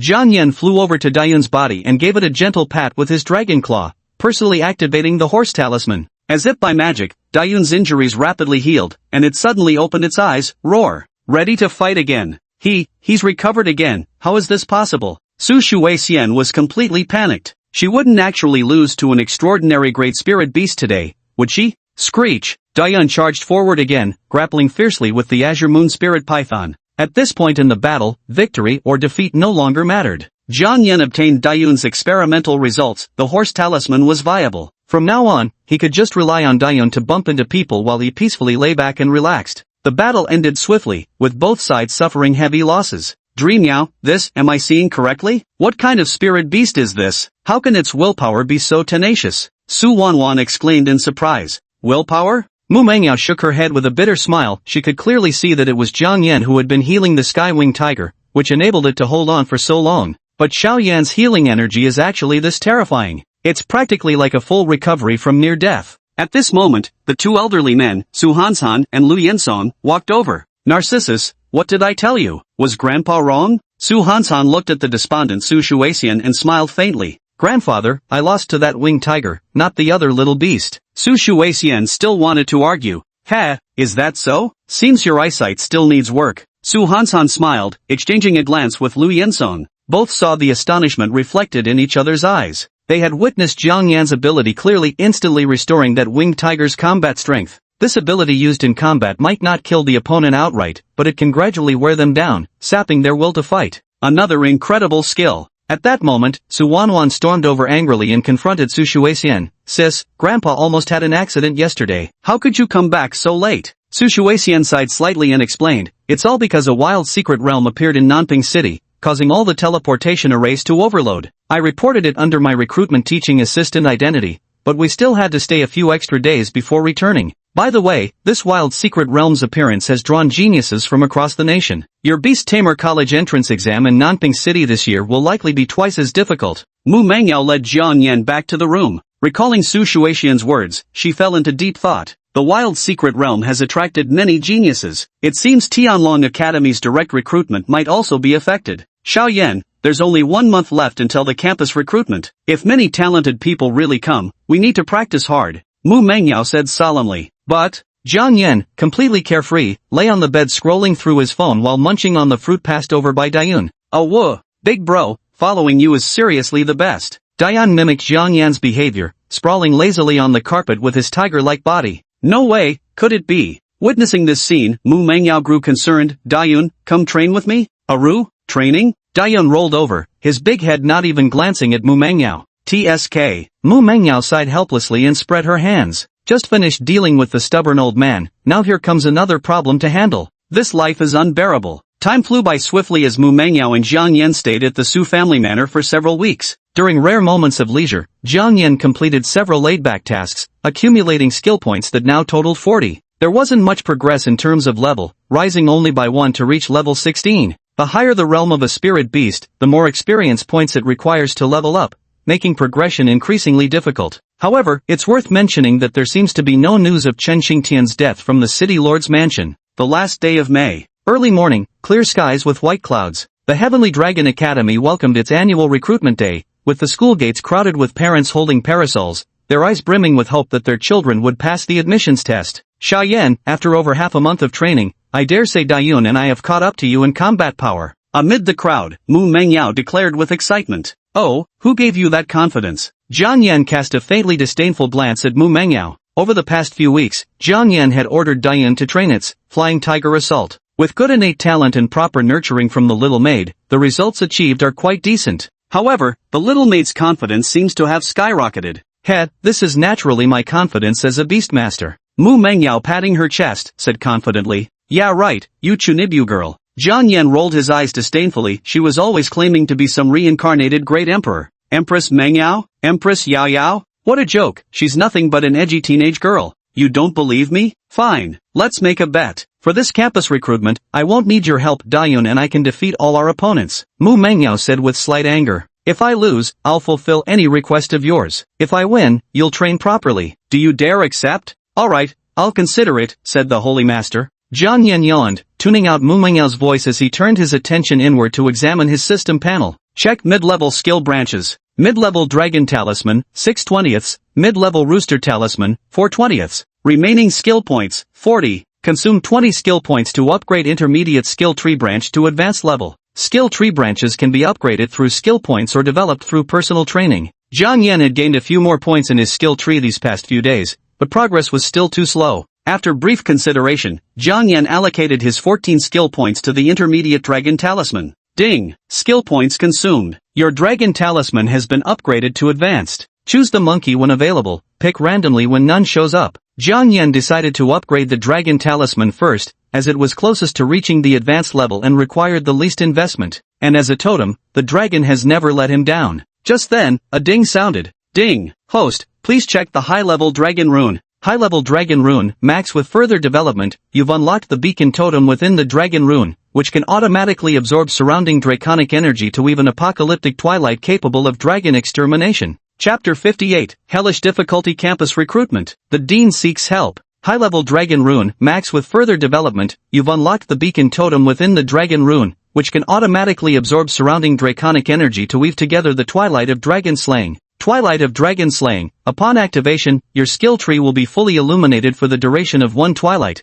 automatically reaching intermediate proficiency. At that moment, you will transform into an apocalyptic demon dragon, tearing through the final twilight. Skill duration, 4 hours, twilight period. Skill rating, divine tier, once activated, you'll lack nothing. Twilight of the Dragon Vanquisher. A divine tier skill. Jiang Yan stared at the system interface before him, unable to suppress the surging waves in his heart. Damn! The high-level dragon rune is unexpectedly this powerful, truly worthy of being the great totem of our mighty Huaxia. Completing the entire skill tree, what does that even mean? 12 perfected talismans, dark magic, the demonic energy of fire, the demon empire. TSK. How is this any different from cheating? Dusk lasts for a full 4 hours, and that's enough time to accomplish many things. Jiang Yan suppressed the joy in his heart as surges of energy emerged throughout his body, steadily improving his physique. Buzz! In the void, invisible energy transformed into multicolored specks of light that rapidly converged towards him. Like living creatures, they automatically flew to Jiang Yan's lower abdomen, coalescing into a crimson dragon head emblem. Jiang Yan peered inward at his lower abdomen, discovering a small stone resembling a talisman. Oh no, I'm growing a gallstone. Dragon energy from the frost scale serpent, charging progress 0.1%. Dragon energy from the azure dragon skull, charging progress 0.5%. Dragon energy from Deadwing Dragon 2, charging progress 1%. Reading the lines of charging prompts before him, Jiang Yan understood, dragon energy gathers within the stone. Once fully charged, the stone can be detonated to unleash the twilight of dragon annihilation. The charging progress appears to correlate with frequency. After a dragon provides energy once, its subsequent contributions yield diminishing progress. Jiang Yan pondered and concluded that the accumulated dragon energy from a certain dragon must have been suddenly harvested by him, leaving naturally born dragons with less sustained accumulation potential. If you want to speed up the charging process, you need to find a place with more dragon-type spirit beasts. Nanping City is still too small. Jiang Yan pondered for a moment and decided that for this campus recruitment, it was necessary for the little maid to get into a decent university. That way, he could absorb dragon energy more conveniently in the future. Mu Mengyao arrived at the square of Celestial Dragon Academy. Under their teacher's arrangement, numerous students sat encircling the platform below. The scene was buzzing with noise, the clamor resembling the ceaseless chirping of morning birds. In the center of the square stood an enormous stone fighting platform, drawing everyone's attention. From a pavilion above the fighting ring, judges and academy mentors overlooked the entire arena, allowing them to easily provide commentary and select students. Hello, Mu Mengyao, I am Long Qingshan. I believe you know me. At this moment, a tall and upright middle-aged man approached, his strides exuding an air of authority. Dragon Academy head, what brings you here? Mu Mengyao smiled, her eyebrows carrying a hint of confusion. Jiang Yan frowned slightly. Why had Long Qingshan come in person? Could something have gone wrong regarding Chen Qingtian's matter? Ha, this isn't the right place, let's go somewhere else. Long Qingshan led Mu Mengyao and Jiang Yan to the office. As soon as they stepped inside, all surrounding noise instantly quieted. The air conditioner hummed softly, blowing cool air at just the right temperature. Classmate Mengyao, I asked you here today because there's something I need your help with. Do you know about the privilege awarded to our school's top graduate? Long Qingshan asked. Mu Mengyao nodded. Students participate in arena competitions, the top 10 gain the right to be chosen by professors from prestigious universities, and the first place winner can enter our academy's Heavenly Dragon's secret realm to undergo baptism. Dean, are you suggesting you want my help to achieve first place? No, there are too many prodigies participating in this campus recruitment. With your mid-first tier spiritual power, you can't defeat those geniuses who possess 2 spirit beasts. Long Qingshan waved his hand and said earnestly, so, I only hope you can prevent this spot from falling into the hands of someone from the city lord's residence. Mu Mengyao fell into deep thought. Jiang Yan also wore a thoughtful expression. So it wasn't that they were forbidden from entering the Heavenly Dragon's secret realm. I initially thought Dean Long was still traumatized by that incident at the Hidden Dragon's secret realm last time. Long Qingshan continued with a sigh, alas, there are some matters I can't speak of openly. But if you two can guarantee the Heavenly Dragon's secret realm slots won't fall into the city lord's hands, I can arrange direct admission to the Imperial Capital University for you. Imperial Capital University, located in the Imperial Capital, is the most resource-rich institution in Great Xia Nation, bar none. The might of Imperial Capital University is beyond question, and the students who can study there are all geniuses among geniuses. Long Qingshan believed this condition would hold tremendous appeal for Jiang Yan and Mu Mengyao. Wait a moment, Dean Long. What if Xia Yan and I actually win first place? Take first place? With just you two? Ha, as if that's possible. Long Qingshan chuckled helplessly. Don't even mention this year's school recruitment, it's packed with geniuses. Practically nightmare difficulty. Even in previous years' recruitments, with your mid-first tier spiritual power, you wouldn't necessarily win first place even if you had decent spirit beasts. What if? Mu Mengyao pressed on. Ha ha ha, very well, very well. It's good for young people to have ambition. Since that's the case, let's make a bet. With a faint smile, Long Qingshan joked, if you two actually take first place, I'll not only guarantee your admissions, but also personally write a recommendation letter to introduce you to the Imperial Capital Beastmaster Association. How about getting you directly into the system? Can we enter that dragon's secret realm? Jiang Yan added. Go right ahead. Dragon Qingshan waved his hand grandly, brimming with heroic boldness, believing he had established an impressive dean's image before his students.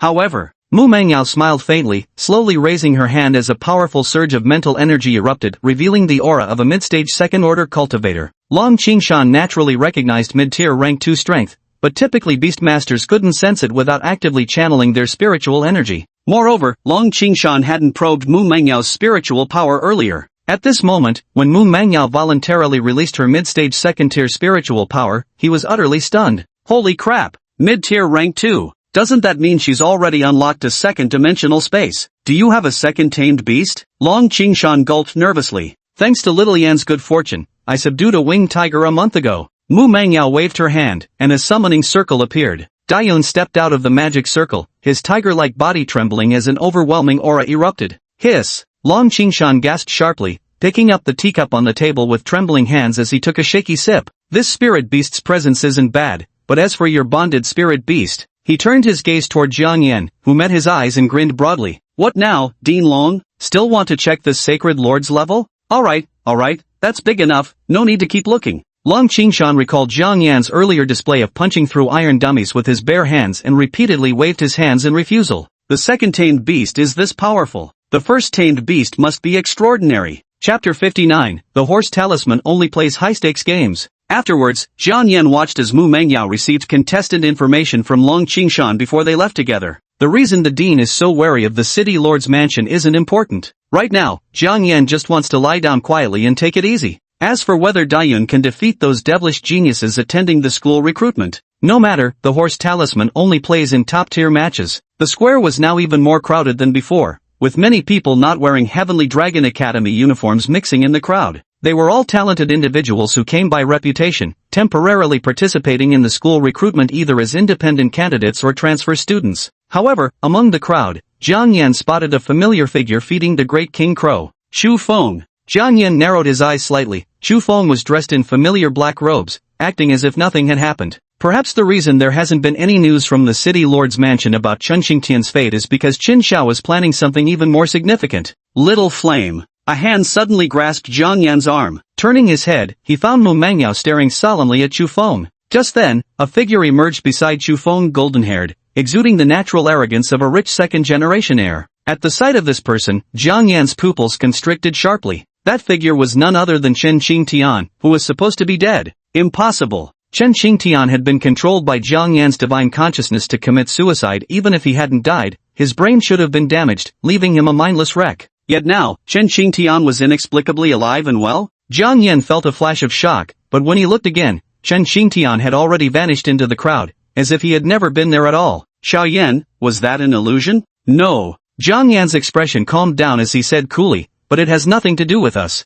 Mu Mangyao gave a soft murmur of agreement. Something felt off about the situation, so Jiang Yan decided to first send the shadow ninjas to investigate. The shadow beneath his feet swiftly split into 5 silhouettes, slipping into the shadows of nearby students before vanishing into the crowd. A school recruitment event tied to the city lord's sinister plot. Jiang Yan intended to reap some benefits too. With the unlocking of the Sage Lord template, his personality seemed to subtly shift under its influence. Mu Mangyao arrived at teacher Xueqing's class where students were standing in 3 straight rows. Classmates, this campus recruitment is a battle of geniuses. You're all children from ordinary families, don't put too much pressure on yourselves. Yes, teacher Xueqing explained the facts to her students with compassionate eyes. After all, Nanping City is just a small place where true geniuses are few and far between. Even compared to the recent influx of geniuses arriving in Nanping City, Mu Mangyao still falls slightly short. Even those outsiders look upon the students of Tianlong Academy with a gaze reserved for country bumpkins. Mangyao, Wu Qian, this time our class is counting on you too. Do your best. Teacher Xueqing looked at the class's last hope.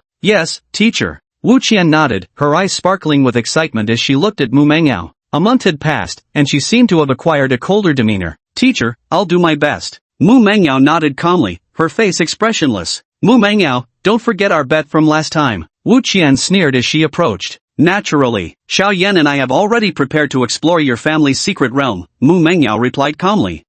Such arrogance before the battle even begins. When the time comes, my frost crystal drake will thoroughly dominate your tamed beast. The school recruitment process proceeded orderly. As university mentors arrived on site, Dean Long delivered a brief speech before promptly announcing the commencement of the competition. The match begins. Next, let contestant Qin Shui face contestant Lin Chenqing. On the arena, the black-clad judge gave the command, and two contestants leaped onto the platform. The first round of competition featured a match between students from outside Tianlong Academy. Neither side held back, they immediately began tracing magical formations with astonishing speed, promptly summoning their respective spirit beasts. A pitch-black feline, draped as if in a Night Trader's garb, a shadowcat of commander rank. The other person's beast partner was a super-great rocky serpent, its body composed entirely of solid rock. The two spirit beasts went back and forth, battling for who knows how long enough for Jiang Yan to fall asleep, at any rate. Waking from sleep, I immediately heard the referee shout, "Contestants Mu Mengyao, number 100, and Wu Qian, number 155, please come to the stage and prepare for the Beast Tamer duel."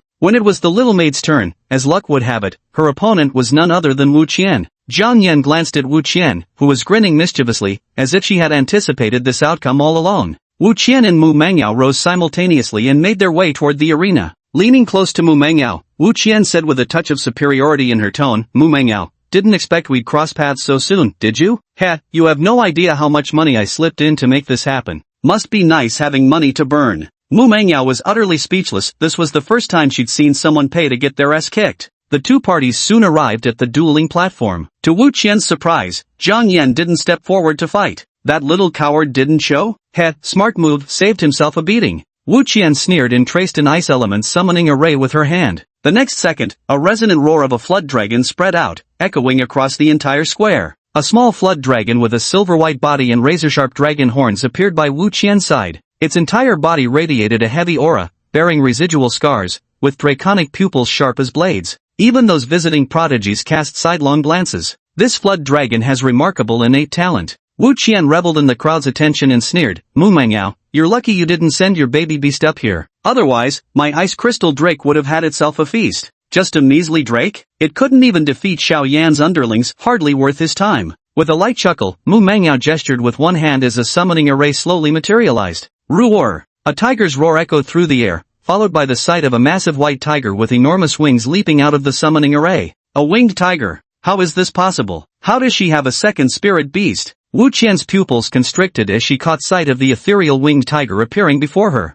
How do you have a second spirit beast? Even the frost crystal drake froze on the spot, momentarily forgetting they were in the middle of battle. Mu Mengyao smiled without answering, recalling Little Flame's phrase, what was it again? Oh right, talk to my insurance company about that. Great fortune, flying tiger assault. At the command, the phantom winged tiger vibrated its wings, gathering immense flying-type energy. Its entire wings expanded instantly, enveloping the whole tiger body in their span. With a powerful flap of its wings, a deafening boom erupted as violent gusts surged through the surroundings. The observing students squinted as the fierce winds stung their eyes. Holy shit, that's some insane flying-type energy. Look out, Ice Crystal Dragon, dodge now. After a month of arduous training, Wu Qian had honed sharp instincts and promptly issued the command. The ice crystal serpent swiftly darted aside, stirring up a flurry of snow and wind that obscured its form, barely managing to evade the phantom tiger's pouncing attack. Bang! A violent crash followed, just as expected. Dayun's attack missed its mark, leaving the tiger's body riddled with self-inflicted wounds from the recoil.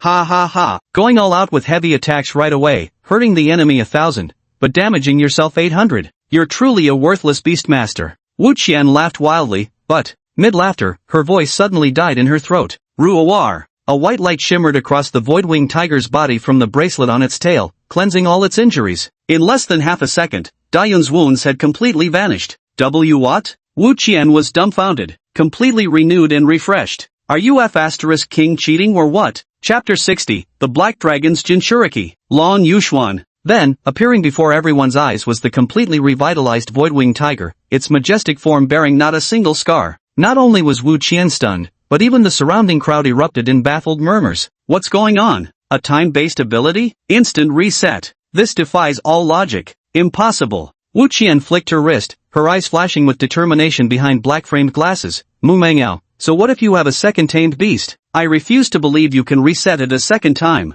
Icefang Serpent, Polar Tempest. At the command, the Icefang Serpent lowered its noble head and, like a poised noblewoman, parted its draconic jaws. Buzz! A chilling blue whirlwind materialized in its maw, causing the surrounding temperature to plummet instantly. A flurry of fine snow scattered across the sky, torn asunder by the furious gale. Within moments, a massive blizzard tornado took shape with terrifying speed, sweeping toward Mu Mangyao and her ethereal winged tiger. Don't panic, I still have a chance. Wu Qian watched Mu Mangyao coldly, waiting to see how she would respond. However, Dayun, use Flying Tiger Assault again. At Mu Mengyao's command. Dayun, as if pumped with adrenaline, unleashed the Flying Tiger Assault once again, transforming into a streak of white light as he pounced toward the frost crystal drake amidst the wind and snow. Don't you know using the same move against your enemy is pointless? Wu Qian sneered mercilessly, dodge it. Hidden within the raging winds, the frost crystal drake seized the cover of the extreme cold storm to launch a surprise attack on the ethereal winged tiger. Whoosh! An extreme chill mixed with snow and wind assailed Dayun. Its eyes grew sharp as it glanced back at Jiang Yan. The boss always said, just charge ahead, let the insurance handle the rest. Roar! With a low growl, as if psyching itself up, Dayun's massive tiger frame plunged directly into the oncoming snow tornado. Put! Like a man caught in a raging current, Dayun's figure instantly vanished into the snowstorm, leaving only a whirlwind spinning furiously in place. The frigid wind howled as the icy blizzard raged. Everyone around wore expressions of pity in their eyes. Ah, what a pity indeed. If this little one had known to be a bit more tactical, perhaps the outcome could have been different. But now, foolishly trying to tank someone's ultimate move? Isn't that just asking for death? Not only the students below, but even the teachers from various universities observing the battle shook their heads, their eyes filled with disappointment. Dean Long, is this the genius Mu Mangyao you spoke of? Look at how she commands the winged tiger, there's not a hint of strategic awareness. Good thing that Frost Scale Drake wasn't given to Mu Mangyao to raise, or it would have truly been wasted, mocked one of the admissions teachers. Long Qingshan wasn't angered and smiled faintly. Professor Liu, isn't it possible that the Frost Scale Serpent is simply too weak, which is why my child doesn't fancy it? Though it remained unclear why the winged tiger had only used one move, losing didn't matter after all. The truly powerful boss was the other spirit beast Mu Mangyao held in reserve. So what, even a king-ranked Frost Scale Serpent isn't good enough for you? Your academy must have an actual dragon then. That's right. Here in Nanping City, Mu Mangyao possesses a second beast taming space. Her second contracted beast must be extraordinary. Everyone should remember to observe carefully. Absolutely, absolutely. Most of these admissions officers hailed from prestigious institutions and likewise considered themselves superior. Under normal circumstances, Long Qingshan would never have indulged them. But now, handling such face-smacking could be safely left to Mu Mangyao. While Long Qingshan and the others were talking, the battle's momentum suddenly shifted. For some unknown reason, the violent ice tornado abruptly stopped in place, and its winds grew weaker and weaker. Whoosh! The sound of powerful wing flaps echoed as a massive dark figure emerged from the blizzard. Dayun emerged from the blizzard covered in frostbite, its tiger stripes encased in ice, yet it stubbornly clenched the nearly lifeless frost crystal drake between its jaws, dragging it through the snowstorm.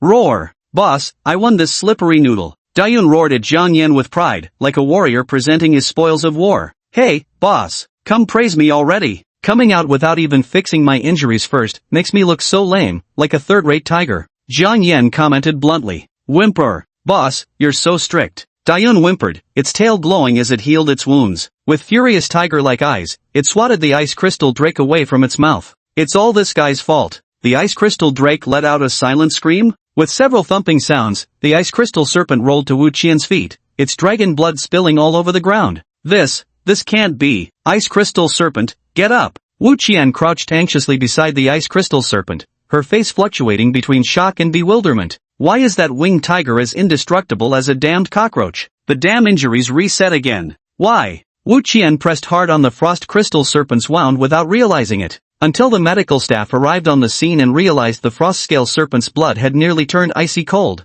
Not a classmate, if you want to strangle the frost crystal drake, we really don't have to save it. Oh, sorry, I didn't notice. Wu Qian hurriedly saw off the frost crystal drake, then sat alone on the arena platform, thoroughly disheveled by the icy wind. At that moment, a hand reached out. It was Mu Mangyao. Thank. Wu Qian hadn't expected Mu Mangyao to be the one showing concern. She was about to say thanks when Mu Mangyao interrupted. Don't misunderstand, I'm just here for the secret realm pass. Damn it. Wu Qian's face flushed crimson as she hurriedly replied, I'll give it to you next time. Alright then, just remember what you said. Mu Mangyao turned around and stepped off the arena, her voice carrying faintly into the distance. By the way, next time you're craving punishment, don't bother paying a middleman, just transfer directly to me. Mangyao Mu, I swear to God I'll never forgive you. With just this one remark, Wu Qian was completely defenseless. After this battle, Mu Mengyao successfully advanced to the semi-finals. The remaining time required only waiting for the semi-final slots to be determined. Due to the unusually large number of participants this year, the Academy divided the admissions tournament into 2 competition zones, with the other zone located at the Back Mountain training grounds. Let's go, Xiaoyan. We're heading to the Back Mountain to watch Wanwan's match. Mu Mengyao turned around and spoke to Jiang Yan, who stood among the crowd. Before Jiang Yan could respond, the distant announcement from the Back Mountain echoed, contestant number 188, Su Wanwan, defeated. Winner, contestant number 78, Long Yuxuan. Su Wanwan lost? Jiang Yan looked up, hearing the announcement repeat a second time, confirming beyond doubt that Su Wanwan had indeed lost. That girl's skills aren't bad, how could she lose so easily? Just then, when the name Long Yuxuan was announced, the crowd erupted in shocked exclamations, the commotion even greater than when Dian had defeated the Frost Crystal Drake. Long Yuxuan, that genius dragon tamer who made it onto the Huaxia Prodigy ranking, he actually came to our Nanping city. Damn, had I known he was coming too, I wouldn't have wasted time watching in the square, I'd have gone straight to the Back Mountain training grounds. Let's go, hurry over and take a look. The audience instantly rose to their feet, surging toward the Back Mountain like a human tidal wave.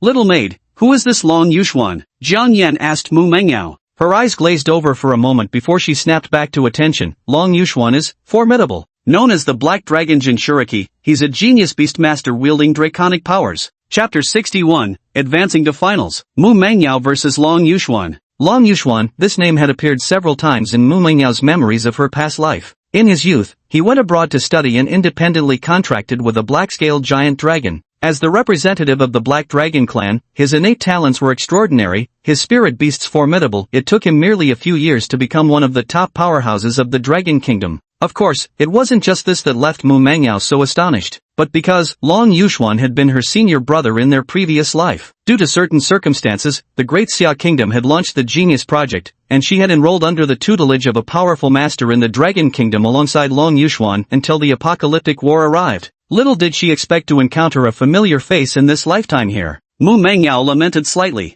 There was no denying her senior brother's formidable strength, but nowadays, her tamed beast is nothing to scoff at either. Xiaoyan, Long Yuxuan's spirit beast is a Western black dragon. Its scales grant immunity to magical attacks, its physical strength is terrifying, and it's exceptionally skilled in close-quarters combat. Mu Mengyao said gravely. A Western dragon, no wonder the reaction was so intense. Jiang Yan nodded. Since it's a true dragon, then it's not some lesser drake species, but a genuine great WYRM. I wonder whether such a black-scaled dragon could provide draconic energy. Jiang Yan soon got his answer to this question. While pondering this, he saw a white-haired, handsome youth in purple robes riding atop a black dragon emerge from the back mountains. In the sky, the black dragon's wings were as sharp as scythes, its massive body comparable to a large truck, casting a vast shadow wherever it passed. Roar!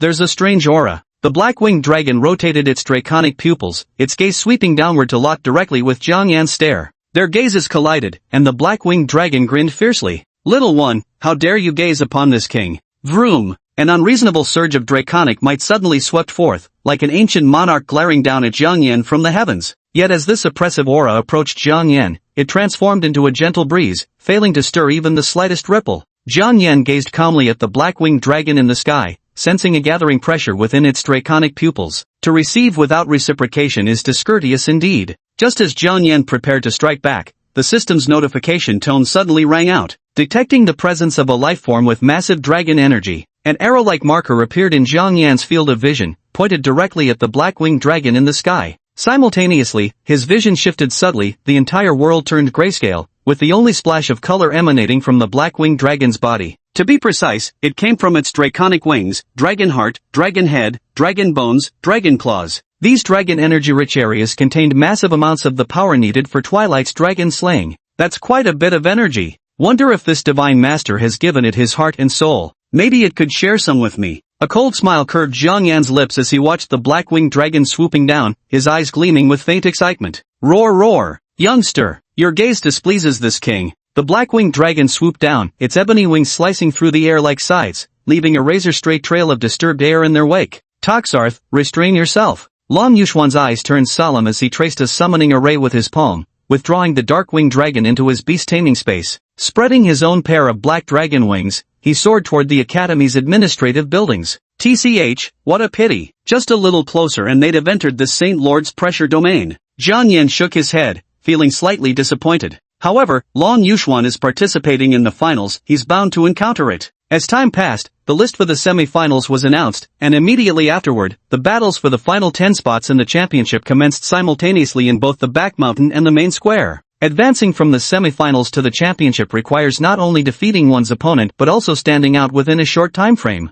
Only the first 10 who conclude their battles will qualify for the finals. Xiaoyan, I wonder who our opponent will be this time. Mu Mengyao sat in the contestant seats, surveying the other semi-finalists around her. Most of them were independent examinees, with hardly anyone from Tianlong Academy. Just then, a black-haired youth suddenly approached. Mu Mengyao, can we talk? Chu Feng? Mu Mengyao looked at the approaching figure and slightly furrowed her brows. In the secluded corner, Chu Feng leaned against the wall as he began sharing intelligence with Mu Mengyao. After listening, Mu Mengyao frowned slightly. You mean the city lord's mansion used some unknown method to revive Chen Xingtian's corpse? You suspect that's not Chen Xingtian's soul in there, but someone else? Not bad. Chu Feng nodded with a sigh. The young master is already dead. Whoever has taken over his body now is beyond my imagination. Why did you choose to tell me this news? Mu Mengyao frowned, not quite believing Chu Feng's words. To be honest, we'll be assigned to a duel in the upcoming semifinals. It's the city lord's arrangement. I must defeat you. Chu Feng said with sharp eyes. You? Mu Mengyao smiled faintly, glanced down at Jiang Yan, and touched the summoning mark on the back of her hand. You're going to beat me? Yes, Chu Feng sighed slightly. This is essentially a no-win situation. But the city lord made it clear, if I lose, it means certain death for me. You want me to lose to you? I'm afraid your scheme won't succeed. Mu Mengyao kept a stern face, unmoved by Chu Feng's words. No, I watched your battle. Though reckless, it was miraculous enough that I want to entrust her to you. Chu Feng said, pulling a slip of paper from his pocket with coordinates written on it, somewhere outside the city. Alright, I ought to leave now. If I die, you must be wary of Long Yuxuan. He is the sharpest blade in the city lord's hands. Chu Feng's voice grew fainter as he hurried away, disappearing into the crowd. Then, the referee's voice rang out. Contestants Mu Mengyao and Chu Feng, please enter the arena. Hearing this, Mu Mengyao suppressed her curiosity and stepped onto the stage. Just as Chu Feng had said, they ended up running into each other. Jiang Yan watched Mu Mengyao and Chu Feng's battle from below the arena, his eyes contemplative. It was clear that De Yun fought with fierce momentum, every move full of deadly intent, his tiger claws slicing through the air with intimidating force. Yet Chu Feng's Crow King merely defended passively, as if deliberately holding back. The cold-blooded city lord, the formidable Long Yuxuan, the resurrected Chen Xingtian, it all seemed like pieces of some grand scheme brewing. As she pondered, suddenly exclamations of surprise erupted around them. Holy shit! Has Chu Feng gone crazy? Why is he using his body to block the winged tiger's attack? With his peak second-stage mental power, why isn't he unleashing his beast-taming talent? Taking the hit with his bare body will probably land him in the hospital for days. Amid the crowd's shocked cries, Jiang Yan watched as Chu Feng stood before the great King Crow, using his body to intercept the massive tiger's claw. With a sudden splash, the tiger's claws flashed with a cold glint, blossoming into a crimson firework on Chu Feng's chest. Chu Feng defeated, sent Mu Mengyao advancing to the finals in an utterly bizarre fashion. Congratulations to Mu Mengyao for advancing to the finals as the second contestant. Next, she will face the top-ranked contestant Long Yuxuan to compete for the ultimate championship. The referee loudly announced, his voice resounding across the entire square. Chapter 62, Black Dragon Flame Prison. Jiang Yan makes his entrance. Congratulations to Mu Mengyao for her victory, advancing to the finals as the second contender. Next, she will face the top-ranked contestant Long Yuxuan to compete for the ultimate championship.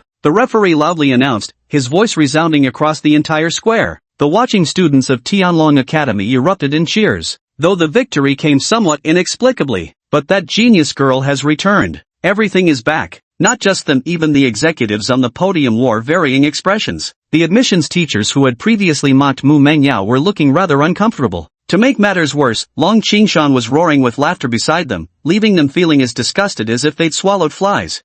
This girl really has a way of ruining the mood, accidentally making it to the finals just like that, Long Qingshan said with mock dismay. Dean Long, the finals haven't even started yet, teacher Xiao Han from Modi University snapped angrily. What if Mu Mengyao loses to Long Yuxuan? Will you still be this happy then? As an admissions officer for Magic Capital University, she should have been overjoyed to encounter such a genius talent. But Mu Mengyao achievement stemmed from the ice crystal serpent that had rejected their Magic Capital University. This was practically stepping on Magic Capital University's reputation to gain fame. How could she possibly tolerate that? Teacher Xiao Han is right. Mu Mengyao has relied purely on luck to get this far. How could she possibly defeat Long Yuxuan? Yes, yes. If she somehow wins the championship and qualifies for the baptism in the Sky Dragon secret realm, our school wouldn't even want her. Every admissions officer was a shrewd operator outwardly claiming they didn't want her, couldn't afford her. Yet behind the scenes, they furiously tapped away at their phones, nearly wearing out the screens, just to report back to their respective principals. Teacher Xiaohan, you're saying that girl can't defeat Long Yuxuan? Asked Long Qingshan. Obviously, that winged tiger only knows one move, lacks any combat awareness, and relies purely on brute force charges. How could it possibly win? Xiaohan said coldly. Long Qingshan didn't argue with her and slowly said, indeed, the winged tiger won't suffice, but that doesn't mean Mu Mengyao has lost. After all, Mu Mengyao still had that terrifying creature in her hands. With the conclusion of the semi-finals, the top 10 candidates have been determined. Among them, 9 were examinees from other regions, with Mu Mengyao being the only one from Tianlong Academy, making her presence on the list particularly striking. City Lord, rest assured, I will not lose in the final battle. Long Yuxuan held his phone and spoke softly. Good. I, the City Lord, believe you absolutely won't be like that good-for-nothing Chu Feng. Then, Long Yuxuan hung up the phone, gazing intently at the purple-skirted girl not far away. So beautiful, what a pity, yet full of openings. Next, the finals of the 5th campus recruitment tournament are about to begin. Contestants Mu Mengyao and Long Yuxuan, please prepare yourselves. Here, you have surpassed most of the geniuses. The victor here will enter the Tianlong secret realm in triumph and undergo the baptism of the dragon's inheritance.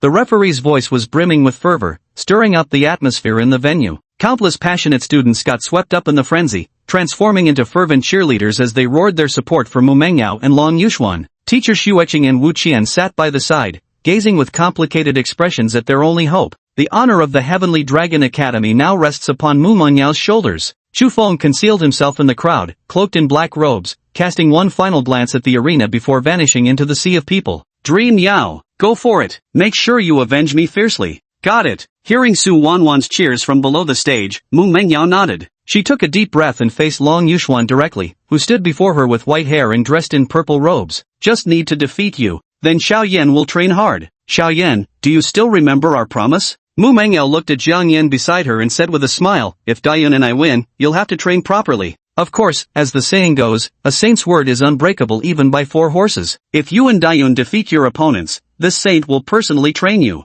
Jiang Yan said with solemn seriousness. Then, he removed the master bracelet that allowed Dayun to use the horse talisman. Roar roar. Boss, I'll definitely make you see me in a new light. Dayun roared with full momentum. Good, it seems Dayun is full of spirit. Seeing Dayun brimming with confidence, Mu Mengyao also grew confident. The whistle of the referee rang out, and the battle began. Begin the match. Rohar. Both sides had already summoned their spirit beasts in preparation for this battle. At the very start of the fight, Dayun flapped his cloud wings, transforming into a white streak of light that charged straight at Long Yuxuan and his black dragon. Tokus, let's ignite this decisive battle with a tinge of despair. Black Dragon's infernal flame prison. Long Yuxuan's handsome face broke into a smile as he abruptly clenched his fist, sweeping his palm upward in a mighty gesture. He seemed to have the situation firmly under his control. And the next second, on the stone arena, as vast as a football field, clusters of dark red flames ignited one after another, blooming like roses under the night sky. Roar! The black-winged dragon unfolded its side-like wings, radiating a red glow as it gathered surges of fire energy. With one mighty flap of its wings, it unleashed a hurricane force gale that fanned the flames higher. With a deafening boom, on the arena floor, dark red flames erupted wildly, spreading like a plague, transforming the entire fighting platform into a sea of fire where no footing could be found. But that wasn't the end of it. The flames surged across the sky, forming rows of fiery barriers midair that resembled a prison cage, thoroughly trapping Dayun within. Arg? What the hell? Dayun's tiger eyes widened as he turned his head around in bewilderment. But the black dragon gave him no time to react. The black dragon transformed into a sharp and dangerous shadow, blending into the sea of flames like a death god harvesting lives. My apologies, miss. This time I'd like you to permanently lose a spiritual beast. Long Yuxuan pursed his lips in a smile. The black dragon appeared above the ethereal winged tiger, its draconic body wreathed in flames as cold, crimson vertical pupils flashed with killing intent. The dragon's muzzle, wreathed in crimson flames, aimed at Dayun's neck and snapped down. Dayun hesitated for a second if it could recover. What was there to fear? Just blow it up straight away. Don't be afraid, Dayun, you can refresh your injuries. Mu Mengyao's eyes narrowed sharply. Though astonished that her opponent could execute such a move, her great destiny remained extraordinary. Dayun charged forward recklessly, its ferocious combat demeanor making even the black dragon frown slightly. Is this guy really that fierce? However, With a thunderous crash, the collision between Dayun and the black dragon resounded. Dayun's eyes rolled back in pain, nearly drooling from the agony as it attempted to activate the bracelet on its tail. But there was no reaction at all. Malfunction? Oh whoa! Dayun let out a miserable scream and immediately fainted. Jiang Yan couldn't understand what Dayun was saying, probably screaming in pain. He stood up and walked toward the arena. Beside him, Mu Mengyao looked bewildered. How could this be? Dayun is supposed to restore injuries, isn't it? Just as she was lost in confusion, a dragon's claw reached out toward her, Jiang Yan wearing an enigmatic half-smile on his face. Little maid, don't worry, this holy master will recover your lost dignity. Mu Mengyao was utterly baffled. Had Little Yin done something?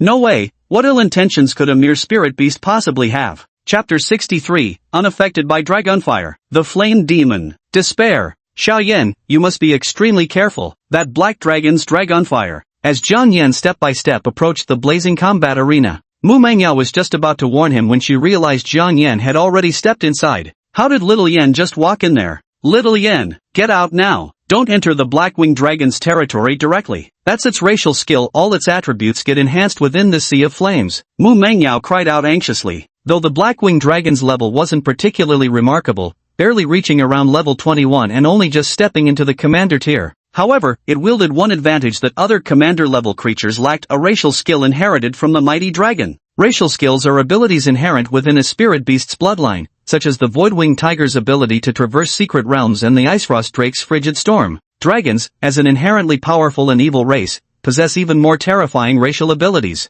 As a dragon ruling over purgatory and flames, the Black Dragon possessed a racial skill called Black Dragon's Infernal Prison. Mu Mengyao was well aware of the terror of this skill, but she hadn't expected Long Yuxuan's Black Dragon to have mastered it at this stage. A racial skill. Jiang Yan nodded, then under Mu Mengyao's horrified gaze, stepped both feet into the arena. V-Room. The dark red flames clung like maggots to bones, crawling up Jiang Yan's draconic limbs towards his torso. Moments later, Jiang Yan transformed into a dragon-shaped fireball. However, Jiang Yan did not feel the intense heat he had anticipated. On the contrary, the flames were pleasantly warm, like winter sunlight, making him feel rather comfortable. Truth be told, this fiery state felt exactly like soaking in a hot spring. Ding! Host has absorbed 0.1% of draconic energy from Blackwing Dragon 2. Host has absorbed 0.1% of draconic energy from Blackwing Dragon 2. The system notification sounded repeatedly. Jiang Yan was startled. This little black dragon's draconic energy was remarkably abundant. Is it because he's a second-generation black dragon?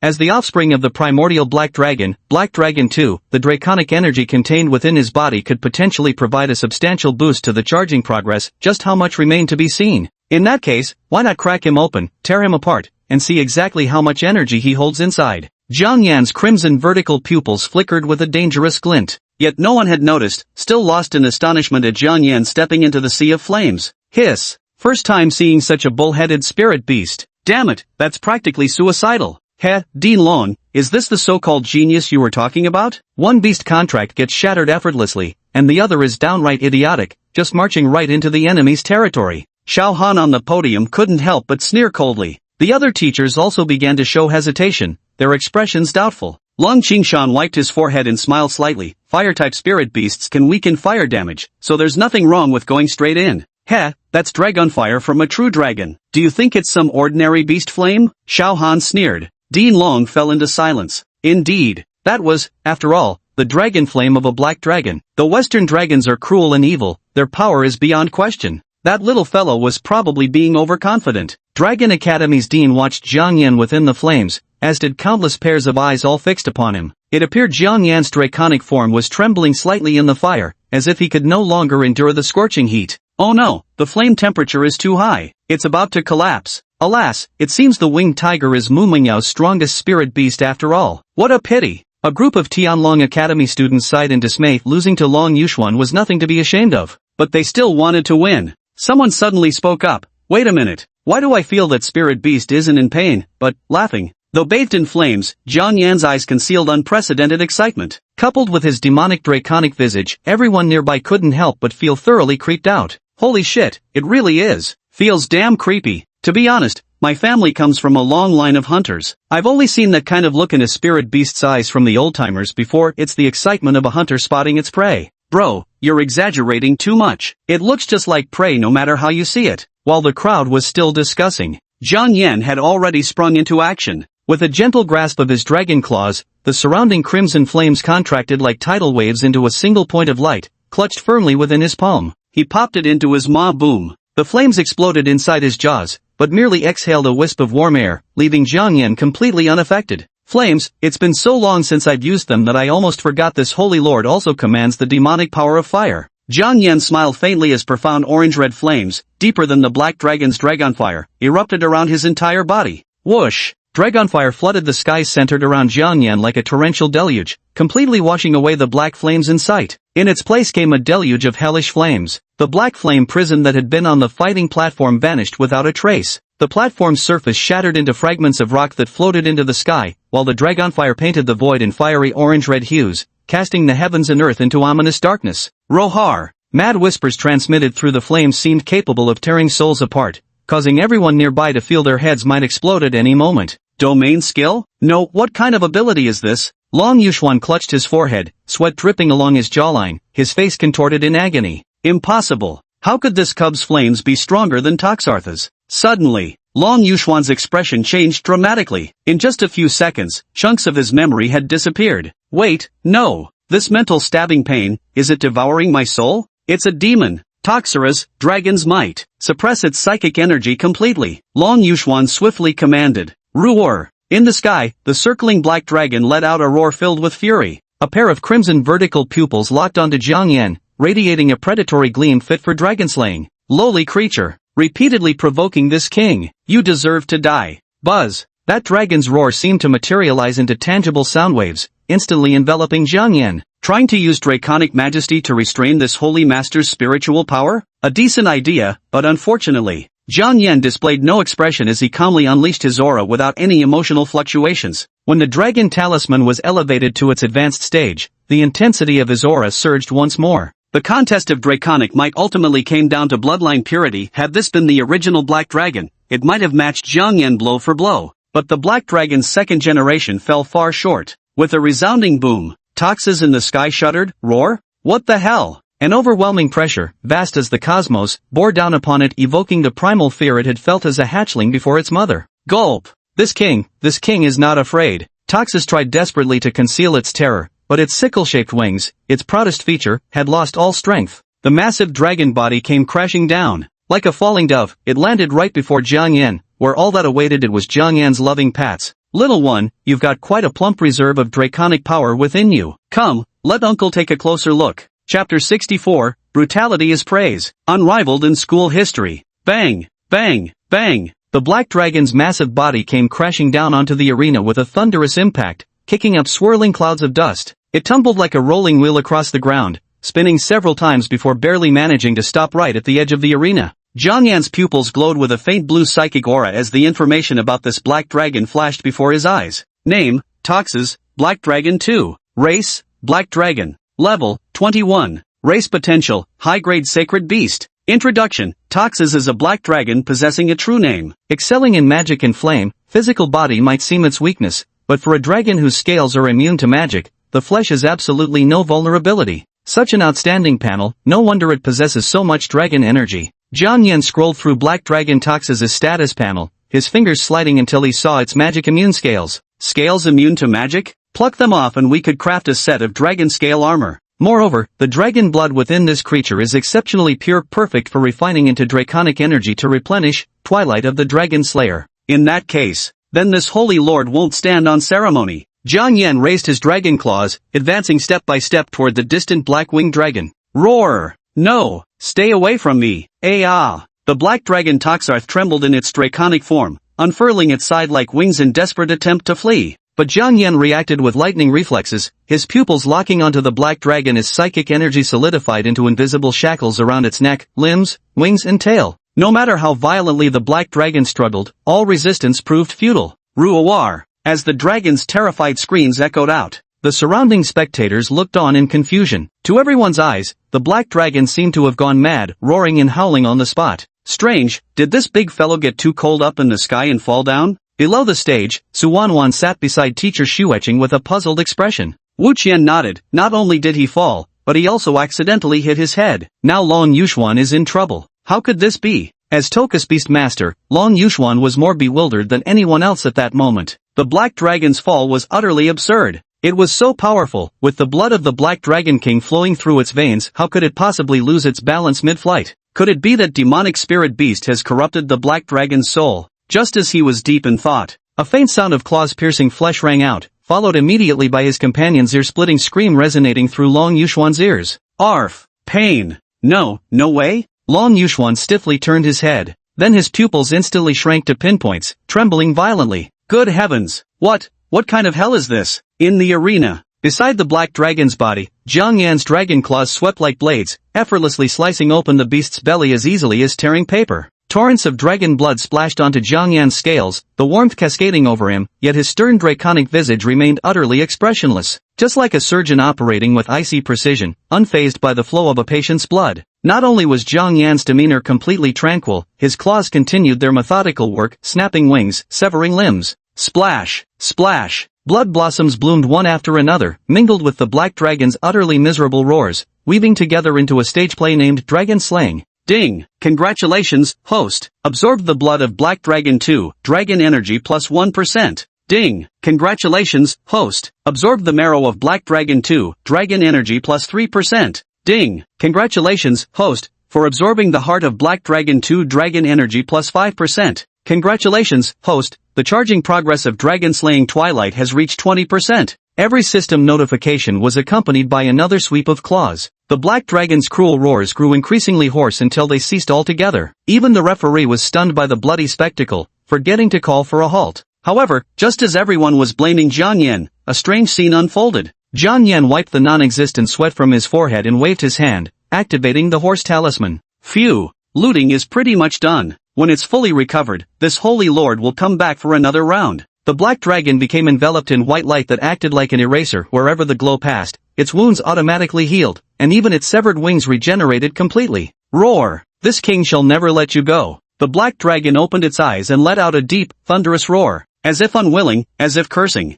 Jiang Yan heard this and frowned. What the hell are you yelling about, kid? The dragon's claw lifted again, aiming straight for the Black Dragon's scales before striking down fiercely. Since we're already here, might as well take some local specialties back home. Dragon scales can nullify magic damage, perfect for crafting a fine set of dragon scale armor. However, Jiang Yan had read in books that the sturdiest scales of a dragon come from a small patch on its back. By the time Jiang Yan finished plucking all the scales from its back, the Black Dragon had already passed out from the pain. Even Long Yuxuan would curse at such brutality if he saw it. But that wasn't all. Jiang Yan activated the horse talisman immediately, pressing forward to heal the Black Dragon's wounds. The scales grew back once more, just like wheat ripening in the fields, filling Jiang Yan with the joyous thrill of a bountiful harvest. Tisk! That's too savage. The students below the stage couldn't bear to watch anymore. This wasn't even a battle anymore, it was complete domination. The Black Dragon couldn't even make a single splash. Damn it! Toxas, return at once. Long Yuxuan's eyes turned frosty as he raised his hand to activate the summoning array, desperately trying to recall the Black Dragon.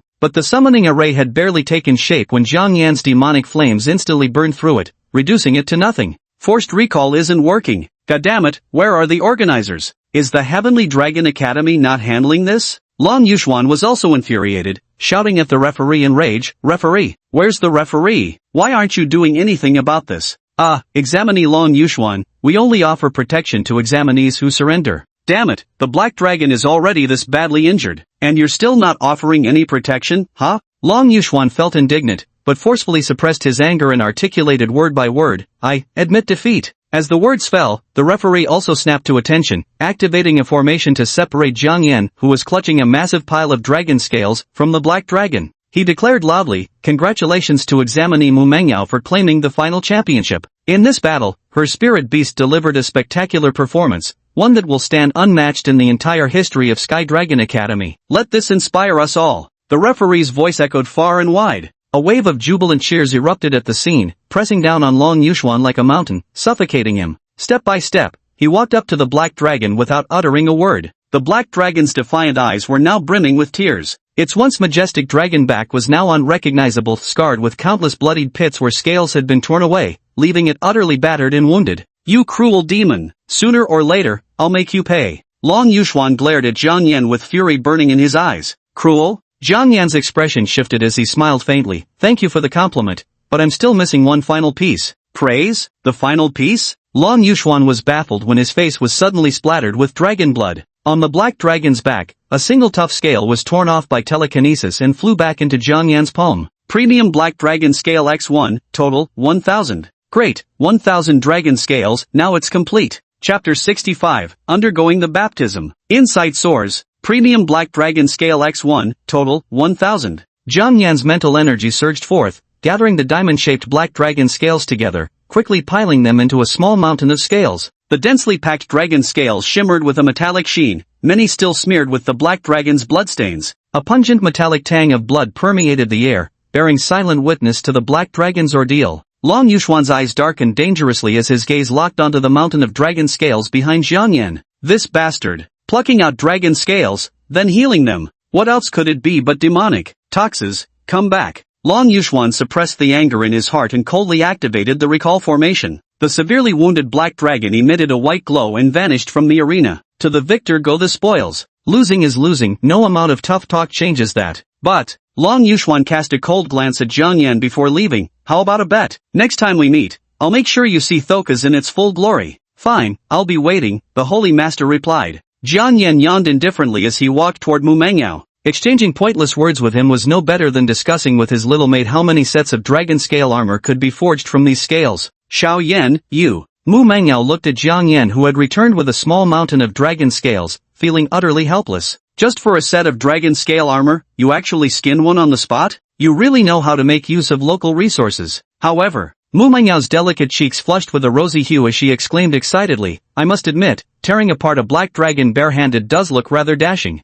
Damn it, if I lose this bet to him, doesn't that mean I have to grant his wish? Suddenly, Mu Mengyao's expression changed, her face stiffening slightly. If I lose the bet, what if Xiao Yan makes some outrageous demand? Jiang Yan looked at Mu Mengyao's slightly flushed face and frowned. What's going through your little maid's mind? Hurry up and pack away those dragon scales. Oh, right. As Mu Mengyao moved, the crowd finally snapped out of their daze. They shouted Mu Mengyao's name excitedly, their voices filled with fervor. Amidst the cheers, some voices of doubt could also be heard. Teacher, how can that little creature overpower a black dragon with its bare hands? Could Long Yuxuan just be all show? Wu Qian asked. How could he be all show? Is it really so hard to acknowledge Xiao Yan's excellence? It's worked extremely hard, Su Wanwan said with evident displeasure. Beside them, teacher Xueqing smiled while mediating between the two students, saying, Alright. While I don't know why Mengyao's spirit beast is so powerful, Long Yuxuan's quick defeat was largely due to his battle strategy. In all his previous matches, he relied on blitzkrieg tactics. The downside is that it drains tremendous energy. By the time of the finals, his black dragon hadn't fully recovered, so losing in such a manner is actually quite understandable. Oh, I see. In that case, even I could have pulled it off. Wu Qian grinned with overflowing confidence. Next time, I'll definitely challenge that little beast one-on-one. If I can defeat it, doesn't that mean I'd beaten Long Yuxuan? Ha ha. Su Wanwan pouted. Go on then, leave and don't you dare make a sound. At this very moment, boom! A golden streak shot across the sky like a missile before crashing onto the arena platform. Dust clouds billowed violently as the entire arena trembled with the impact, teetering on the verge of complete collapse. A handsome middle-aged man dressed in white, adorned with a city lord's emblem on his chest, appeared beside Mu Mengyao. Chen Xiao, the city lord of Nanping. Everyone fixed their gazes on the rising dust, their eyes filled with astonishment. The city lord had arrived. Could it be to commend Mu Mengyao? However, so you're Mu Mengyao, right? Your spirit beast is savage and bloodthirsty, posing a danger to the residents of Nanping City. I find it necessary to take it to the city lord's mansion for observation. Chen Xiao looked down at Mu Mengyao and spoke in a commanding tone. This visitor meant trouble. Jiang Yan frowned slightly. He hadn't expected this old bastard to drop all pretense. How dare you show up directly and try to drag him to the city lord's mansion? The plan fell through, so now you want to use your authority to eliminate both me and my little maid? Desperation drives even dogs to jump over walls. City Lord. Mu Mengyao frowned. Little Yen is my spirit beast, and I can guarantee he won't endanger the residents. You can guarantee? With what authority, you gutter-born wench? Chen Xiao raged. This city lord is giving you one chance, hand him over. Her expression icy, Mu Mengyao cradled Jiang Yan protectively in her warm palms. Chen Xiao, aren't you afraid the Inspector General will learn of your abuse of power? Little girl, so you know about the Supervision Division? Chen Xiao sneered. Very well. Merely imprisoning spiritual beasts isn't enough. As the beast tamer who nurtured such bloodthirsty creatures, you can't escape blame either.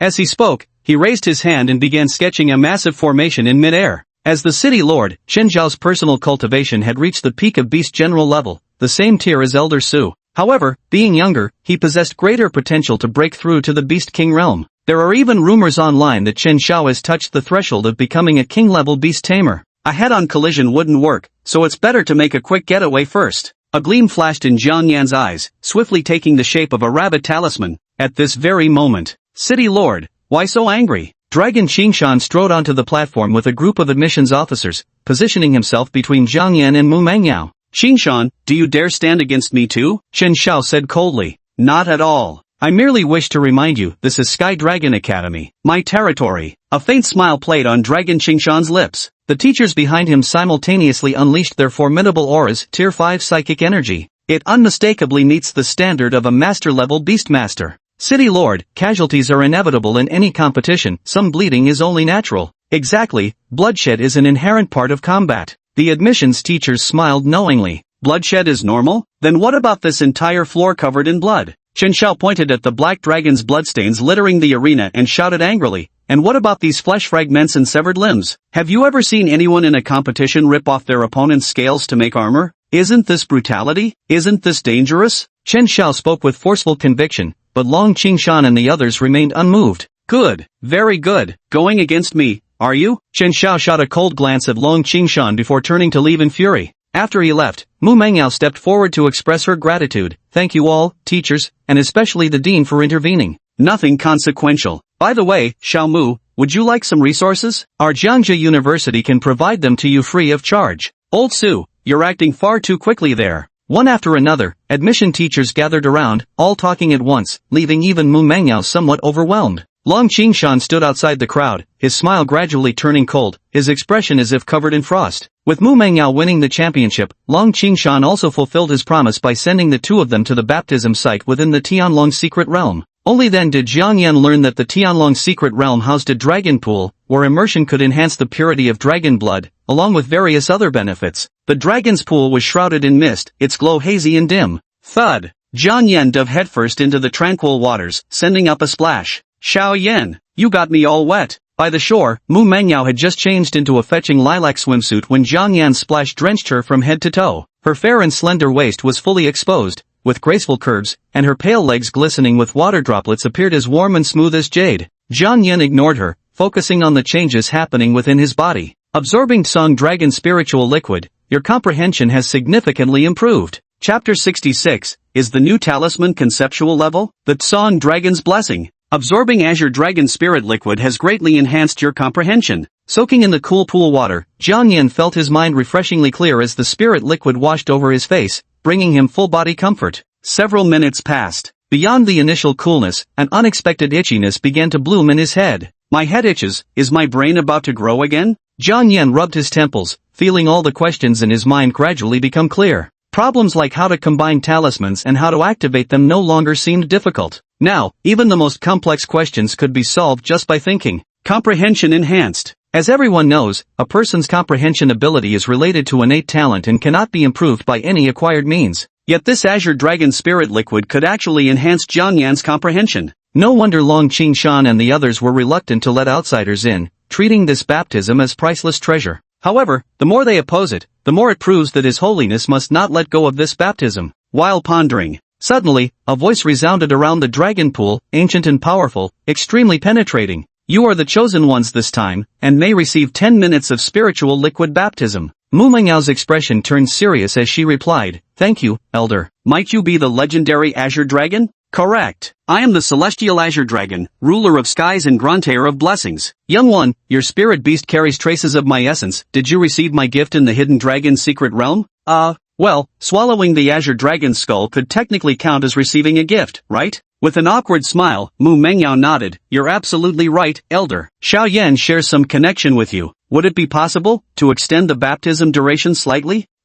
Acceptable. 20 minutes, and I'll send you out. The Azure Dragon's voice echoed through the void, rapidly expanding outward. Many thanks, Elder. Mu Mengyao beamed with joy as she bowed toward the empty air. Doubling the baptism duration, having little yin around truly brings incredible luck. Wait a moment. Suddenly, Jiang Yan's displeased voice rang out. Mu Mengyao turned back. Little Yen, don't be rash now. If we anger Elder Azure Dragon, we might get expelled. It's not even worthy of being expelled by this holy master. Jiang Yan gave a slight contemptuous smile and said sternly, Old Sunlong, are you joking by only giving 20 minutes for baptism? Who do you think you're fooling? After finally getting in here, you're telling me there's only 20 minutes? As the dignified holy master, even his bath time is limited. How amusing. If you won't perform the baptism, then I'll devour its soul. Once that's done, I can baptize it however I please. Young whelp, how dare you spew such nonsense? Do you believe I won't expel you from here at once? The azure dragon roared in fury, its thunderous voice shaking the void. The thick mist trembled and began flowing rapidly, with dragon-like shadows flickering faintly within its depths. Jiang Yan let out a cold laugh as crimson light emanated from his scarlet dragon pupils, with draconic runes surfacing in the depths of his eyes.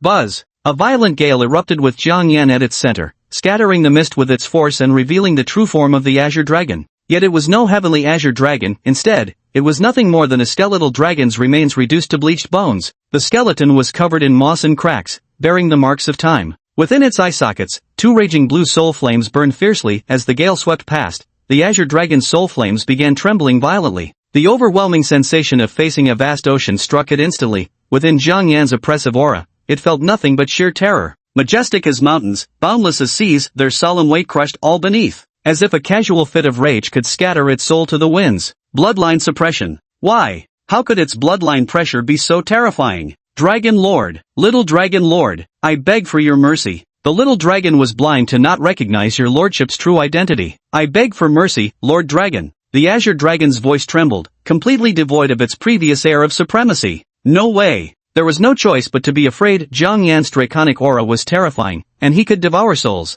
If the azure dragon refuses to submit, then be prepared to be devoured by demons. At this thought, the azure dragon cursed Long Qingshan 10,000 times in its heart. Holy crap! Letting in prodigies was one thing, but letting demons in too? This is going to be the death of it. Old Sanglong, this holy master is feeling a bit hungry today. Jiang Yan smirked coldly, his dragon pupils gleaming with a sinister green light, eyeing the withered bones of the old dragon like a wolf eyeing its prey. Dragon Lord, this humble dragon can bestow the blessing of the azure dragon upon you. It will enhance all your attributes, boosting your level and comprehension. Sanlong groveled. If the little dragon dies, there will be no one left to assist the Dragon Lord. Seeing the azure dragon act so meekly, Mu Mengyao couldn't help but be shocked. Just what kind of background does Little Yen have? The azure dragon's attitude has completely done a 180. Little Yen, if the azure dragon's soul dies again, the secret realm might collapse, which would be dangerous for us too, Mu Mengyao advised. Jiang Yan pondered briefly before nodding in agreement. Indeed, now wasn't the time to kill the azure dragon. A living azure dragon was far more valuable than a dead one. It could provide greater assistance to him, even if it was just a remnant of its soul.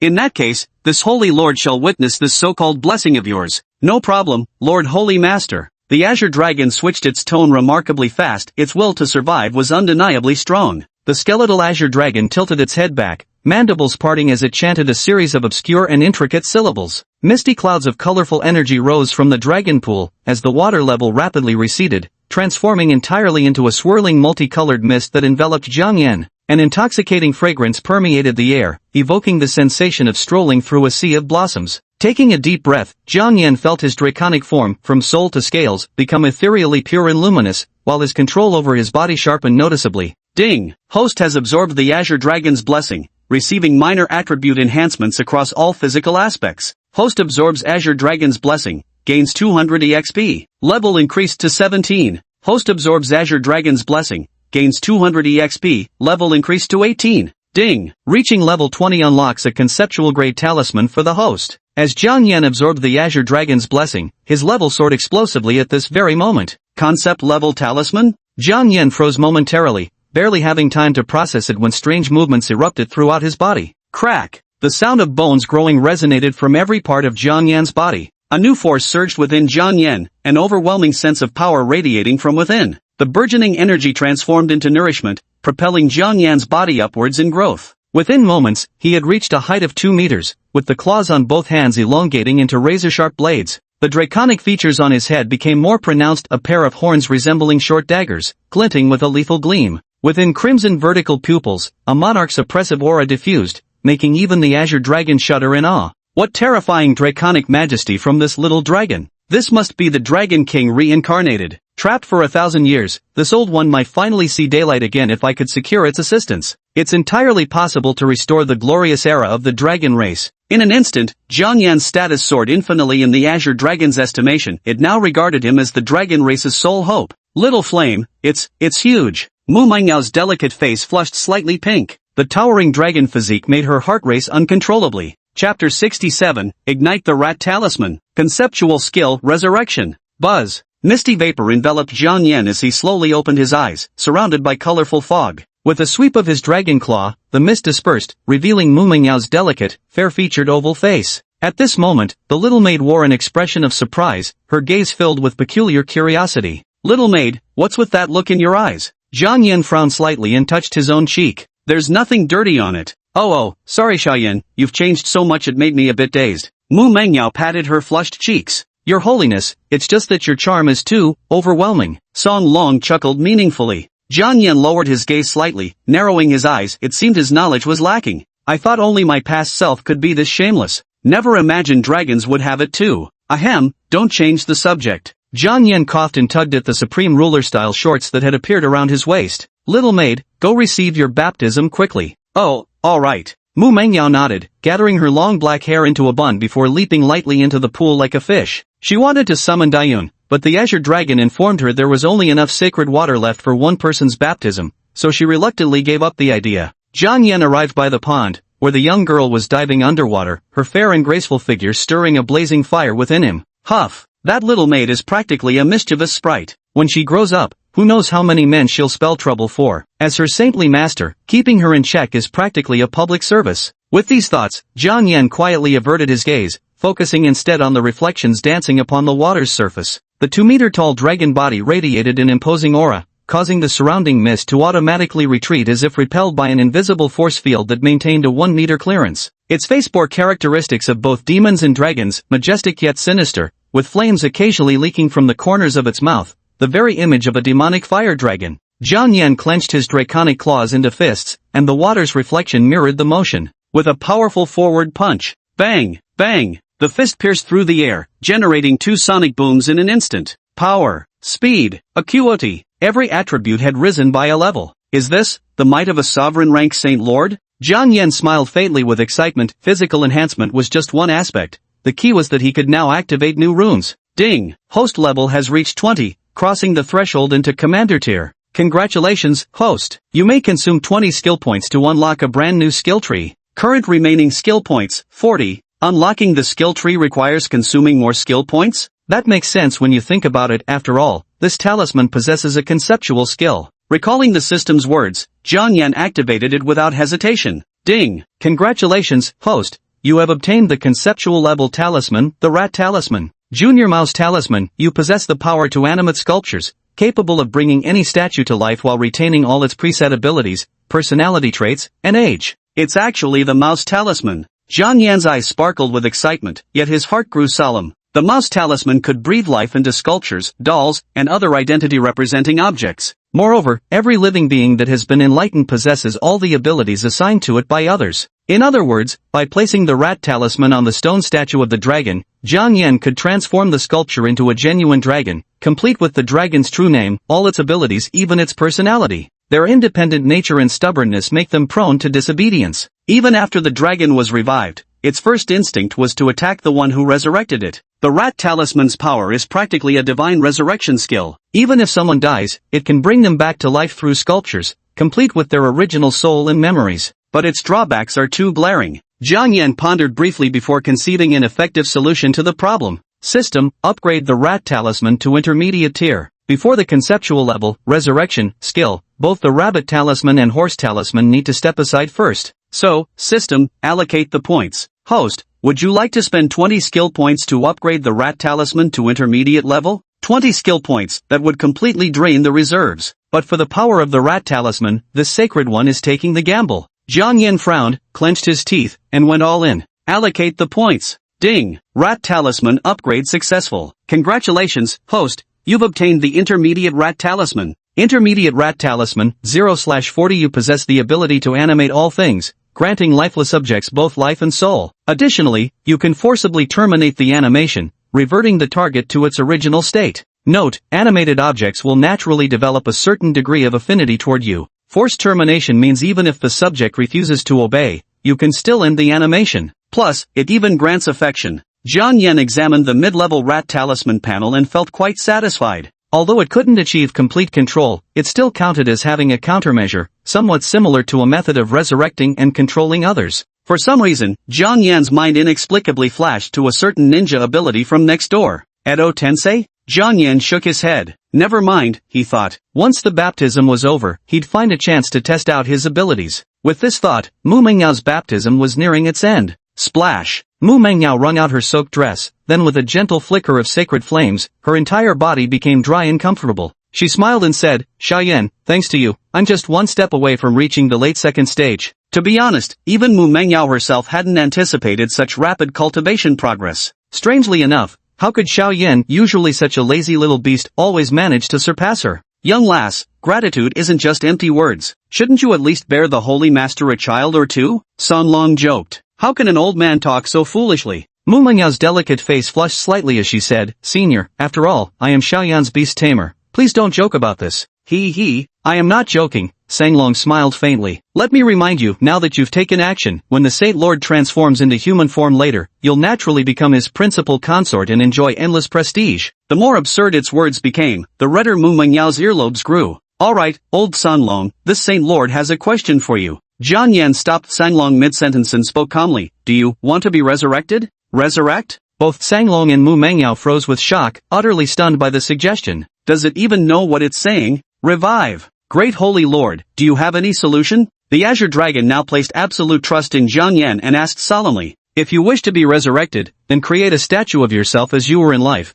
and make sure others recognize it as you, commonly known as building reputation. Jiang Yan earnestly explained the key to reviving the rat talisman. A mere statue is not enough, it must also be recognized by the masses. Then what? Asked the Azure Dragon. Gone. That's all there is to it? Yeah. Jiang Yan's confident expression actually left the Sanglong at a loss for what to do. Is that all? Is that it? There's no damn way this can actually bring someone back to life. Milord, please don't patronize this little dragon. The Azure Dragon sighed with a wry smile, when suddenly its expression froze as it gazed beyond the mist. Something's wrong, someone's entered. Chapter 68, Directed Mission to Imperial Capital University. To stay or leave? That's... Jiang Yan followed the Azure Dragon's gaze, looking at the world beyond the mist. According to Principal Long's explanation, the dragon pool was located in the deepest part of the secret realm. Beyond the mist, countless birds and beasts lived, all possessing dragon lineage and formidable strength. Yet now, one dragon beast after another fled in terror through the clouds and mist, stirring up billowing swirls of vapor. In the distance, several giant beasts could be seen, along with a blurry human figure, frantically slaughtering dragon-type spirit beasts. In no time, the distant mist was tinged with a layer of crimson,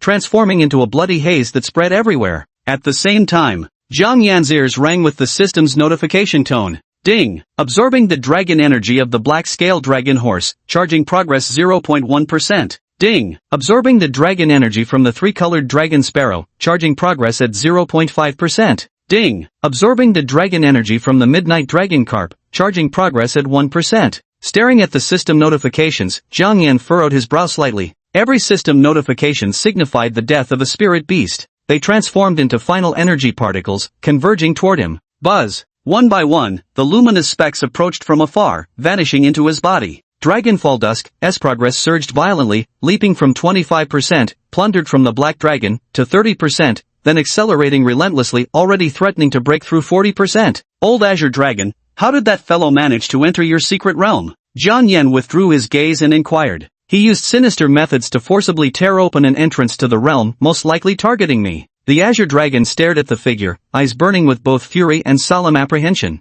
Lord Saint, this secret realm may not be safe. Allow me to escort you out first. Jiang Yan pondered briefly before nodding. Very well. With the celestial dragon's secret realm in turmoil, it was necessary to inform Dean Long. By now, night had already fallen in the outside world. The dean's office was brightly lit. Long Qingshan and a group of admissions teachers sat gathered around as a secret realm token hovered midair, emitting a faint glow. Dean Long, your academy's heavenly dragon baptism only lasts 10 minutes, doesn't it? Even accounting for the slower time flow inside, it's been 4 hours now. Why hasn't there been any news from Mu Mengyao at all? Yes, could something have gone wrong? The admissions officers chattered back and forth among themselves. Long Qingshan smiled faintly. Generally speaking, ordinary geniuses can only absorb for 10 minutes. If they gain the favor of that existence in the secret realm, this duration might be extended. Let's wait a little longer.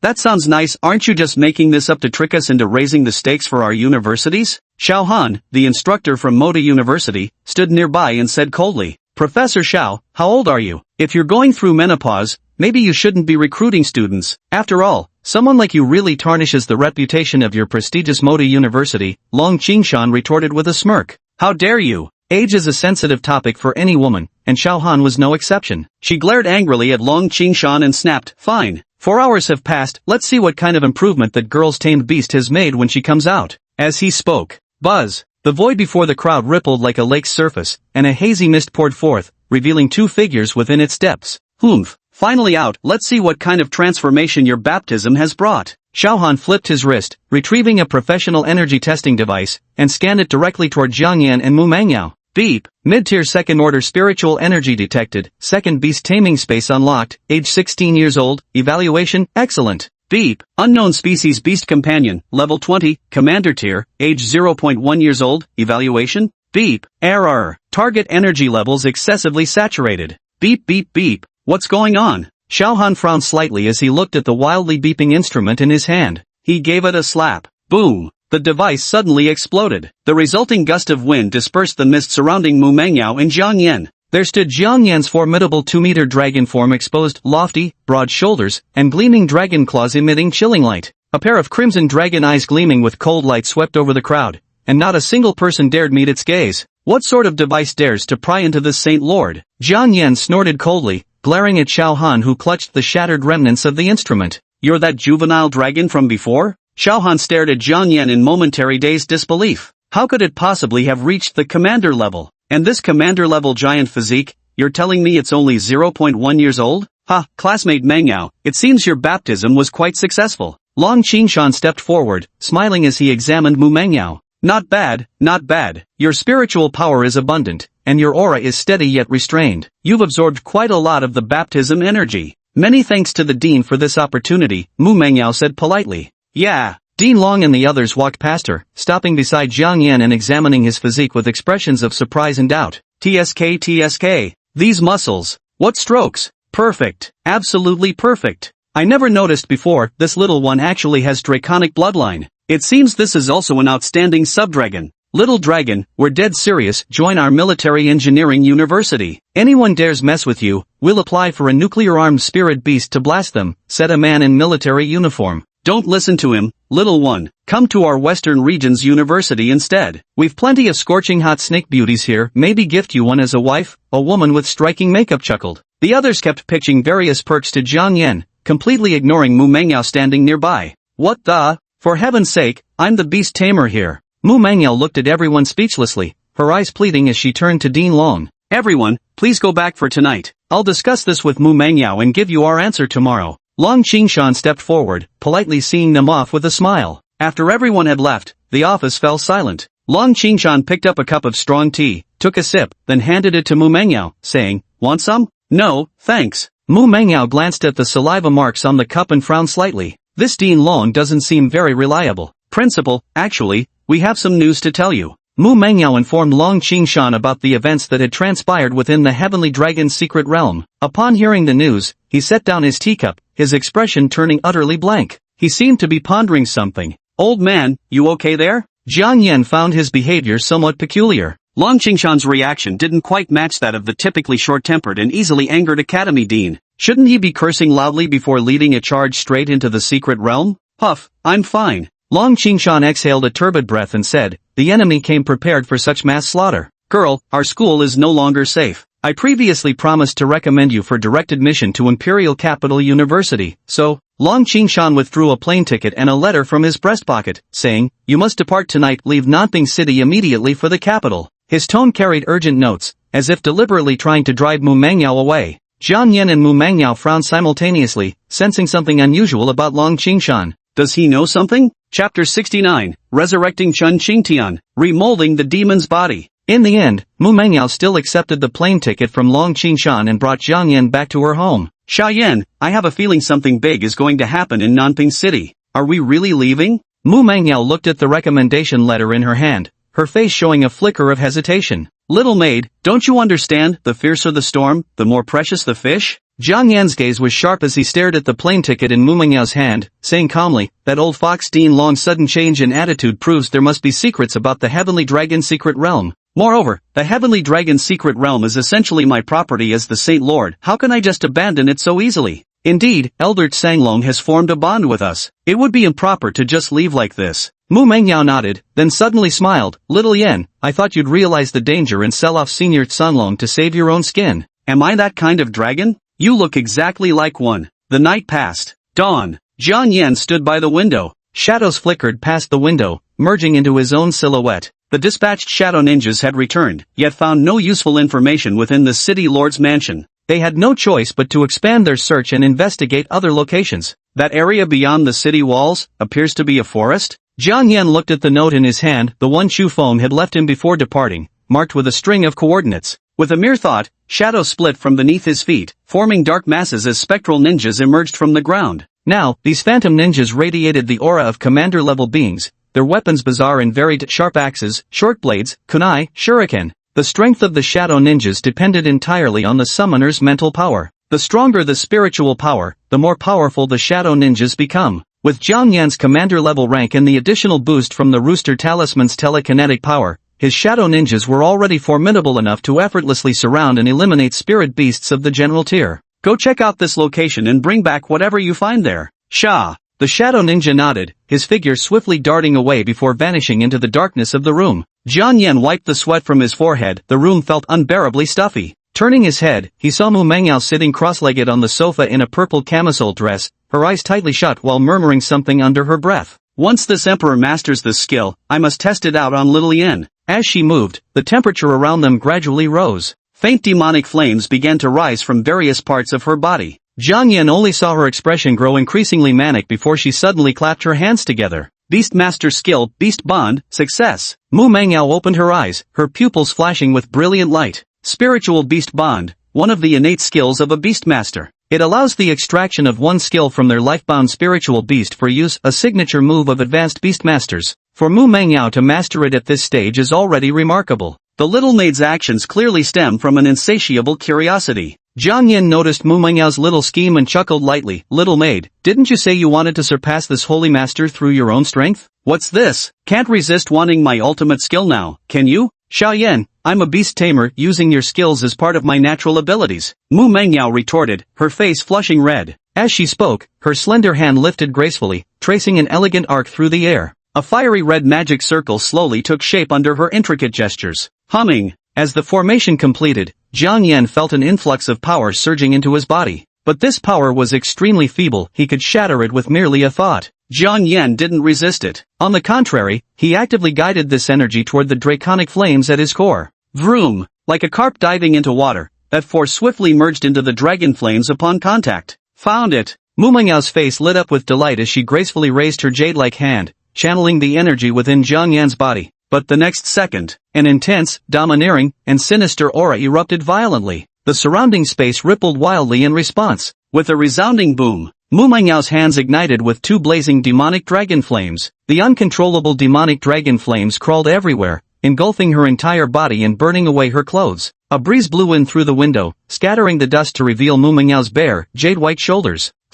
Before Mu Mengyao could react, her clothes were gone. Covering herself hurriedly, she blushed angrily. "You perverted dragon, don't look." "Little maid, it seems you're quite lucky you actually drew my racial skill, Demon Dragon Flame. However, dragon flames aren't so easily controlled." Jiang Yan smiled, the fire demonic energy only obeyed his commands. Mu Mengyao flushed red to her earlobes at his words, swapping clothes in a mix of embarrassment and anger. "Just you wait, little Yen," the Empress raged. In the following days, Mu Mengyao became increasingly adept at wielding Jiang Yan's fiery demonic energy while visiting the Beastmaster Association to commission a blacksmith to forge a set of dragon scale armor. When the 1,000 black dragon scales appeared before the blacksmith, his eyes nearly popped out of his head. He immediately offered Mu Mengyao a discount and vowed to employ his finest craftsmanship in forging the armor. "Miss, the forging of dragon scale armor requires 7 working days. Would you kindly return next week to retrieve it?" "Okay." At the counter, Mu Mengyao finished paying the handling fee, with over $1 million still left in her card. "Little Yen, don't you feel like the Beastmaster Association is unusually quiet today?"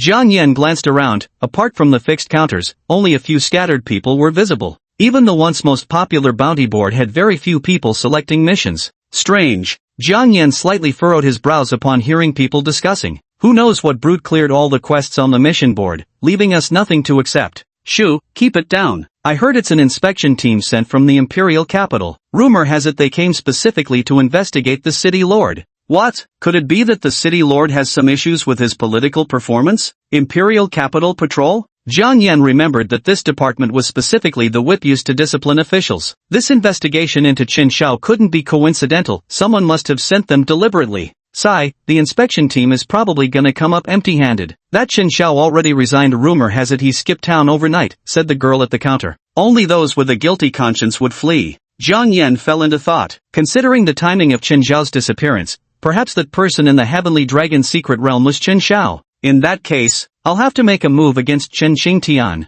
Miss, do you offer statue forging services here? Jiang Yan inquired. The counter girl paused. Well, making statues shouldn't be difficult, but this request is quite rare. It'll cost extra. Fine, I'd like to customize 3 sets of statues. Jiang Yan nodded and briskly tossed out 3 photographs. That same night, Jiang Yan received the package from the Beastmaster Association. Mu Mengyao unwrapped the packaging and examined the sculpture curiously. Xiao Yan, isn't this Chen Xingtian? Mu Mengyao looked at Jiang Yan with a strange expression. You don't have some weird fetish, do you? After all, certain perverts love doing this sort of thing the most. Just as Mu Mengyao was filled with curiosity, Jiang Yan placed his hand on Chen Xingtian's head. V-room. A flash of white light, and the statue's surface cracked, shedding fragments to reveal Chen Xingtian's visage. Where am I? Chen Xingtian surveyed his surroundings. Alive. Mu Mengyao was shocked. Chen Xingtian had been revived by Xiao Yan? Chapter 70, Shadow Ninja Assault. Shocking the city lord's mansion. Where am I? Chen Xingtian opened his eyes, scanning his surroundings.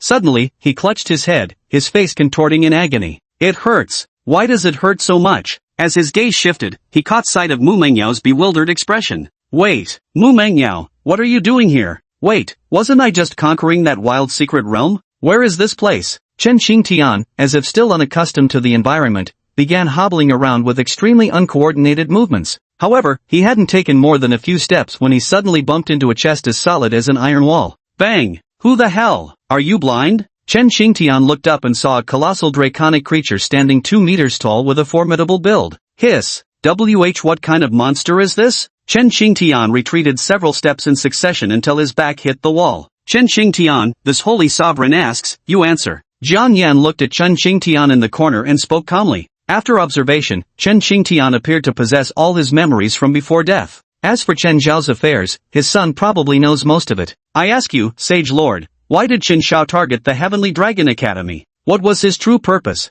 Jiang Yan demanded in one breath. He had originally thought Chen Xingtian was spineless, but who would have thought this guy would actually hesitate? Father, you want to ask about my father? No, I can't say. Mu Mengyao, my father will definitely send someone to rescue me soon. Let me go now and there's still time. Chen Xingtian cast a pleading glance at Mu Mengyao. Mu Mengyao pressed Chen Xingtian onto a wooden chair expressionlessly. You'd better confess the truth. You all. Chen Xingtian's face turned cold as he sneered. Fine. I'll never tell you a single thing.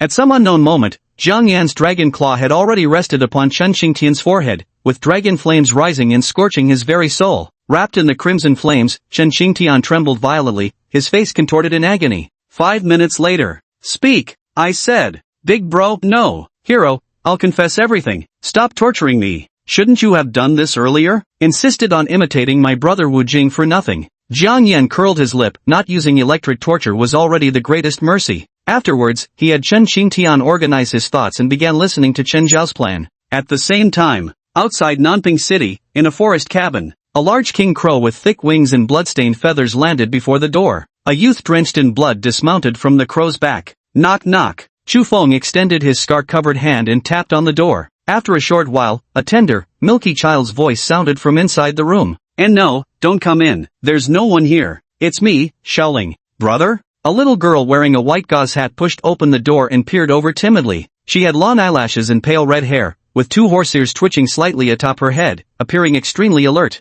Upon seeing Chu Feng, Xu Ling let out a sigh of relief. But seeing the bloodstains on Xu Feng's body, her small eyes grew slightly red. Brother, why you're bleeding? Who did this? I'll avenge my brother. Xu Ling's delicate pale face was filled with fury, her petite fists clenched tightly. It's alright, Xiaoling, big brother is fine. Xu Feng gently ruffled Xu Ling's hair, his expression turning sorrowful. Faking an injury still wasn't enough to escape. It seems there's only one path left. But getting to see Xiaoling one last time, for that, I'm already content. Chuling shared his fate, having been adopted by the city lord's mansion since childhood and raised as an experimental subject for the personal guards. Due to a scientific experiment gone wrong, Chuling became permanently fused with her spirit beast, turning into a flawed half-beast hybrid who could never be separated. Little Ling, I've left you some money, spend it wisely. Remember to take your beast suppression medicine every day. Someone will come to pick you up in a few days. Chu Feng wasn't certain whether Jiang Yan would actually come, but these were the only arrangements he could make. Brother, where are you going? Xiaoling wants to go too, Chu Ling said.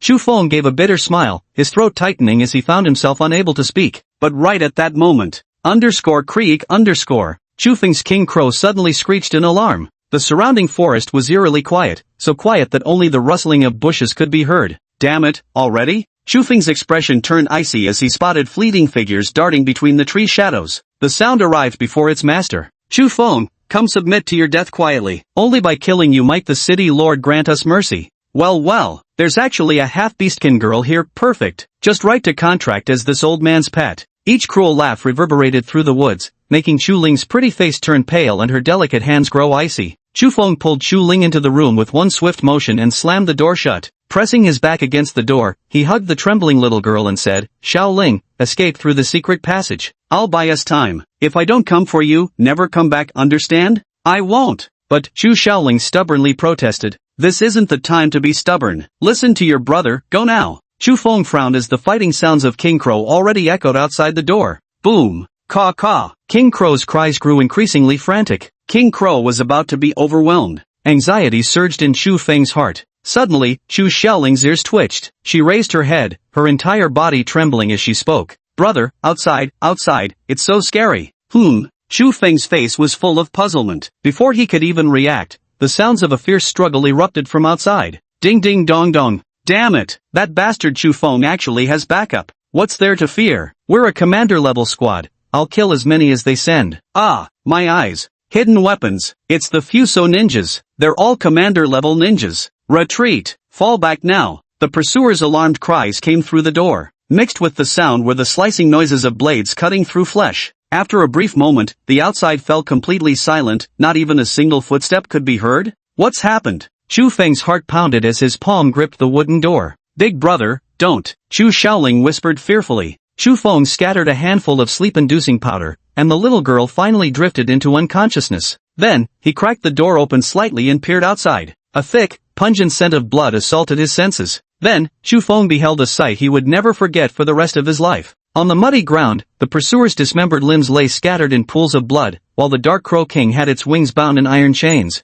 Upon the boulders, in the blood-soaked earth, atop the treetops, black-clad ninjas stood tall in the sunlight, wielding sharp weapons like judges, their gazes fixed on the wooden gate. Thud, thud. At their forefront, a shadowy ninja advanced through pools of blood, ripples spreading beneath his steps. He crouched before Chu Feng, extending a pale palm toward him. Chu Feng's face was filled with shock, his forehead beaded with fine sweat. Kill them all. How is this possible? Those pursuers were all elites, yet they were completely wiped out. Who the hell are these ninjas? Chapter 71, Subduing New Underlings. The Azure Dragon's Treasure. The Shadow Ninja eyed Chu Feng impatiently while pulling out throwing stars and chain weapons. Don't attack, I'll go with you. Chu Feng recognized the situation. This ninja corps that could effortlessly exterminate their pursuers was absolutely beyond his ability to confront head-on. Unfortunately, neither he nor his younger sister managed to escape their fate. Their hands bound, they were taken back to Nanping City, outside Mu Mengyao's rented apartment. The shadowy ninja removed the hood from Chu Feng's head. He glanced at the shabby stairwell around him and sighed quietly. Truly worthy of a hidden master, choosing a slum as a hideout. It's remarkably well concealed.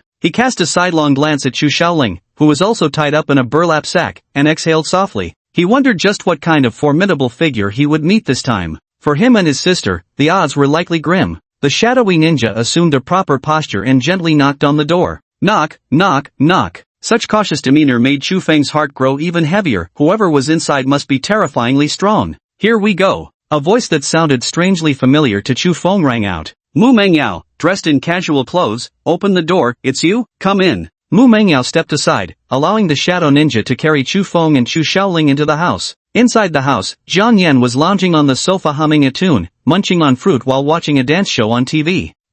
It's you. Chu Feng stood stunned in place, bound at the hands like a criminal. After all his calculations, he'd never expected the ninja to actually be Jiang Yan's subordinate. Since when did he have such a team? What's wrong? Surprised to see this Saint Lord? Jiang Yan glanced at Chu Feng and waved his hand, dismissing the shadow ninjas. He looked at the small sack behind Chu Feng, where Manhwa was untying the rope. A pair of short horseshoes perked up, followed by the wary face of a little girl peeking out from the sack. Don't come any closer, you bad people. The little girl held back tears, clenching her fists and putting on a fierce stance. However, her young age and slightly chubby cheeks made her look especially adorable. Ha! This beast-taming world even has little horse girls? Jiang Yan paused slightly in surprise, noticing Chu Feng shielding the little girl behind him, then immediately understood their relationship. So they were siblings. Jiang Yan approached Chu Shaoling. Perhaps the pressure was too overwhelming, as the little girl suddenly burst into tears. Wah! Monster! Big brother save me! Chu Shaoling cried pitifully, her face streaked with tears. Stop crying, or would you rather be eaten by this holy lord?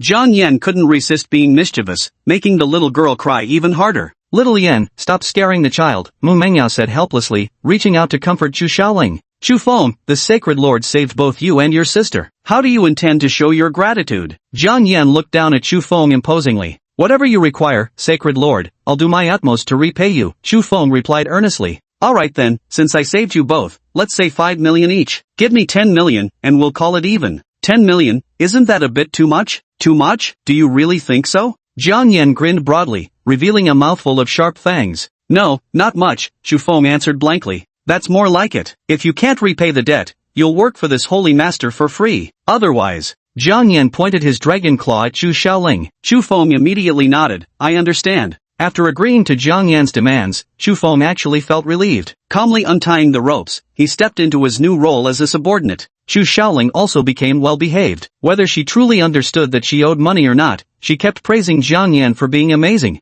Witnessing this scene, Chu Feng couldn't help but sigh. Compared to his days at the city lord's manor, this place was practically heaven. Moreover, Jiang Yan commanded the unfathomable and terrifying Shadow Legion, their power absolutely fearsome. Perhaps acknowledging him as our master would instead be our greatest fortune. However, right at this moment, footsteps came from the next room. Big shot, my credit card is maxed out. Can you give me a break? Chen Xingtian stepped out of the room, locking eyes with Chu Feng, both froze in surprise. Chu Feng, you came to save me, right? Chen Xingtian's face lit up with joy as he ordered. Quick, seize these two scoundrels. How dare they force me to max out my credit card buying things for them utterly inhuman. Chu Feng's gaze grew distant. But wasn't Chen Xingtian supposed to be dead? Come on, what are you standing around for? Chen Xingtian roared as he strode forward, delivering a kick towards Chu Feng. Bang! With lightning reflexes, Chu Feng grabbed Chen Xingtian's thigh and executed a perfect shoulder throw. The latter was slammed dumbstruck onto the ground, foaming at the mouth before passing out instantly. What? It's actually a live person. Chu Feng's face was filled with shock, and he froze in place. How is this possible? Don't be nervous, it's just an experiment. With a wave of Jiang Yan's hand, a hexagonal talisman flew out from Chen Xingtian's body. As the rat talisman was extracted, Chen Xingtian's body gradually petrified inch by inch, turning into a stone statue. Chu Feng froze in shock. Holy shit, vanishing act? This is bullshit. Alright, Chen Xingtian was possessed by me through divine summoning. He revealed most of the intelligence about the city lord's mansion. Since you're here too, help verify its authenticity. Jiang Yan handed Chu Feng a notebook containing Chen Xingtian's testimony. Chu Feng skimmed through it and let out a long sigh minutes later. Lord Saint, being with you makes me feel like the entire world has changed. Let's get to the point, Jiang Yan said. According to the testimony, two facts can be confirmed. First, Chen Xingtian's current body is being controlled by the city lord, similar to a soul transfer skill. Second, the city lord attacked the celestial dragon realm to gain control over the Azure Dragon. He obtained this intelligence from a mysterious organization. That Azure Dragon holds the key to an astonishing treasure trove. Whoever obtains it will gain endless resources. Chu Feng finished speaking, looking at Jiang Yan with excitement. These pieces of information were all top secret. If not for Jiang Yan's ability to summon Chen Xingtian's spirit, an ordinary person wouldn't have been able to figure it out even if they racked their brains. Just about what I expected. Jiang Yan nodded. I'll go ask Son Long for a clear explanation. Without delay, Jiang Yan then set out to find Long Qingshan, preparing to re-enter the secret dragon realm. However, the moment they stepped through the gates of the Heavenly Dragon Academy, Jiang Yan and his party suddenly froze in their tracks. Fragments of shattered puzzle pieces suddenly appeared in the sky, each reflecting scenes from the Heavenly Dragon's secret realm. Dragon Qingshan stood at the school gate with a group dressed in the uniforms of the capital inspection team, seemingly engaged in conversation. Apologies, Dean Long. If we had apprehended Chen Xiao earlier, he wouldn't have shattered the Heavenly Dragon's secret realm. This isn't the time for such talk. Let's focus on stopping this catastrophe. Long Qingshan waved at a white-haired beauty with an extremely complicated look in his eyes. Now that the secret realm is on the verge of collapse, the passage can only accommodate commander-level spirit beasts. Our tamed beasts can't be brought inside. Deep in thought, Long Qingshan suddenly caught sight of Mu Mengyao's figure and froze slightly. Holy shit, this girl hasn't left? Chapter 72, The Sculpture is Ours. Azure Dragon vs. Soul Demon. Seeing Mu Mengyao, Long Qingshan was momentarily dazed. It wasn't until Jiang Yan also approached that he finally recognized the truth. Mu Mengyao hadn't left, and that spirit beast was still here too. Principal Long, what's wrong? Why are you standing there stunned? It's nothing, I just suddenly saw a familiar face. Dragon Qingshan shook his head, glancing at Mu Mengyao with a light sigh. It seems we'll have to trouble this lass once again. Dean Long means. The silver-haired beauty glanced at Mu Mengyao and frowned slightly. Director, Chen Zhao's spirit beasts are slaughtering the creatures of the mystic realm indiscriminately. The situation is critical, we cannot pin our hopes on outsiders. The Dragon Academy's dean remained silent, his gaze filled with profound complexity. Mu Mengyao stepped forward and asked solemnly, Director, what's the situation with the secret realm? Alas, as you can see, our academy has issued a mobilization notice for intermediate beast masters to the entire society. Everyone who possesses a commander-level spiritual beast is obligated to answer the call, Principal Long said with a complicated expression. That guy Chen Xiao has disappeared. Someone needs to go in to surround and kill his spirit beast to prevent the secret realm from further collapsing. Mu Mengyao nodded and was about to agree when she suddenly thought of Jiang Yan. She turned her head to look at Jiang Yan and asked, What do you think, Xiaoyan? Capture Chun Qing Tian. Jiang Yan's expression remained calm, his thoughts crystal clear. Chen Zhao's spirit beast was still slaughtering creatures in the secret realm, likely under Chen Zhao's orders. For some reason, Chen Xiao hadn't perished but had been forced into hiding. It was even possible that Chen Xiao had been forcibly teleported out of the secret realm by the Tsung dragon, separated from his spirit beasts. So the top priority is to find Chen Xiao and kill him. Mu Mengyao, quick-witted as she was, soon grasped Jiang Yan's meaning. Dean Long, according to the intelligence gathered by myself and the city lord's residence, we must capture Chen Qingtian. Chen Qingtian? Dean Long was momentarily taken aback. Bai Qianyue furrowed her brows. Why do we need to capture Chen Qingtian? I'm Chu Feng, formerly a member of the city lord's personal guard. At this moment, Chu Feng stepped forward and informed Long Qingshan and Bai Qianyue about Chen Qingtian's resurrection from death and how Chen Xiao had used a secret technique to possess his body. The two furrowed their brows slightly upon hearing this, appearing deeply puzzled. Dean Long, this is urgent. You'd better believe us, Mu Mengyao said gravely. Student Mu Mengyao, are you saying Chen Xiao is Chen Qingtian? Yes, but... Dean Long turned his gaze to the inspection team members standing behind Bai Qianyue, their figures draped in black hoods, their expressions hidden in shadow. Suddenly, one of the members stepped forward and pulled back his hood. Sorry everyone, my father is beyond redemption. Let me, his son, apprehend him personally. The familiar voice left Mu Mengyao and Chu Feng momentarily stunned. This voice, Chen Qingtian, what cunning deception. Jiang Yan recognized the figure beneath the hood and curled the corner of his mouth slightly. The most dangerous place is the safest. With reverse thinking, Chen Xiao had actually been hiding right within the patrol team all along. It seems the plan to capture Chen Qingtian directly has been foiled. But it doesn't matter, the Azure Dragon and Demon sculptures he had forged at the blacksmith's shop are now in his hands, along with the Rat Talisman. In a short time, he can revive either the Azure Dragon sculpture or the Demon sculpture to oppose Chen Xiao. See City Lord. Chu Feng's face paled as he gulped nervously. You're Chu Feng, right? While we do have personal grudges, there's no need to claim my father is actually me. Chen Qingtian said with a gentle expression. Chen Qingtian personally applied to join the patrol team, and he actively cooperated during the arrest operation. If you claim he's Chen Xiao, do you really expect me to believe that? Bai Qianyue's face was cold as ice as she watched Mu Mengyao's group warily. Isn't this just the pot calling the kettle black? Mu Mengyao and Chu Feng clicked their tongues in slight astonishment, falling into silence. Captain Bai, this must be a misunderstanding. Dean Long mediated with a solemn tone. First, let's consider the matter of the secret realm. If the secret realm shatters, those spirit beasts will escape, causing a citywide beast tide. Upon hearing this, Chen Qingtian immediately raised his hand. Since my father made a mistake, it's my duty as his son to stop him. Captain, I'm willing to personally head to the secret realm. He wore a resolute expression, appearing utterly prepared to face death, earning him some recognition from those around him. Chen Xingtian, having you join the patrol squad was truly my most correct decision, Bai Qianyue praised. Mu Mangyao looked grave, about to say something more, but was stopped by Jiang Yan. Little maid, let's go in too, Jiang Yan said expressionlessly. But, alright, I understand. Mu Mangyao hesitated for a moment before nodding firmly. Nothing ventured, nothing gained. Let's consider it as repaying the Heavenly Dragon Academy's kindness. With a resolute expression, Mu Mangyao declared, Dean, we must enter the secret realm too. Great, I leave it to you all. Long Qingshan nodded in agreement, using the secret realm token to summon a swirling portal to the mystical realm. Mu Mangyao and Chen Xingtian stepped through one after another. Chu Feng hesitated momentarily before also entering the swirling portal of the secret realm. The Heavenly Dragon secret realm, nearing dusk, the sky seemed dyed in a layer of crimson. Mu Mangyao had just entered the secret realm when she spotted numerous traces of battle. A commander-level teacher had already visited and left behind traces of battle. At that moment, Chen Xingtian appeared not far from her, his face shrouded in shadows, his body trembling uncontrollably. The Celestial Dragon's secret realm, this city lord has returned. Chen Xingtian no, Chen Xiao suddenly raised his head, his honest face transforming into one of cold-blooded cruelty. Roar roar!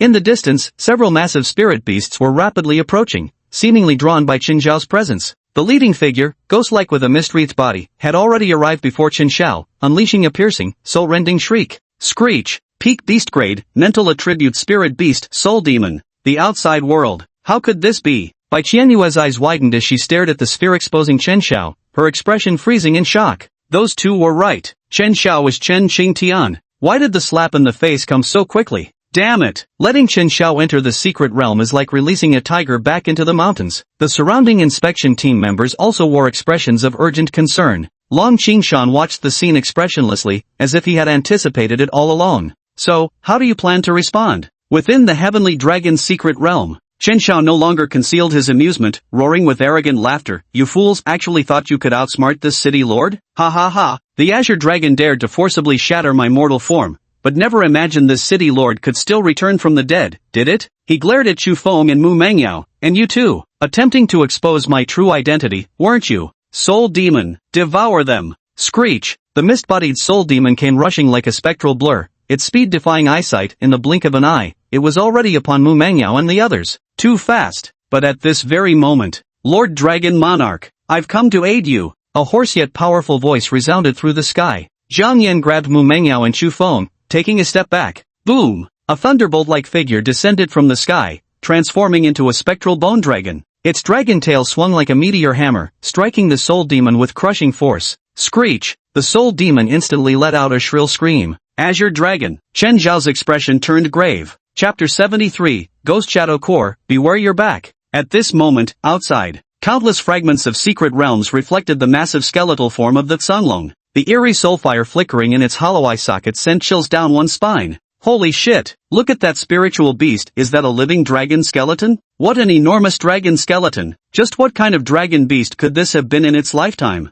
Wait, why is it protecting Campus Belmu? Watching the Azure Dragon protect its master, the surrounding students buzzed with discussion. But soon, teachers came forward to manage the situation and urged the students to quickly return home. The Azure Dragon actually protected an outsider? Long Qingshan's expression stiffened for a moment, as if he hadn't anticipated such a possibility. Never seen the Azure Dragon protecting an outsider before. What a first! Dean Long, isn't this bone dragon the guardian beast of your Heavenly Dragon secret realm? How could it appear before Chen Xiao for the sake of a junior? Bai Qianyue's expression also showed slight surprise. I'm not certain either, but it's definitely related to that little fellow. Long Qingshan's gaze grew profound as he stared at Jiang Yan within the fragments. This guy always manages to work miracles. Inside the secret realm, as the Azure Dragon sent the soul demon flying with a single strike, the surrounding air grew eerily still. Not far away, someone rushed over at top speed, certain this was the main battlefield. Jiang Yan stood quietly in place as waves of mist began swirling around him,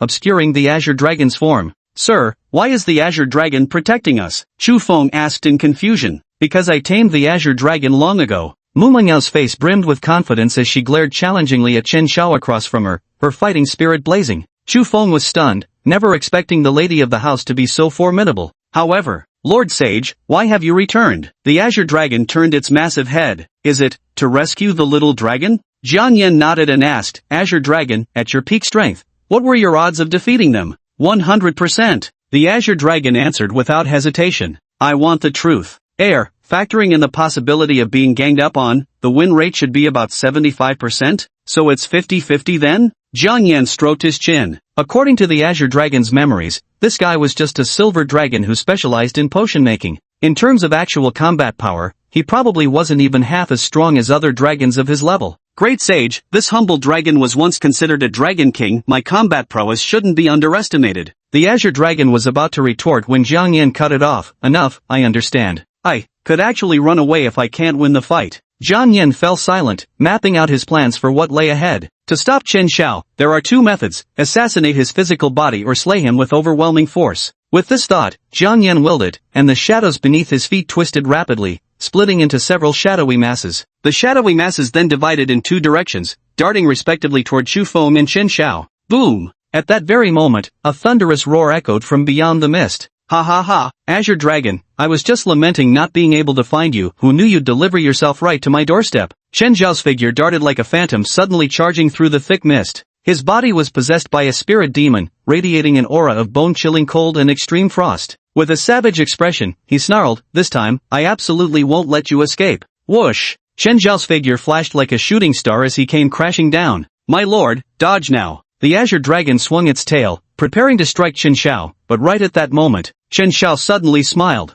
My true target. It was never them. Soul Demon. Spirit Manipulation. At Chen Zhao's command, the Soul Demon split from his body, erupted with towering black energy. The Soul Demon's hook-like claws shot out strands of violet threads that instantly struck the Azure Dragon. The purple threads, like puppet strings, pinned the Azure Dragon's limbs, head, torso, and spine. Within moments, the Azure Dragon's body stiffened, rendered completely immobile, and with it, the very air of the secret realm froze solid. The Azure Dragon, as the master of the secret realm, being controlled signifies that the dominion over the entire realm has fallen into Chen Zhao's hands. Countless spirit beasts felt despair, letting out mournful whimpers. More and more people gathered, clad in black robes, standing behind Chen Xiao. Their stance, needless to say. Ha! I knew all along you old Sanglong were just a remnant soul. All my efforts nurturing the soul demon weren't wasted. Chen Xiao no longer concealed his excitement, erupting into maniacal laughter. My lord, what should we do next? Chu Feng gazed solemnly at Jiang Yan, his eyes filled with hopeful anticipation. The enemy outnumbers us, this is tricky. Jiang Yan silently stared at the dense crowd behind Chen Xiao. Among them were quite a few familiar faces: Long Yuxuan, some mid-level beastmasters from the Beastmaster Association. In conditions like this, back in the day, we'd have already surrendered. The academy leadership not only failed to recognize Chen Xiao, but also allowed so many of his people to infiltrate. At this point, caught between a rock and a hard place, there was only one path left. Jiang Yan glanced at Chu Feng, meeting his gaze. The latter nodded slightly, as if understanding the unspoken message in Jiang Yan's eyes. Little maid, summon Dayun. If all else fails, we'll ride it through the mystic realm. That makes sense. Mu Mingyao's eyes lit up. Why hadn't she thought of that? A magic circle materialized, and the ethereal winged tiger emerged within its glow. Roar! The moment Dayun appeared, it let out a thunderous roar. A pair of predatory eyes turned its way, and it instantly wilted, hiding behind Jiang Yan. Big bro, save me. You cowardly little tiger, hide behind this sacred lord. Jiang Yan scoffed.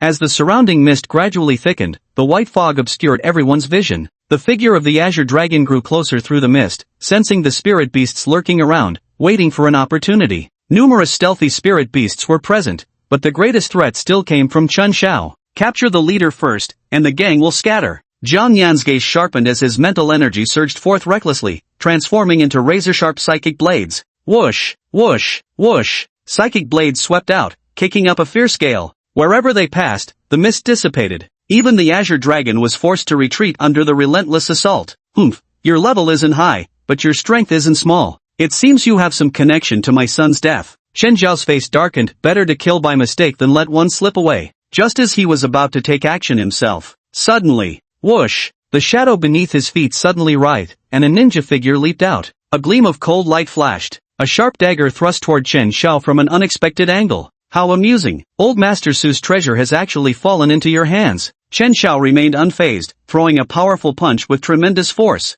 Bang! The shadow ninja was sent flying, weapon and all. Not over yet. Jiang Yan's gaze remained icy as his dragon claws continued their relentless assault. The mental assault and assassination attempt were merely diversions. The true killing blow hadn't even begun. Sizzle! From the dragon claws surged streams of indigo-purple lunar demonic energy, rapidly altering the surrounding gravitational forces. An overwhelming pressure crashed down violently. In an instant, everyone on the battlefield felt as if their movements had become sluggish. Several more shadows wriggled beneath Chen Zhao's feet, lunging at him like serpents. Their speed was so astonishing that even Chen Zhao was taken aback. So fast. Wait, no. I've slowed down. Chapter 74, Rat Talisman Divine Summoning. One of the 8 Demon Kings. Even with what felt like a mountain weighing on his shoulders, Chen Zhao remained calm. He chanted an incantation, golden light shimmering around him. Cultivation of both body and spirit. This guy is really hard to kill. Jiang Yan felt a hint of annoyance. At this very moment, "Sir, let me help you."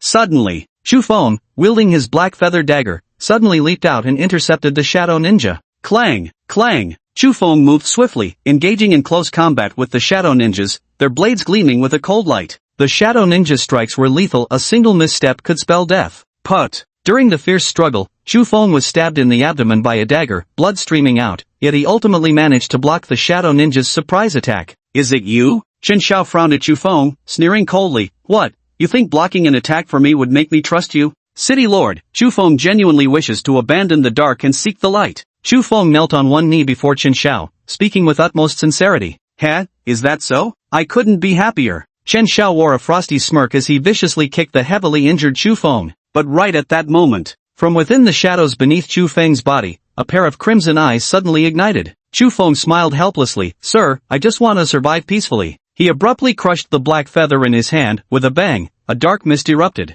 Then, from the shadows beneath him, a ghostly ninja emerged, holding a gleaming golden treasure blade in hand. Golden rank weapon. Chen Qingtian's credit card bounty. Jiang Yan stared unblinkingly at this blade strike. At this moment, Chen Zhao's face was filled with utter astonishment as he exclaimed in disbelief. "What? This turned out to be the real trap all along." Put. The golden dagger slashed across Chen Zhao's neck, then swung down to plunge into his left chest, delivering a final stab to the heart. With both strikes successful, the shadowy ninja grabbed the severely injured Chu Feng and swiftly retreated. Thud! Chen Zhao collapsed limply to the ground, blood pooling around him as his entire body became soaked in the crimson tide. The crowd stood dumbfounded, their faces filled with shock. "City Lord! Dead? City Lord!" A guard rushed over to check the City Lord's pulse. Immediately, his face turned deathly pale as he stood frozen in place, muttering to himself, "How could this be? This can't be happening. How could our Lord, who had planned for every contingency, possibly fall to assassins? Impossible. My Lord, what are we supposed to do without you?" A crowd dashed past, their faces streaked with tears, eyes brimming with terror and sorrow. They're Chen Zhao's most loyal followers who took poison. With Chen Zhao dead, no one can give them the antidote. Chu Feng said weakly beside Jiang Yan, his face deathly pale.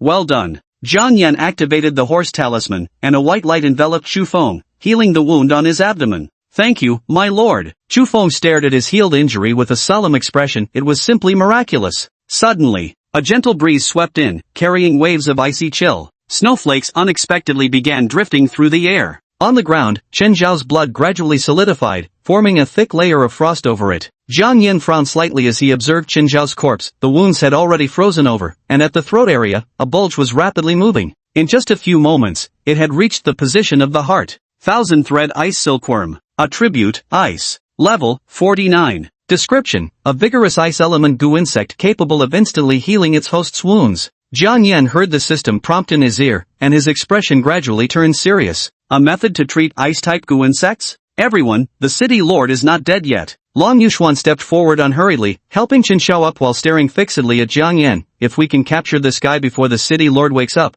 perhaps we'll receive his reward?" As the words fell, Chen Zhao's life force rapidly regenerated. His fingers twitched slightly, he was about to awaken. Damn! Luckily the city lord had everything under control. Scared the hell out of me. Everyone, charge together. Slay that beast and avenge the city lord. Alright. The crowd erupted with ecstasy, rushing toward Jiang Yan like madmen. In an instant, all sorts of bizarre-looking spirit beasts charged forward, unleashing their elemental attacks. Fireballs, water cannons, lightning strikes, wind blades. As the overwhelming barrage of attacks descended, Jiang Yan watched calmly, his heart utterly unperturbed. Little maid, sculptures. Alright. Mu Mengyao nodded, her jade-like hand gliding over the heavenly spirit pearl at her chest. With a ripple of spatial fluctuation, a vividly lifelike azure dragon sculpture, standing 3 meters tall, materialized on the battlefield. It possessed a slender emerald green dragon body, with antler-like rounded horns and eyes that exuded both majesty and a hint of roguish mischief. This was the Azure Dragon Jiang Yan had commissioned artisans to carve,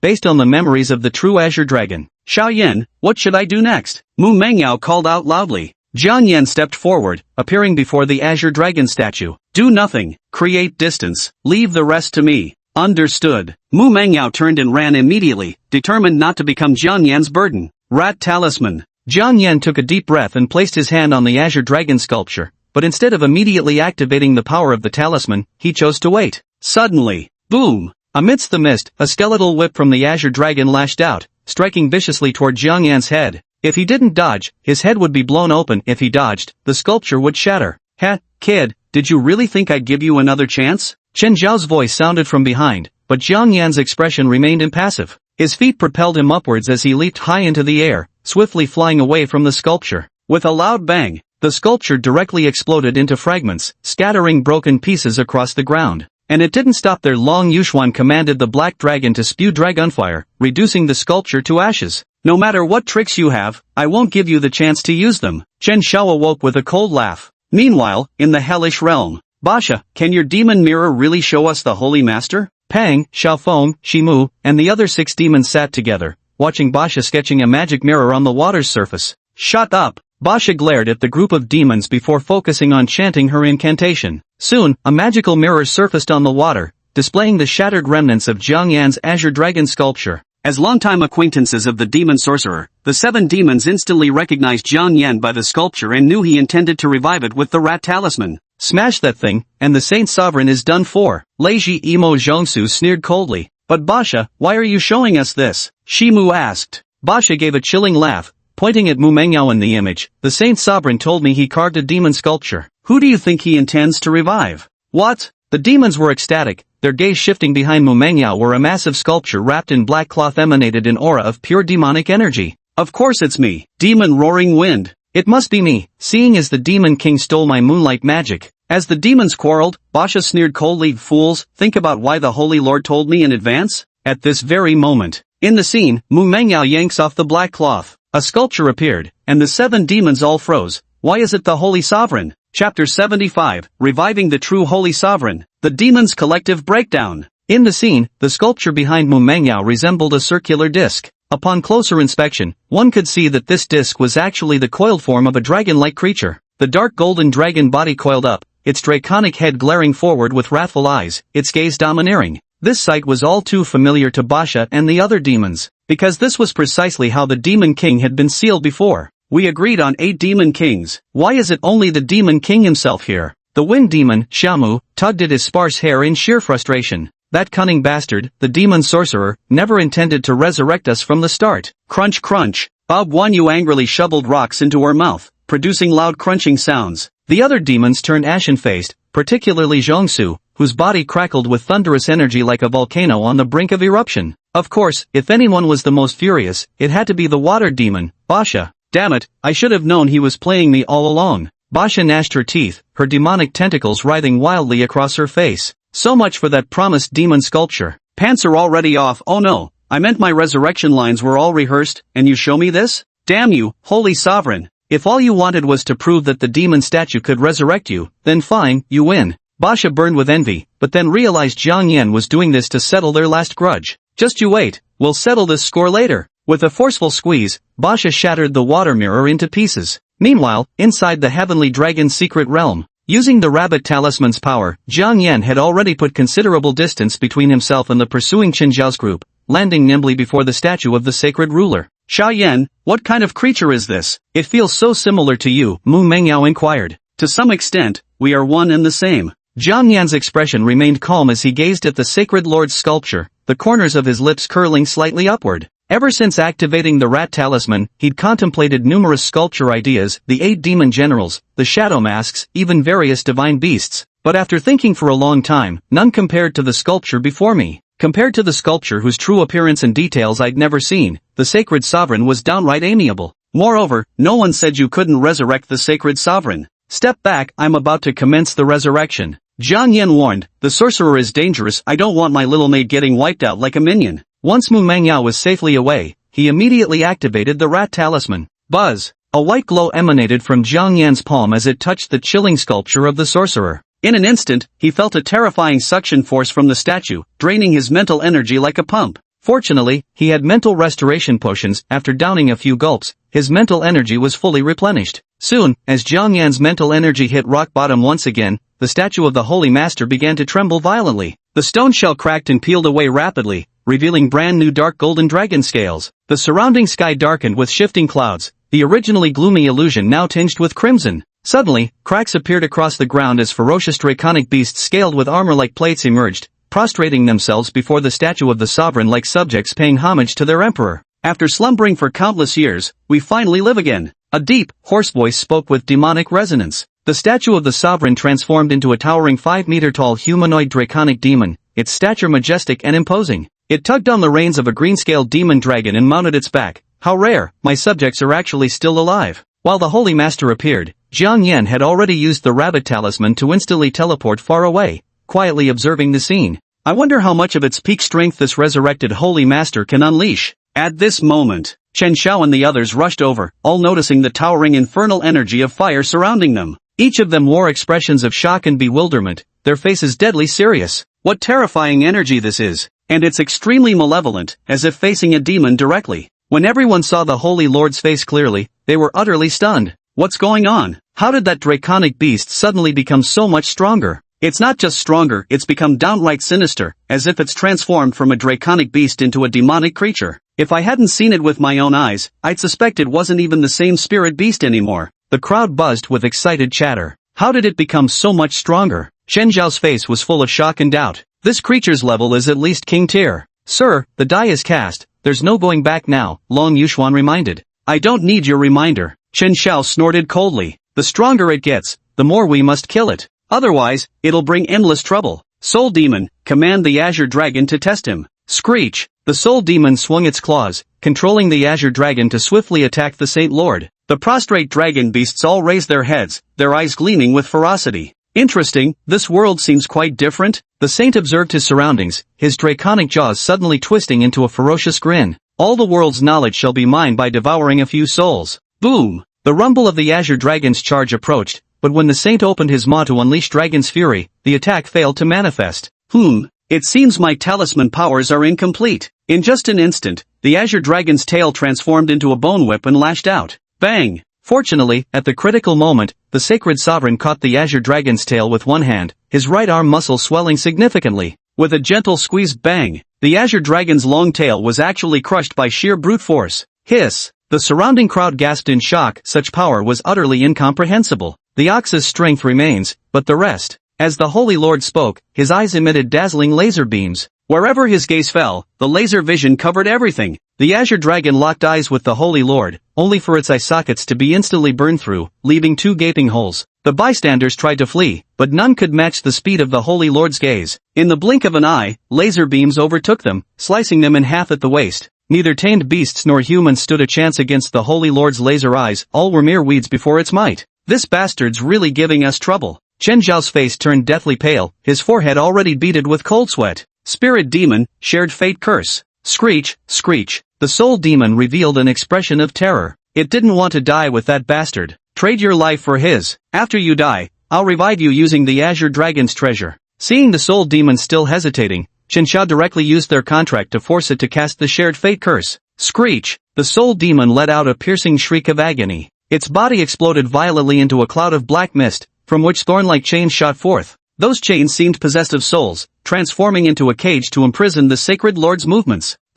Interesting, a mutual destruction dark magic? The Saint Master did not dodge, but instead wore a cold sneer, allowing the curse to take effect. Crack! The Saint Master's body became covered in fissures, like a porcelain doll that would shatter with the slightest breeze. Die! Chen Xiao watched the scene coldly, a faint smile playing at the corner of his lips. However, time passed, and the cracks on the Holy Lord's body actually healed automatically, restoring him to perfect condition. Slave, did you truly believe you could shake the power of this Holy Lord? The Holy Lord sneered with a vicious laugh. How could this be? Chen Xiao was dumbstruck, his face flushing with despair as his defenses completely shattered. The Soul Demon's curse can even kill king-tier spirit beasts. Why is this happening? An opponent who can't be killed, how are we supposed to fight this? Chapter 76, Absorbing the Rat Talisman. Soaring Dragon Energy. This guy really has rotten luck. Using a life-for-a-life curse against an immortal opponent just wastes a perfectly good spirit beast. Jiang Yan couldn't help but laugh as he watched Chen Zhao's actions. His own final trump card meant to perish together with the enemy, only to discover the opponent was cheating, utterly unkillable. No one could do anything against this despair. Yet the power displayed by the Sage Lord seemed to include the Ox Talisman, Pig Talisman, Dog Talisman. All were talisman powers he had yet to obtain. It seems that the resurrected Saint Master will gradually weaken as I obtain the talisman's power. Ding! Congratulations, host, for absorbing the draconic energy from the demon dragon. Charging progress, 0.1%. Ding! Host absorbs draconic energy from the Azure Dragon remains, charging progress 3%. Ding! Congratulations, host, you have absorbed the dragon's power from the Holy Lord. Charging progress, 10%. Current Twilight of the Dragon Slayer progress, 75%. A system prompt appeared before him, and Jiang Yan nodded in satisfaction. As the Holy Master slaughtered the spirit beasts around him, the power of Twilight of the Dragon Slayer rapidly surged. The hidden benefits were substantial. Thump thump. At this very moment, Jiang Yan looked up to see the Sacred Lord approaching him, each heavy step leaving scorch-like marks on the ground. Boy, you carry my scent about you. With a menacing glint in its eyes and surrounded by a retinue of green-scaled fiend dragons, the Sacred Lord moved with the terrifying majesty of an emperor. Its intentions were quite obvious, to retrieve its talisman and incidentally dominate the Blue Star world. Cooperating with the Saint Lord was like making a pact with the devil for others, but for Jiang Yan, it was just another failed taming attempt. What a pity! Jiang Yan shook his head, disappointment flickering in his eyes as he pointed his dragon claw toward the Saint Lord. You don't actually think you can extract the talisman from within me, do you? The Holy Master sneered coldly, charging forward with rapid steps. Boom! The surrounding green-scaled demon dragons flapped their wings, swarming in as drool rapidly secreted from their mouths, intent on tearing Jiang Yan to shreds. This turn of events left everyone utterly unprepared. Ha! So they're not from the same faction after all, nearly scared me to death. Yeah. You didn't see how strong that guy was, brute force without limits, and his eyes could unleash indestructible laser beams. The sudden shift in situation made Chen Zhao's group gloat with schadenfreude.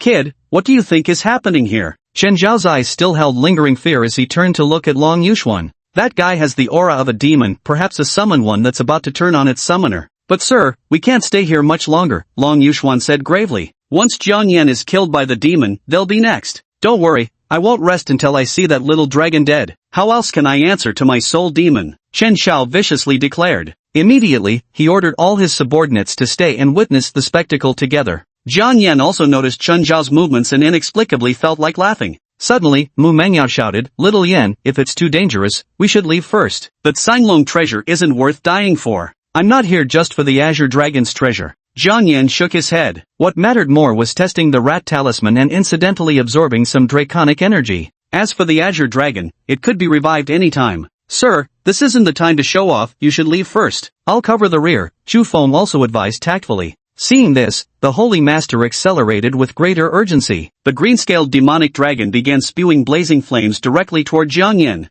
Not bad, kid, you've actually gathered such fine servants. But after I kill you, they'll all be mine. The Holy Master materialized beside Jiang Yan, his broad, saber-like claws sweeping down in a vicious arc. Yet, as a cold glint flashed through the air, the Holy Master's claws suddenly froze mid-motion. Absorb! At some point, Jiang Yan's dragon claw was clutching a hexagonal talisman, upon which curled a long-tailed mouse. As Jiang Yan extracted the rat talisman, Shangzhu's body froze in place. What? The Saint Lord looked at his front claws as a dark glow gradually crept up them like a curse, turning flesh into stone wherever it passed. As time passed, the petrification accelerated, spreading from the front claws to the right chest, then rapidly advancing toward all four limbs. Rat talisman. Spotting the rat talisman in Jiang Yan's hand, the Saint Lord lumbered forward, step by step, toward him. But all efforts were ultimately in vain. Halfway through, its legs petrified where it stood. Just another failed experiment. Jiang Yan shook his head, flipped his dragon claw, and absorbed the rat talisman into his body.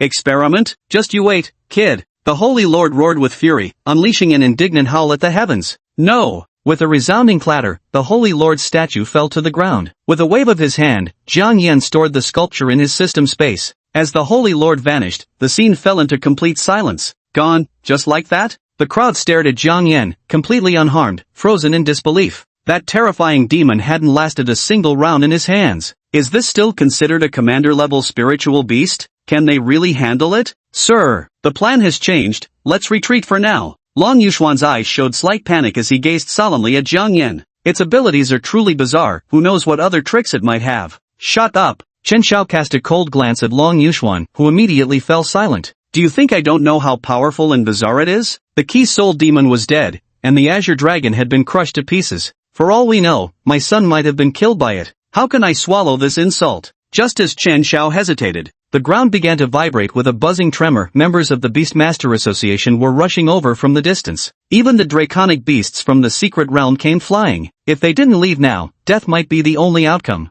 Damn it, let's go! Chen Xiao cursed angrily, shooting a fierce glare at Jiang Yan before turning to leave. Unbeknownst to him, as he departed, several pairs of crimson eyes gleamed from within his shadow, silently following his retreating figure. Only after Chen Xiao and his group had left did Mu Mengyao and the others finally breathe a sigh of relief. Xiaoyan, we've finally won, Mu Mengyao said with a sigh. Ever since rebirth, it's been nothing but high-stakes battles. She always felt like she couldn't even contribute. All thanks to the almighty power of our Lord. Chu Feng said respectfully, but sir, shouldn't we eliminate the root of the problem? The sacred lord has his own plans. Jiang Yan waved his hand, glancing at the battlefield strewn with spoils, then commanded the shadow ninjas to gather them up. Even a mosquito is still meat. At this moment, in the outside world, at the Celestial Dragon Academy, Long Qingshan and the others fell into silence. The Tianlong Academy truly conceals dragons and crouches tigers. Even an ordinary draconic beast here is extraordinary. My respects, he said. Gotta go. Leave right now. Chen Xiao turned and fled without the slightest hesitation.